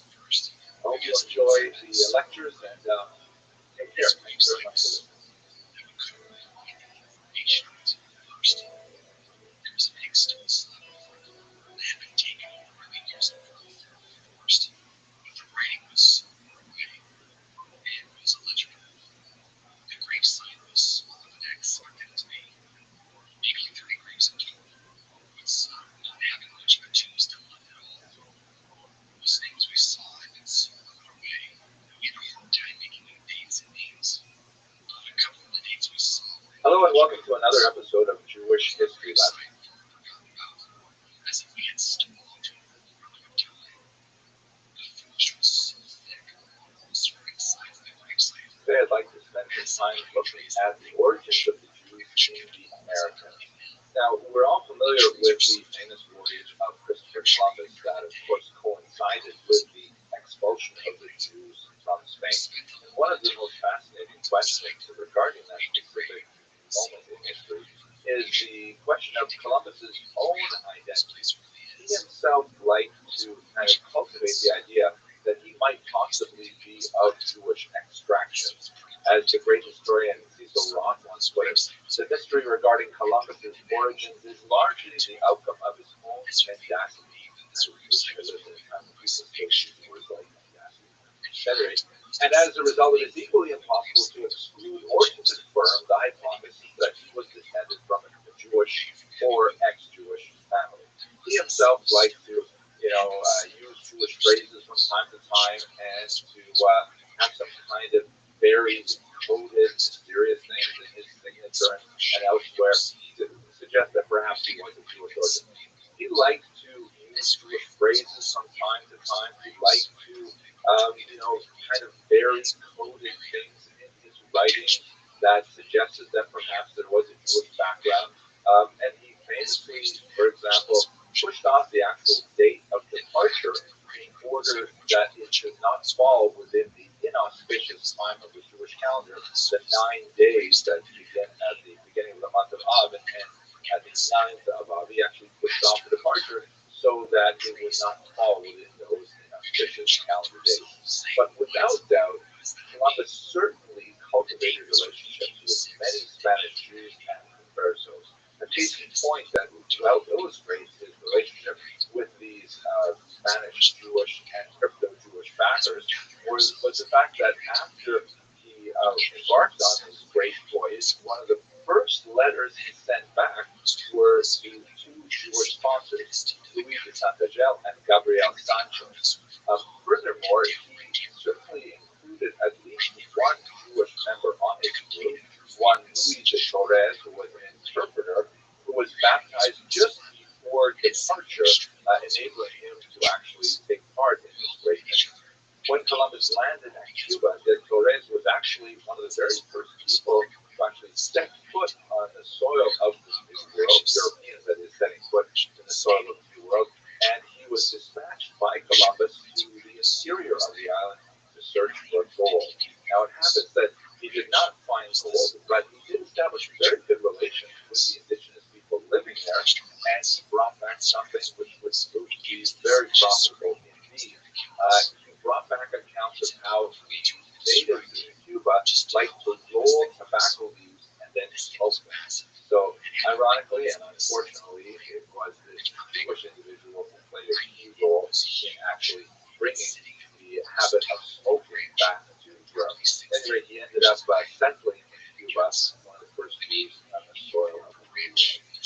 Perhaps the greatest historian of the Jews of America is Jonathan Sarna, and he points out in one of his works that, quote, the seeds of Judaism sown in the 17th century colonial Africa fell from plants nurtured in the soil of the Iberian Peninsula. This is an especially important observation because the earliest Jews to arrive in the Americas were essentially refugees from the prolific Spanish and Portuguese Inquisition. Please have a look at this map, which shows the Spanish holdings in blue shades and the Portuguese holdings in green shades. Now, it's important to note that one other place is especially significant for the eventual settlement of Jews in the Americas, and that is independent Calvinist Amsterdam. Amsterdam, of course, was not a Catholic country, it was a Protestant country, and it had a uniquely mercantile approach to the entire endeavor of settling the Americas, which actually favored the Jews because, of course, they had a long association with commerce.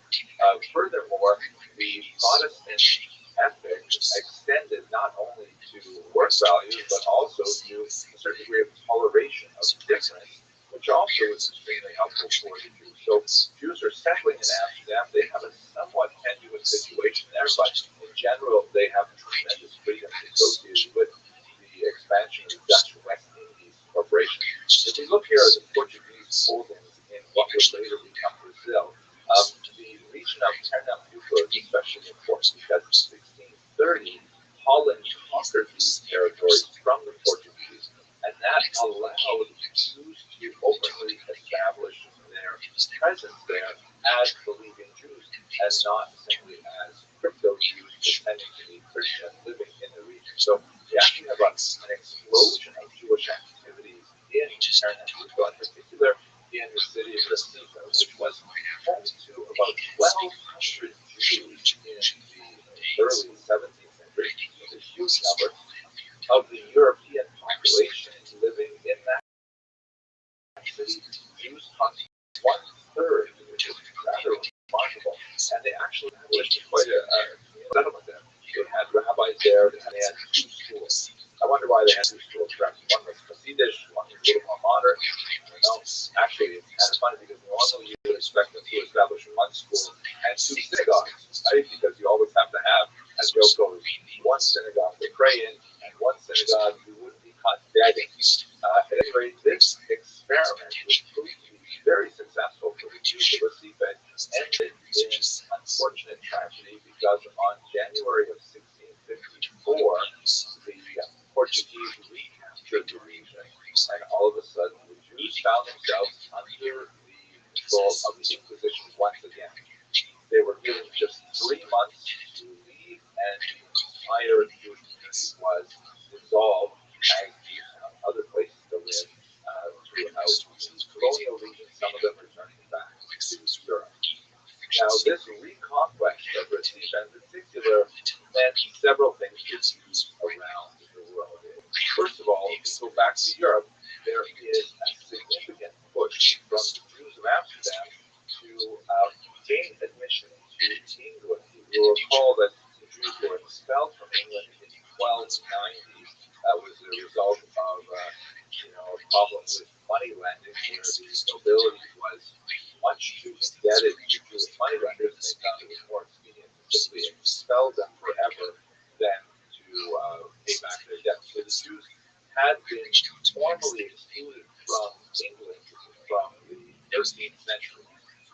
Under pressure from Amsterdam Jews on Oliver Cromwell, the ban on Jews entering England was quietly lifted, and actually population in London began to grow. It's very significant. Of course, we have much greater implications later on in history. But looking at the colonies, we see that there are a few major new settlements that are created out of the ruins of their secret. First of all, in Curacao, in 1659, there were Jews who were already living there, but the formal community was established in 1659, and also in Cayenne and Suriname, and these populations would later extend elsewhere in the Caribbean. Jamaica was established in the 18th century, for example. But most significantly, I think, on a demographic level, is the implications of the Jews who made it from Recife to a place called New Amsterdam in 1654. New Amsterdam, of course, is New York, which would be one of the greatest centers of Jewish population throughout the rest of the modern era. Now, there were Jews already living in North America prior to this arrival in 1654, but they were, isolated individuals that, came and went without leaving a lasting impact. For example, one Joachim Gauss, who was a metallurgist and an engineer, was living in Roanoke in 1585. He was actually arrested and accused of blasphemy in 1589, and didn't leave much of an impression at all. Another Jew was Solomon Franco, who arrived in Boston in 1649, but he ended up leaving because he could not post bond for himself as a new arrival in the country. So we have just a couple of scattered individual Jewish explorers, no real community development until September of 1654, a few months after Recife is dissolved by the Portuguese, where you have 23 impoverished Jewish refugees on a boat called the St. Catherine, landing in New York City Harbor in New Amsterdam. 18 of them, according to one account, were women and children. So a small group of bedraggled, penniless refugees arriving in New York ended up becoming the nucleus of the mighty Jewish population here. Now, they were met by this man, Peter Stuyvesant, who, I know what you're thinking. You're looking at him and you're saying, wait a minute, are you sure he's not Jewish? I mean, look at that massive, healthy yarmulke that the guy is wearing, right? And I have to say, it kind of looks good on him, but he certainly was not Jewish. And I think perhaps the reason why he wore it, perhaps there were face or some fashion statements. But speaking for myself and personally, I have to say that men of a certain age and a certain physique hairline find that a large black yarmulke covers a multitude of things. At any rate, Stuyvesant was himself a deeply religious member of the Dutch Reformed Church. He was the son of a minister, and he himself was an elder in the church, and he was aghast at the idea of admitting Jews to New Colony, which only had 750 people living there at the time. This was not out of character for Stuyvesant. He was intolerant of many other groups. If they weren't Dutch Reformed, then he was not interested in promoting their settlement. He was especially irritated and energized over the Lutherans and would not allow this Christian group to establish a congregation in New York at the time. So when these Jews arrived from Recife, he wrote to his bosses in Amsterdam and said, listen, can we please expel these refugees? They are, to quote from his letters, deceitful, repugnant, hateful enemies, blasphemers, and he basically wanted to have nothing to do with them. But ultimately, Stuyvesant lost the market forces. Jews in Amsterdam put a lot of pressure on the Dutch West India Company to allow the Jews to remain there. They had suffered tremendous losses with their communities in Recife. It should be noted that the Dutch West India Company also included Jews among its shareholders. And so Stuyvesant received a reply that conceded that Jews may not be the most ideal residents, but nevertheless, he was to permit them to live there on the condition that they would take care of their own poor. And that's actually a fascinating kind of point, because this is something that certainly has medieval origins. That the Jews were very focused on building a social support network to make sure that all of the Jewish poor were cared for. They developed a significantly sophisticated level of charitable giving and distribution of alms that prevented Jews from becoming utterly impoverished. But it was underlined in their very first settlements in America that they had to take care of their own poor. And I believe we'll see this repeating itself generationally as new waves of Jewish refugees make their way to American shores, and prior generations of migrants feel the responsibility to make sure that they are cared for. So Stuyvesant was forced to allow the Jews, and lucky for other groups, because Stuyvesant was ultimately forced to grant similar concessions to Quakers and even allow the hated Lutherans to establish a church. He was ultimately removed from office when the territory was ceded to the British in 1664, and New Amsterdam formally became New York. Okay, that's a very quick look at the origins. In the next lecture, we're going to look at some of the major generations of migrations to the Americas. If you enjoyed this video, I really hope that you will subscribe, because it's kind of nice to see so many people subscribing and studying Jewish history with me. And I guess that's about it. Thank you very much for watching. We made it back to the Roman God's room. I looked back to see who I was. Where I saw was all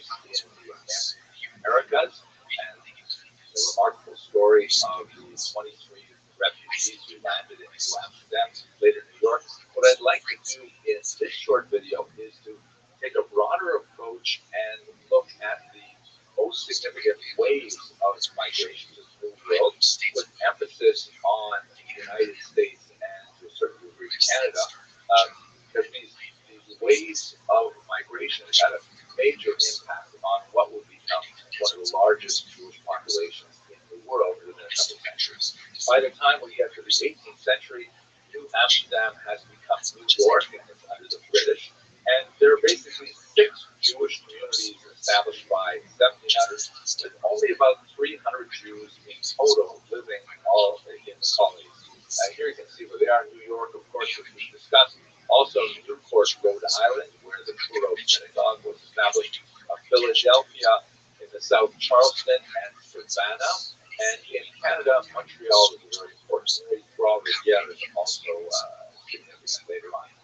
Most of the Jews living in North America at this point are observing the Sephardic Rite, a tradition that would continue for much of the 18th century, even as the migrant population derived more from Ashkenazic lands, kind of like the tradition-minded approach that many Jews took, because so much challenge was placed upon them in terms of forces to acculturate or assimilate to a very foreign kind of environment. So the idea of remaining within the tradition, even if it was not necessarily one's tradition from Europe, but nevertheless it would be established tradition in this area. There were a lot of kind of centrifugal forces and centripetal forces. There was a strong desire to kind of retain that kind of tradition over generations. Here's another way to look at that migration from Eli Barnabi's historical atlas. You can see that there are populations moving from the Southern American communities, in particular after the Portuguese retake the formerly Dutch territories on the coast. But there's also new populations moving from Amsterdam, London, and from Spain and Portugal. Here's another view of the coast. You can see as we go into the 18th century, there's quite a few small establishments, all the way as far west as St. Louis and New Orleans, by the time you get to 1802. But for the most part, the major populations are along the coast. The second major wave of Jewish migration was in the 19th century, and this came primarily from Central Europe, Germany in particular. A lot of reasons why Jewish men in particular find it expedient to actually leave their homeland and make their way to the New World. There are anti-Semitic forces in Central Europe that force Jews to reconsider their place of residence. There's some restrictions placed on things like Jewish marriage, like only the oldest son in a family may marry. There are revolutions going on in 1848, for example. So there are a lot of Jewish men in particular who seek out their fame and fortune in the Americas. One of the things that's really noteworthy about the arrival of the often penniless young men on American shores is that the prior generation of migrants, many of whom have established themselves very well in America, like Rebecca Gratz, for example, here. This is Rebecca Gratz of the Gratz College fame. They take it upon themselves to make sure that these Jews, who in many ways are very different from the Native American Jews at this point, they have a different language, they have different customs and so on, but nevertheless, the prior generations really make it a point to protect them. And there's a significant rise in the Jewish population as a result of this human migration. Have a look at these numbers. In 1826, it's estimated there were about 6,000 Jews in America. By 1840, that had increased to 50,000, and by 1860 to 150,000. Really dramatic increase, largely as a result of German migration, but being dwarfed by the migration at the end of the century. The economic patterns of these Jewish migrants are essentially kind of literally a rags to riches story, because many of them, when they arrive on these shores, they look for some kind of occupation that's really available to them, especially if they want to maintain any kind of contact with other Jews, is to live in an urban center and to engage in peddling. This is like right at the bottom of the commercial ladder of success, where essentially they got a push cart and they're moving from house to house seeking donations or making small purchases of used clothing and things like that, then repairing them and reselling them, recycling things like, making brushes and things like that. And it's like right at the very bottom of the economic ladder. But with hard work and frugality, they may be able to graduate to opening a storefront where they'll engage in more of a niche economic activity with one particular kind of craft or sales, or as often happens when they moved out west, and it's also the case incidentally with my own ancestors in Canada, is they'll open a general store in a developing semi-rural area and kind of sell everything that anybody in town wants. And those are the beginnings of commerce in many of these frontier locations. And then, if they're really successful, they may graduate to a phenomenon that has developed in the 19th century, the department store, like Macy's and things like that, where they will carry all kinds of things in a large one-stop shopping place that ultimately results in significant wealth. So the German Jews actually enjoyed a trajectory of significant economic development over the 19th century. In terms of their religious orientation, they were very much unlike the earlier Sephardic Jews and very much unlike the later Eastern European Jews, in that coming from Central Europe, they brought with them ideas associated with liberal Judaism, which in America was known as Reform Judaism, a much more relaxed attitude towards the strictures of Jewish law, the observance of the Sabbath and keeping kosher and things like that, and they had a significant impact on the development of the American mindset at that time. Among their greatest achievements, when they eventually achieved greater wealth, was the erection of massive structures that were testament to their success, like the major synagogues in New York and elsewhere, as we shall see. These German Jews were also noted for their willingness to take risks and to travel and to explore and to really penetrate the western regions of the United States. Here's a great picture of a merchant named Julius Meyer, together with an Indian chief in Omaha in the mid-19th century. I believe the Jewish guy is standing in the back on the left. I don't know if you can guess here, but this is kind of like typical of the Jews who penetrated the far west looking for economic niches and seeking to make their fame and fortune. This map will give you a sense of the distribution of these German Jews, reaching all the way to the Pacific coast by 1877. The next major and the single largest migration of Jews, of course, occurs at the end of the 19th century and into the 20th century. This particular map shows only a piece of it. It shows only Jews migrating from the Pale of Settlement, that is the region where Jews were allowed to live in Tsarist Russia, and it only calculates the numbers from the beginning of a pogrom wave in 1881 until the dissolution of the Tsarist Empire in 1917. But it gives you a sense of some of the proportions of this major migration. About 1.75 million Jews seek to make their lives in the United States.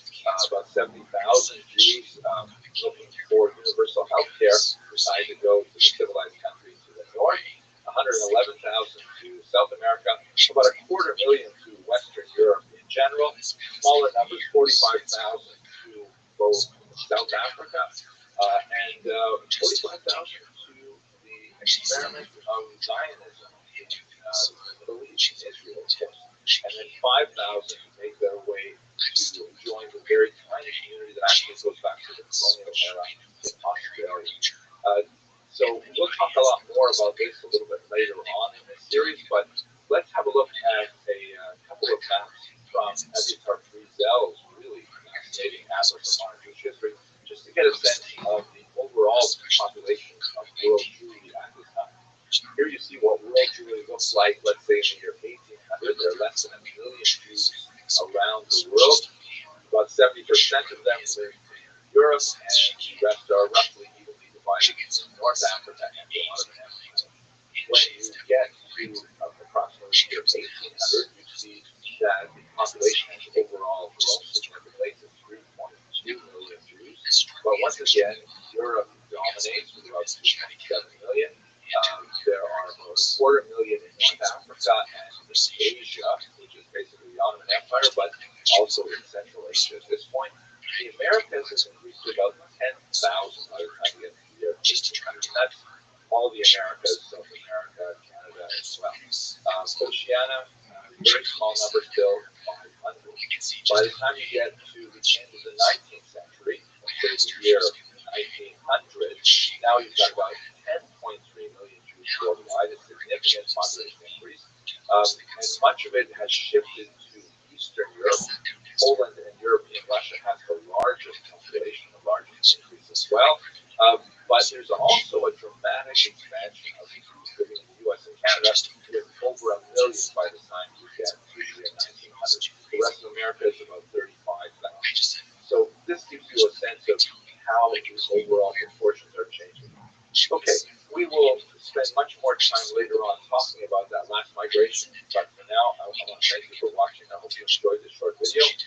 I do enjoy when you subscribe, because seeing those numbers go up makes me feel like, wow, there's so many more people who are enjoying Jewish history as I do.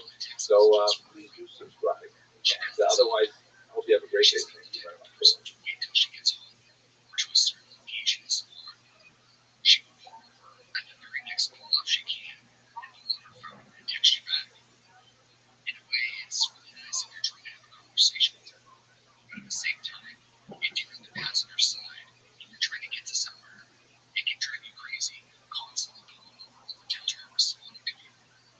But she is very anti-texting and driving, so I guess safety is best. During the course of her sending a response text to one of her friends, she looks up, and looking at her left was to the right of the car. Hello and welcome to Jewish History Live. Today I'd like to look at And turn her phone on the road entirely before speeding away and knocking the thing the emancipation of the Jews in Western and East Central Europe. In many ways, this particular period, which begins at the end of the 18th century and extends into the 19th century, represents really the coming together of a lot of modern impulses and results in the ultimate political emancipation of the Jews, or the granting of equal rights to Jews throughout Western Europe. As we shall see, the legal emancipation of the Jews is not quite the same thing as the social emancipation of the Jews, but nevertheless, it's a fascinating story, and in many ways it represents the beginning of modernity as we understand it today. Now, it's really important for us to just take a second to think about what does this word emancipation actually mean. It's a word that Jewish historiography has seized upon, although it clearly is borrowed from the experience of African Americans and a much more dramatic emancipation that occurred with the context of the American Civil War in the 1860s. There's a huge contrast. In many ways, it's really not a fair word to use, but that is the accepted term, so we'll go with it. The Jews, prior to their emancipation, were not slaves. It's not the same thing as the African American experience. They were largely, living with a series of disabilities, residence restrictions, the hated Jewish oath, and so on. They were not directly enslaved owners. They had a certain degree of freedom of movement.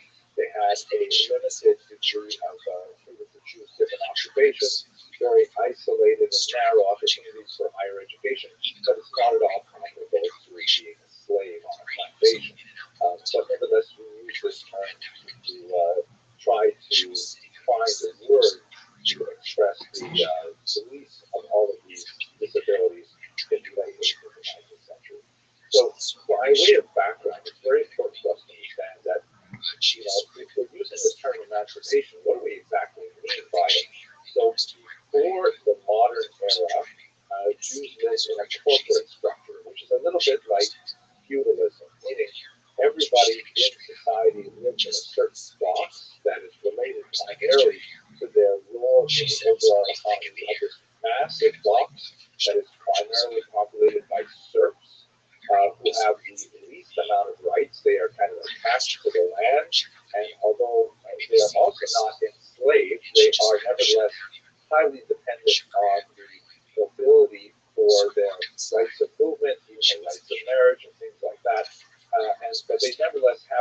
like day-to-day freedom that makes a very enslaved life. The Jews were not in that box. The Jews were also not in the box of the nobility or the knights. So people like that who engage in various activities that are specifically, related to their high status in society, managing large, farms and manors and things like that. The Jews were closest to the burghers or the sort of incipient middle class who were dealing with various types of commerce because Jews were heavily urbanized. But even in urban centers, they were frequently denied formal burgher status. They were typically denied access to a whole range of professional skills and things like that.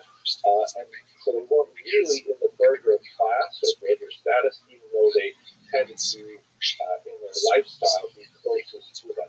They obviously were not in the clergy, which is another box in the kind of feudal design of medieval society.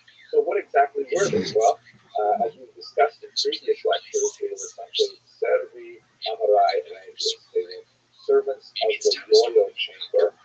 They had burgher-like activities, also middleman activities, primarily in tax farming, leaseholding, and so on, and obviously very active in money lending, and a lot of the cash that their activities produced was directly taxed by the king, in exchange for which the Jews had the protection of the royal chamber, the protection of the king, and that's basically how they managed to exist in medieval Europe.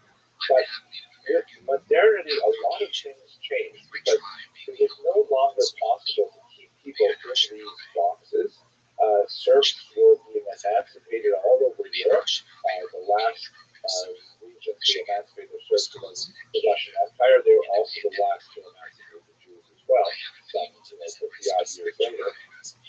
And people were like moving into cities, industrialization was happening, and people were like moving into factory jobs, which really upended a lot of the structures of real agrarian life. But it was like a period of transition where you might have people who would go back to the ancestral farms and essentially do serf-like activity during the harvest season. And then they would go into the cities during the winter and work like blue-collar jobs in these Bolshevik factories. So it was a very kind of transitional period in the 18th century and 19th century.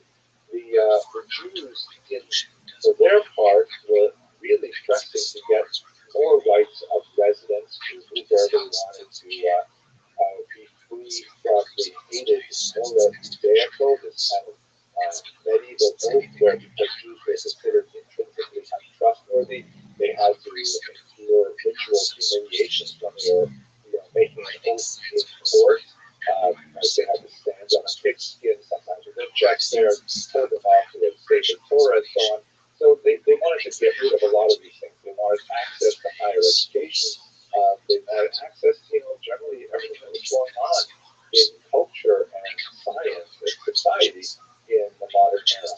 And the emancipation movement was something that slowly, in fits and starts, granted these things to Jews. Obviously, it was very closely related to the Haskalah that we discussed in the previous video, the Jewish Enlightenment, because while the Jewish Enlightenment was primarily an intellectual movement that was about changing the way Jews thought and bringing it more into line with the intellectual currents of contemporary European culture, it was also a political movement, saying, if Jews can be reformed in terms of their use of the vernacular, in terms of their relationship to society, and understanding their civic responsibilities, then society should in turn give them the legal rights of citizens. Let's not forget that for much of medieval history, Jews were considered formally travelers. They were like resident aliens. They were not considered like normally subjects of the king like everybody else was. And in modernity, this is a time when kings in general were in decline, and the idea of societies being made up of equal citizens, particularly white males, that's something that was coming of age, and the Jews were claiming their rights to be there as well. So let's look for for a moment now at the United States, which was technically the first modern country to formally emancipate the Jews. And it was not the hardest thing in the world for the United States to do. This is because the Jews did not constitute the major challenge to emancipation. Obviously, African American slaves were the big challenge. America is very much a society that is still trying to come to terms with the racial character of its history. And the Jews were nearly, but not quite white. This is not the place in this class to talk about the gradual whitening of the Jews, but one of the things that is largely true of American society is that Jews were generally considered like not quite white like Northern Europeans were. And by the way, this is not only Jews, this is also Irish and Italian people and so on.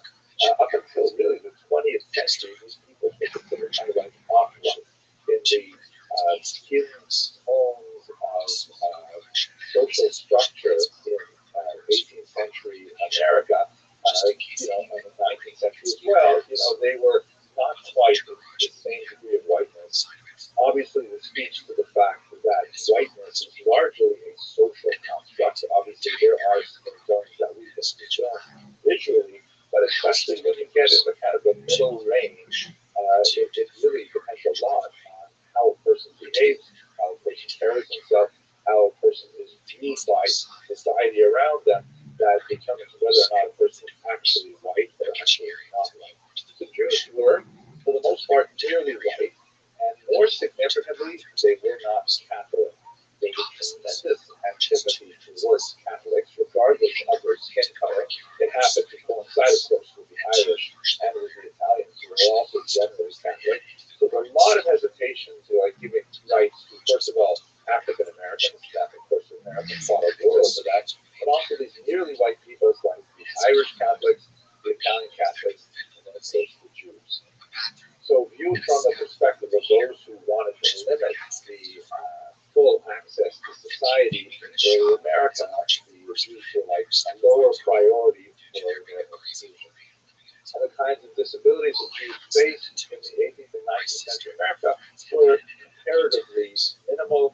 There was questions about whether or not they could hold public office, some issues of whether or not their oaths would be trusted because they would not take them on Christian Bibles, for example, and those were fairly easily dealt with. The Constitution of 1787, and especially the Bill of Rights of 1791, clearly indicated that Jews should be free of these disabilities.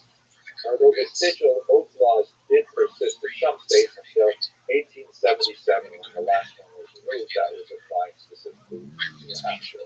So in other words, the United States of America, very small Jewish population, nearly white. It was not really that difficult to actually make that big step in emancipation.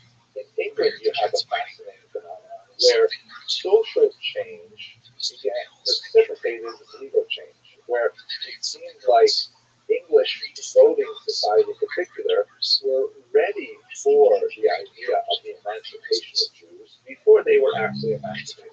I think one of the great examples of this is David Solomon, shown here, who was actually elected sheriff of London in 1835, but could not immediately hold office because of that hated Jewish oath, that he would not take the oath that indicated that he was a Christian, which of course he was not. So in other words, we have a situation where, and this happened, by the way, to many elected officials in England until the whole process was resolved, where the population as a whole, the voting eligible population, thought that the Jewish candidate was the superior candidate for a position, and they voted him into office instead of him. And it was the office itself that was trying to hold back on allowing this Jewish candidate until eventually, after significant debates in English governmental circles, they abolished the Jewish oath. So emancipation of Jews in England actually came from a groundswell of support, at least among the civilian population. France has an entirely different story.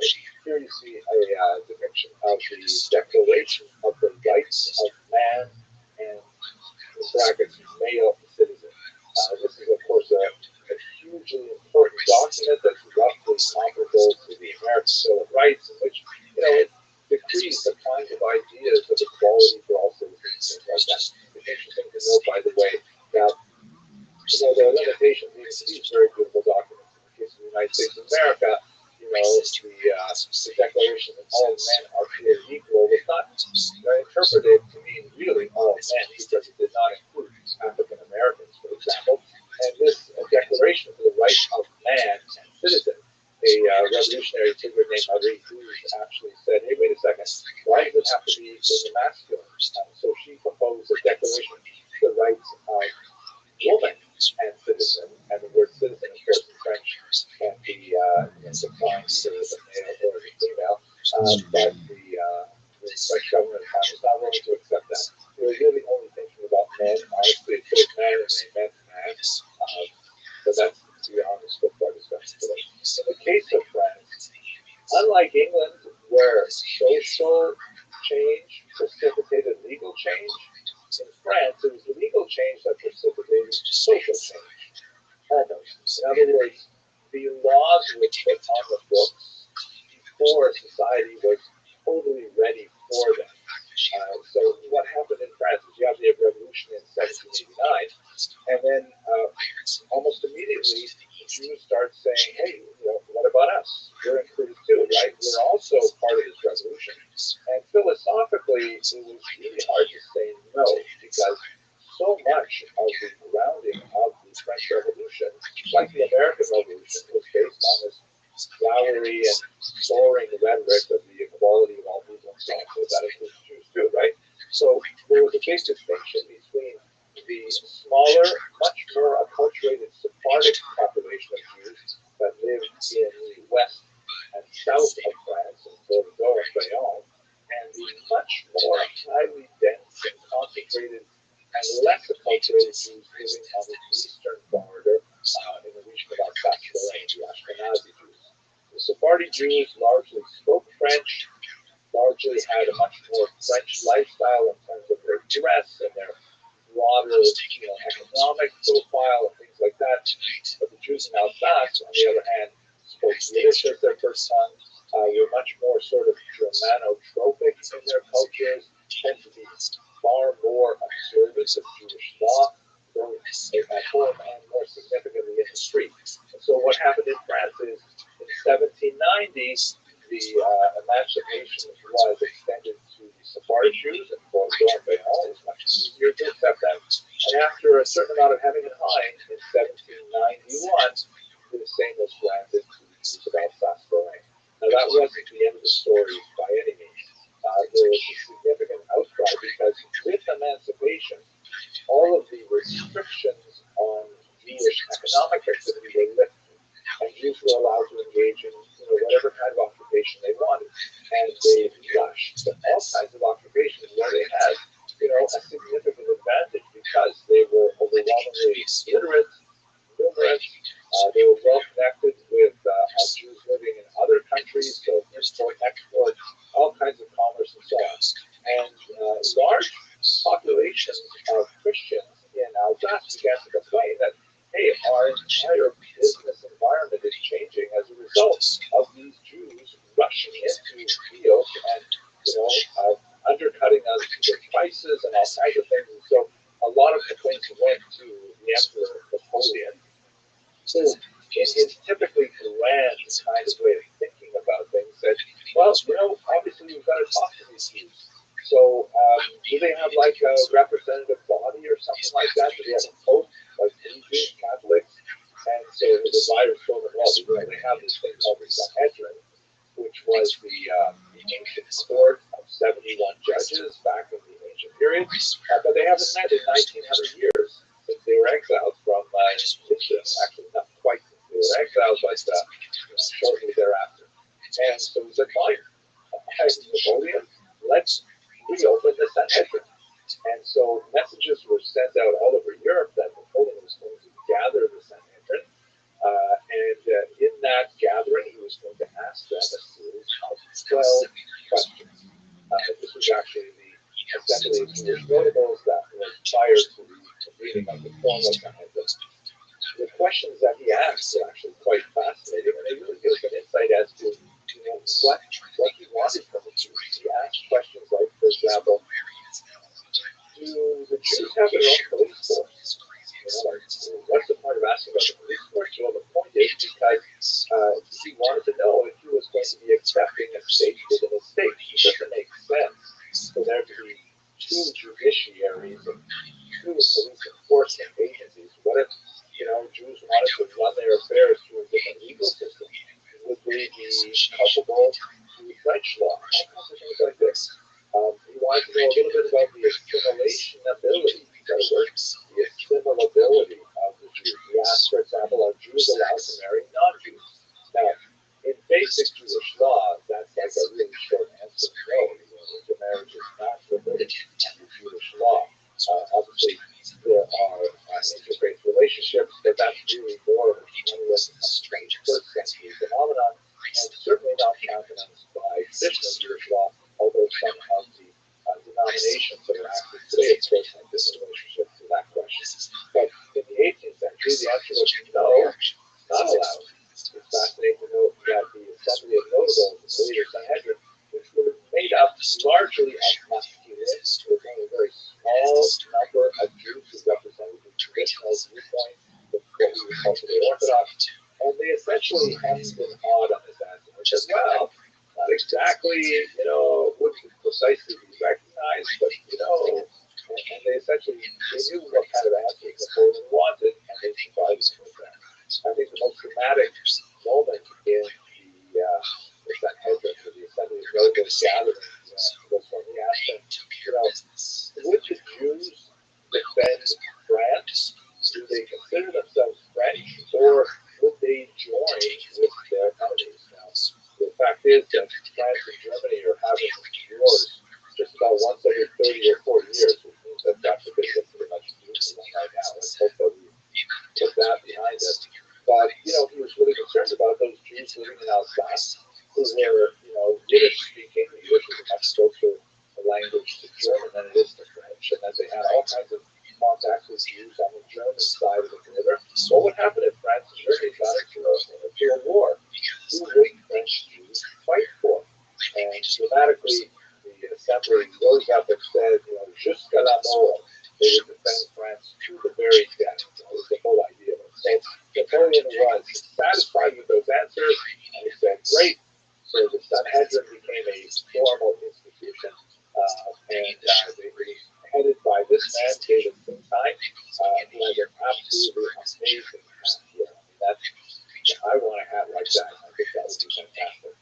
He was actually a renowned Torah scholar of the day. He wrote a significant commentary on the Mishnah called Yad David, still studied to this day. And he was one of the more orthodox members of the Sanhedrin that really kind of like its weight on the right wing of the Jewish spectrum.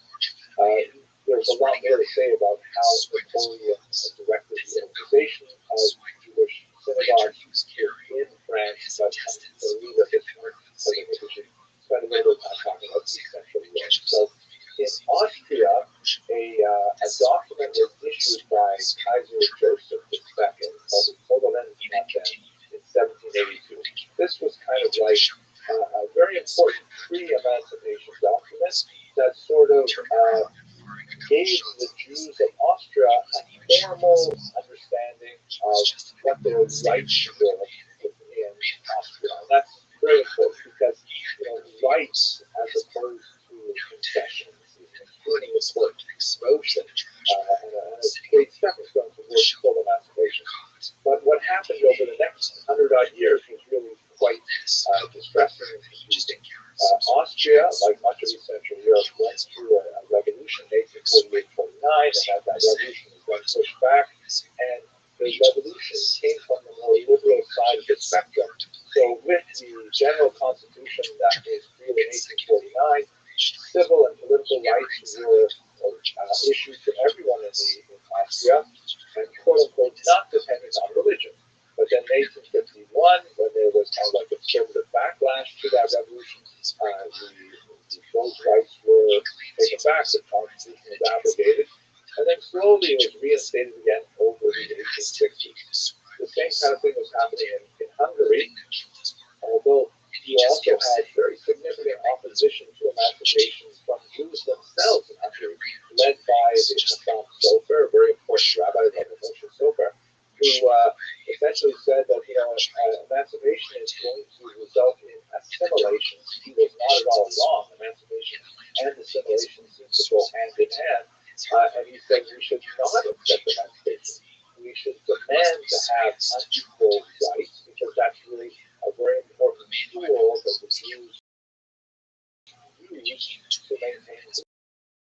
Nevertheless, this was the trend of the times, and with the formal uniting of Austria and Hungary in the Austro-Hungarian Empire, then there was formal emancipation granted to the Jews as well. This is also a period of tremendous social change in urban areas, in particular in Budapest. Hopefully we'll come back to that a little later. Finally, in Germany, this region had the most extensive, prolonged struggle between liberal and conservative elements, specifically with regard to Jews. So emancipation in Germany over the 19th century, which was, by the way, not united for most of the 19th century, it was very piecemeal, it was very limited. Rights to the Jews were frequently extended in a very grudging manner, and there was a tremendous amount of social hesitancy. So, like in great contrast to England, where social change demonstrated the readiness for emancipation well before it was actually granted. In Germany, you had a situation where there was definitely very little social readiness for emancipation. There were some, bright lights here and there, like Christian Graham von Rome, who wrote very important work advocating for the emancipation of Jews. But by and large, German society as a whole was just not ready for emancipation. But a far more representative figure would be someone like this man, Agnes Weizke, a very significant historian, who entered into a very heavy debate with other threats over the publication of the latter's History of the Jews. Von Weizke coined the unfortunate phrase, the Jews are our misfortune, and he articulated a position that would later be picked up very enthusiastically by none other than Adolf Hitler, and he argued that the emancipation of the Jews had to be rolled back, of course, the disaster of the Holocaust. So that's a very quick look at the emancipation of Jews in Western and East Central Europe. The next video, I'd like to look at Eastern Europe, which had a very different trajectory. If you enjoyed this video, please consider subscribing. We have a great learning community that is always expanding, bringing in lots of people who want to study Jewish history. And I guess that's about it. Thank you very much for watching. This creature, so tall, probably around 9 feet, and if I was to guess, shoulder to shoulder width, I'd say 5 feet easily. This thing was a hulking lizard. It's like you took Conan the Barbarian and crossed him. The demonic-looking Agora. The head was like a human crossed with an Agora, which is where I get the name from. This thing just looked evil. The expression on its face was like a fierce Hello, owl. and welcome to another The episode entire being of just looked unnatural. Today, And it was cloaked in arching the strong to carry an entire head to with its mouth like nothing. This thing just trots out of the woods, casually walks across the road and down off into the river. My headlights lit this thing up because it walked right over my car. It paid no mind to me, didn't even give me a glance. I'm sure that it felt zero threat for me, or so I guess. It didn't even acknowledge me. I felt a mixture of fear and shock at what I was seeing. This thing looked like an experiment gone wrong, and then dumped off into the source. It took me long to process that I just seen her look like a lizard man. A similar never was such a thing before. Afterwards, I struggled with the way to tell about this. This isn't just a symptom of the same era. There's a huge healing in our community, and you've seen some else that if I would. Maybe the first group of people that would join my account, and even they seem individual. I went through a phase where I somehow convinced myself that I took the whole thing out.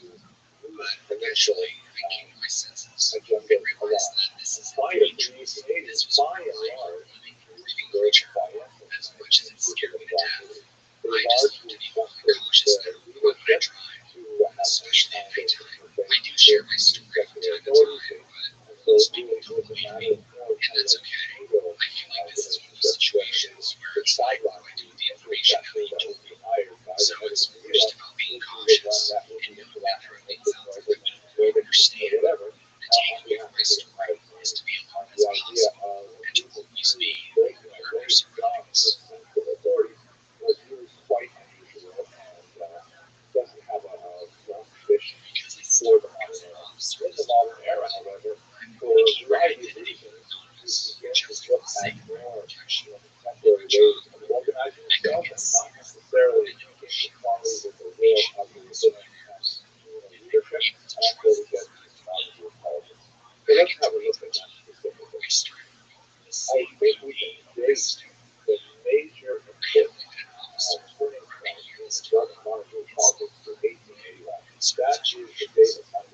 Alexander II was assassinated, shown here with his son and his wife.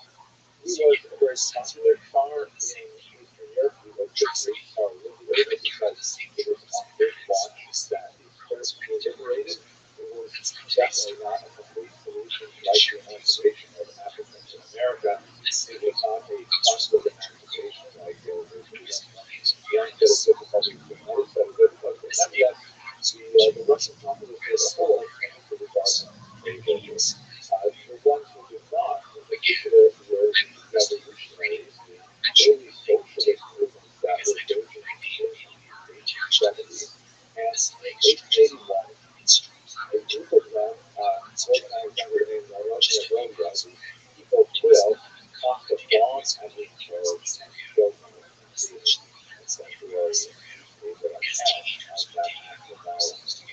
The rumor went out throughout the empire that the new emperor, his son, Alexander III, gave the populace permission to feast the Jews for 3 days. For a long time, Jewish historiography basically took this as some kind of face value, and it seemed further understood that it seemed that was approached by a policeman and given some kind of heads up that it was coming. But it seems like this is not an accurate prediction of what happened in Russia. In reality, the events went way out of control.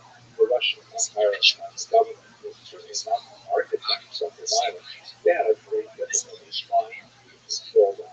The entire administration of police force was exposed as being inept, excessively bureaucratic, too slow to respond to rapid movement of violence that essentially followed the newly laid rail lines that were connecting many countries, and the abrupt went on not for 3 days, but for 3 years in 1884. And it really underscored the fact that Russia is no longer capable of maintaining a that kind of action. That is, a country governed by law.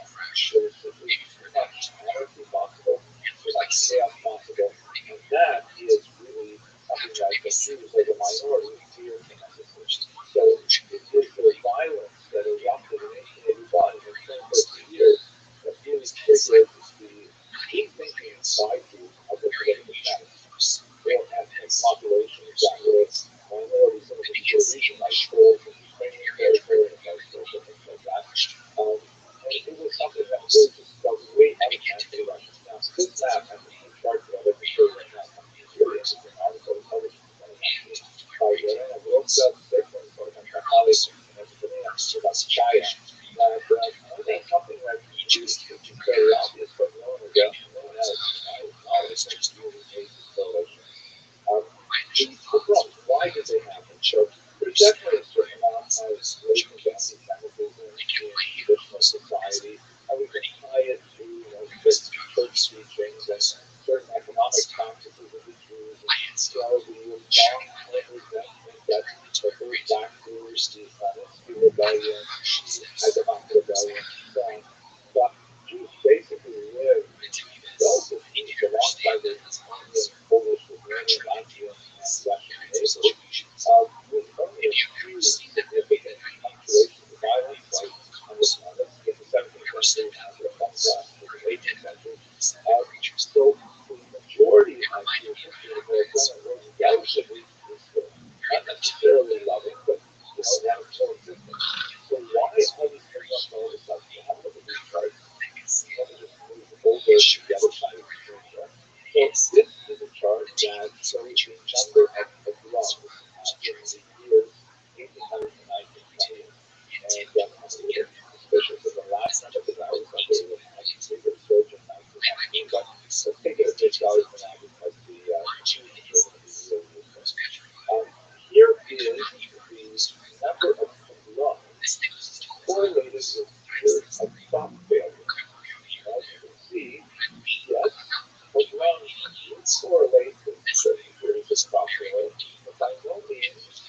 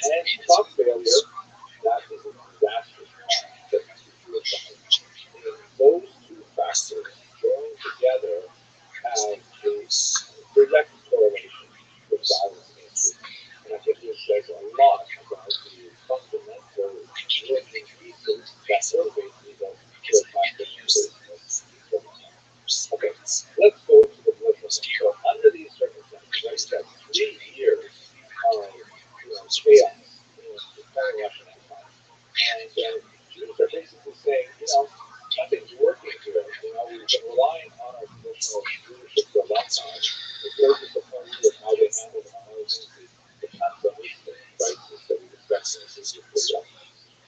We have to do something different. So basically, Jews decided en masse that they were going to use 5 distinct strategies to meet the moment. Here they are. The first is actually the most traditional of all, and that is immigration. Because historically, when conditions are growing increasingly poor for Jews in a particular region, and they see no easy way to change it, so they pick up and move somewhere else. This is a 2,000-year-old tested strategy that has worked very well. And so you can see from this map, which we put there in another project, a large outpouring of Jews from the Taylor settlement to America, to Canada, the United States of America, to Canada, to South America, further to Western Europe, significant numbers of Jews to the land of Israel, and to South Africa, and a small number going all the way out to Australia.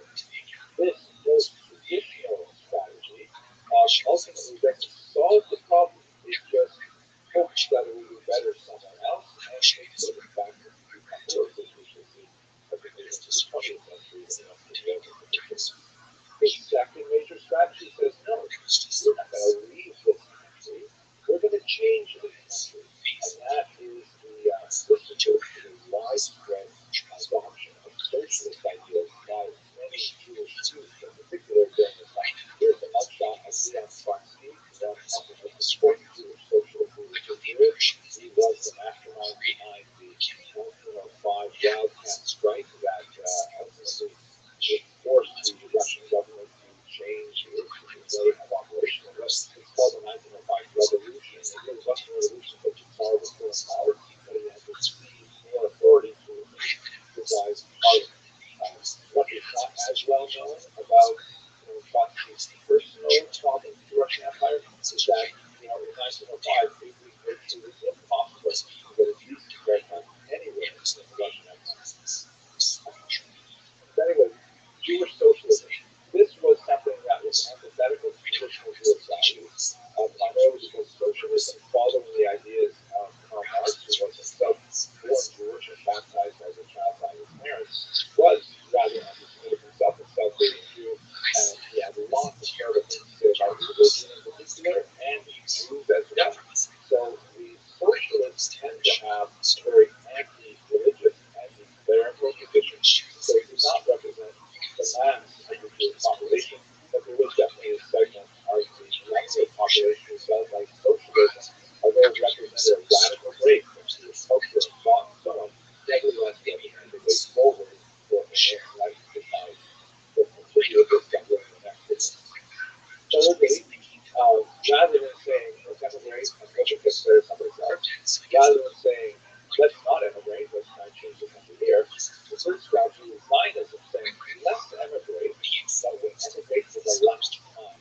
We'll emigrate back to our national homeland in the land of Israel, and we will there reestablish a Jewish polity, a Jewish state, a Jewish army, Jewish flag, Jewish passport, and so on. And this would be representative of some kind of secular messianic ideal where we will represent the end of time, because we will no longer wander from one place to another. Here is an image of the first Prime Minister of Israel, that was in Leon, with the large picture of the Herzl, the founder of political violence in the background, proclaiming the independence of Israel in 1948. This was also a very, very popular option that many young Jews in particular gravitated to. Even though, like socialism, most of the traditional rabbinate and leadership opposed it, saying that it was kind of like a mitzvah, an act of insolence towards God, in the sense that, returning to Israel is part of the messianic movement, and by, forcing God's hand, by giving to Israel and trying to establish a state before the Messiah arrived, that was considered almost heretical to some rabbis, and therefore this also represented a break from Christian. The fourth option was the least popular, but nevertheless had a significant impact ideologically. This is the notion of diaspora nationalism. For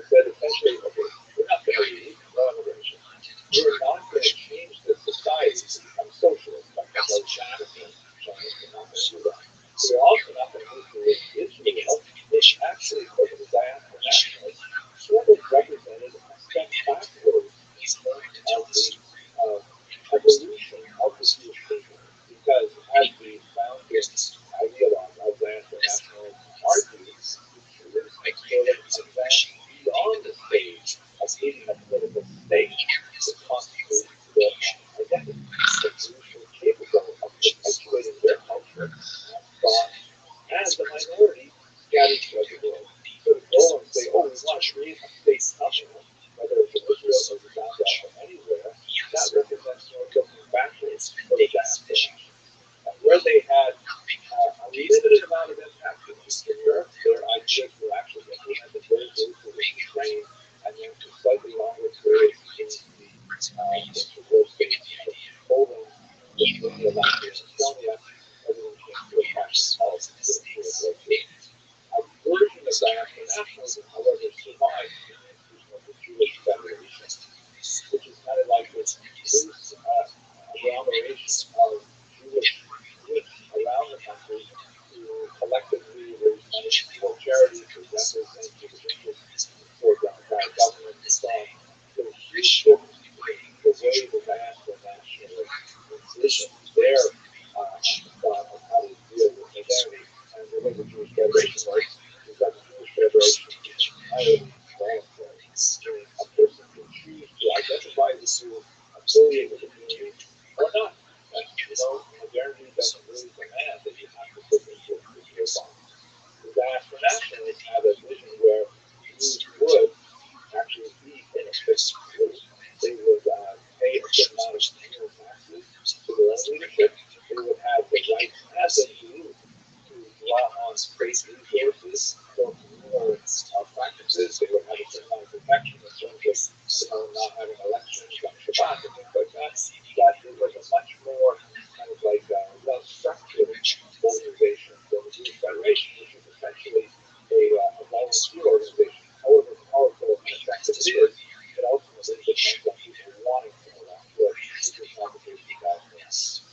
And finally, the last national strategy to deal with the evolution of Jewish life in a modern democratic area are the so-called by me anyways, reviews and traditionalists. These are Jews who really are still in many ways thinking the modern era of traditional Torah Jews. They're definitely very much Orthodox kind of way of thinking. And they're saying, wait a minute, why are Jews organizing politically? We should be investing much more energy in religious activity. We should be focusing on things we need as religious Jews.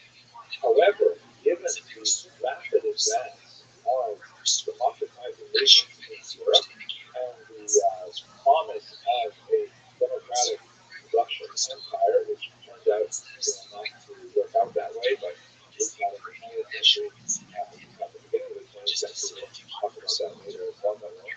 They said, you know what? If we don't organize politically, like these other non-religious movements, then we will lose an opportunity to express the voice of religious Jews, which represents a very large proportion of the overall Jewish population. So these new traditionalists, with parties like British Israel, British Hopkins, and several other groups, they essentially try to promote a religious agenda, that really demanding things specifically for religious observance within this new democratic or pseudo-democratic environment. Okay? Those are the 5 basic strategies that Jews chose from. There are lots of shadings in between them. Let's just have a look at what they look like on a political spectrum. Essentially, I'm going to be reviewing the material in the last slide, but we will be putting it in a graphic format so it's a little bit easier to understand. So here you go. Here's a typical political spectrum, the way we would study it in American political science. Just like that.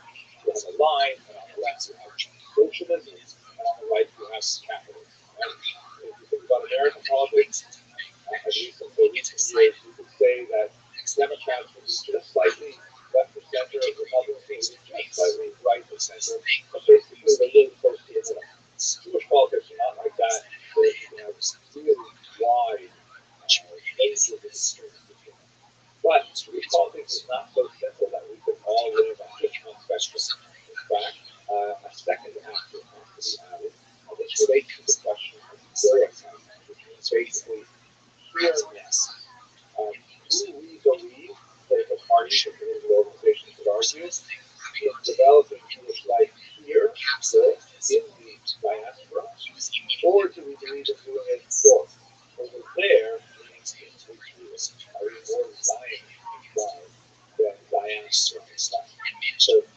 party has to fit on both of these X and Y axes. If you look in the lower left quadrant where you have socialism and Bill of Rights, most important party is the General Jewish Workers Group, the USG. That is actually one of the earliest parties formed in Italy in the Russian Empire in 1897. It actually claimed a very large number of followers. It was essentially a very leftist agenda that was exercised in the Yiddish language, largely because there was a significant population of blue-collar workers in northern Gaelic settlements, in particular, that were very receptive to socialist and so the Joint really relied on the Jewish proletariat, which was quite significant, particularly in the more industrialized world. By the time you get to the 1970s revolution, there were 30,000 card-carrying members of the group. Now, backing up, what about in the quadrant to the lower right? You see that we have this man, Shimon Woodrow, who represents the Gangster Nationalists, right? They were definitely very good in throwing ice. They did not favor the idea of moving to Israel, but they did think that the country had been so radically changed on a socialist agenda. They were really more interested within a capitalist economic sector. Now, if we go up to the top right quadrant, we have, of course, very important group, the Zionists. And there are many, many shades of Zionist interpretations. But the most significant one was the group that was founded by Theodore Herzl here. The father of modern political Zionism in 1897, years ago, had the General Real Zionist Congress. And the movement that he was associated with called the Al-Zionist Movement, the General Zionist. It was more of a big and large umbrella kind of Zionism. This is contrasted from the revisionists who are up here, sort of like more extreme Israel, more extreme, not necessarily capitalist economically, but definitely in kind of political sense. Vladimir Jabotinsky is the most important English activist among the revisionists. And they essentially believe that Herzl was far too diplomatic, that he was far too trusting in the goodwill of the nations that surrounded Israel or the great powers. They felt that Herzl's approach was basically a kind of shuttle diplomacy. So here, come to this important leader, go there, come to that important leader, and eventually you negotiate to get Israel.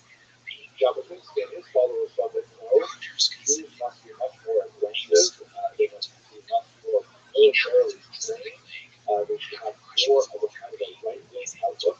These two approaches of Herzl and Jabotinsky essentially formed the core of the political party Likud later when Israel became a Jew. Finally, if we move over here to the upper left quadrant, we have a very important movement, the Coalition, the workers of Zion, who was definitely very aggressively Zionist, but they felt that it would be a shame if Israel would just be a reproduction of some Western European state. They wanted Israel to be established on socialist principles. They invested heavily in taking collective farms, the sort of idea of the Israeli born Sabra, who had a rifle on his back and was mowing the land and draining the swamps and things like that. That's kind of like the idea of coalition.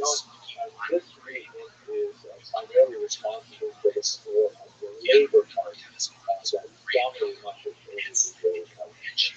So if you think this is complicated so far, we're not even finished yet. Because Jews are not satisfied with two political axes.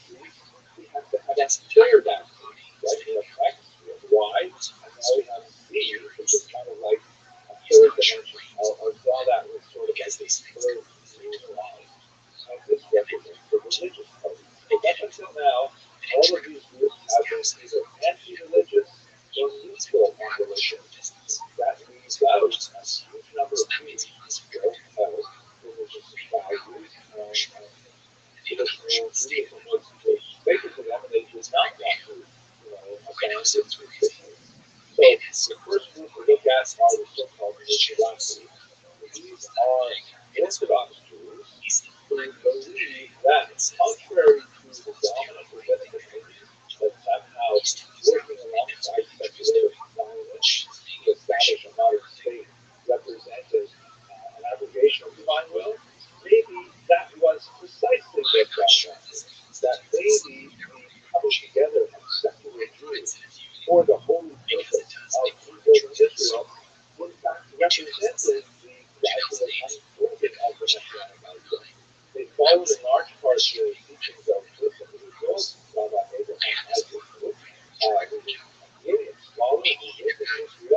a very profound scientist. Although he was not specifically politically motivated, he didn't lead the party or anything like that, but he was kind of like the ideological founder of many of the ideas that were active.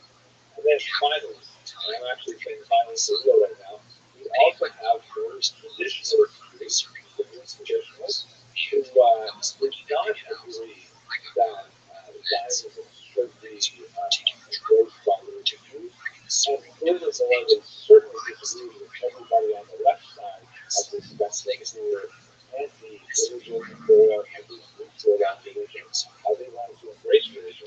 So these were the groups like Israel that basically decided to organize themselves in order to defend the rights of the religious Jews. Among their many groups are the CF Shas, the Stock Planning Program, which I'm very proud to participate in myself. I think it's a 2 to 5 minute class. This is the British economic 2,711 folios that over the course of the 7-year cycle, the students of the Congress completed the entire corpus of the Bible. Became the most recent celebration of the completion of another cycle that was held all over the world. This happened to be a meeting at the MetLife Stadium. So that's kind of like the things that I think Dr. Cheryl does. They think about the Shiva students need, what Odell families need, and they were all sort of like working in politics in order to defend natural religion. So that's a graphic representation of how these political organizations develop and relate to each other. It's complicated, I know, but my father always found it on the day for me. It just gets to every time it's enjoyable and enlightening. And if you haven't subscribed yet, please do. It's really nice to see that lots of people are interested. And if you don't want to miss a lecture, make sure you click on the little bell button on your YouTube so that it'll give you a notification. Hey, the video's happening, or here is happening, where we can actually communicate in real time with the chat. And of course, we have other levels of membership, which give you access to other lectures, live events, things like that. But I'm really happy that you're listening to this video. So let's go to this. Let's go to that.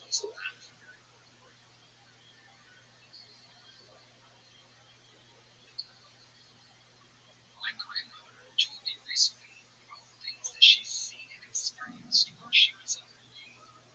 My grandmother is part Sioux, Apache, Navajo, Ute, and another tribe that I can't remember. She's moved around a lot as a kid because her father couldn't hold down a steady job, and her mother and her father, well, that's another story. They would get evicted and forced to move from place to place. Her father was able to hold on to a decent job for about 6 Hello and years welcome to another episode car accident that nearly cost him his life and disability. Today we're going to begin discussing the Holocaust, one of the most difficult chapters in the long history of Jewish life. Please note that this information is described with educational context only. I will be speaking very briefly about the Holocaust in the context of this series, but if you are curious and motivated to learn more, I have an entire online course which is specifically on the topic of the Holocaust, and it is free and open to the community. Please see the lecture notes for a link to that particular course. What I'd like to do today is speak a little bit about the interwar period and youth. But let us begin first with a discussion of the terminology in the literature. Where Holocaust, where did it come from, and why do we use that term? So the Holocaust itself, obviously we're speaking about the Nazi attempt to destroy the Jews in Hitler during World War II. It was such a huge, audacious act of brutality that it begs a specific term to try to capture what it refers to. In the 1940s through 1970s, various terms were talked about to try and capture the sense of this historical event. Probably the first term that was used is the word genocide, which was coined by this man, Raphael Lemkin in 1944 comes from the word generous, people or class, in the sense of a class of family. And C-Day meaning to kill, like as a homicide or suicide or patricide, that kind of thing. So genocide means to killing how many people. And that term was very useful and of course had this in the English language, but it lacked the specific Jewish context. It doesn't specifically address the fact that the Nazis really targeted the Jews. There were other people such as the Roma and Sinti and others, but the Jews really were high on the list of targeted populations. And so genocide is a little bit easy to learn. A term that began to be used in the 1960s was Holocaust. Here's a poster from a film that popularized the Holocaust in Meryl Streep and others. And where did this term come from? Well, actually, it's kind of a problematic term. It is a word taken from the Latin translation of the Hebrew Bible, or the translation is called the Vulgate. And in Leviticus chapter 29, by the way, it's a different numbering system as well in the Hebrew Bible, the verse in Leviticus uses the term Holocaust as a translation for the Hebrew term Olam, which means a sacrifice that is completely burned up. Now, in the verse in Leviticus, it talks about offering a Holocaust with a pleasing order to God. Now, the term definitely has some value to it. It definitely has everything being burned up, even though, the majority of the victims in the Holocaust were not actually burned to death. They were gassed to death or shot and others, but still, it does have some kind of totality to it. But at the same time, it has theological problems. Like, are we actually going to say that if the Jews are serving as the sacrificial lamb, so to speak, what does that make them that? How do we say that connects to God perceiving a pleasing odor? It's a very problematic term. So for that reason, many religious thinkers prefer not to use the term Holocaust, and they rely on the term Korban, which means destruction. And that term Korban is specifically connected to the destruction of the temples in Jerusalem in 586 before the Common Era and in the 70s of the Common Era. So for religious thinkers, the term Korban is definitely popular, but it also adds a kind of religious coloration that is problematic for more secular Jews. In Israel, the most popular term is undoubtedly Shoah, also a Hebrew term that occurs in the Bible, but it does not have that same connotation of connecting it to the destruction of the temples and the, theological magnetism along with it. One last term. We should be careful because some of the terms that are used, I personally think are rather offensive. For example, use the term extermination, the extermination of the Jews of Europe. Extermination is a term used for burning, which plays right into the Nazi effort with regards to destruction of this population of people. And there are certain terms like final solution and Losen, which were actually coined by Nazis themselves. Here you see a mugshot of Ernest Goering from the Nuremberg trial, and he used terms like this, end seal, end goal, things like that. So Holocaust is a difficult term to use. It has some problems with it, but nevertheless it is the term that has become most popular in English language, so therefore we use it for its meanings. So when we go to the historical data here, the Jews in Europe at this time, you see this map, this comes from the United States Holocaust Memorial Museum. They're spread out across Europe. The great mass of them are in Eastern Europe, in the Soviet Union and in Poland in particular. Germany has only about 500,000 Jews. They tend to be highly assimilated. They tend to speak German very well, dress like Germans, tend to have less outward adherence to traditional Jewish observance, whereas when you move to the east, you have a lot more of the masses of traditional Hasidic and Lithuanian Jews who are much more obviously Jewish from the south. But that didn't stop anti-Semitism from spreading in Germany in particular. In fact, a lot of the anti-Semitism the Nazis relied on had a specific coloration. We've spoken in previous lectures about the development of anti-Semitism in several phases. from ancient xenophobia to medieval Jew hatred. And when we get to the modern period, there is a very kind of quasi-scientific quality to it, in which the Nazis have largely abandoned the outwardly religious aspect of previous forms of anti-Semitism, and they focus on its racial quality connected with the idea of a conspiracy, specifically that the Jews constitute a distinct kind of race that are altogether joined in a global conspiracy to dominate other races. And the way in which they dominate, which obviously is very difficult because the Jews are a tiny minority of the population, is specifically in some kind of cancerous or bacteriological form. Like for example, here you see a German language novel from 1920 that shows a hideous kind of vulture that's weighing down this shirtless man.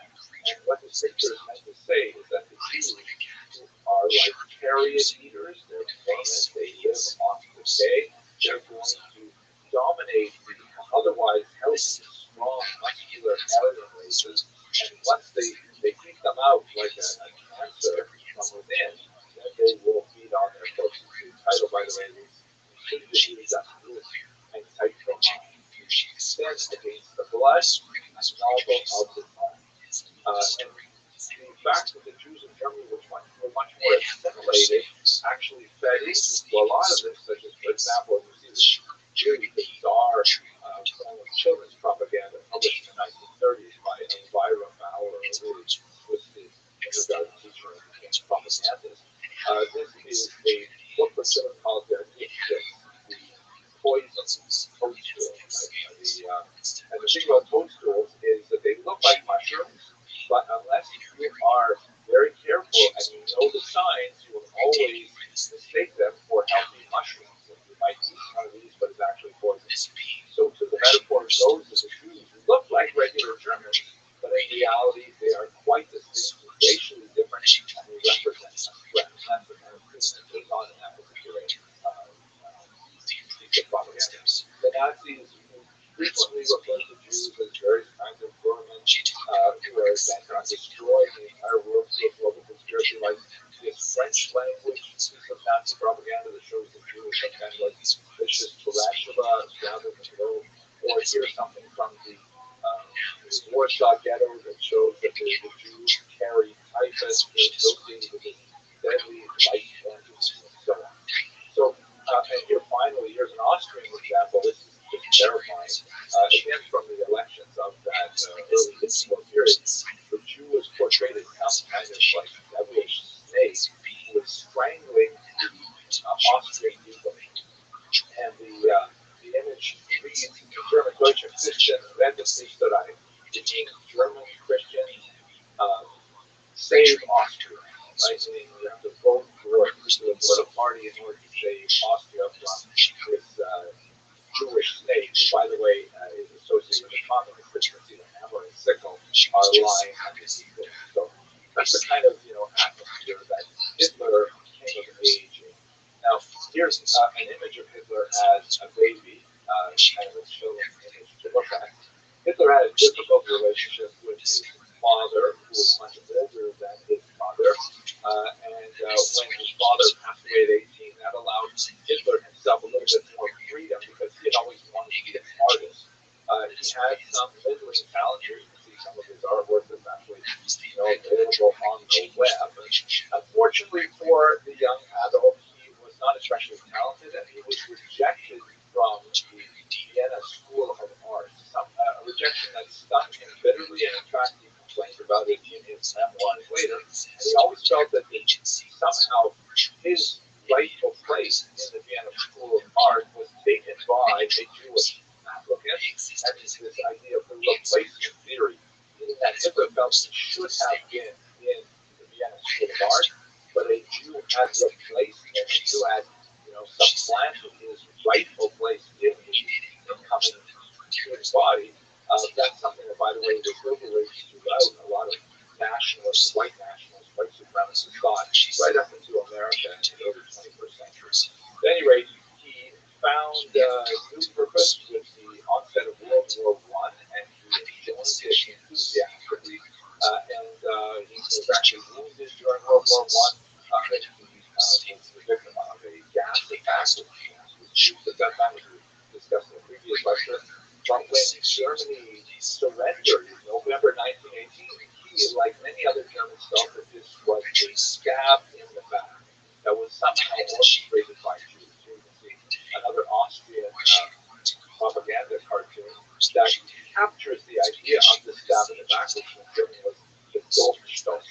You can see by the way, I'm using some Austrian materials here. We should mention that Hitler himself was actually an Austrian.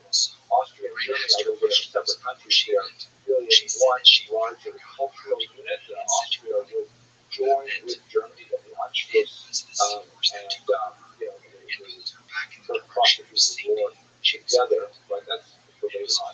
Anyway, here is an Austrian depiction of the anger that many Austrians felt over the surrender in World War I.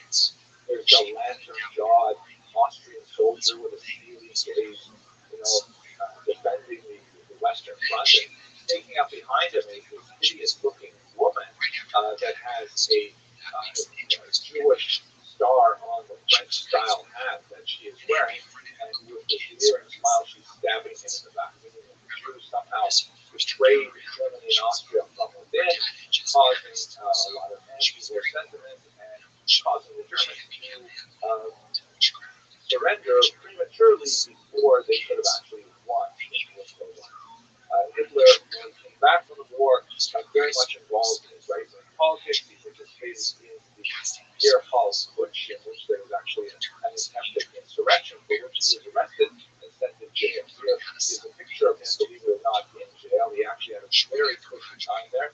The judge who sentenced him was clearly very sympathetic to Hitler's aims, and although he could not let him off scot-free, he gave him a very, very light sentence in jail, very brief duration, and allowed him a personal chef, all kinds of ridiculous things. And it was in jail that his reputation was secured. He got credibility for having gone to jail for his right-wing beliefs. And while he was there, he wrote his memoir, My Struggle, in which he essentially laid out his political program.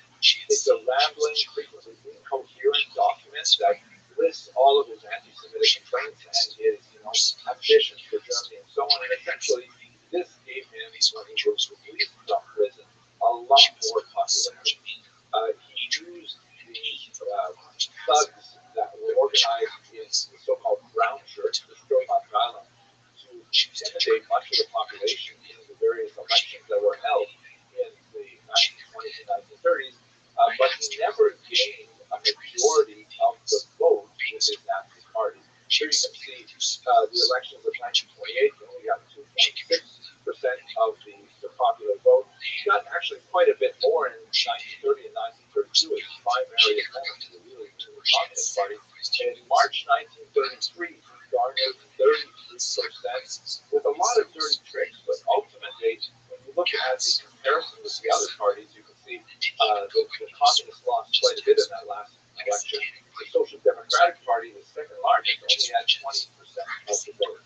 So in the coalition-style government that was prominent in many European countries at the time, Hitler was given the opportunity as the leader of the largest single party, the plurality, to form a government, and that's when he was able to come to power.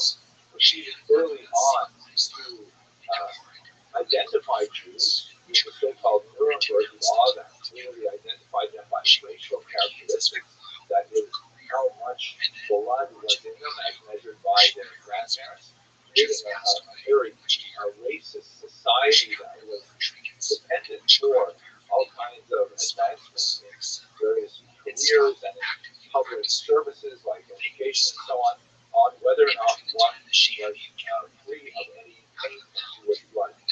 Jews were removed from civil service, from the courts, from education, and a whole series of measures were put in place to gradually push them out of German society. This culminated in a dramatic attack the largest attack of its kind, called Kristallnacht, in 1938, in which where there were it was really a nationwide pogrom. It was a widespread attack, widespread burning of synagogues. The name itself, Kristallnacht, comes from the broken glass that littered the streets in German cities, and it was kind of like the last warning for the Jews in Germany that they had better get out.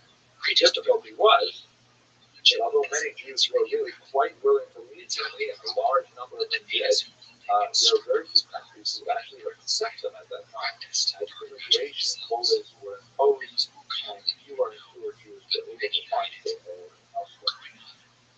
We're going to continue with the onset of World War II and the Holocaust. Thank you very much for listening. Scores of them get together in secrecy and worship the darkness, casting spells of protection and illusion, bindings on the burial sites for protection, words to give off bad energy. It's a very serious part of their culture, a part of their culture that they don't talk about. It's very similar to what the Navajo people experience with what they describe as skinwalkers, people who have given themselves over to evil that transforms them, even contorting somebody's body to a whole new being of darkness. My grandmother's take, which is educated guess on what the nuns were, that lizard being is what the beings assigned to protect that area. She knows this kind of thing exists in many other tribes and cultures. This is what she thought believed her father and try to keep her. The protector was this evil energy that lay there and hated it. For my 18th birthday, I had gone on a small road trip with my extended family, mainly my cousins on the East Coast, driving from Florida out to New York and back to Albuquerque. Years later, after I had my encounter, I came to find out that a man had seen close to the same thing I had, traversing the same area. My encounter happened in 2009 in Lee County, South Carolina. I can't tell you what town we were close by because I don't remember. I can't tell you what it was nighttime, and we were not just off the way. Even though we were on a road trip, my brother, who was driving at the time, insisted on taking all his back roads out of the state to get a room in the area. This caused our road trip to take 10 times longer, which I didn't want. We had been driving through small towns for over half an hour, not seeing a lot because it's dark and there are not many lights. If you're not familiar with the area, we're out in the middle of the swamps, two-lane road, just cruising in the sunshine up through this town. My brother was driving on the town and we're slowly to the dark road. Not even very long, but slightly to the side, and keeping himself on the brake in case of a car came swinging in, which would be a reach into the glove box. I did. He had done something greater responsibility. He was going to drive some joints and to drive around smoking. But in that moment, as I'm hitting in the sky, I hear this strange screaming voice goes by, closest to the driver's side of the car. It's pitch black out here, except for the stars and headlights. There's not another soul in this world.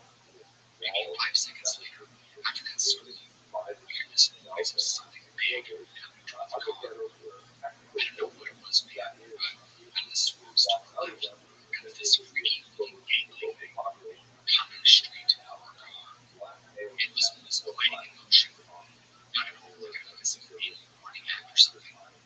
Even though it made letting noises as it moved, it was so weird. Instinctively, my brother throws down the weed and swerves back onto the road, smashing the gas pedal. I did. We were driving this crappy Volkswagen Jetta at the time, which I remember had a faulty knock sensor, so its acceleration was off. We go flying back on the road on this bend, and this creature, whatever it was, still hot, tail, reaching its long arms out to try to grab a hold of the car. Everyone in the car is screaming, including me. Even though it's dark, we can see this thing. It had these yellow glowing eyes, almost white, unnatural looking eyes. Another car comes down the hill in front of us, and the thing chasing our vehicle moves swamps to the right of the vehicle. My brother doesn't realize this yet, and he began losing control of the car. That's when he tried to stabilize the vehicle. Ended up flipping the car because he was driving so fast. Luckily, we were seatbelts, but not to be unconscious. My brother. I would later learn this with a mild concussion. My cousins had worse injuries than me. My brother somehow managed to avoid getting any drug charges because I guarantee you they found his stash in the car of the crash. I guess each one of us gave identical recollections of the events leading up to the crash to the police and also instead. I think they just let me alone. Life ended up going on from that. years later, my friend on Facebook sent me this thing about skating or swamp. This young man was over the side of the road and something that looked almost identical to what he described George tried to attack him. He got away, but by his accounts of the article, it's almost to a T what he saw. There's a rough sketch he did of the creature he saw, and it looked very much identical to that. It was also very, very fast. I have no idea what it was, but it really sent a chill down my spine to know that there had been somebody else who had seen and experienced what we did. The best part was, at least this young man was even documented by the newspaper. I tried reaching out to this man, being now 20 years older, told him that he had since passed away in a shooting. I don't know what's out there, and if you would have told me all this story before it ever happened, I'd call you crazy. Now I want to love to people who have similar experiences as I do, and there are things that says does not exist. Good day.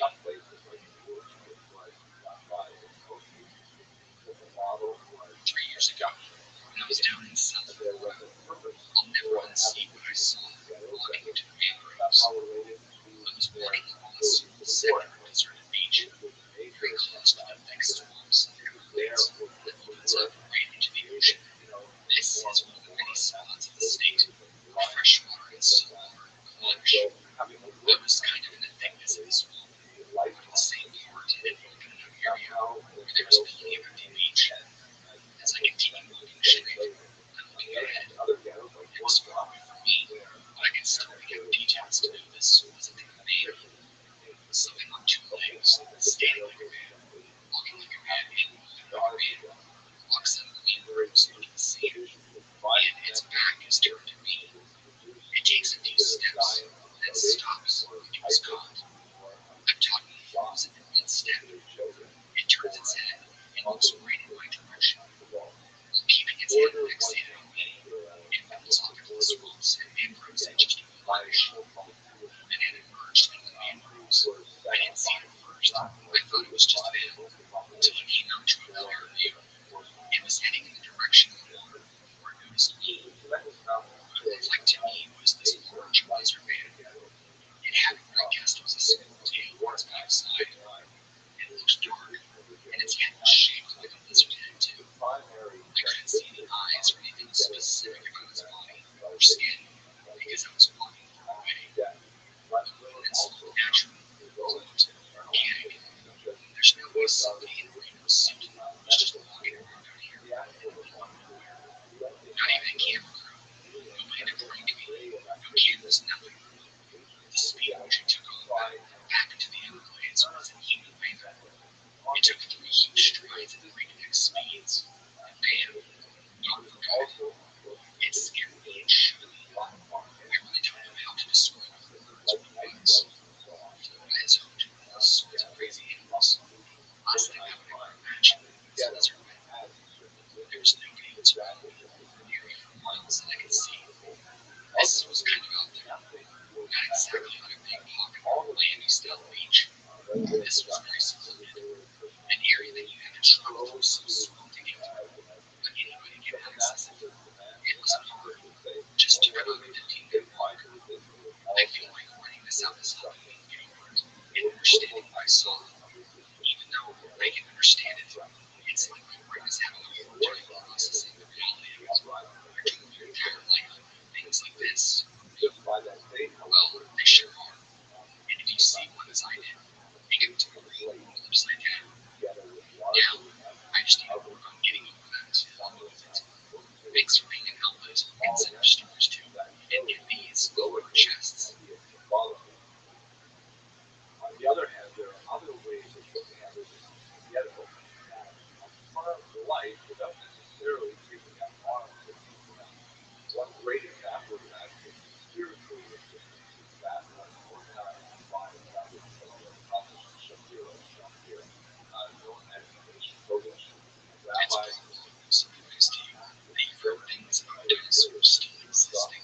The shadows who travel deep into the ends of the universe have seen things that many forgotten tribes have seen. Real life-living superbeings. Although extremely rare, these are moving large reptilian sightings to come to surface. All the details of these particular sightings might be as elusive as the dinosaurs themselves. There have also been creatures spotted in the Arizona deserts, identified by what many would consider to be a velociraptor of some kind. Not the Jurassic Park renditions, though.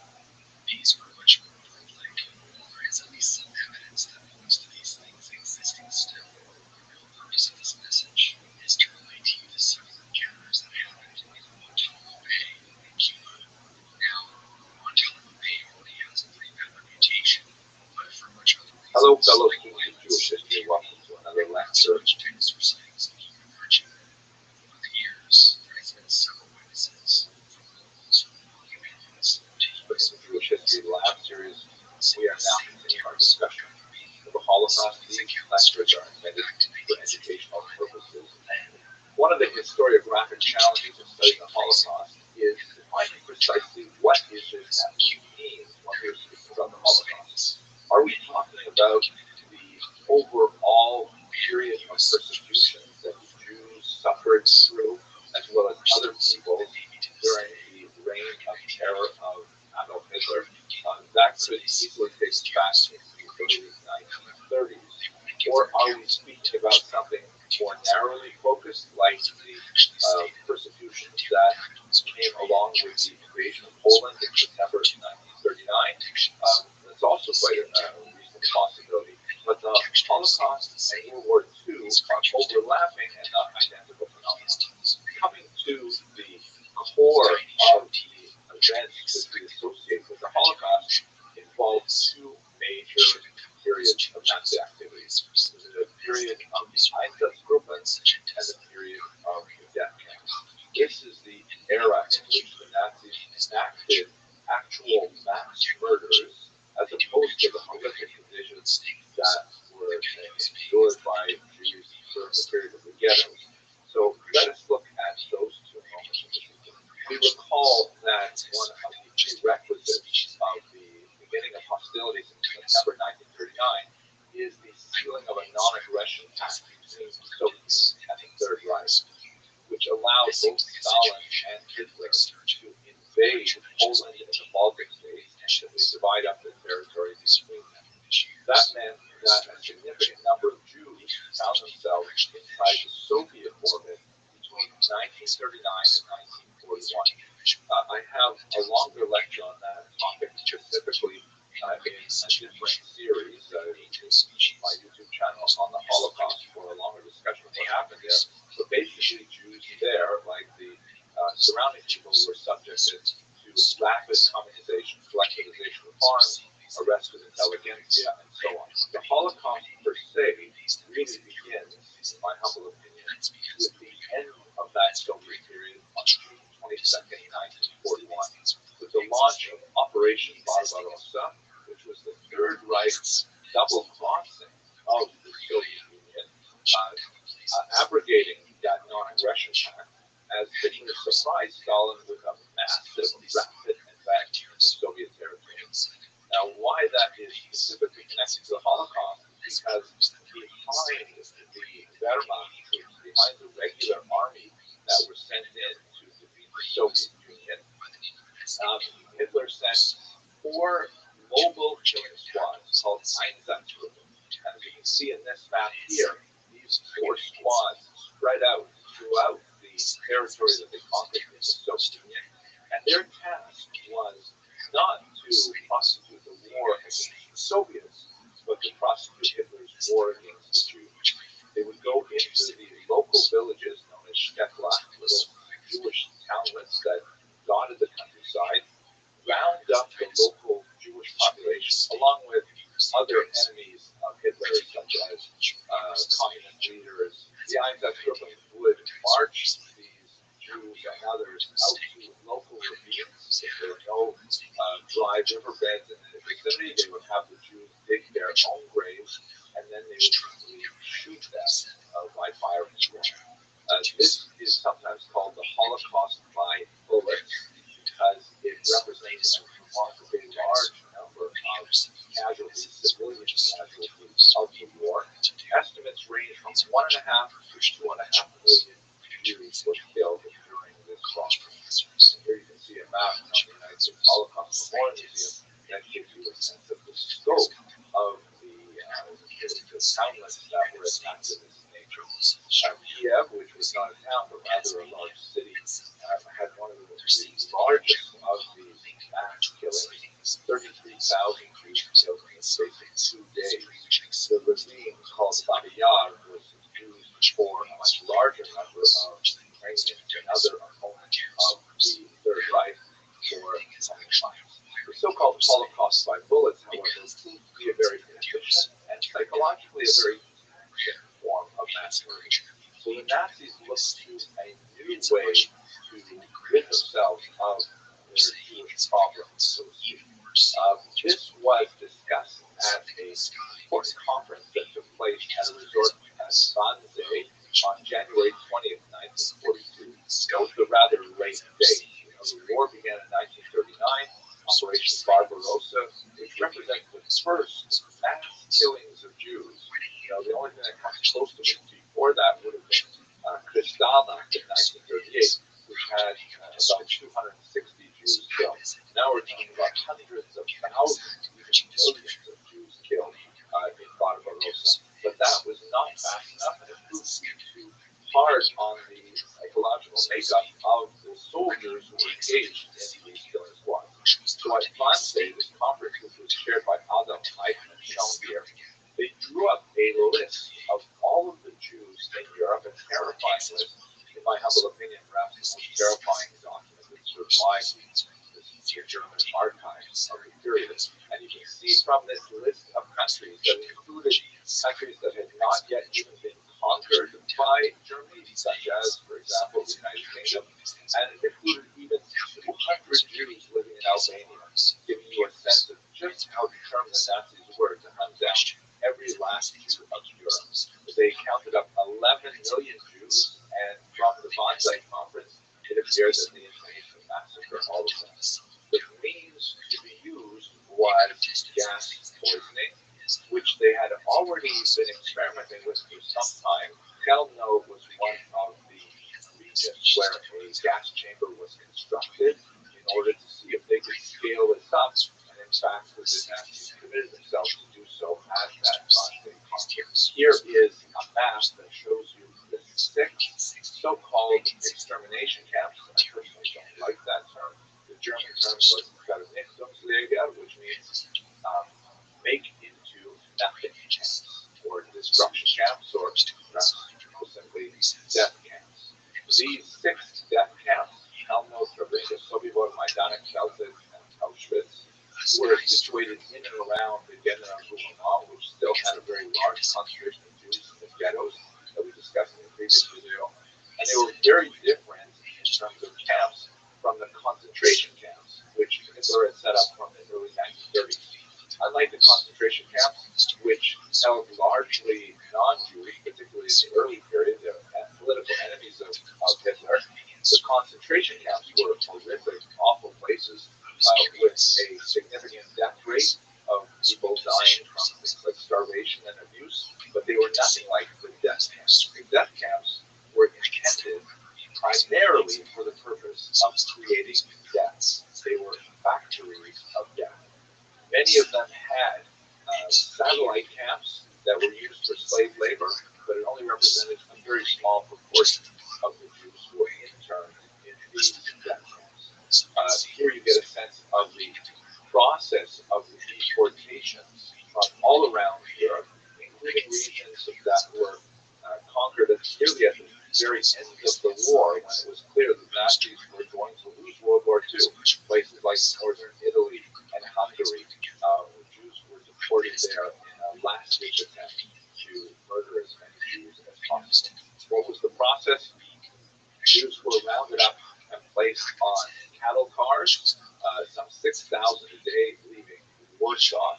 And then when they disembarked, often after a terrifying and horrific, long journey from places as far away as Paris, where many of them died actually en route, they disembarked and they were subject to selection, where those small numbers of Jews who were deemed to be healthy enough to work in the slave labor camp were isolated and sent away to those satellite camps. So the vast majority of the rest of Jews were shorn of anything that could possibly be of value on their person, not only their personal belongings, but also their prosthetic limbs, eyeglasses, gold teeth, even their hair was taken from them. And then they were sent to these gas chambers where they were made to think they were being sent to be mutilized. Lice were put in their bodies, which is very common in many of these camps. And the Americans later would use heat to try and remove lice from troops and from prisoners. But in reality, the gas that was used was Bay, a rat poison that was poured in typically through the roof, and then Jews were exposed to it and died in 20 or 30 minutes. Horrible asphyxiation. Then bodies were sent to crematoria in an attempt to get rid of the huge number of corpses, around 1,500 a day in Auschwitz that would pile up. The crematoria, however, was very inefficient, and frequently the bodies simply had to be burned out in the open air. Those small number of Jews who were sent for slave labor were sent to living barracks and labor under unimaginable conditions. The vast majority of them died within a very short period of time because they were considered disposable. But those Jews who survived the Holocaust in these camps were typically the Jews who were not immediately processed for gassing, but rather managed to live because they were sent for slave labor. Other Jews were selected for medical experimentation, horribly cruel, genetic experiments were conducted on children in particular if they were identical twins. In the end, when the liberated the camps, they found a small number of emaciated Jews who had just barely survived the war. This is one of the most horrific chapters in Jewish history, perhaps in world history. Thank you very much for watching. In his eyes as he's retelling the story. This is not made up. I saw his genuine reaction as he's explaining this to us. Whatever this was, scary after the bone. Even though the story that I'm going to share with you is his story, it is disturbing, but bear with me, listen a bit. We're going to go back to 1992. My father and his mafia partner just got done putting a bullet to this man's head, ripping him off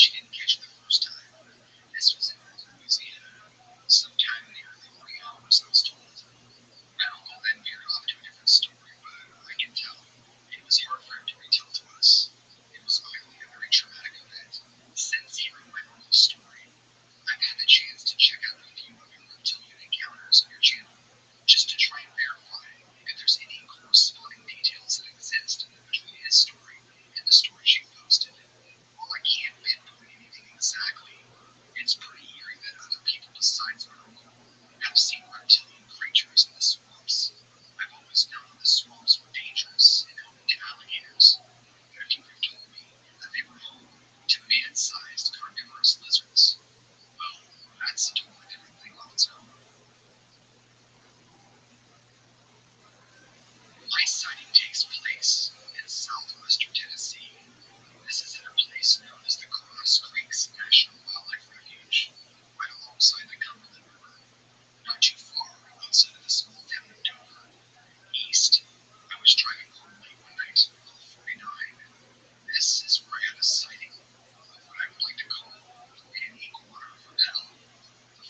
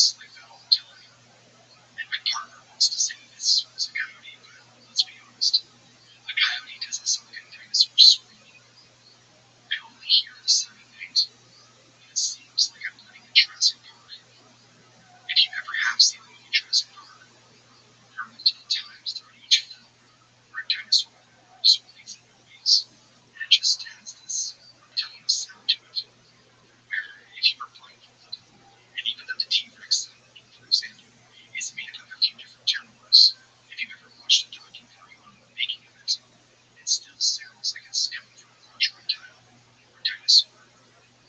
I'm telling this and including this in the email because that's the only way I can accurately describe and explain how this sounds. It sounds nothing like a coyote, and my partner seems to disagree with me.